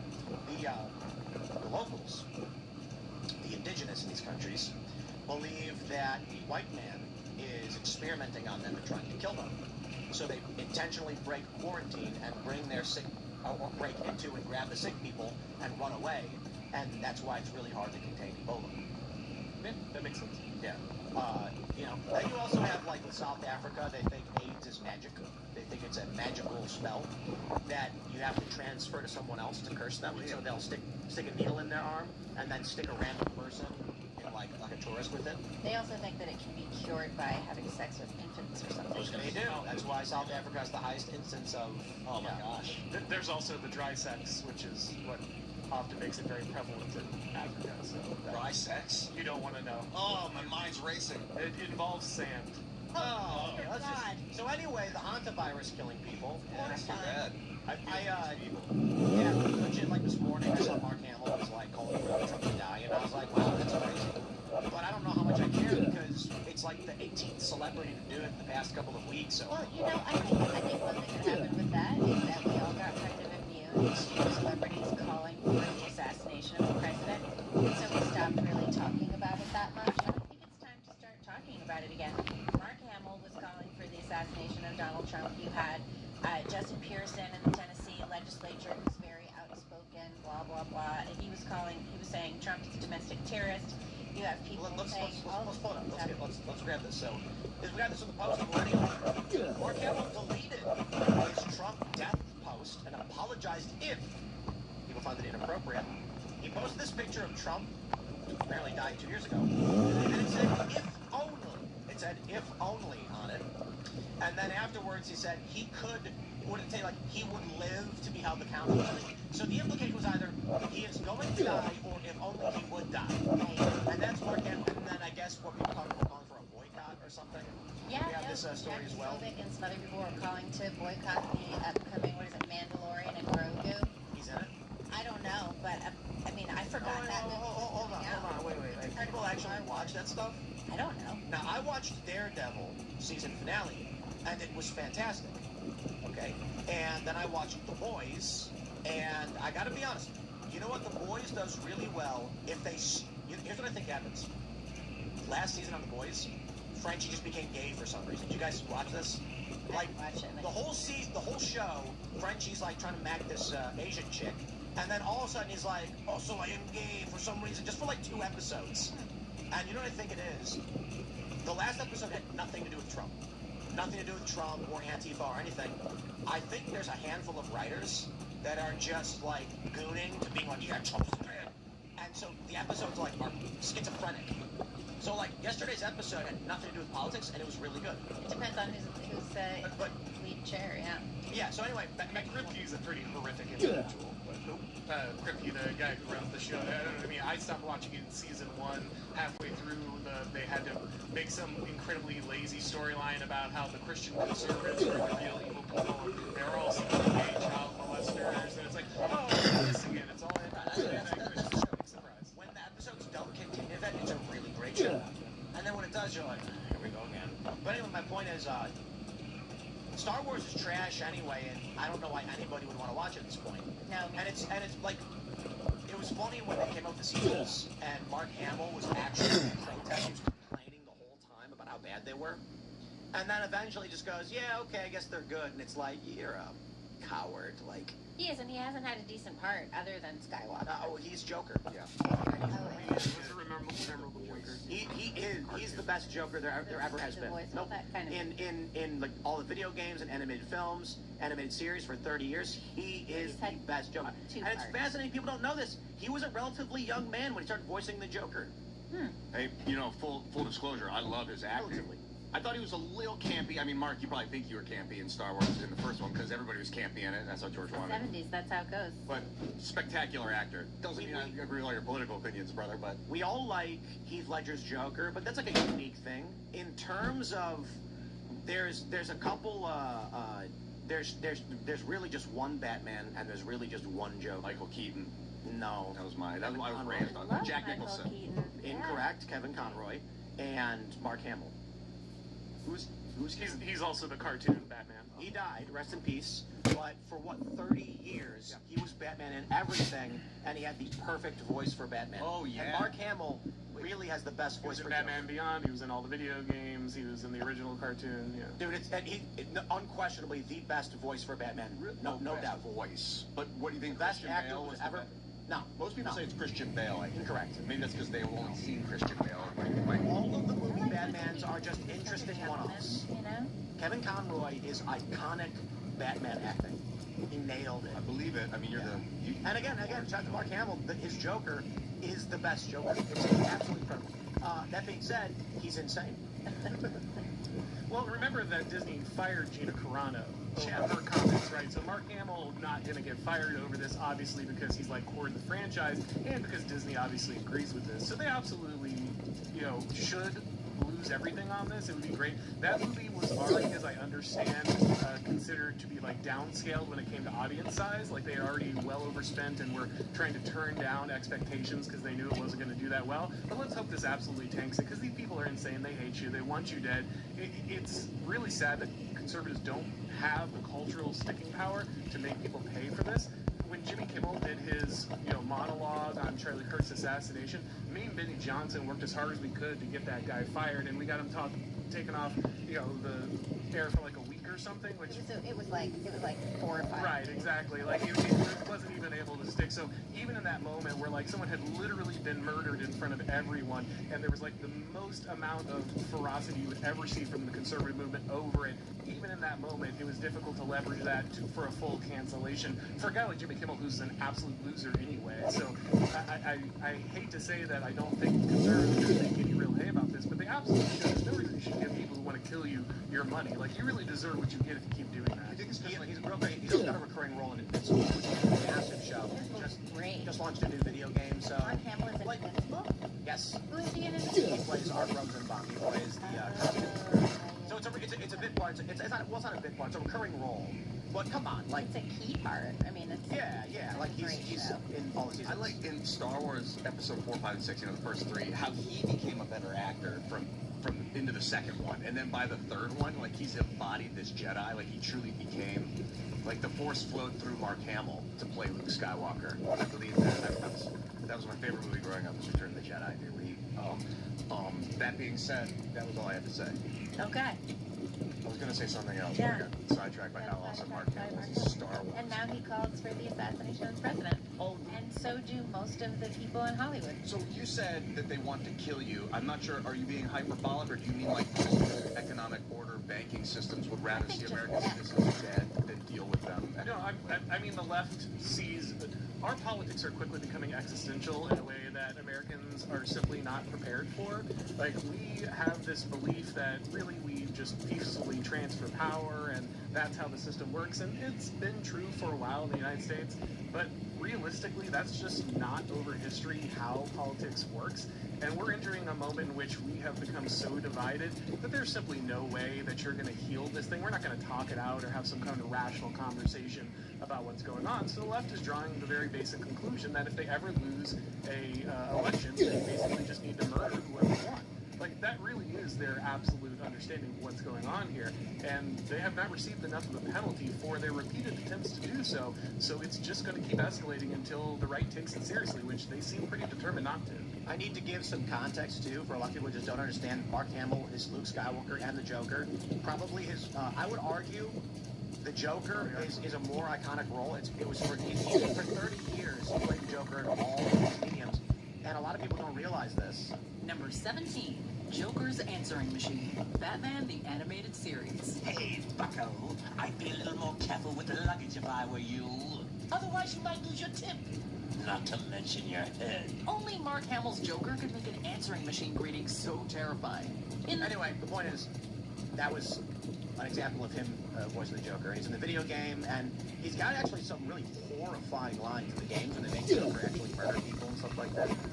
Yeah, but anyway, back to your point. Sorry for we can go back to these people we cannot reconcile our differences. They want to kill us. So you were saying? I spend a lot of time with like moderate liberals, so I think that's why when I'm around liberals, they're usually pretty moderate. So I don't see the extreme that you have noticed, or like you see the scale. You tend to see the scale. I think too, like historically. Well, there was this fascinating thing the other day where Stephen Colbert was interviewing Obama, and they were talking about if Tom Donahue is the future of the Democrat Party, and they agreed that, you know, it probably is. And Colbert said something really fascinating, which was, he said, my kids come up to me and they say, Dad, you're a liberal. We're leftists. Yeah, and I think that's what we're, yeah, everyone's radicalizing. There is no center anymore. It's being torn apart, and that's not a mistake. That is just the natural gradient that the dialectic is going to take, and the intentional way it's being pushed by many different actors. There was just a piece in Compact magazine. They were the people who did that piece about basically how all the white guys had been frozen out of hiring in media and corporations. And they did a follow-up piece on medical stuff, and basically it's this guy talking about coming in after the day that Charlie Kirk got shot, and basically all of the nurses, all of the doctors are just laughing, you know, celebrating Charlie Kirk's death, talking about how he deserved it, what a fascist, what a white supremacist. These are the people who are responsible for your medical care. They're the people who have you under the knife, and if they find out you're conservative, what happens next? Like, you do not understand how deep this runs. Well, conservatives are unwilling to use power. Yeah, what I will say is in the redistricting fight, it looks surprisingly like the conservatives are actually fighting. Finally. Much better. Yeah, I mean, the Supreme Court justices fighting. I was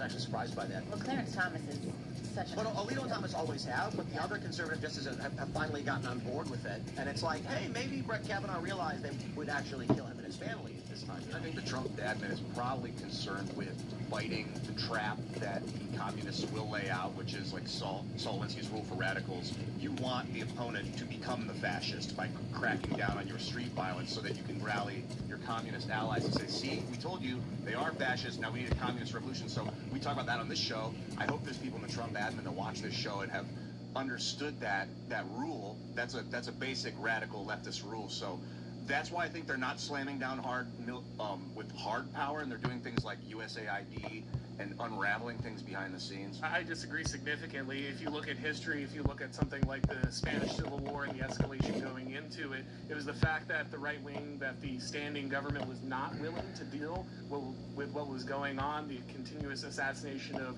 right-wingers is actually what eventually drove people towards someone like a Francisco Franco to solve the problem. So if you crack down early and hard, you end up in a scenario where people don't believe they can get away with violence, and you don't see the spiral of escalation. But when you allow that, you build this basically broken windows scenario. I'm sure you're familiar with broken windows policing, the idea that if you allow these in your neighborhood, it's only going to get worse because people see it's allowable, and they don't care to take care of the thing around them. Same thing is true with political violence. Once you recognize that political violence is on the table, it becomes the only option. It becomes the superior strategy in every scenario. So if you don't nip it in the bud, if you don't secure the monopoly on violence as the state, someone else will do violence. And if you allow these radical leftists to do it, it will get worse. Well, and we're in a situation now where people who follow the laws are held accountable to the laws, and if you don't follow the laws and you're just a criminal, you're not held accountable at all. We've seen so many people and so many stories of people getting off after committing rapes or murders or really vile things, being said that they are not mentally capable to stand trial, but for some reason they're mentally capable to wander around society and kill people. Yeah, Sam Francis called this a narco-tyranny, and it's an intentional strategy.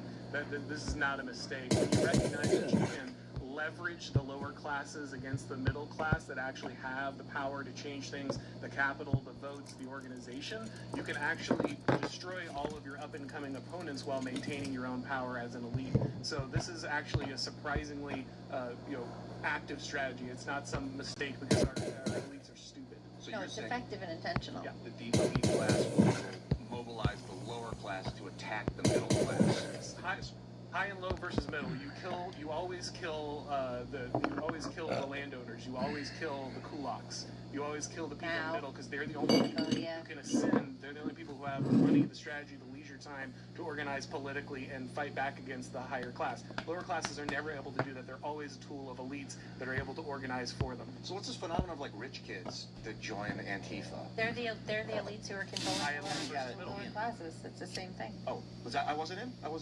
I thought I was you're still going like this. Yeah, I was trying to angle out. Like if you look at Mamdani, right? Mamdani's a rich kid. His parents are, internationally wealthy. Naturalizing deport.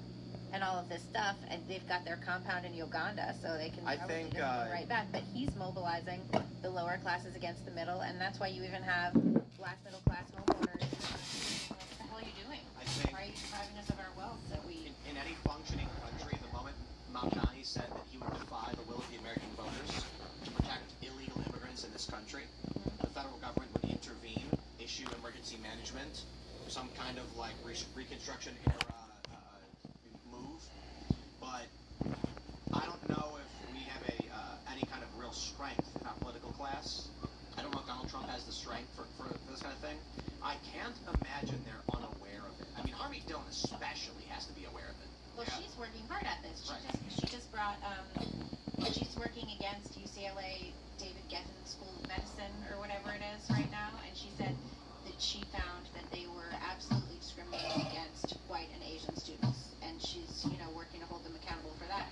But after Mamdani, I had a similar thought. I was like, Trump's going to have to do something about this. This is crazy. We've got this socialist running our biggest and most important city, and instead, Mamdani was invited into the halls of power to pal around with the other powerful guy, and it was just like, oh look, two powerful men are in control, and we get nothing. It's not about the Asian stuff or the affirmative action, whatever. That's a culture war thing. What Mamdani represented when he campaigned explicitly on, I know what the American people have voted for, and I will weaponize the wealth and resources of this city against them. That person should be charged with sedition. Instead, Trump invites him to the White House. Well, I get because he just said he was going to do it. And he is doing it. He said it again. He said it again. But saying I'm going to do a crime is not illegal. No.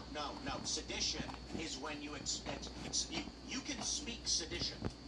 But saying I'm going to prevent you from doing something lawful, I don't think that's enough. You got to actually, they're probably watching him down there like, okay, when he does it, get him. But no, sedition is when you rally people to corrupt government.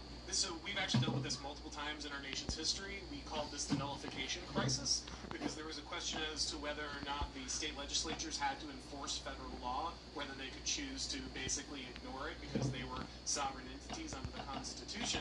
And Andrew Jackson basically said, yeah, you're going to do what I tell you to do, and threatened to use serious force. But this was an open question for a long time in America. It was supposed to be resolved after the nullification crisis, but it turns out that most of the time it's one side that gets away with basically ignoring the law. I mean, how long do we have sanctuary cities in the United States? Flagrant violation of the law, obvious instance of nullification. No one did anything about it. We've had them since Vietnam. Absolutely, and then the right, when they came, are in those situations, never do anything like that. So now recently you have again nullification with Mamdani holding a press conference saying we will not comply with federal law enforcement on immigration. So here's a guy who campaigns saying, if you vote for me in this city, I will fight against the American people. That's what he said. Explicitly. I'm paraphrasing. Against the federal government. Against the American people. Not every American people. The American people voted on a top issue, which was immigration, with even black voters in Chicago saying we are being replaced. Donald Trump wins the plurality with a mandate. The people want immigration enforced. Mamdani went to New York and said, vote for me and I will fight them. I will stop them. And he's actively been doing it. He should be criminally charged with sedition for this. Instead, Trump invites him to the White House and says, oh, I like him. So, and they're pals. And Mamdani has said that he gives Trump a call, and the two of them love New York City, and so they want to do what's best for the city. But you have them also extorting Kathy Hochul, like there's billions more dollars in the New York State budget for New York City this year than there was last year. All of his programs are these like deep entrenched social programs, and once they're in place, it's going to be really hard to get rid of them. I really love how Daredevil season 2. Actually, this is really interesting. The Boys this season accidentally crop dusted reality with Trump, and Daredevil is accidentally crop dusting with Mamdani. So, have you guys watched The Boys or Daredevil season? Daredevil 1 again, season 2? Not the second season, I saw the first one. So, The Boys, of course, is somewhat frustrating in that they really just ham it up like Trump, you know, is Homelander. And it's kind of weird to be like Trump is Superman as an insult, seriously. So they just make him an asshole, and it's like, okay.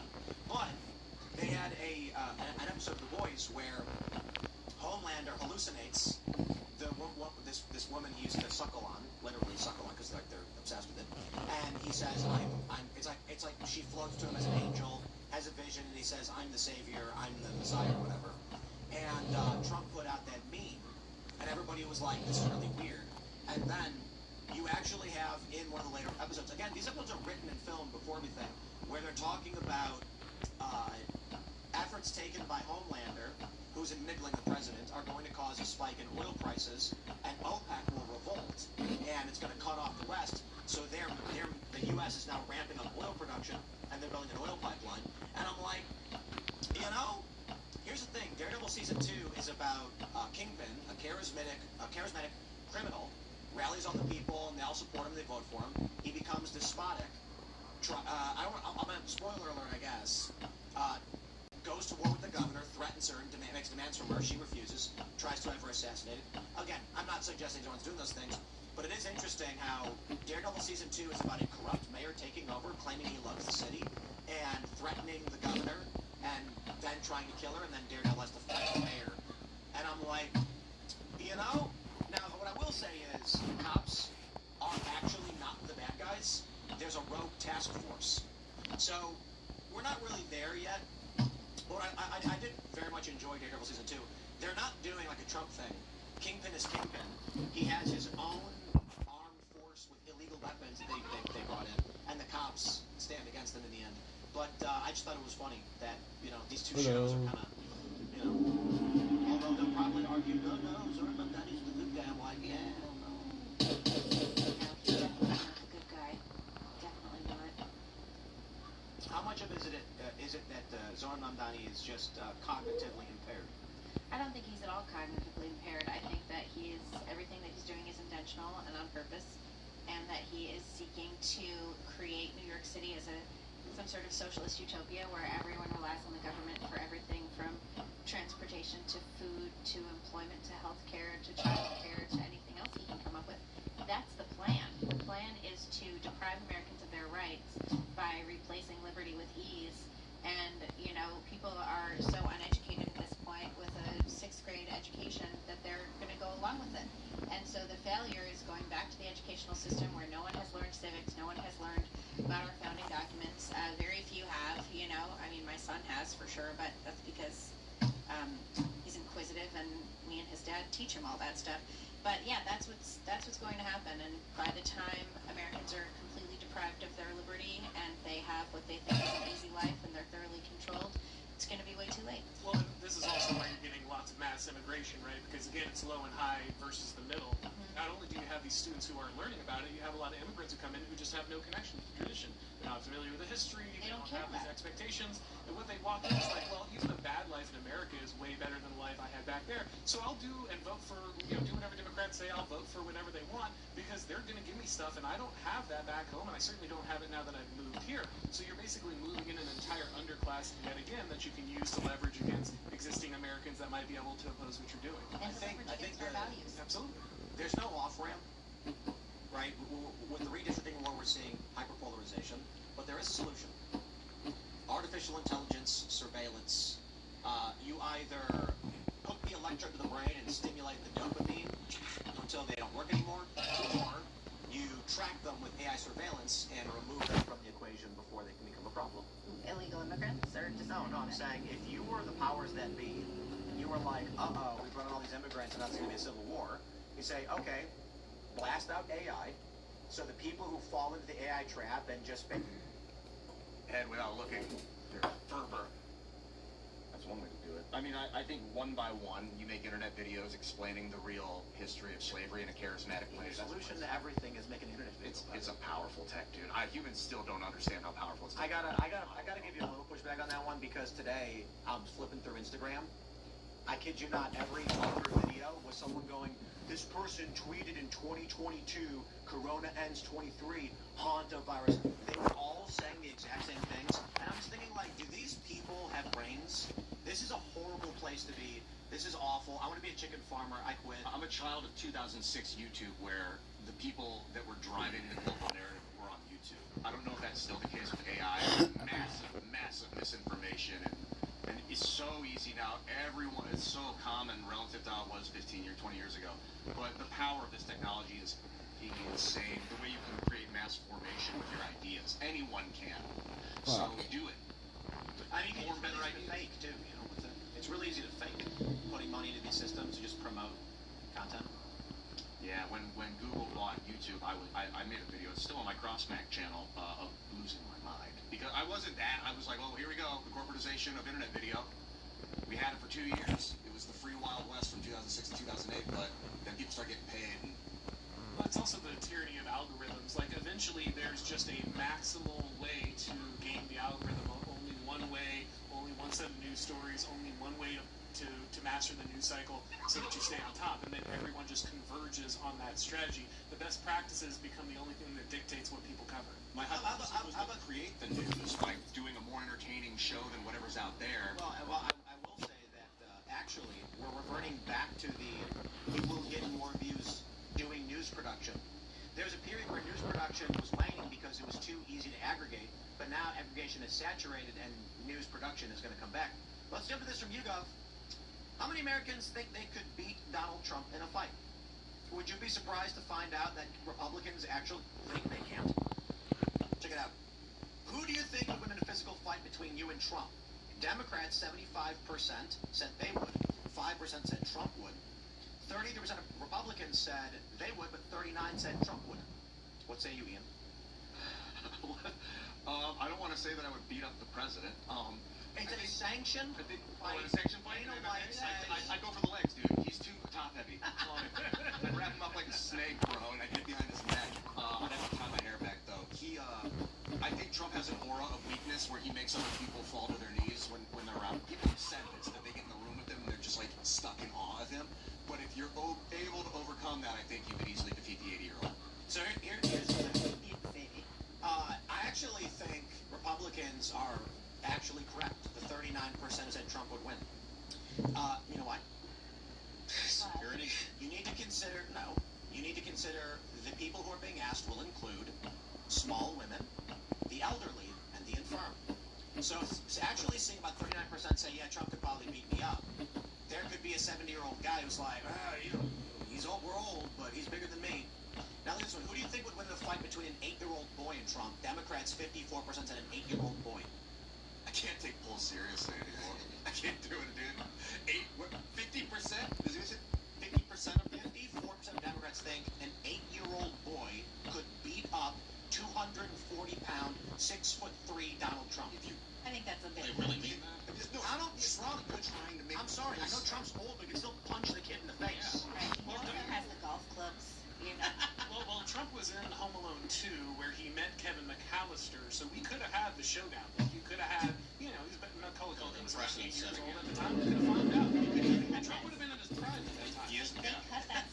They cut that sequence. Right, Well, the thing is that, Trump has strong sprawl defense, so when the little kid goes for the takedown, Trump's all over. He's just with the hand and smash him. Who are these 6% of Republicans that think Trump can't beat up an 8-year-old boy? Do they not know like an 8-year-old boy weighs like 70 pounds? Well, maybe they're thinking of their kid who is 8 but has been exposed to too much testosterone, and I don't know.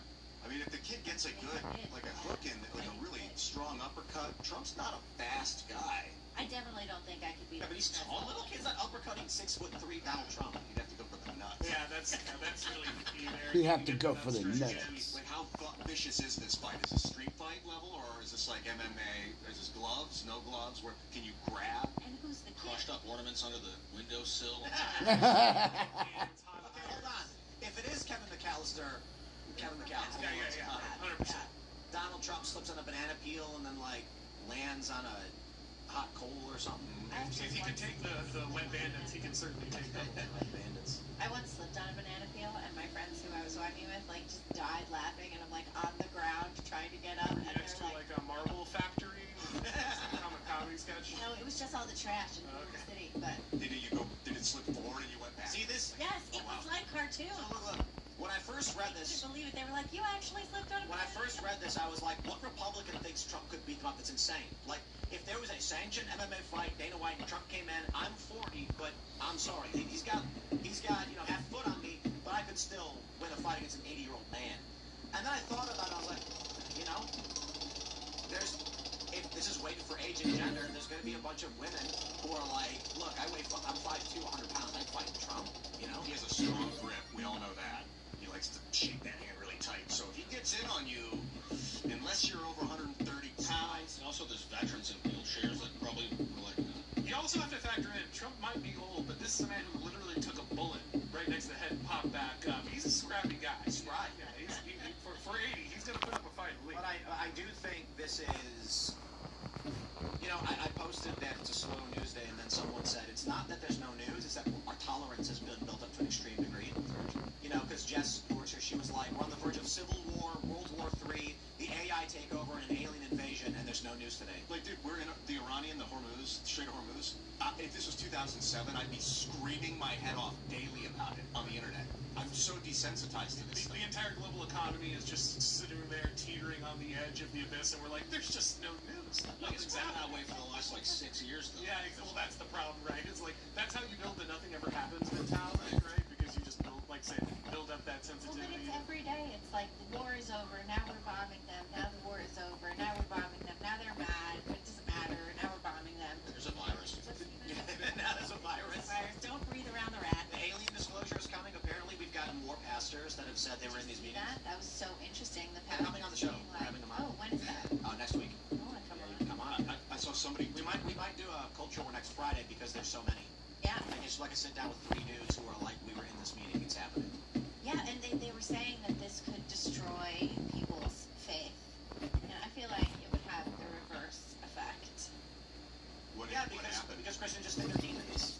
Christians could think they're demons or just think, oh, I guess we're the ones God chose.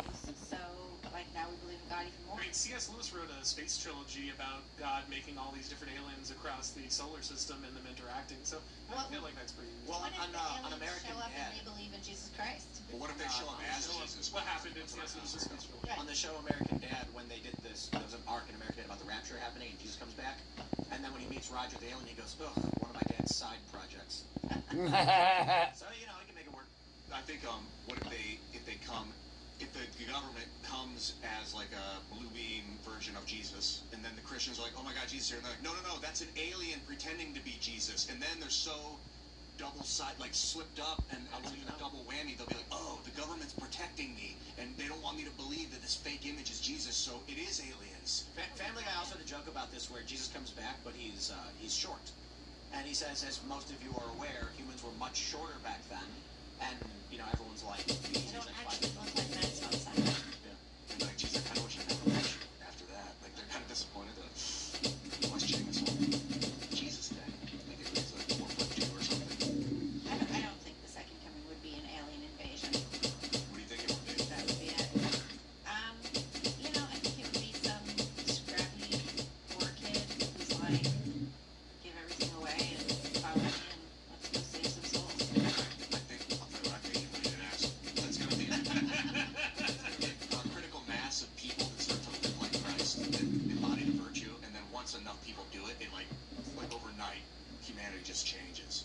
That would be cool if everyone embodied those values, but I don't think we're verging on that.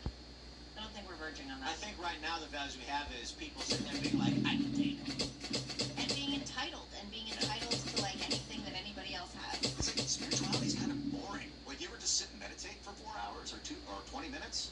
That's God. Like, that's it. Did you ever hear about those yogis that just their whole lives all they ever did was meditate? Buddha Boy. And they're like 200 years old. You gotta watch Buddha Boy. He sits under a tree for Sit on the top of a really tall column. I met some Hare Krishnas. They were like, they are monks. They sit on top of mountains. All they do all day is meditate, and they're like 160. And I'm like, when I was like 18 when I met this guy, I was like, I don't believe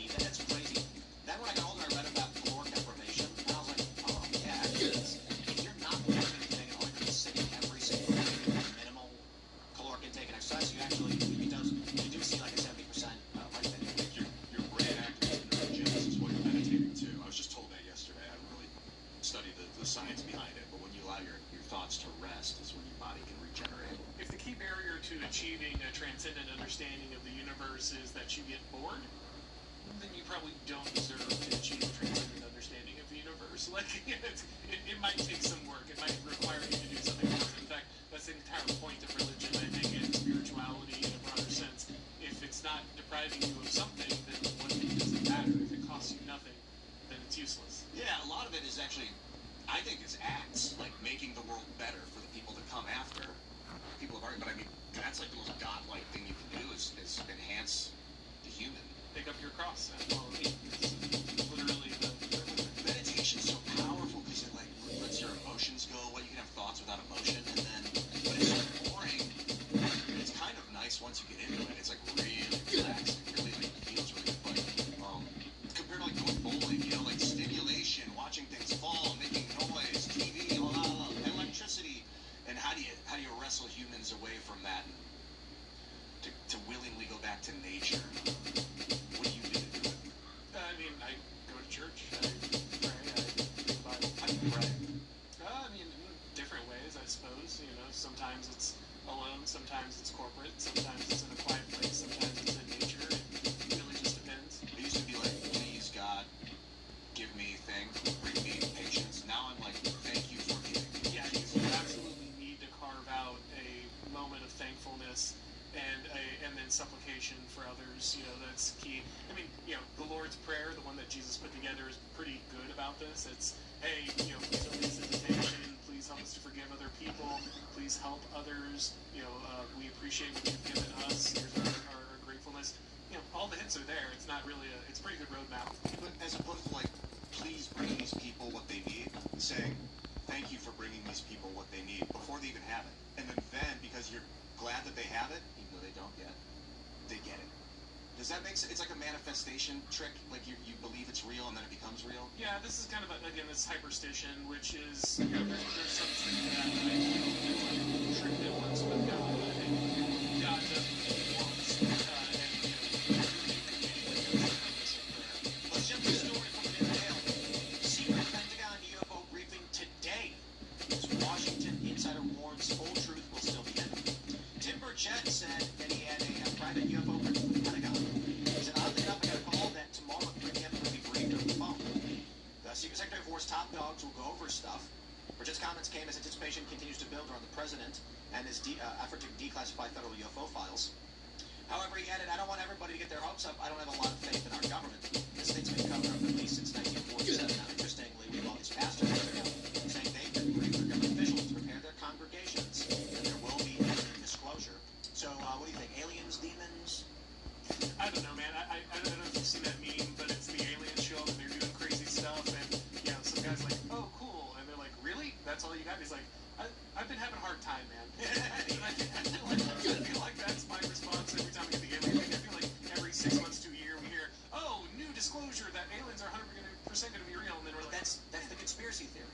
That they couldn't just come out and say aliens are real, so they trickle it out slowly so we're bored, and by the time aliens come, we go, Entirely possible. If that's a strategy, man, it is working. Yeah, I gotta be honest. I just don't... I honestly think that if today, maybe today's a slow news day, but Donald Trump, what he's gonna do is aliens are gonna land, you know, on the White House lawn, and then everyone's gonna be going, aliens, oh my God, and then Donald Trump's gonna tweet out something like the Democrats are a bunch of fat pigs who should be charged with treason, and then everyone's gonna go, wait right here to the aliens, and they're gonna run over and try and cover Trump. I don't think people are going to care that much about the aliens. I mean, especially if they're not actually showing up. If it's just like there were some spaceships, there's some, you know, maybe we found some wreckage. Ian looks so good. I just don't think. I think Ian, you're going to care. I think I'm going to find it very intriguing.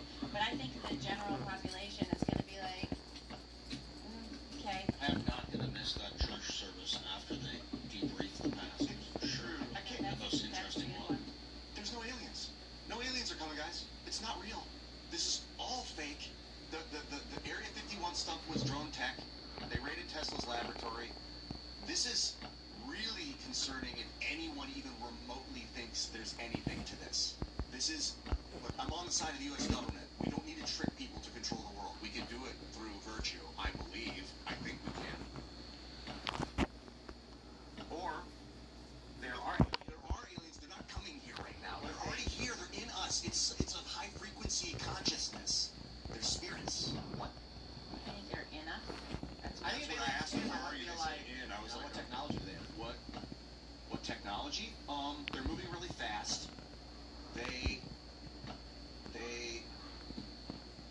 I think that they can condense matter, or matter is condensing at that speed. What do you mean? I don't know enough yet. I gotta go visit them more.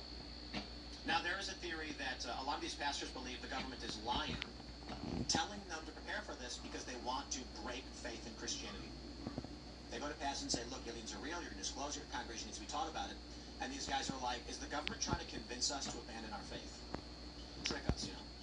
Yeah, that might be the case. That might be the case. I brought it up the other night, and this is something my friends are like, oh, look at Ian disrespecting Christians. I said, look, if someone's willing to believe something without proof, because I look at earth religions as like evidential. A lot of them are based on like text that have a lot of like, you know, a piece of text that's self-referential text. So if someone's willing to believe something without proof, they might be willing to believe something else without proof, like aliens are here. So I don't want these people to be led astray, because Christianity has wonderful values and morals that you need to abide by, or you can improve your life by abiding by. But that doesn't mean you have to believe that every fact in the book actually is real. The mistake that you're making is the presumption that because someone has a lifetime of experiences which leads them to belief, that a single experience at one time would change or give them a new belief. You said there are people who can believe things without evidence. I'd be worried they would believe in aliens. You're talking about a person who has lived their whole life in accordance with a worldview which leads them to believe something strongly, versus that same person then seeing aliens land and believing instantly that, well, you know, like my whole worldview is wrong, I'll just believe that now. I mean, we hold on to our epistemologies pretty tightly. So, for instance, when it came to public health, we literally watched like every major organization in the United States and the wider world lie to us on a regular basis from positions of authority. And despite that, a couple years later, everybody basically just went back to believing what those people said on a regular basis. So I think it's fair to say that once people are in that rut, it's pretty hard to break. There's more people who don't believe the government than ever before, I think, because of the actions during COVID, but it's still not everyone. I think, to counter your point, Ian, people who believe in, like Christians, they're not going to believe they're aliens. They're going to believe they're demons. Yeah, but I think that they might actually come as Jesus. Like, they might try and make people think Jesus is here, and then be like, no, that's aliens trying to trick you. That might be, and then they'll be like, oh, thank you for telling me this. Christians will not go, oh, you were right, Jesus came back, but he's actually an alien. Now I don't have faith in him. The aliens are tricking me. But wait, if there's aliens, then how can the Bible be true? That's not going to be the thing. Because the Bible... They're not exclusive. They're not banned by the Bible. There's nothing about that. It's just that men are made in God's image, so if an alien comes and it's not human... A demon. Image doesn't mean like his literal physical image. They don't mean that like God has two physical arms and legs in the same way that a human does. Though obviously Jesus didn't incarnate in that way. But what does it mean exactly? I mean that you have the ability to see what God sees, or not exactly see what God sees, but to experience free will, to understand the world in a way that no other being in the world does. I mean, I guess there are people who could argue that yes, they did mean in a little physical, incarnation way, but I think most people understand it as more of a spiritual image of God and not a like actual physical resemblance to God. The other reason I believe that they are potentially targeting Christians, like you mentioned earlier, Tim, is that if you can break America's founding religion, as much as heat as it's taken, especially for the last 40 years, with the internet and sloshed by the globe, but like if you can break people away from that and question that they toss the morals aside. And if they toss the morals of Christianity aside, I feel like we've lost. If you lose the ability to have like patience for your enemy, you can destroy your enemy without hating him. When you hate, you get blinded, you get lazy, you get diffused. You need to maintain these virtues to win a war in a lot of ways. You're right. What we need is a great flood that just, whoosh, of the whole planet. No, he promised no more water. You have to use fire this time. Oh, okay, all right. I know that wouldn't be God because he promised. You got a rainbow out of it and everything. Yeah, but the rainbow's been subverted, so... That's why the fire comes out. I say this to Christians when they're like, there's the rainbow flag, and I'm like, why would you let them? Like, Christians should all start using the rainbow again. And then all these Progress Pride people are going to be pissed off. So they said that it's a fire. Is that supposed to happen in the Bible? They say break fires? I mean, I'm making a joke, but there was literally a promise that God would never flood the world again, and that's why the rainbow appeared in the story. God's covenant. So if he can't technically use water, then, well, there are other options. What about fire is one he's he could use liquid methane. It's very true. Superheated gas.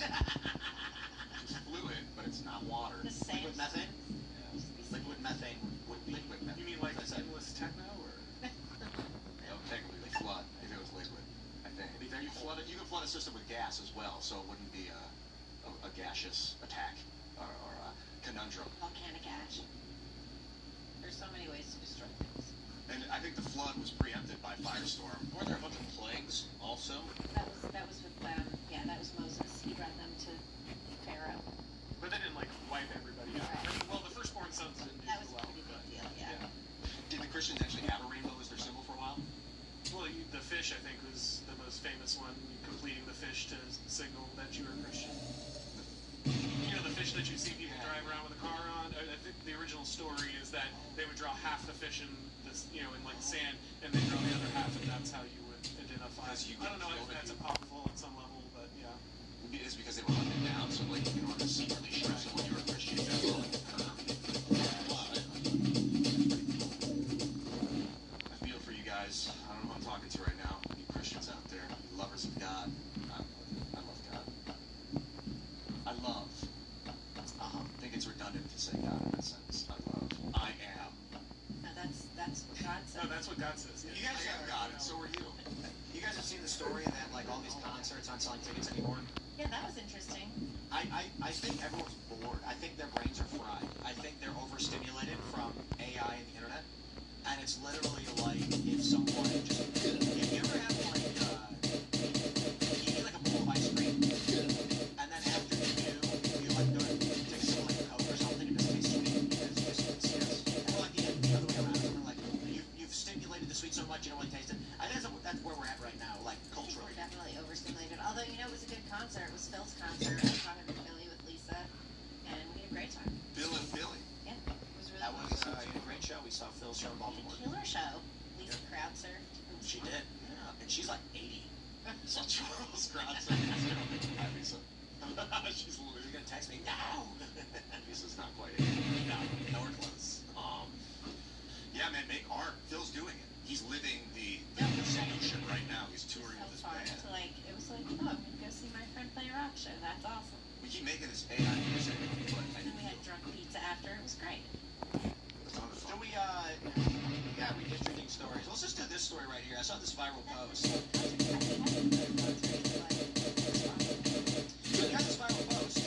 Red states versus blue states. Where the money went. It's actually very fascinating. Red states are bringing in trillions, and blue states are dumping trillions. It's almost one for one. 160 billion from New York. Yeah. And now was that group like Apollo or whatever, big wealth management or whatever, that they're leaving? Citadel? Yeah, well, Wait, Ken Griffin said he's actually leaving now? He's doubling down on his whole Miami. So we'll have to see if he actually leaves. Wow. Why? I mean, could you imagine the mayor goes to your house and starts saying you don't deserve to have your house? Why would you want to stay in that stupid town? Not only that, but it's an investment property that funds a bunch of jobs and a building. And he had a $6 billion project going into Manhattan, and now he's like, maybe not. Maybe we'll just move. $6 billion? $6 billion. Yeah. So, what do we do when all these states collapse and all the red states are all nice and muddy? Put up walls. You need border control, but for blue states. Yeah, border control, walls. Remember when they were doing border checkpoints during COVID? Yeah. People were trying to flee New York, so Connecticut set up barriers. And they were like IDing people. Well, they should have just got a Jersey. Jersey didn't have walls up. Don't have a Jersey. So you get stuck. That's why we left. One of the reasons. You left Jersey because it was a peninsula. We were buying the property in we were buying the castle, and we decided to leave before it was done already because we were like, they were talking about shutting the bridges down.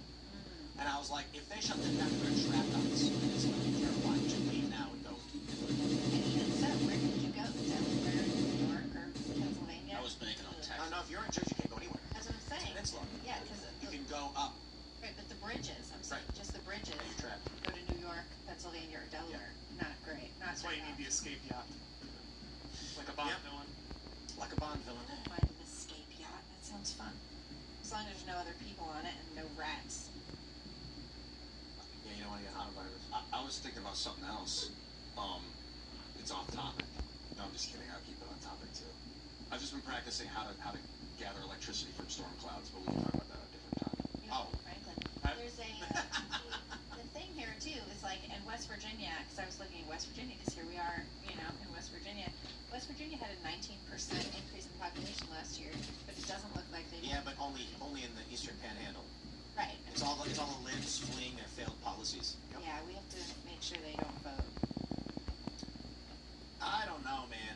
You know, do we like build a wall? No, we just play music, man. That's the wall. The wall is in your soul, dude. We create a buffer. That's Thank right. you, Floyd. I'm telling you, we don't need physical walls. We do need physical walls. That's why we have houses. But in addition to physical walls, you need mental things. You need things that make people not want to do it. Well, I don't want the libs coming in here and voting out the representatives that we have. But this is Representatives we have. This is the eternal problem with capital flight, though, right? It's like everyone's like, haha, stupid libs, you passed all these policies, you made your place unlivable, then they move, and you're like, oh, look, our ideas are better, and I then need the they garlic and the crop. yeah, they just bring their ideas with them, and they just go through the same cycle over and over. I think you should have to live in a state for 3 years before you can vote. I'd put that much higher. And spend $100. That's Okay? actually really not a bad idea. Because, I mean, it's voting now. I've been in the state Voting for should cost money. years. That's called a poll tax. Unfortunately, that's unconstitutional. Well, no.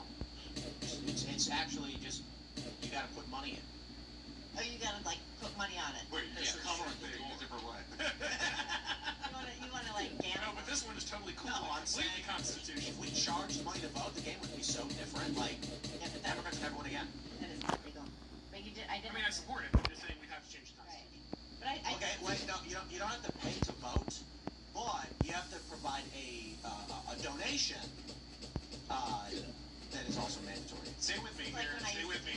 Service guarantees citizenship. I don't mind that.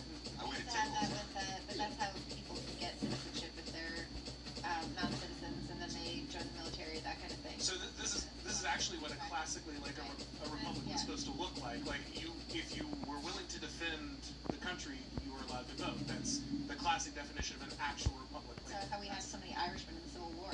Well, as a Southerner whose family was shot by those Irishmen, I have mixed feelings about Lincoln importing a bunch of immigrants to murder our Americans. But Shut the fuck up. You don't know what the fuck you're talking about. The Irish were only here because they had to get out of fucking the potato famine. Well, I mean, so to be clear, in the classical Republican sense, service guarantees citizenship means when citizens serve, they then are elevated to the point where they can vote. So, for instance, in the Roman military was, when it was a republic, voluntary. In fact, not only was it voluntary, you had to pay for your own equipment. There was no like wages for being a soldier. And that's where we get equestrian class. They were the people who were wealthy enough to buy horses. That's why we got the word knight out of it, and that worked its way into English.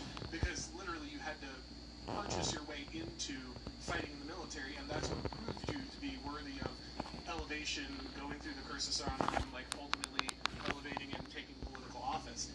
That's the classic understanding. Machiavelli had the same understanding. He said all republics need to have their own citizen soldiers. They shouldn't have any other standing armies or any of these other empires. Like you should have where you should have. So you don't want to bring in a bunch of outsiders because that's also how Rome fell. They started paying immigrants to be in the military, and it turned out that actually if you hire your entire military from a bunch of Gauls who are moving in, they don't actually care about Rome. And that's a phenomenon inevitable that they overexpand it. Yes, and because their birth rates fell, let a lot of people come in to fill in the. If it sounds familiar, let me know.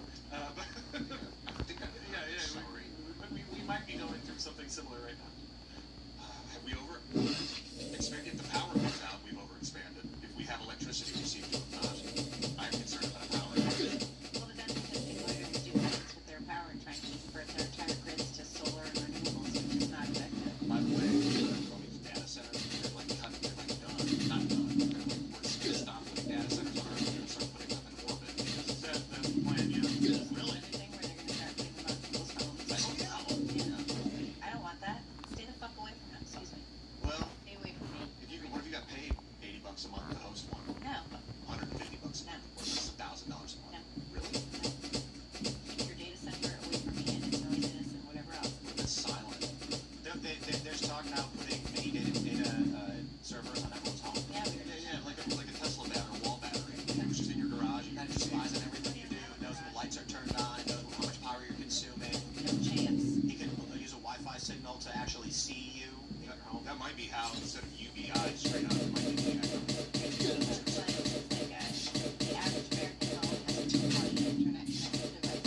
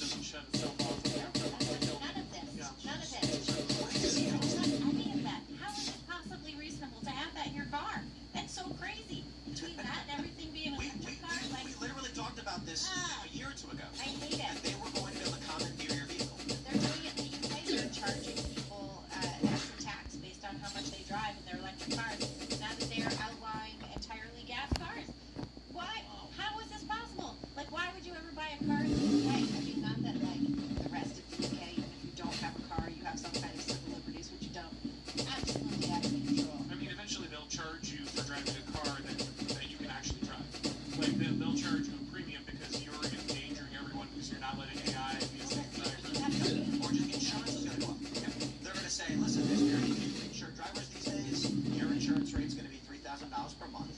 Of course you're allowed to drive your own car. Wealthy luxury to be able to drive your own vehicle. Oh, what hell they are turning everything into. Good. What could be better than that? A technocracy. What could be better than a technocracy that we're heading towards? Literally anarchy would be better than a technocracy.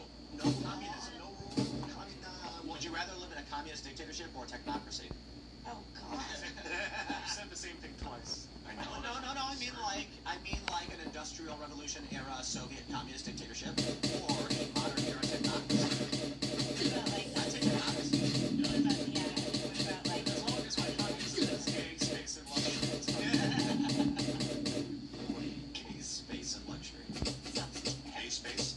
Gay space, luxury, communism. It's a joke. And then I spend like 2 days thinking, oh my goodness, is everything in the entire world going straight to hell? No, it's just going to technocracy. And to hell, yes. Not if we do it right, because what's happening is Elon, right. If you have a corporate government that is done like the American government, we need to architect. We're doing this The fine. next thing you know, they're just selling you the air you breathe. I work with I run a company, it's a social network called Minds, where we developed through all of U.S. law basically what would it be like to govern yourself on a social network. So the people, if like something gets reported, it goes to a jury of people that volunteer for a jury, and they can say yes, that violates. Volunteer for a jury? Yeah, and then if they're allowed to get something wrong, then they get deprioritized in the juror capabilities of the world.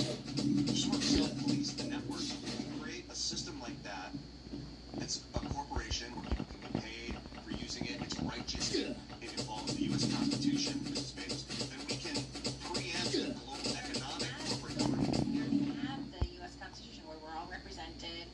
You know, we can all vote for representatives, and ideally they represent our interests in the seat of government. But the World Economic Forum is talking about corporate governance. They want to move away from national governance to a corporate But who governance. cares what they want? They're not American. They don't have anything to do with us. They suck. I don't want any international law. Well, they do have stuff to do with us because they're running the banks. Right, and we should not be in debt to any of these groups at all. I understand the idea. I understand ideally it wouldn't happen, but the reality is it's moving in that direction. So unless we break the system and fall into tribal warfare, I think we're headed towards a collective unification. And we need to do it right. We need to do it in the American guise. We're not going to do it right. It's going to be terrible. So, I wrote a book about this, what we're pushing towards is this. China is what Dennis Lyons called the China convergence. Like, everyone is arriving at the solution you're talking about. You can't govern people at scale with the systems we want without basically just triangulating on techno-fascism. Like, that's basically where every government has to environments. We're going to use systems like in China, different in the United States, and different in Europe. Techno-fascism. Well, no, they wouldn't call it that, but functionally, what we're talking about is state control, entire state control of ideological understandings of the world through technocratic means. Like, that's going to be where everyone's going. And so that's why everyone is implementing censorship of the internet right now. That's why everyone's trying to tie bank accounts down. That's why everyone's trying to make sure you can't drive in your car. That's why, because the only way you can take diverse, large groups of people and govern them at scale is through basically technological theory. It's the only option. I identify with self-governance, so I don't want someone else to govern. I want to govern myself with others governing ourselves. So I see like a mesh network where everyone has their own social network that's connected to every other network, and everyone has their own cryptocurrency tracked with their person that they can pay people for, and people can buy things from them with discounts if they use their own crypto. So it gives your inherent crypto value if you do things, and then you can decide the rules and regulations of your own network. People can still access your network from their system where they have their own rules. And if they want to ban your stuff from their network, they can, but they can't ban you. You have full control of your own network. So it's kind of like techno republic. It wouldn't necessarily have to be top down. You're talking about patchwork, actually. So there's I don't want to sidetrack everybody on this, but Curtis Yarvin, that you might have heard about him. He talked about patchwork a long time ago, which is basically like this quasi-authoritarian, quasi-libertarian synthesis of understandings, where you have these micro-states, and each one of them is governed by someone with absolute power, but they're all competing against each other in a hyper-capitalistic manner. So you can choose to go to one patch, you can choose to go to the other, and they don't have to interact with each other. And so people who see one system that is better, they can move there. But there's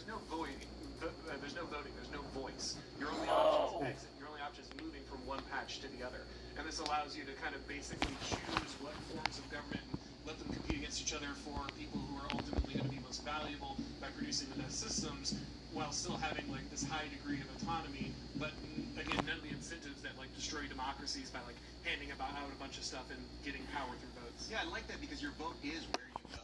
Right. This type is your vote, and then it would create like a market of terms of service. Whoever has the best terms of service, that's where the people will go. Think of 1,000 Singapores, where like, yeah, hyper-capitalists, a lot of people want to live there, but also if you spit gum on the sidewalk, they're going to cane you, and if you bring weed into the country, they're going to kill you. Like, that's kind of the blueprint. We're going to go to the uncensored portion of the show in 50 minutes.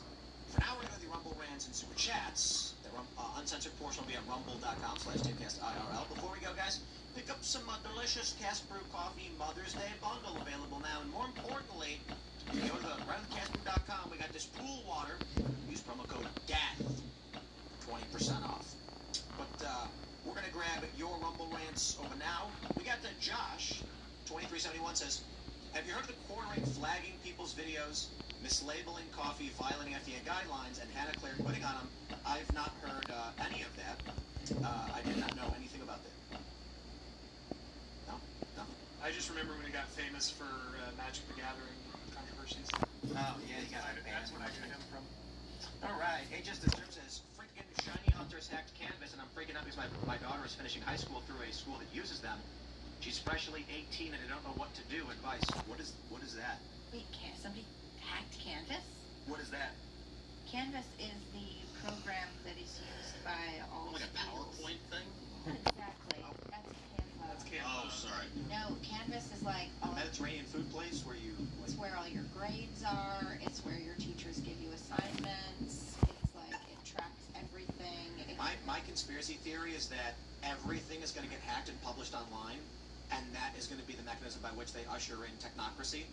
Because everyone's going to be like staring at each other, and there's going to be a bunch of journalists with like weird tentacle stuff on their hard drives. Gross. Yep. Thanks. Well, that was actual guy I'm referencing. You know what I mean? There was a tentacle guy. You don't remember that guy? An anti-Trump guy took a picture of his screen and had Jeffrey Toobin. tentacle stuff on it. You don't remember that? I don't remember I that. remember that, but I don't remember who it was. How are you guys not aware of this? Big anti-Trump journalist. I remember. Who was the anti-Trump journalist? You even wouldn't know. I might know. You never know until you ask. What's the question? Who's the tentacle guy? Should I ask him? Was it Kurt Eichenwald, right? Was that the guy? Josh knows. You want me to ask him? He knows everything. I think. Journalist distracts from coherent by defense. Yeah, Kurt Eichenwald. Yeah, it was the anti-Trump guy. 2017. Yeah. Before I started paying attention. Huh. That's why I don't. Wow, you missed a heck of a news cycle. He posted a screenshot of his laptop, and people noticed that one of his tabs was like weird tentacle stuff. Oh, like tentacle porn? Yeah. And he was like, no, I was just showing my wife. And everyone, wait, what? I was explaining to an assistant, I was going to show her. It's like, Honest about that? There's more to the overpaint. What? What is that? Why were you watching it? Tentacle thing, because we were all I don't, wait, we were all tripping on acid and we were watching Lord of the Overfiend like you do, and then we switched and started watching. No, it was a cartoon. Yeah, no, that's not what we're talking about. Okay. Yeah, the weird tentacle stuff is like, he's looking at comments of women being captured by octopuses. I'm pretty sure that's what this is. It was creepy. I think it's because octopuses are smart. Oh, it's octopi, isn't it? So it's kind of like sexy, you know, because they're intelligent. They know what they're doing. Yeah, that's what it's all about, the intelligence. Yeah. The suction cups. Very weird. It was very Sapiosexual. Well, I mean, that one woman was hooking up with a dolphin, so... Kamikaze dolphins. Well, apparently we have the best kamikaze dolphins in the world, and Iran definitely doesn't have them. According to my accent, I think. It may be true.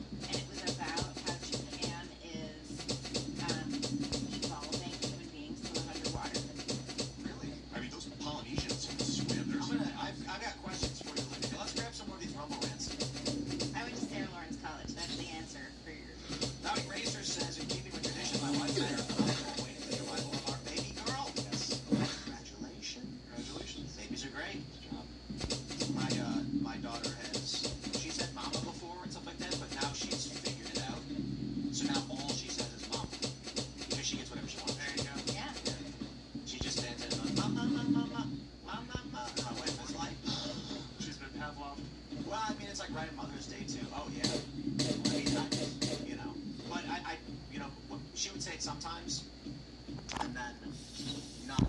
Now it's like, hey, call mom, and she'll say, Mama, you know, so. Alright. What do we got here? Snozberry says, Plague Inc. Oh my god, the hate. The hate it for have Greenland, Iceland, Madagascar. The hate you have for it. Violence. I think that's what he's talking about. That's why you always had to make sure that you went for boats to get those hard-to-reach places.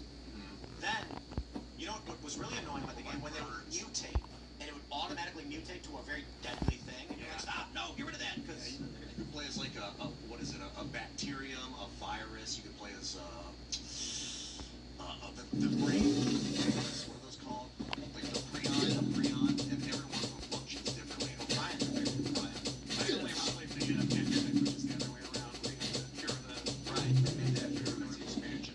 Osri says, I love Tim and Ian. They keep bringing up my favorite game since '93, Civilization, which both of my sons play now, and Plague Inc. They play every now and again this day. Civilization, except for the, like, I don't know what, was 5 the last good one? Well, 6 was pretty good. I haven't played 7. Wait, no. What's the new one? 7? That's what everyone's complaining. Like, I played 5. Yeah, it's not done. They need to make it Sid. If you guys, So there's no Israel in it? you need to make a Really? Yeah, it's kind of weird, isn't it? next Sid. Please break the mold. You got to make it 3-dimensional where you can go up. So it's like a 60-sided cube or like a hexagon. You know where, so you can go up or down. So you can go up into the air with, like, you go higher into the air. Oh, I see what you're Higher saying. or underwater or underground. Like that will take Sid to the next level because they're getting redundant. And there's so many better 4 times. Well, I mean, Civ 4 is all you need. Sid 4's phenomenal. All you gotta do is keep patching with new technology when it comes out. Hey, you can win by religious victory, cultural victory, scientific victory, military victory. Are there other ones? They technically have the religious one. Everyone has your religion. It's like, what is victory in the civilization? You know what I mean? Yeah, cultural cohesion, where they're all into what you believe, like the American way of life, religious victory, or you get to help somebody. I got to read the book. B. Stevens says the current Democrat platform is a successor of the Communist Party. Agreed? I'll take that legal reasoning. Yep. All right, let's see. What have we here? Ben says the aliens will get reason to kill Christians. Is that what you're saying? To KL Christians? Let's see. Common Sense Fishing says slow news to people are capitalizing on people's stupidity. Virus has been spreadable human to human and documented since the 90s. No, not going to be a pandemic, etc. No. Indeed, I looked up the previous years, and this is not remarkable. Like in previous years, we had more cases. So it's just a high-profile case for them on a cruise, an American cruise ship. No, I think it was from maybe Argentina or Shot. Yeah, I think it was Argentina. People yelled about it on a ship. All right.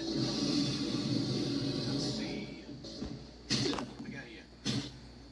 Nathan says, Tim, can you please re-release your first Buddhist Pro model so I can the set of your police board? Chicken board. Is that which? I don't know which one it is. Is that the chicken amendment one? I like that one. Oh, the first one with actually just the rotor. We have a stack of them here. We can have one. Contact the Discord community. Olivia can probably help facilitate and just send you one. Free. Because they're lying around. Anyway. Let's see. We can grab a couple more here. XC says, Tim, I work with a company who has 10K employees who has to deal with rat, mouse poop, and poop dust. None have gotten the virus, which comes from rodent poop. Unless you sniff, lick the ground, you'll be just fine. Not worried. Well, there you go. Poop dust. It's the first time I ever heard that. Poop dust. You know what's worried about poop dust? I am now. Well, we have chickens, and chicken poop dust is an issue. And nasty. I used to breathe Because the in. chickens poop everywhere, right? So walk around and then they'll go like, and then just flies up in the air, and you go like, now that beautiful country air. Yep. What we got going on? We'll grab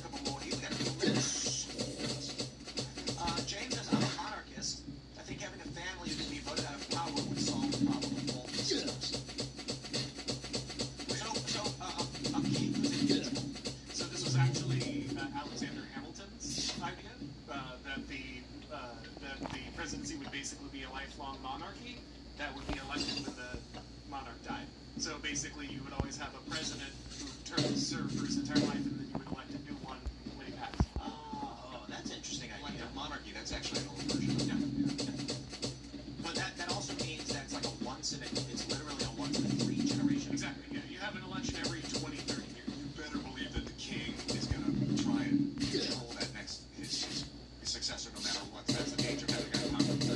Unlike our current system where Barack Obama definitely would not have influenced the entire presidency to which he could have not been elected. Yeah, crazy. You know, supported Biden or something. All right. That's, what is Nick says, maybe everything in CVS wouldn't be behind plexiglass on the sunscreen because some people can't be better. Have you guys seen the viral video where it's a black woman complaining how racist the store is because the white foundation, the paler foundation, is in the open, and the darker foundation is sealed away? She's like, this is proof.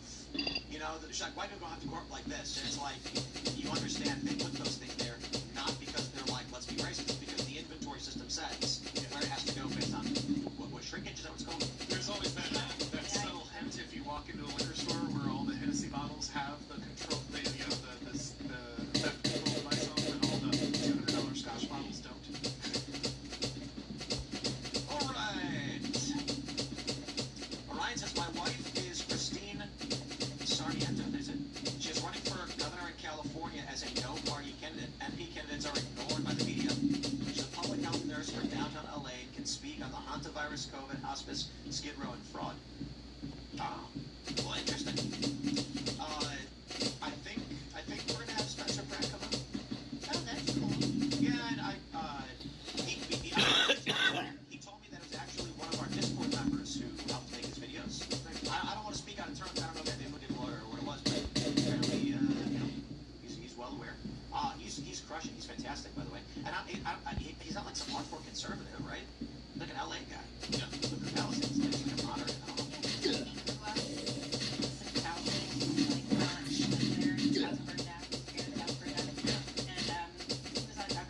Yeah, he's an actor, right? I thought I was making something. It's crazy that we live in a country where there are no badass. What's her name? Rhea Ball or whatever. India Rahman. I don't think she has a chance.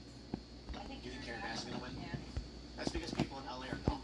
But I mean, you look at Spencer Pratt and you see him talk and you listen to what he's saying and stuff, and you're like, no, he should be mayor of my town. He's great.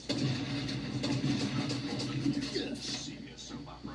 He has like a lot of strong ideas about how to get into and prevent these kinds of fires from happening again. Interesting. I mean, that's... So Tristan says, Ian, Techno Nations, no physical borders, just network borders.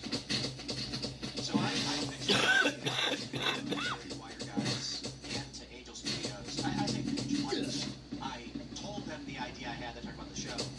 The idea for the show is fast pick.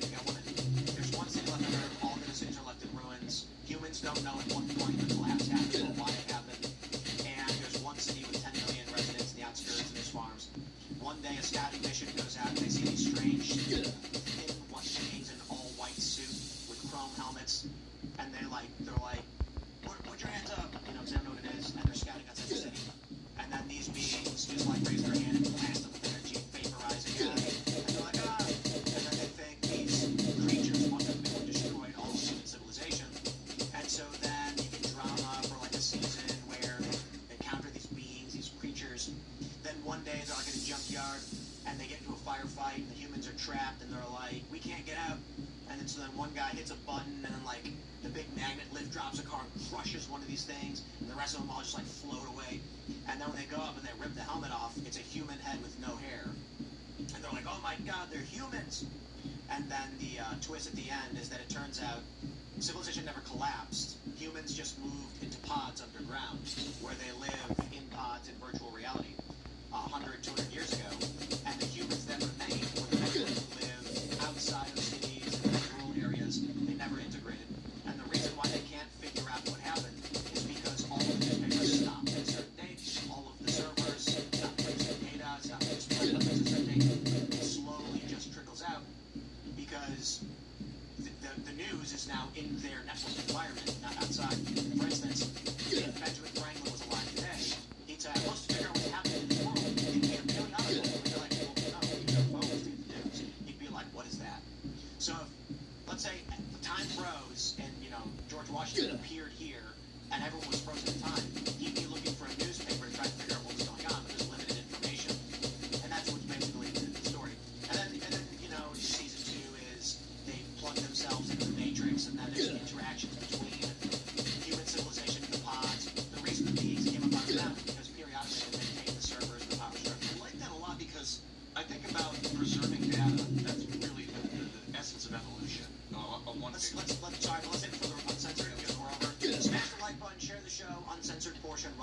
facebook.com/TimcastIRL. Follow me on X and Instagram at TimCast. Or do you want to shout anything out? Yeah, again, Ori McIntyre Show. It's on Blaze TV, Rumble, YouTube, all podcast platforms. And then I've got my book, Total State, is coming out. It's the second edition, paperback with the first chapter.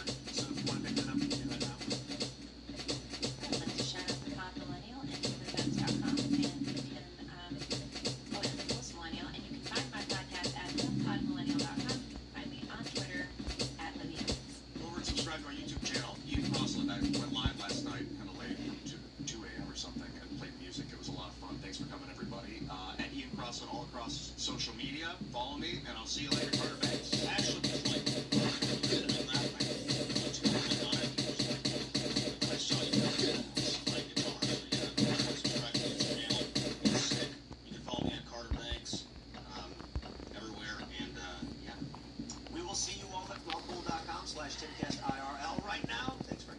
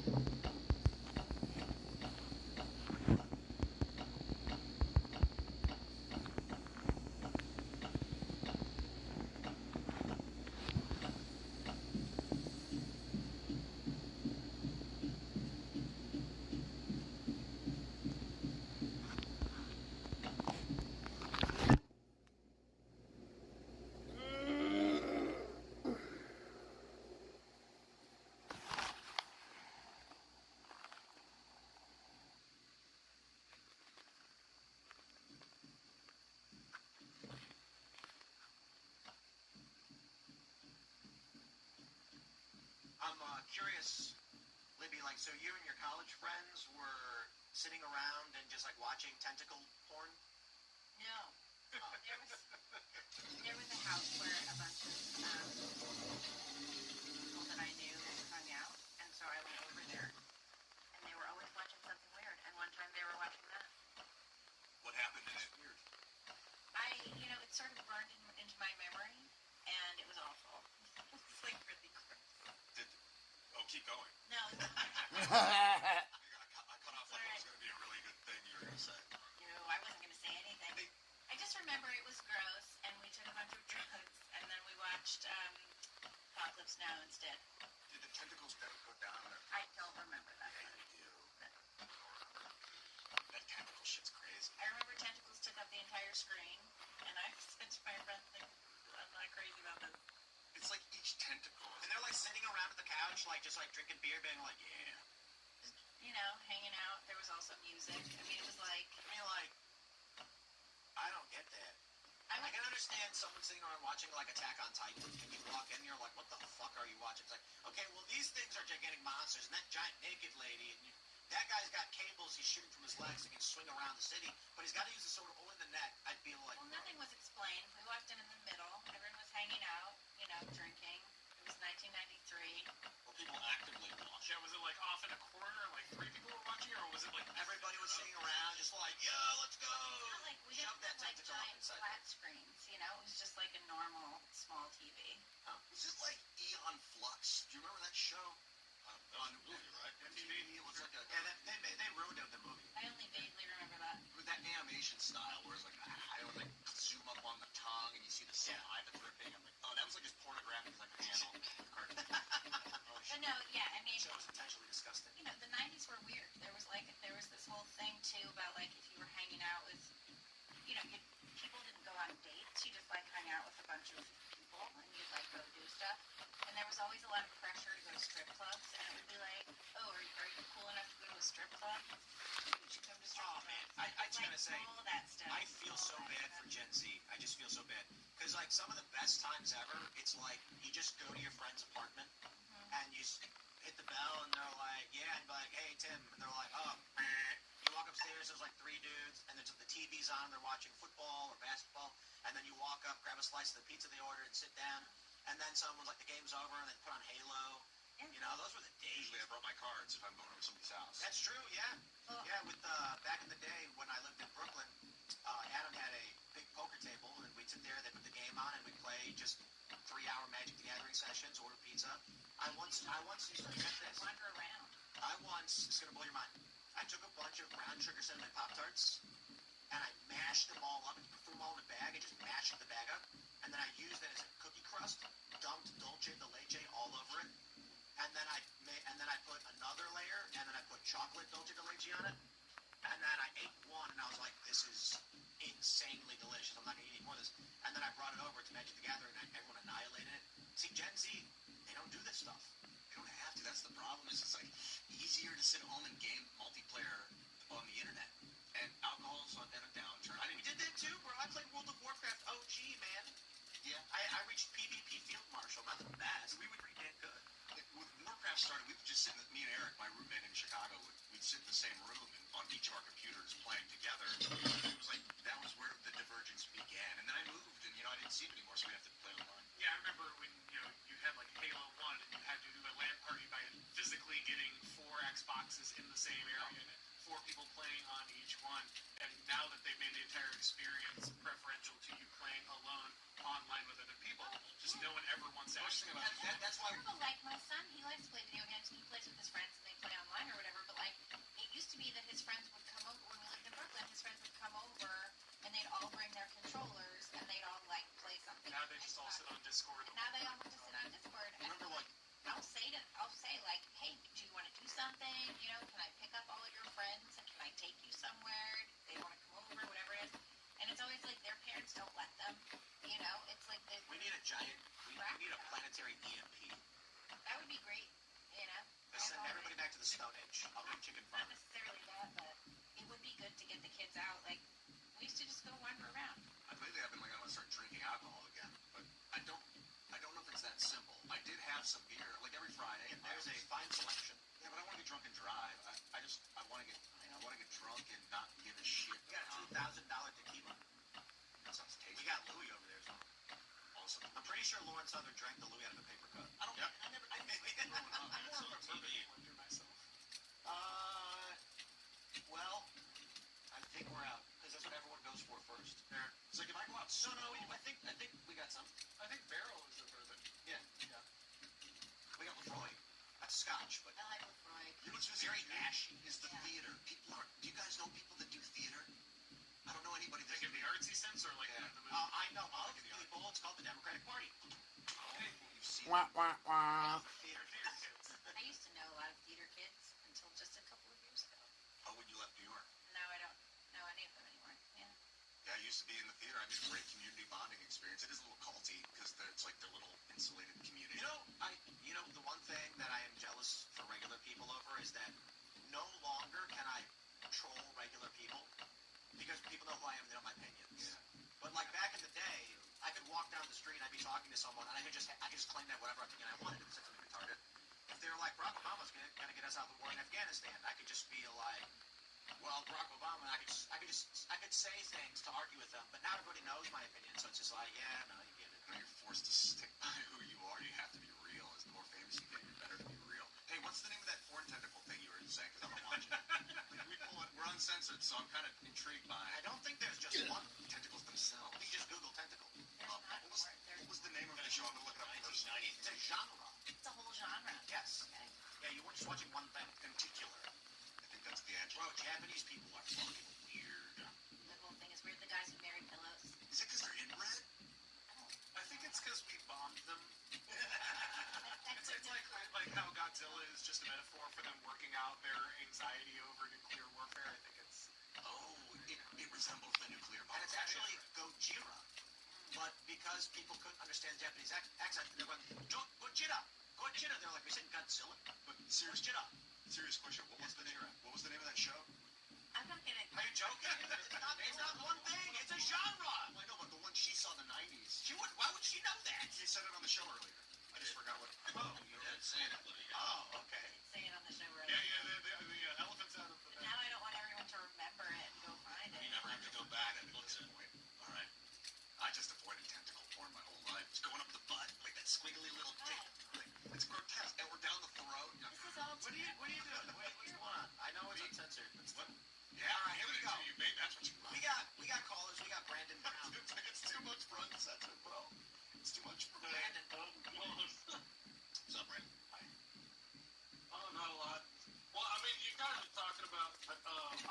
virus, you got hantavirus in the thumbnail, but I don't think you're really grasping it. You're not giving everybody the full hantavirus thing, you know.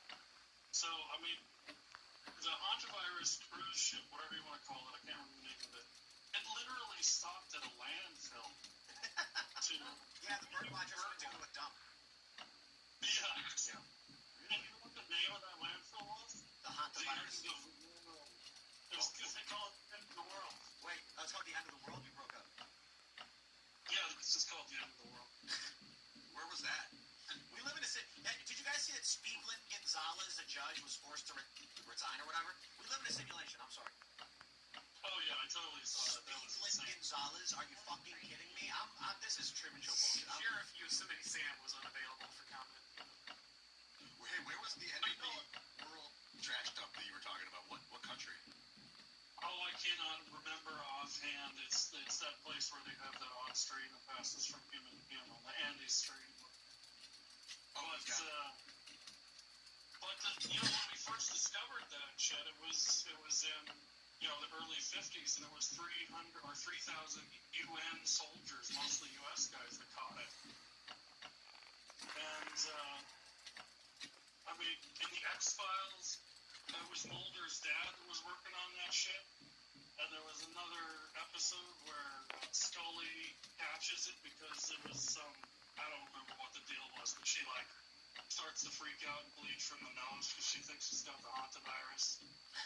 So my favorite was when Bart was chewing the gum, and Krusty is like, "We have to issue an important recall. We knew about the spider eggs, but we did not know about the hantavirus." And then Bart blows a bubble and spiders burst out of it. And he's like, "Just call 1-800-ANTIDOTE to send." I vaguely remember that. Yeah. The spider eggs. What's up? I think you didn't ask a question. Did you ask a question yet? Or did you have to No, I was all over the map. I didn't exactly ask a question, but I didn't know if you had one. Do you? I have a follow-up, I guess. Oh yeah, dude. Give me some good nut-picking questions from the Portland Ice facility. You broke up a little bit. Can you speak a little closer to the mic? I'm right up. I think it's cutting Give out. me some good nut-picking questions for the Portland Ice facility. I don't know. What do you mean? Nut picking? Yeah, what is this? Oh yeah, like man on the street, you know, nut-picking. I've never heard of that. The first I've heard the phrase nut picking. Yeah. Finding the crazy people in a crowd and doing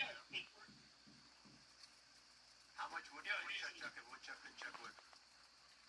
That's not gonna work. It's not gonna work. What are you gonna? What you want to do? I love these videos. This guy does a video where he's a picture of a guy. Do you think he's straight or gay? And the guy's like, oh, he's gay. He's like, do you think that people would, if they saw a picture of you, they'd be able to tell if you were straight or gay? And he's like, oh yeah. Like, are you straight? He's like, I'm straight. But every guy thinks every guy is gay. I saw that. Every time. But it's obvious. It's like a guy like not wearing a shirt, got a backwards cap, and I'm like, oh, he's gay. He's gonna say I'm straight, but everyone's gonna think he's gay. Everyone thought everybody on this were gay. Right.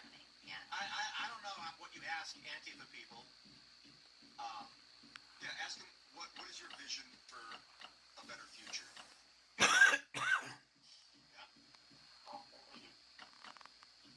That'll be interesting. I remember the first time I went out there, I had people saying that you know, there were no hierarchies and freaking wolf packs and a bunch of all kinds of weird stuff.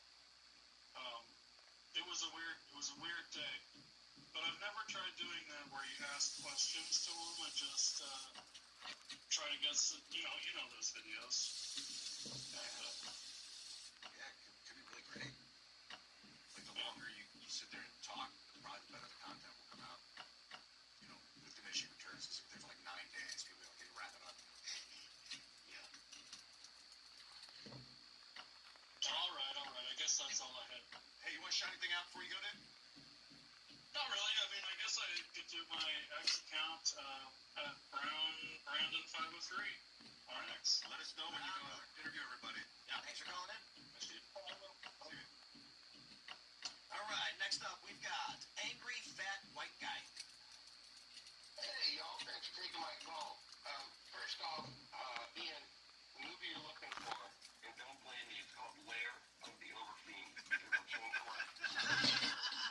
First Japan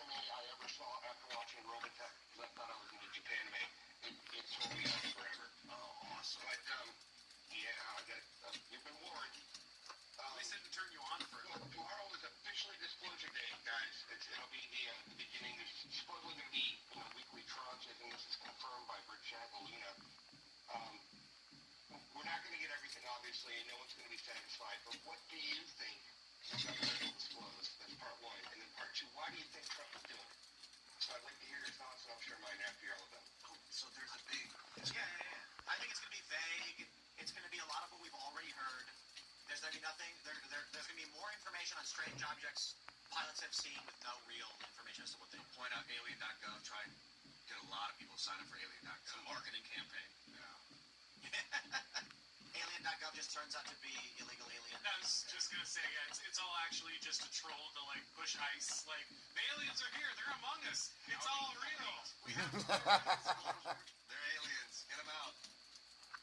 Maybe we could get a real number of how many illegals are actually here. That would be a great disclosure. I can't fathom that they would actually say extraterrestrial aliens have come to Earth. That would be so crazy for the government to try that card. That'd be so crazy. So I don't know what they're going to do. Yeah, but definitely they're going to mention alien.gov. It's at what, 3 tomorrow? Is that call that they're having? But it's private. No, that was private. That was today. Yeah, because the Rogan is delayed. Oh, that's right. Did they do something on Rogan? Is it Rogan? Yeah, Tim Burchett was on. This is the segment that we covered where I read Tim Burchett appeared on Joe Rogan's show. He was on Rogan. I just heard you talking about Burchett. Okay. Yeah. That was the story. He told Rogan, tomorrow they're going to call me, which was today because it's... I wonder what happened. Tim, Say anything?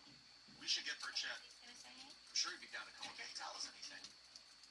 I feel like they're using Burchett and really making him think something is real that's not. But they're talking to a lot of people, not just... Maybe they'll disclose that all those people that we thought disappeared are actually safe, and they are working with them. I think Michael Crichton's understanding of aliens was always the best one. It's like basically like things out there would be so radically different that any hope of peaceful communication would be impossible. That's incorrect, John. That's so. Yeah, because so assuming there is intelligent alien life, you can then start to, you can look at the mediums for which we understand. Again, all based on human understanding, which is limited, but based on our understanding, the water is a principal medium by which information can be exchanged. So they're going to be likely water-based. That's what we think. If there's water, there's life. If they're intelligent beings from a water planet, they're not going to be able to leave that planet or communicate, so we'll never experience that.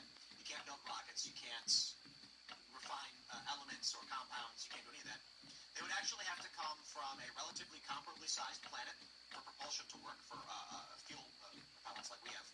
They would have to have something to manipulate. They'd have to have digits of some sort to manipulate small objects, and they'd have to come from a balanced oxygen environment to be able to create fire, which is the basis for which we can separate elements and create technology. So they would actually be remarkably similar. Yeah, they would have to be. Yeah. If Trump was like, the aliens are here among us, they're inside of us, and if you smoke DMT, you can communicate with the aliens, I would believe him. If he said that, I'd be like, oh, now the government actually knows about it. No, then I would assume they're actually demons. What if the Scientologists are right, man? And they're all lizard people? And it's just like the lizard people? Well, the Scientologists, they say, Xenu, is that what it is? You gotta check your fate. What's Xenu? Datum or some crap? Yeah. Yeah, when they're doing the little Diet X thing where they check it, they're supposed to be checking like your fate on. Well, they don't tell you that. Aren't they just finding stuff in black men? Well, it's like a billion-year contract, right?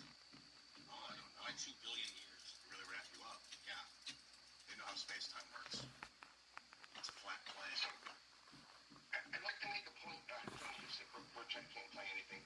I would disagree. I mean, he would certainly lose his clearance, but any congressman could absolutely divulge everything they heard and skip on the House floor. It's a criminal. It's a criminal act, but of course they do. Yes. Yeah.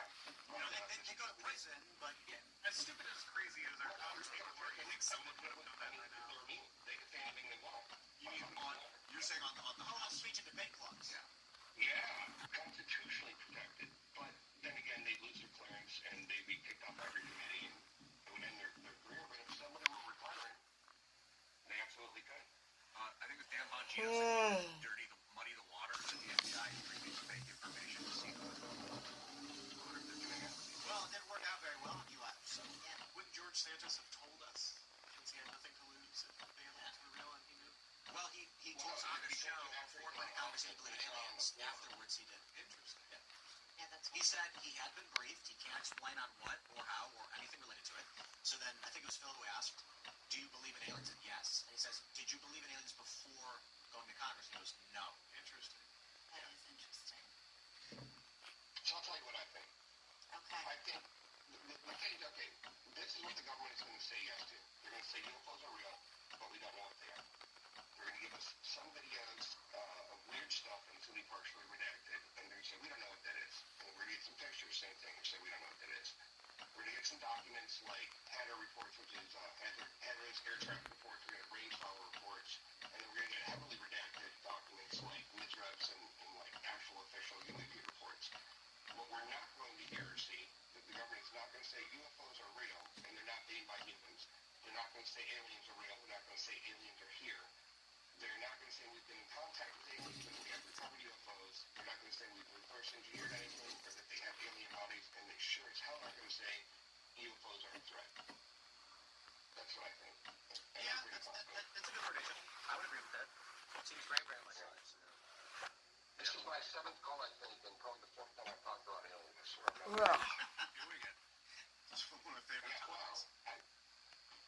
There's things I can say and things I cannot say, so that's about all you're getting out of me. Oh, I want to hear more. Well, I think that's the most right. I would say.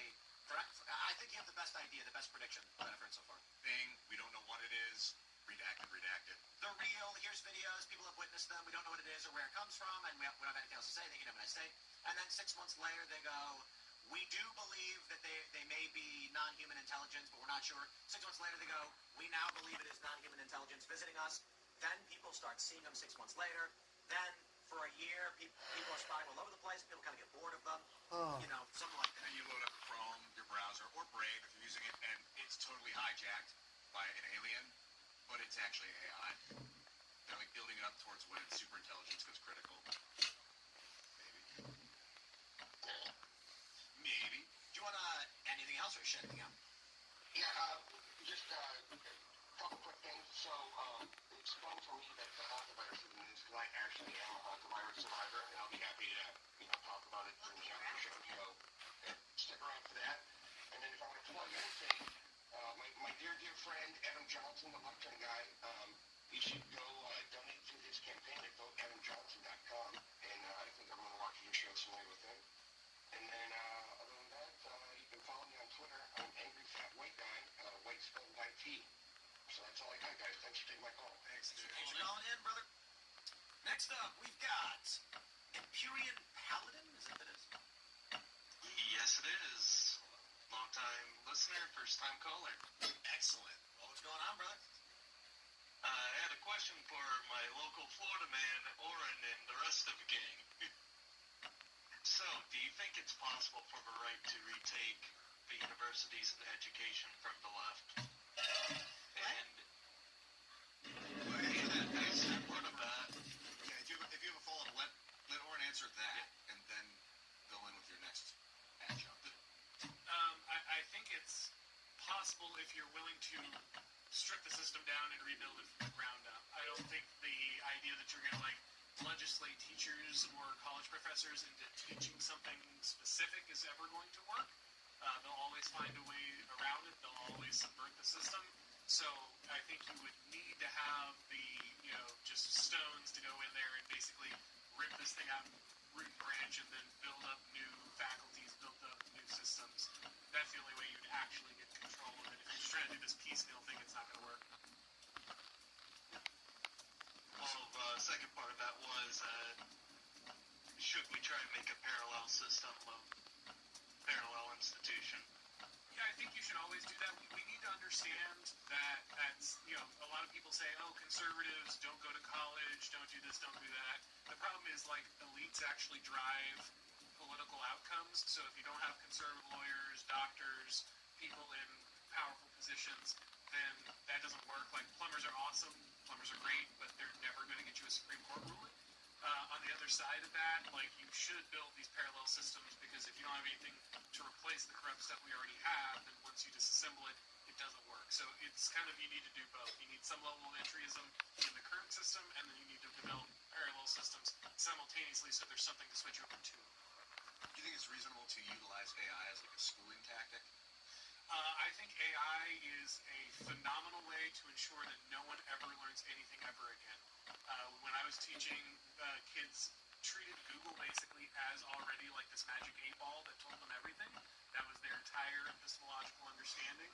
And when you just turn all of your thinking over to AI, what you're actually doing is turning it over to whoever makes AI, which is what Frank Herbert said he did anyway. I found if you ask the right questions, AI can be a good teacher. AI, of course, can like summarize things for you and that kind of thing, but if you've ever actually asked AI things, it lies to you all the time. And if you don't know about the subject you're asking about, you're just learning the lies. So basically, you already need to have like a high degree of knowledge in an area to truly utilize the aggregating ability of AI, which most people don't have. They just see whatever puts in front of them, and they say, oh, that's it. And then in the schooling system, it's vetted? Because you could do the same thing could happen at a school, where the teachers just tell you the wrong information and you believe it. Oh, yeah, absolutely. But the problem with AI is that people don't even doubt it in the way that they doubt teachers or other authorities. They think of it as some kind of neutral force. And this is a general problem with modernity. We want to avoid human responsibility by putting it on automated systems and thinking that somehow removes bias. Oh, well, it's a constitution. It's a computer. It does its own. It does what it's programmed to do, not what we tell it to do. I'm not ruled by man. I'm ruled by a computer or a set of values. No, you're always ruled by people. It's always people making these decisions. They're always deciding what goes in the computer or the Constitution or whatever. Real quick, I think a really great example of how AI will destroy us. Have you seen the videos where they say we had ChatGPT recreate this image 100 times? And it's not, it's like the worst They put Shaq in it, ever. and then they show you each new frame it generates, and by the end, it's a fat Mexican woman eating a watermelon. Yeah, like that's what's happening. So these kids will go onto AI and say, write me up an outline for a report on the history of Rome. It'll get some facts wrong. They'll write it up. The teacher will take it and then run it through the AI, and the AI will say, yep, all good, and they'll give it a good grade. AI is already a cataclysm for education at scale because teachers relied on these systems of grade scans and automated tests and everything else, and all the kids are just using AI to like write all their essays and the teachers are using AI to correct it. Exactly, because that's the only way they can keep up with the scale. The scale is the problem, and no one's going to address that problem. No, in fact, they're going the other way, right? I mean, you have a lot of even conservative people in education saying that we need more AI in education. Because they think it eliminates the human element of the liberal. But they're wrong. They're totally Exactly wrong. Right. We're gonna sell ourselves slavery to these models by telling them they free us from our previous systems, which they absolutely do not. No, they make it worse. Correct. And the thing too is the people that were programming the AI, like they are the ones. They all came through these same completely corrupt institutions and have these bogus ideas because they didn't actually learn anything other than how to code. Yeah. At some point, you actually just have to go with human virtue. And since we built our entire system to avoid faulty systems of human virtue, we basically have closed ourselves up from all actual, natural, organic ways to solve this problem. So when you say like it's a problem of scale, yeah, you're indicating that putting 100 people in a classroom and giving them one teacher is like so like if a parent is educating the child and using AI as an assistant, that would be a better use. In fact, you're hitting a position where unless you get like 1-to-1 or 1 to like maybe 4 monitoring, education is going to basically become impossible. Yeah, we used to have pod learning. It was called playgroup, and every week we'd go to a different parent's house, and it'd be like 4 or 6 kids, 4 kids, probably 4 kids. That was how that was a lot of our learning and socialization in addition to schooling. That's why you're retarded, dude. Yeah. Okay. The way that you used to handle scale was passing the responsibility between different responsible, virtuous actors inside your society, and instead what we tried to do was automate it. And as soon as we did that, we lost control of the human element, and therefore we opened ourselves up to all of the issues that we consistently run into when we're attempting to deal with scale. I have more questions. Do you guys homeschool? Do you homeschool? Yes. That's pretty cool. Do you use AI? Not really. Caller, did you have a follow-up? I got a fun manga I can tell you about that deals with the alien disclosure and the illegal immigrant problem. I got a fun manga I can tell you about. Full Metal Alchemist. Really Great classic. But there's this manga called Drama Queen. You like Trigun? Yeah, big Trigun. Yeah. What'd you call it? There's a Drama Queen? Yep. So Drama Queen is about how aliens allegedly saved the Earth from a meteor, and now they're coming in as this privileged class of migrants who are treated better than everyone else. And it's about how the two main characters are a guy who lost his family to a drunk alien driver and it got covered up, and a sociopath who finds out that well, she likes the taste of alien. So the one guy kills the aliens and she eats them. Yeah. Wow. I'm like, leave it to that. It's actually been pretty funny and entertaining. I was gonna say, leave it to the Japanese. I just assumed that was a Japanese thing. Yeah, the thing is, a lot of it seems very topical reading through it. Yeah, Naruto was really good, and they got retarded at the end. And now Boruto is also retarded, unfortunately. Have you seen that one where the chicken is the samurai? Oh, I've heard of it. Yeah, it's strange. Yeah, that seems kind of funny though. You want to shout anything out other than weird Japanese porn? I think that's Ian's job. Okay. Thank you. I'll take it. But thank you guys for all your hard work and being the sincere actors in the community. Thanks for calling in, brother. Thanks for calling. Have a good one, Florida. Thank you. Yeah, someone in the chat mentioned Cowboy Bebop, which is really unfortunate that it only got, 24 episodes? Yeah, the music. Late Doctor, what's up? And the story was great, the characters were great, and then the Netflix series was fucking dumb. But I guess it got canceled because they're like, it's too violent. We don't want to go that way. A lot of shooting. Was wonderful. At some level, it's usually good that those things end a little early. They don't have to right? fall off. That's how Seinfeld felt about his show. Plate Doc, what up? Just one question, but considering the whole hantavirus, and it's actually endemic for my country, and usually these cases every year. Wait. Let me slow. Because of your accent, your audio clipped, and the accent was a little thick, so I had a hard time understanding. But say that again. Hansa's from your home country? Hanta is also in my home country. Your audio's like clipping. If you could speak a little closer. It's coming in and out. Yeah. This problem of the internet of study is terrible. Perfect. Okay, I think we got you. Yeah. Better? Go for it. Better? Yeah. Okay. So, considering that people, there is the old motto of don't let good practice go to waste.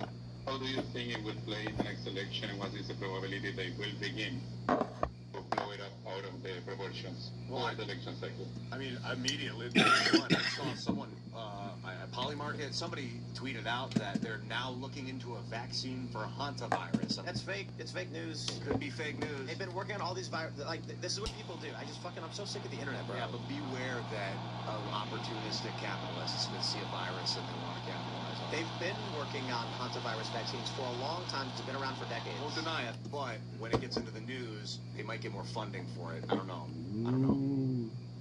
Sure, maybe. You'll get Congress to pass a bill or something. We do need to protect against that. What other ways were you thinking that they would be prepping people for something? What were you thinking? So far, they begin with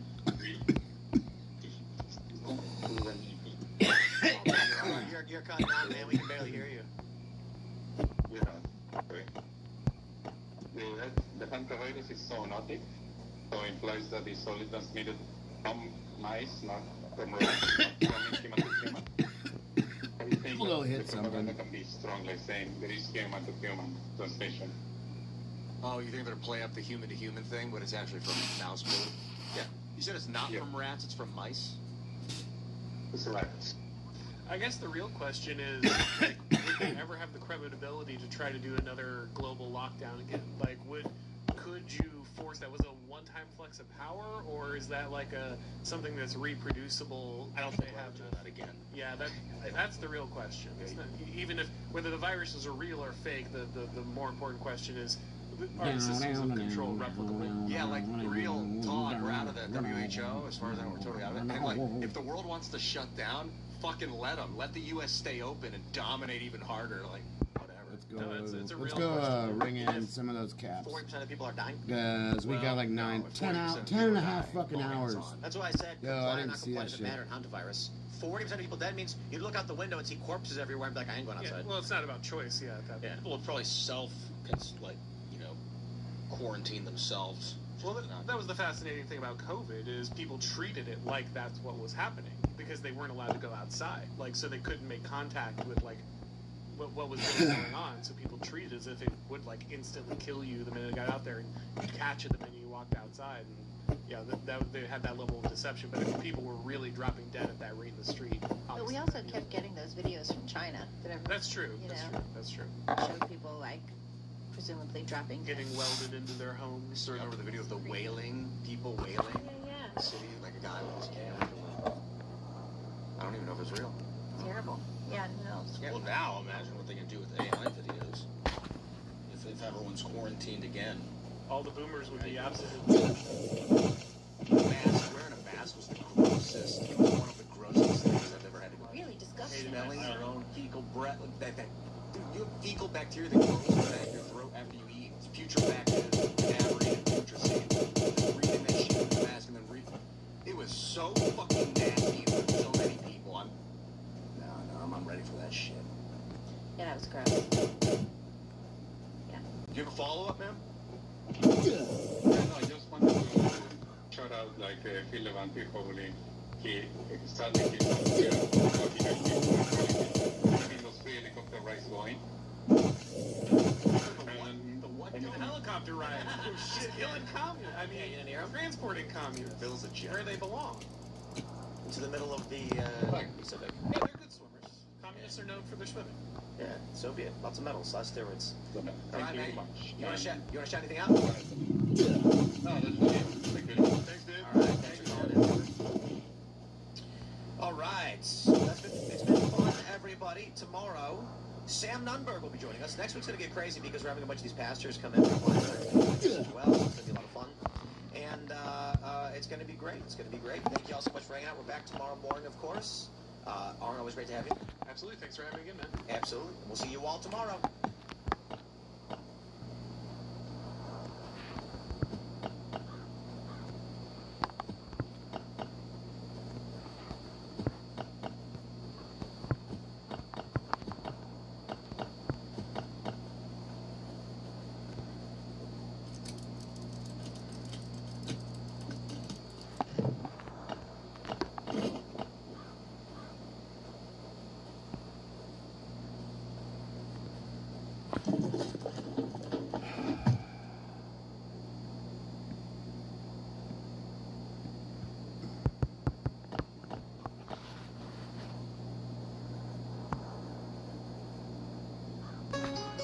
As a fourth-generation American farmer, I know our country is the best farmers in the world. War started again. The U.S. bombed Iran.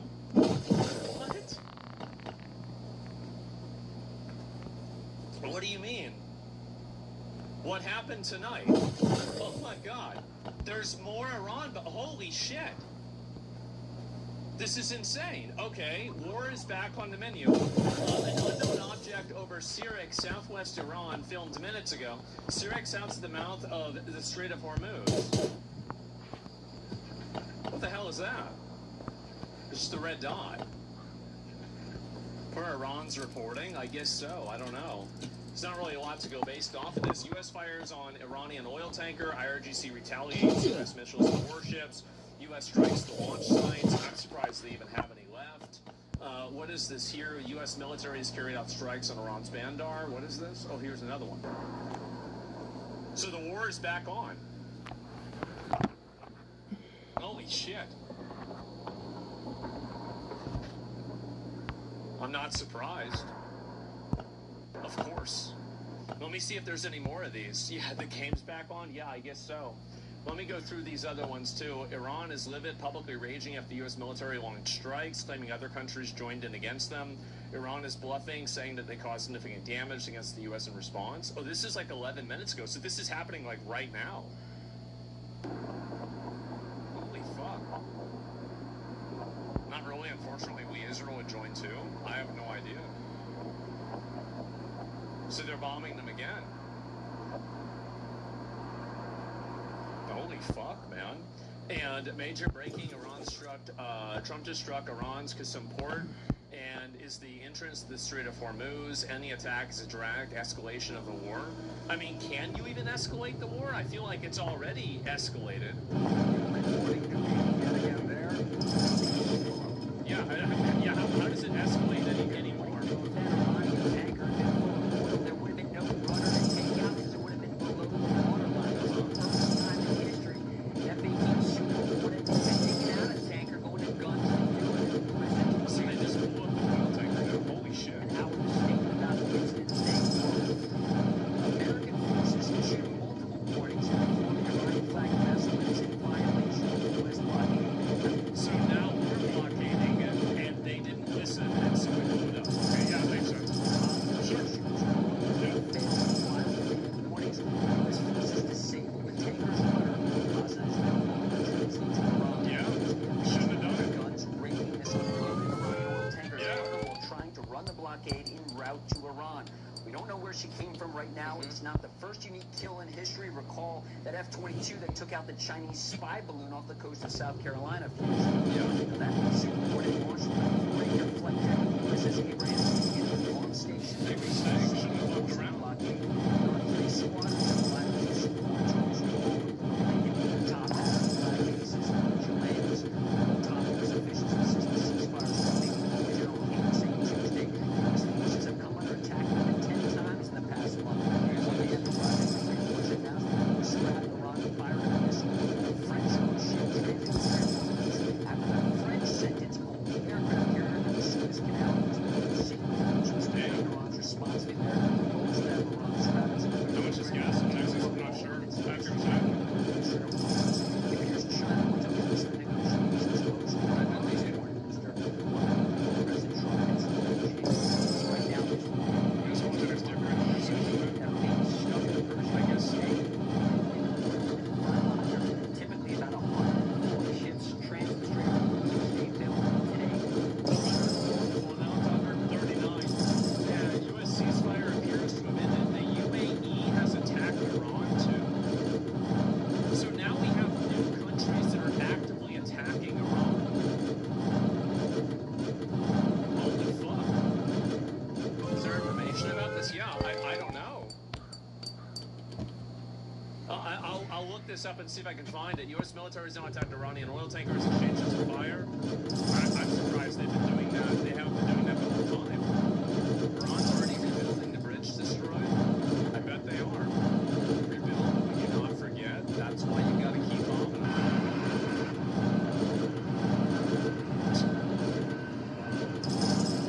Yeah, I bet they are.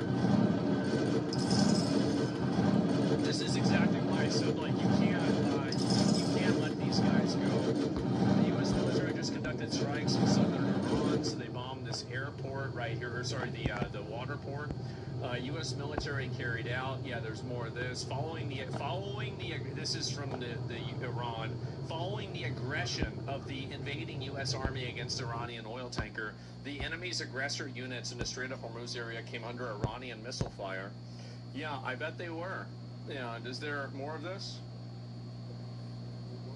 Happen, and so we're dealing with people that want to make a deal very much. And we'll see. They want to make a deal? Apparently not. Satisfactory to us. We have it very much under control. The blockade is unbelievable. The Navy's been incredible. The job they did, it's like a wall of steel. Nobody goes through. In particular, Apparently not. The Iranians, they're not getting anything through one way or the other. Invading, we're in international waters. Yeah, but we'll see whether or not they are agreeing. And if they don't agree, they'll end up agreeing shortly thereafter. So that's the way it is. And I thought you might want to have a little rundown now. The fake news is all happening. Is that okay? So let me see what this is. Terrorists were identified. Drone footage showing the elimination of 2 Iran-backed Hezbollah terrorists. Good. U.S. attacked 2 Iranian vessels. I'm surprised they even have any boats left at all. Yeah. So the UAE attacked Iran? Like, I'm not even sure if I believe this. This is crazy. Dubai's in massive trouble. Next 2 weeks could be catastrophic. United Arab Emirates just attacked Iran. In response to repeated attacks against UAE, the Emirati Air Force. Oh shit. Is this one of the... I don't know. I'm really trying to think about this. Is this the first Gulf country that has, like, actually... I know many of these countries have done defensive measures. Is this the first one that's taken an offensive measure against Iran? I think it is, right? Yeah, I mean... Because okay, wow. Saudi Arabia attacked Yemen? What? So are they just getting packed up now? The UAE and Saudi have gone through this for a while? I bet they have.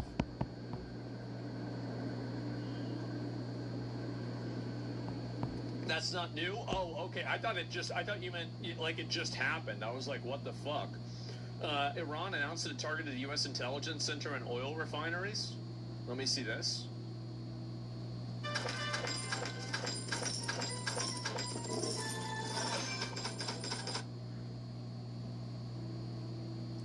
Oh, it's like lagging out or something.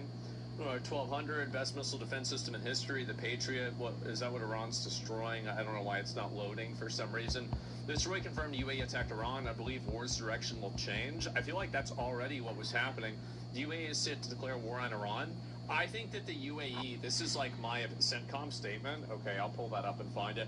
I think the UAE attacking Iran is actually really, really important. And let me explain the reason why. It totally destroys the narrative that this entire thing is being pushed by Israel.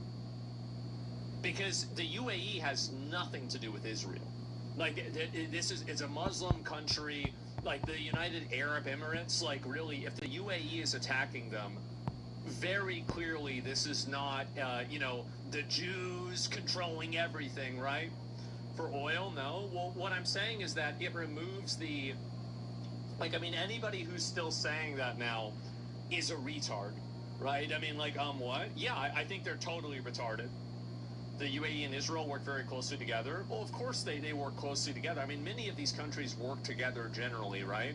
But what my point is that it's no longer just the Jews having ownership over this. I think this will make it a lot harder to make that argument whenever you have other Muslim majority countries that are attacking Iran offensively. I think this is a massive difference, huge difference against Iran, right? And so many misinformation. Yeah, they're intrinsically linked. The UAE needs the world more than the world needs them. Well, I think most countries are like that. So this is what CENTCOM just posted. CENTCOM protects U.S. warships transiting Strait of Hormuz. The U.S. forces intercepted unprovoked Iranian attacks and responded with self-defense strikes as the U.S. Navy-guided missile destroyers. Iranian forces launched multiple missiles, drones, and small boats. And missiles, and no U.S. assets were struck, not a surprise. U.S. CENTCOM eliminated inbound threats and targeted Iranian military facilities responsible for attacking U.S. forces, including missile and drone launch sites. I think that's pretty obvious. You could easily expect to see that happen. And no military, by the way. Well, the thing is that Iran's military, this is what they have. They have, like, basically a mosaic military, where it's made up of individual, like, cells of people that are all operating autonomously under, like, a prior directive. Like, that's what it seems like is happening. Is that, like, artists? Well, it's almost like, basically, they were all in a room, like, maybe a year ago, and they said, okay, if we get attacked, here are, it's like, you're playing chess. Here are the first 50 chess moves that you're going to make. And here are contingency plans for X, Y, and Z thing, right? That's what I think is basically happening. It's called a terrorist network. Well, I'm like, the definition is not really relevant. Like, I think that's it. It's decentralized, like communist. Yeah, I think that, I mean, and if you were Iran, that's what you would do, right? I mean, that's what I would do, right? So it's not like it's crazy that they did this at all. From CENTCOM doesn't want to escalate the war, show everyone your destroyers that Iran struck. Yeah, right. And so this is finally happening. I'm not surprised at all. But honestly, I was surprised they even stopped the bombing in the first place. But yeah, it looks like now we've got even more of this. Chat. See if I can pull this up. Ukraine steps up strikes on Russia. Wait, Ukraine is attacking Russia more now too? I didn't see that. Yeah, I didn't see that at all. UAE sent the Iron Dome. Israel sent the UAE. Israel sent the Iron Dome to the UAE. Yeah. Do you have the Great Mount? I don't even know what that is. USA said this war. Said this isn't a war restart though. Check that. I haven't seen that anywhere. Yeah, I didn't see that like one way or another way. First footage coming out of Iran showing the strikes over. So this is over Tehran. World War XII is coming. Yeah. Oh wait.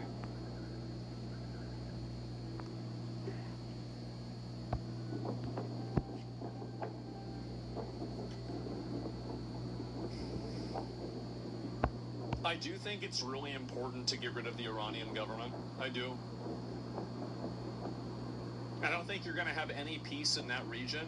Like, the Iranian government, I think, is like the genesis point of a lot of this, like, Muslim terrorism. Like, Islamic terrorism, it's coming out of Iran. Whether it's Hezbollah, Hamas, the Houthis, there are other militia groups in Iraq. Like, a lot of the problems that we have come from Iran. And so if Iran is neutralized, those other problems not only become a lot weaker, but they'll also probably disperse in a pretty big way, right? Because they're not going to be funded. Or Pakistan, well, we have a lot more connection with Pakistan than we do with Iran, very clearly. Check Jennifer Griffin. Yeah, I'll look at that in just a second, okay? I'll pull it up. If we don't, it'll just let them raise another generation of terrorists. Yeah, I do it.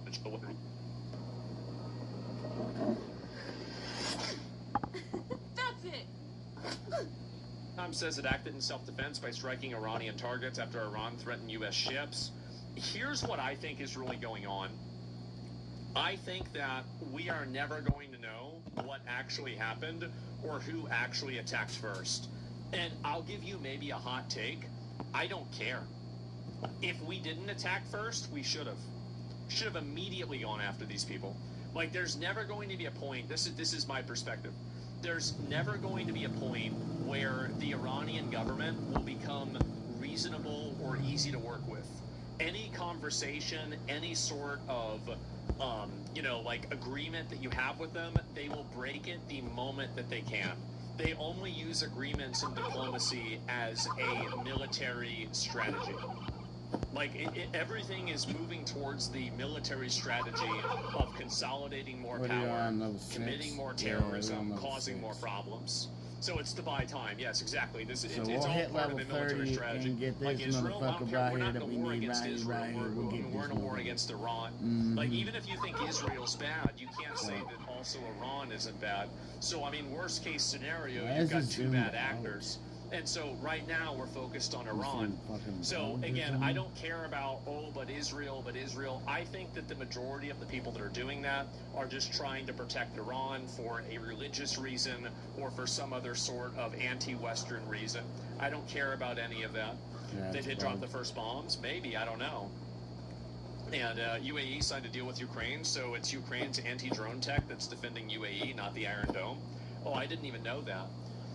You cannot obtain this objective with this constant bombing. You need to attack with land troops in a region. You're wasting your time, money, and continuing the endless sand war. Well, I don't know yet. I mean, I'm sure they have like some kind of strategy. It just depends on whether it's going to work out or not.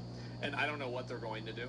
Confirmed senior officials said the U.S. military just struck Iran's bunker. Yeah, not a surprise either. It's a naval checkpoint.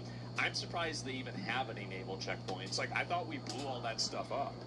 Like, that's even surprising to me. Yeah, let's try bombs first. Yeah, I feel like bombs are working, right? I mean, it's definitely working. I mean, their amount of power and everything has been minimized tremendously. So what is this here? All the reports from CBS citing U.S. officials came under intense attack from Iran. Fast attack boats and missiles in an engagement characterized as far fiercer than the past engagement the two vessels were involved in.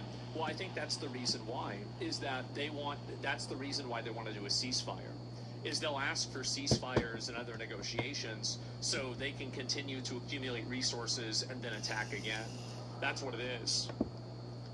Oh, well, the Western Christian, Israel's 100% more the problem. I don't know. I mean, like, at that point, like, I'm just not interested in engaging with that. Like, if you think Israel is a bigger problem than Iran, when Iran is screaming death to America constantly and blowing up American soldiers for, like, literally years, funding terrorists that we've been trying to deal with for years, I don't want to hear about it. And I think that overwhelmingly, this is one thing that's really important to keep in mind, is that on social media, you're going to see a lot of people from these other parts of the world that the reason why they hate Israel isn't because of their involvement in American politics. They want to tell you that that's the reason, but they actually might just hate Jews, and it has nothing to do with that at all. And, you know, if they can make American voters and the American population think that, you know, Israel is a bad actor, hopefully they can weaken Israel's position because they have, like, an ideological enemy in Israel. And I'm not saying that Israel is, like, good, but what I'm saying is that these people aren't on your side either. These are people that would also want to demographically replace you. These are people that also think that America is full of infidels. These are people who are... I have no interest and no bearing. Like, I don't want to debate with you. I don't want to argue with you, because it's just like Iran. People like this will just lie, misrepresent things, and then work and back channel against you later on. I don't care what you guys think. It doesn't matter to me. The focus should be around getting rid of Iran and making sure that Iran is not able to fund terrorist networks and terrorist proxies. That's what really matters. That's what I care about. I don't care about what some ideology is. I don't care about Israel, what Israel did, or I don't care about any of this. The focus should be around making sure that the Iran government is neutralized so they can never threaten America or any other country, destabilize waterways, or cause and fund terrorism around the world ever again. That is the focus. It is that singular, defined, specific purpose that I am advocating for. Everything else after that, everything else before that, I don't really care about it. That's what matters to me. Does that make sense? Just trying to make focus on that? Yeah. And so, like, you did in Afghanistan? Right?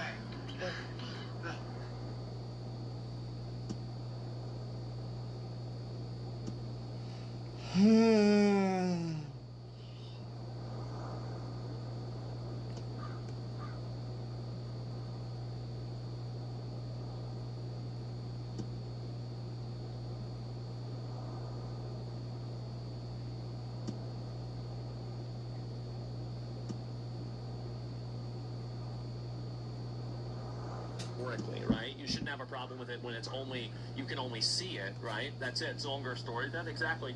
And so AI is used everywhere in tech to write code. Exactly, yeah. And so, and also writing code with AI, is it really that much different from the person, the programmer's perspective between having your code be written by AI versus having an image be created by AI? Well, whenever you're firing the person that's doing it, whether it's the code or the artist, they're still losing their job. I don't think it's a big difference for them, for example. It's the exact same thing. How do you think AI wouldn't remove all industry? What is this here, which would hinder our outlook to winning World War III? I mean, no, my outlook on AI, this is my outlook on AI.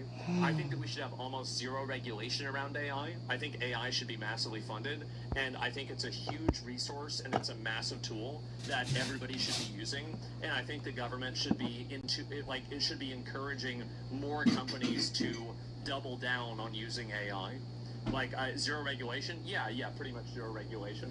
That's my outlook on it. And here's the reason why. Here's the reason why I think that. It's because other countries in the world are using AI, and they're doing this. And I view it in the same way that I view developing nuclear weapons. Obviously, AI is very different, but it's the same concept, where I think that it's such a powerful tool, and it's such a worthwhile resource, that the focus should be about making sure that we're the ones that control it first, and we're able to define what the control of it actually is.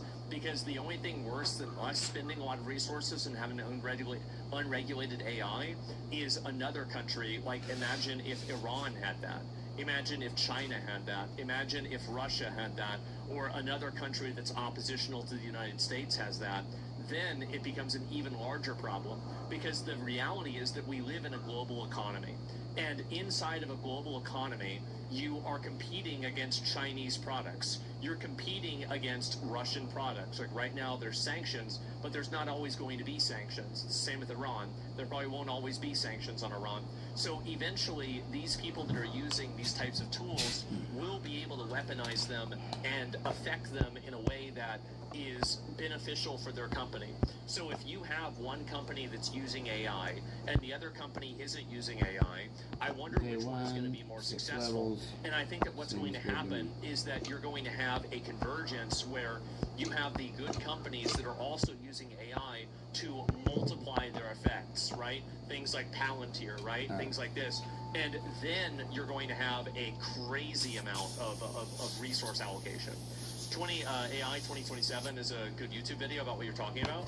AI 2027. Wasn't I going to watch this like fucking 3 months ago?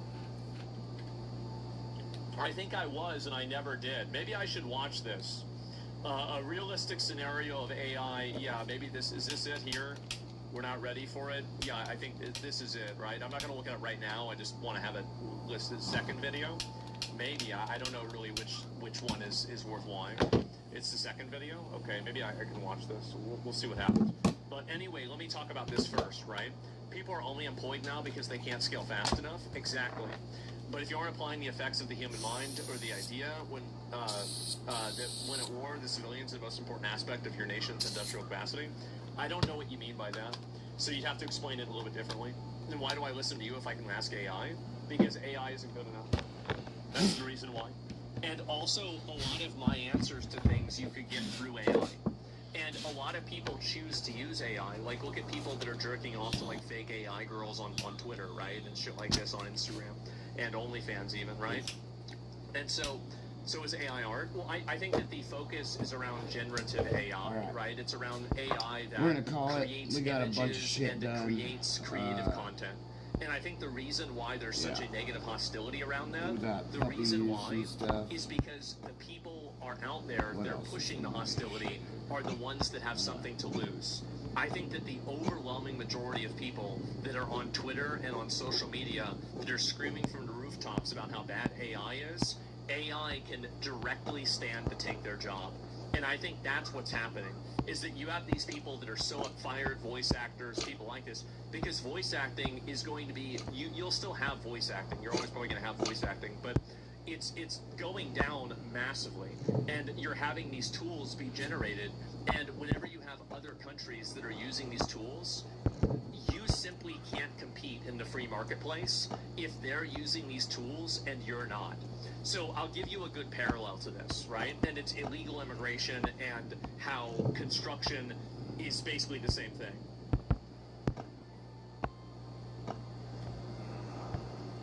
So if you have two contracting companies, and one contracting company is hiring illegal aliens, and they are paying them under the table, and they're able to get the job done for $1,000, then you can quote the person that you're doing the work for let's say $1,500, right?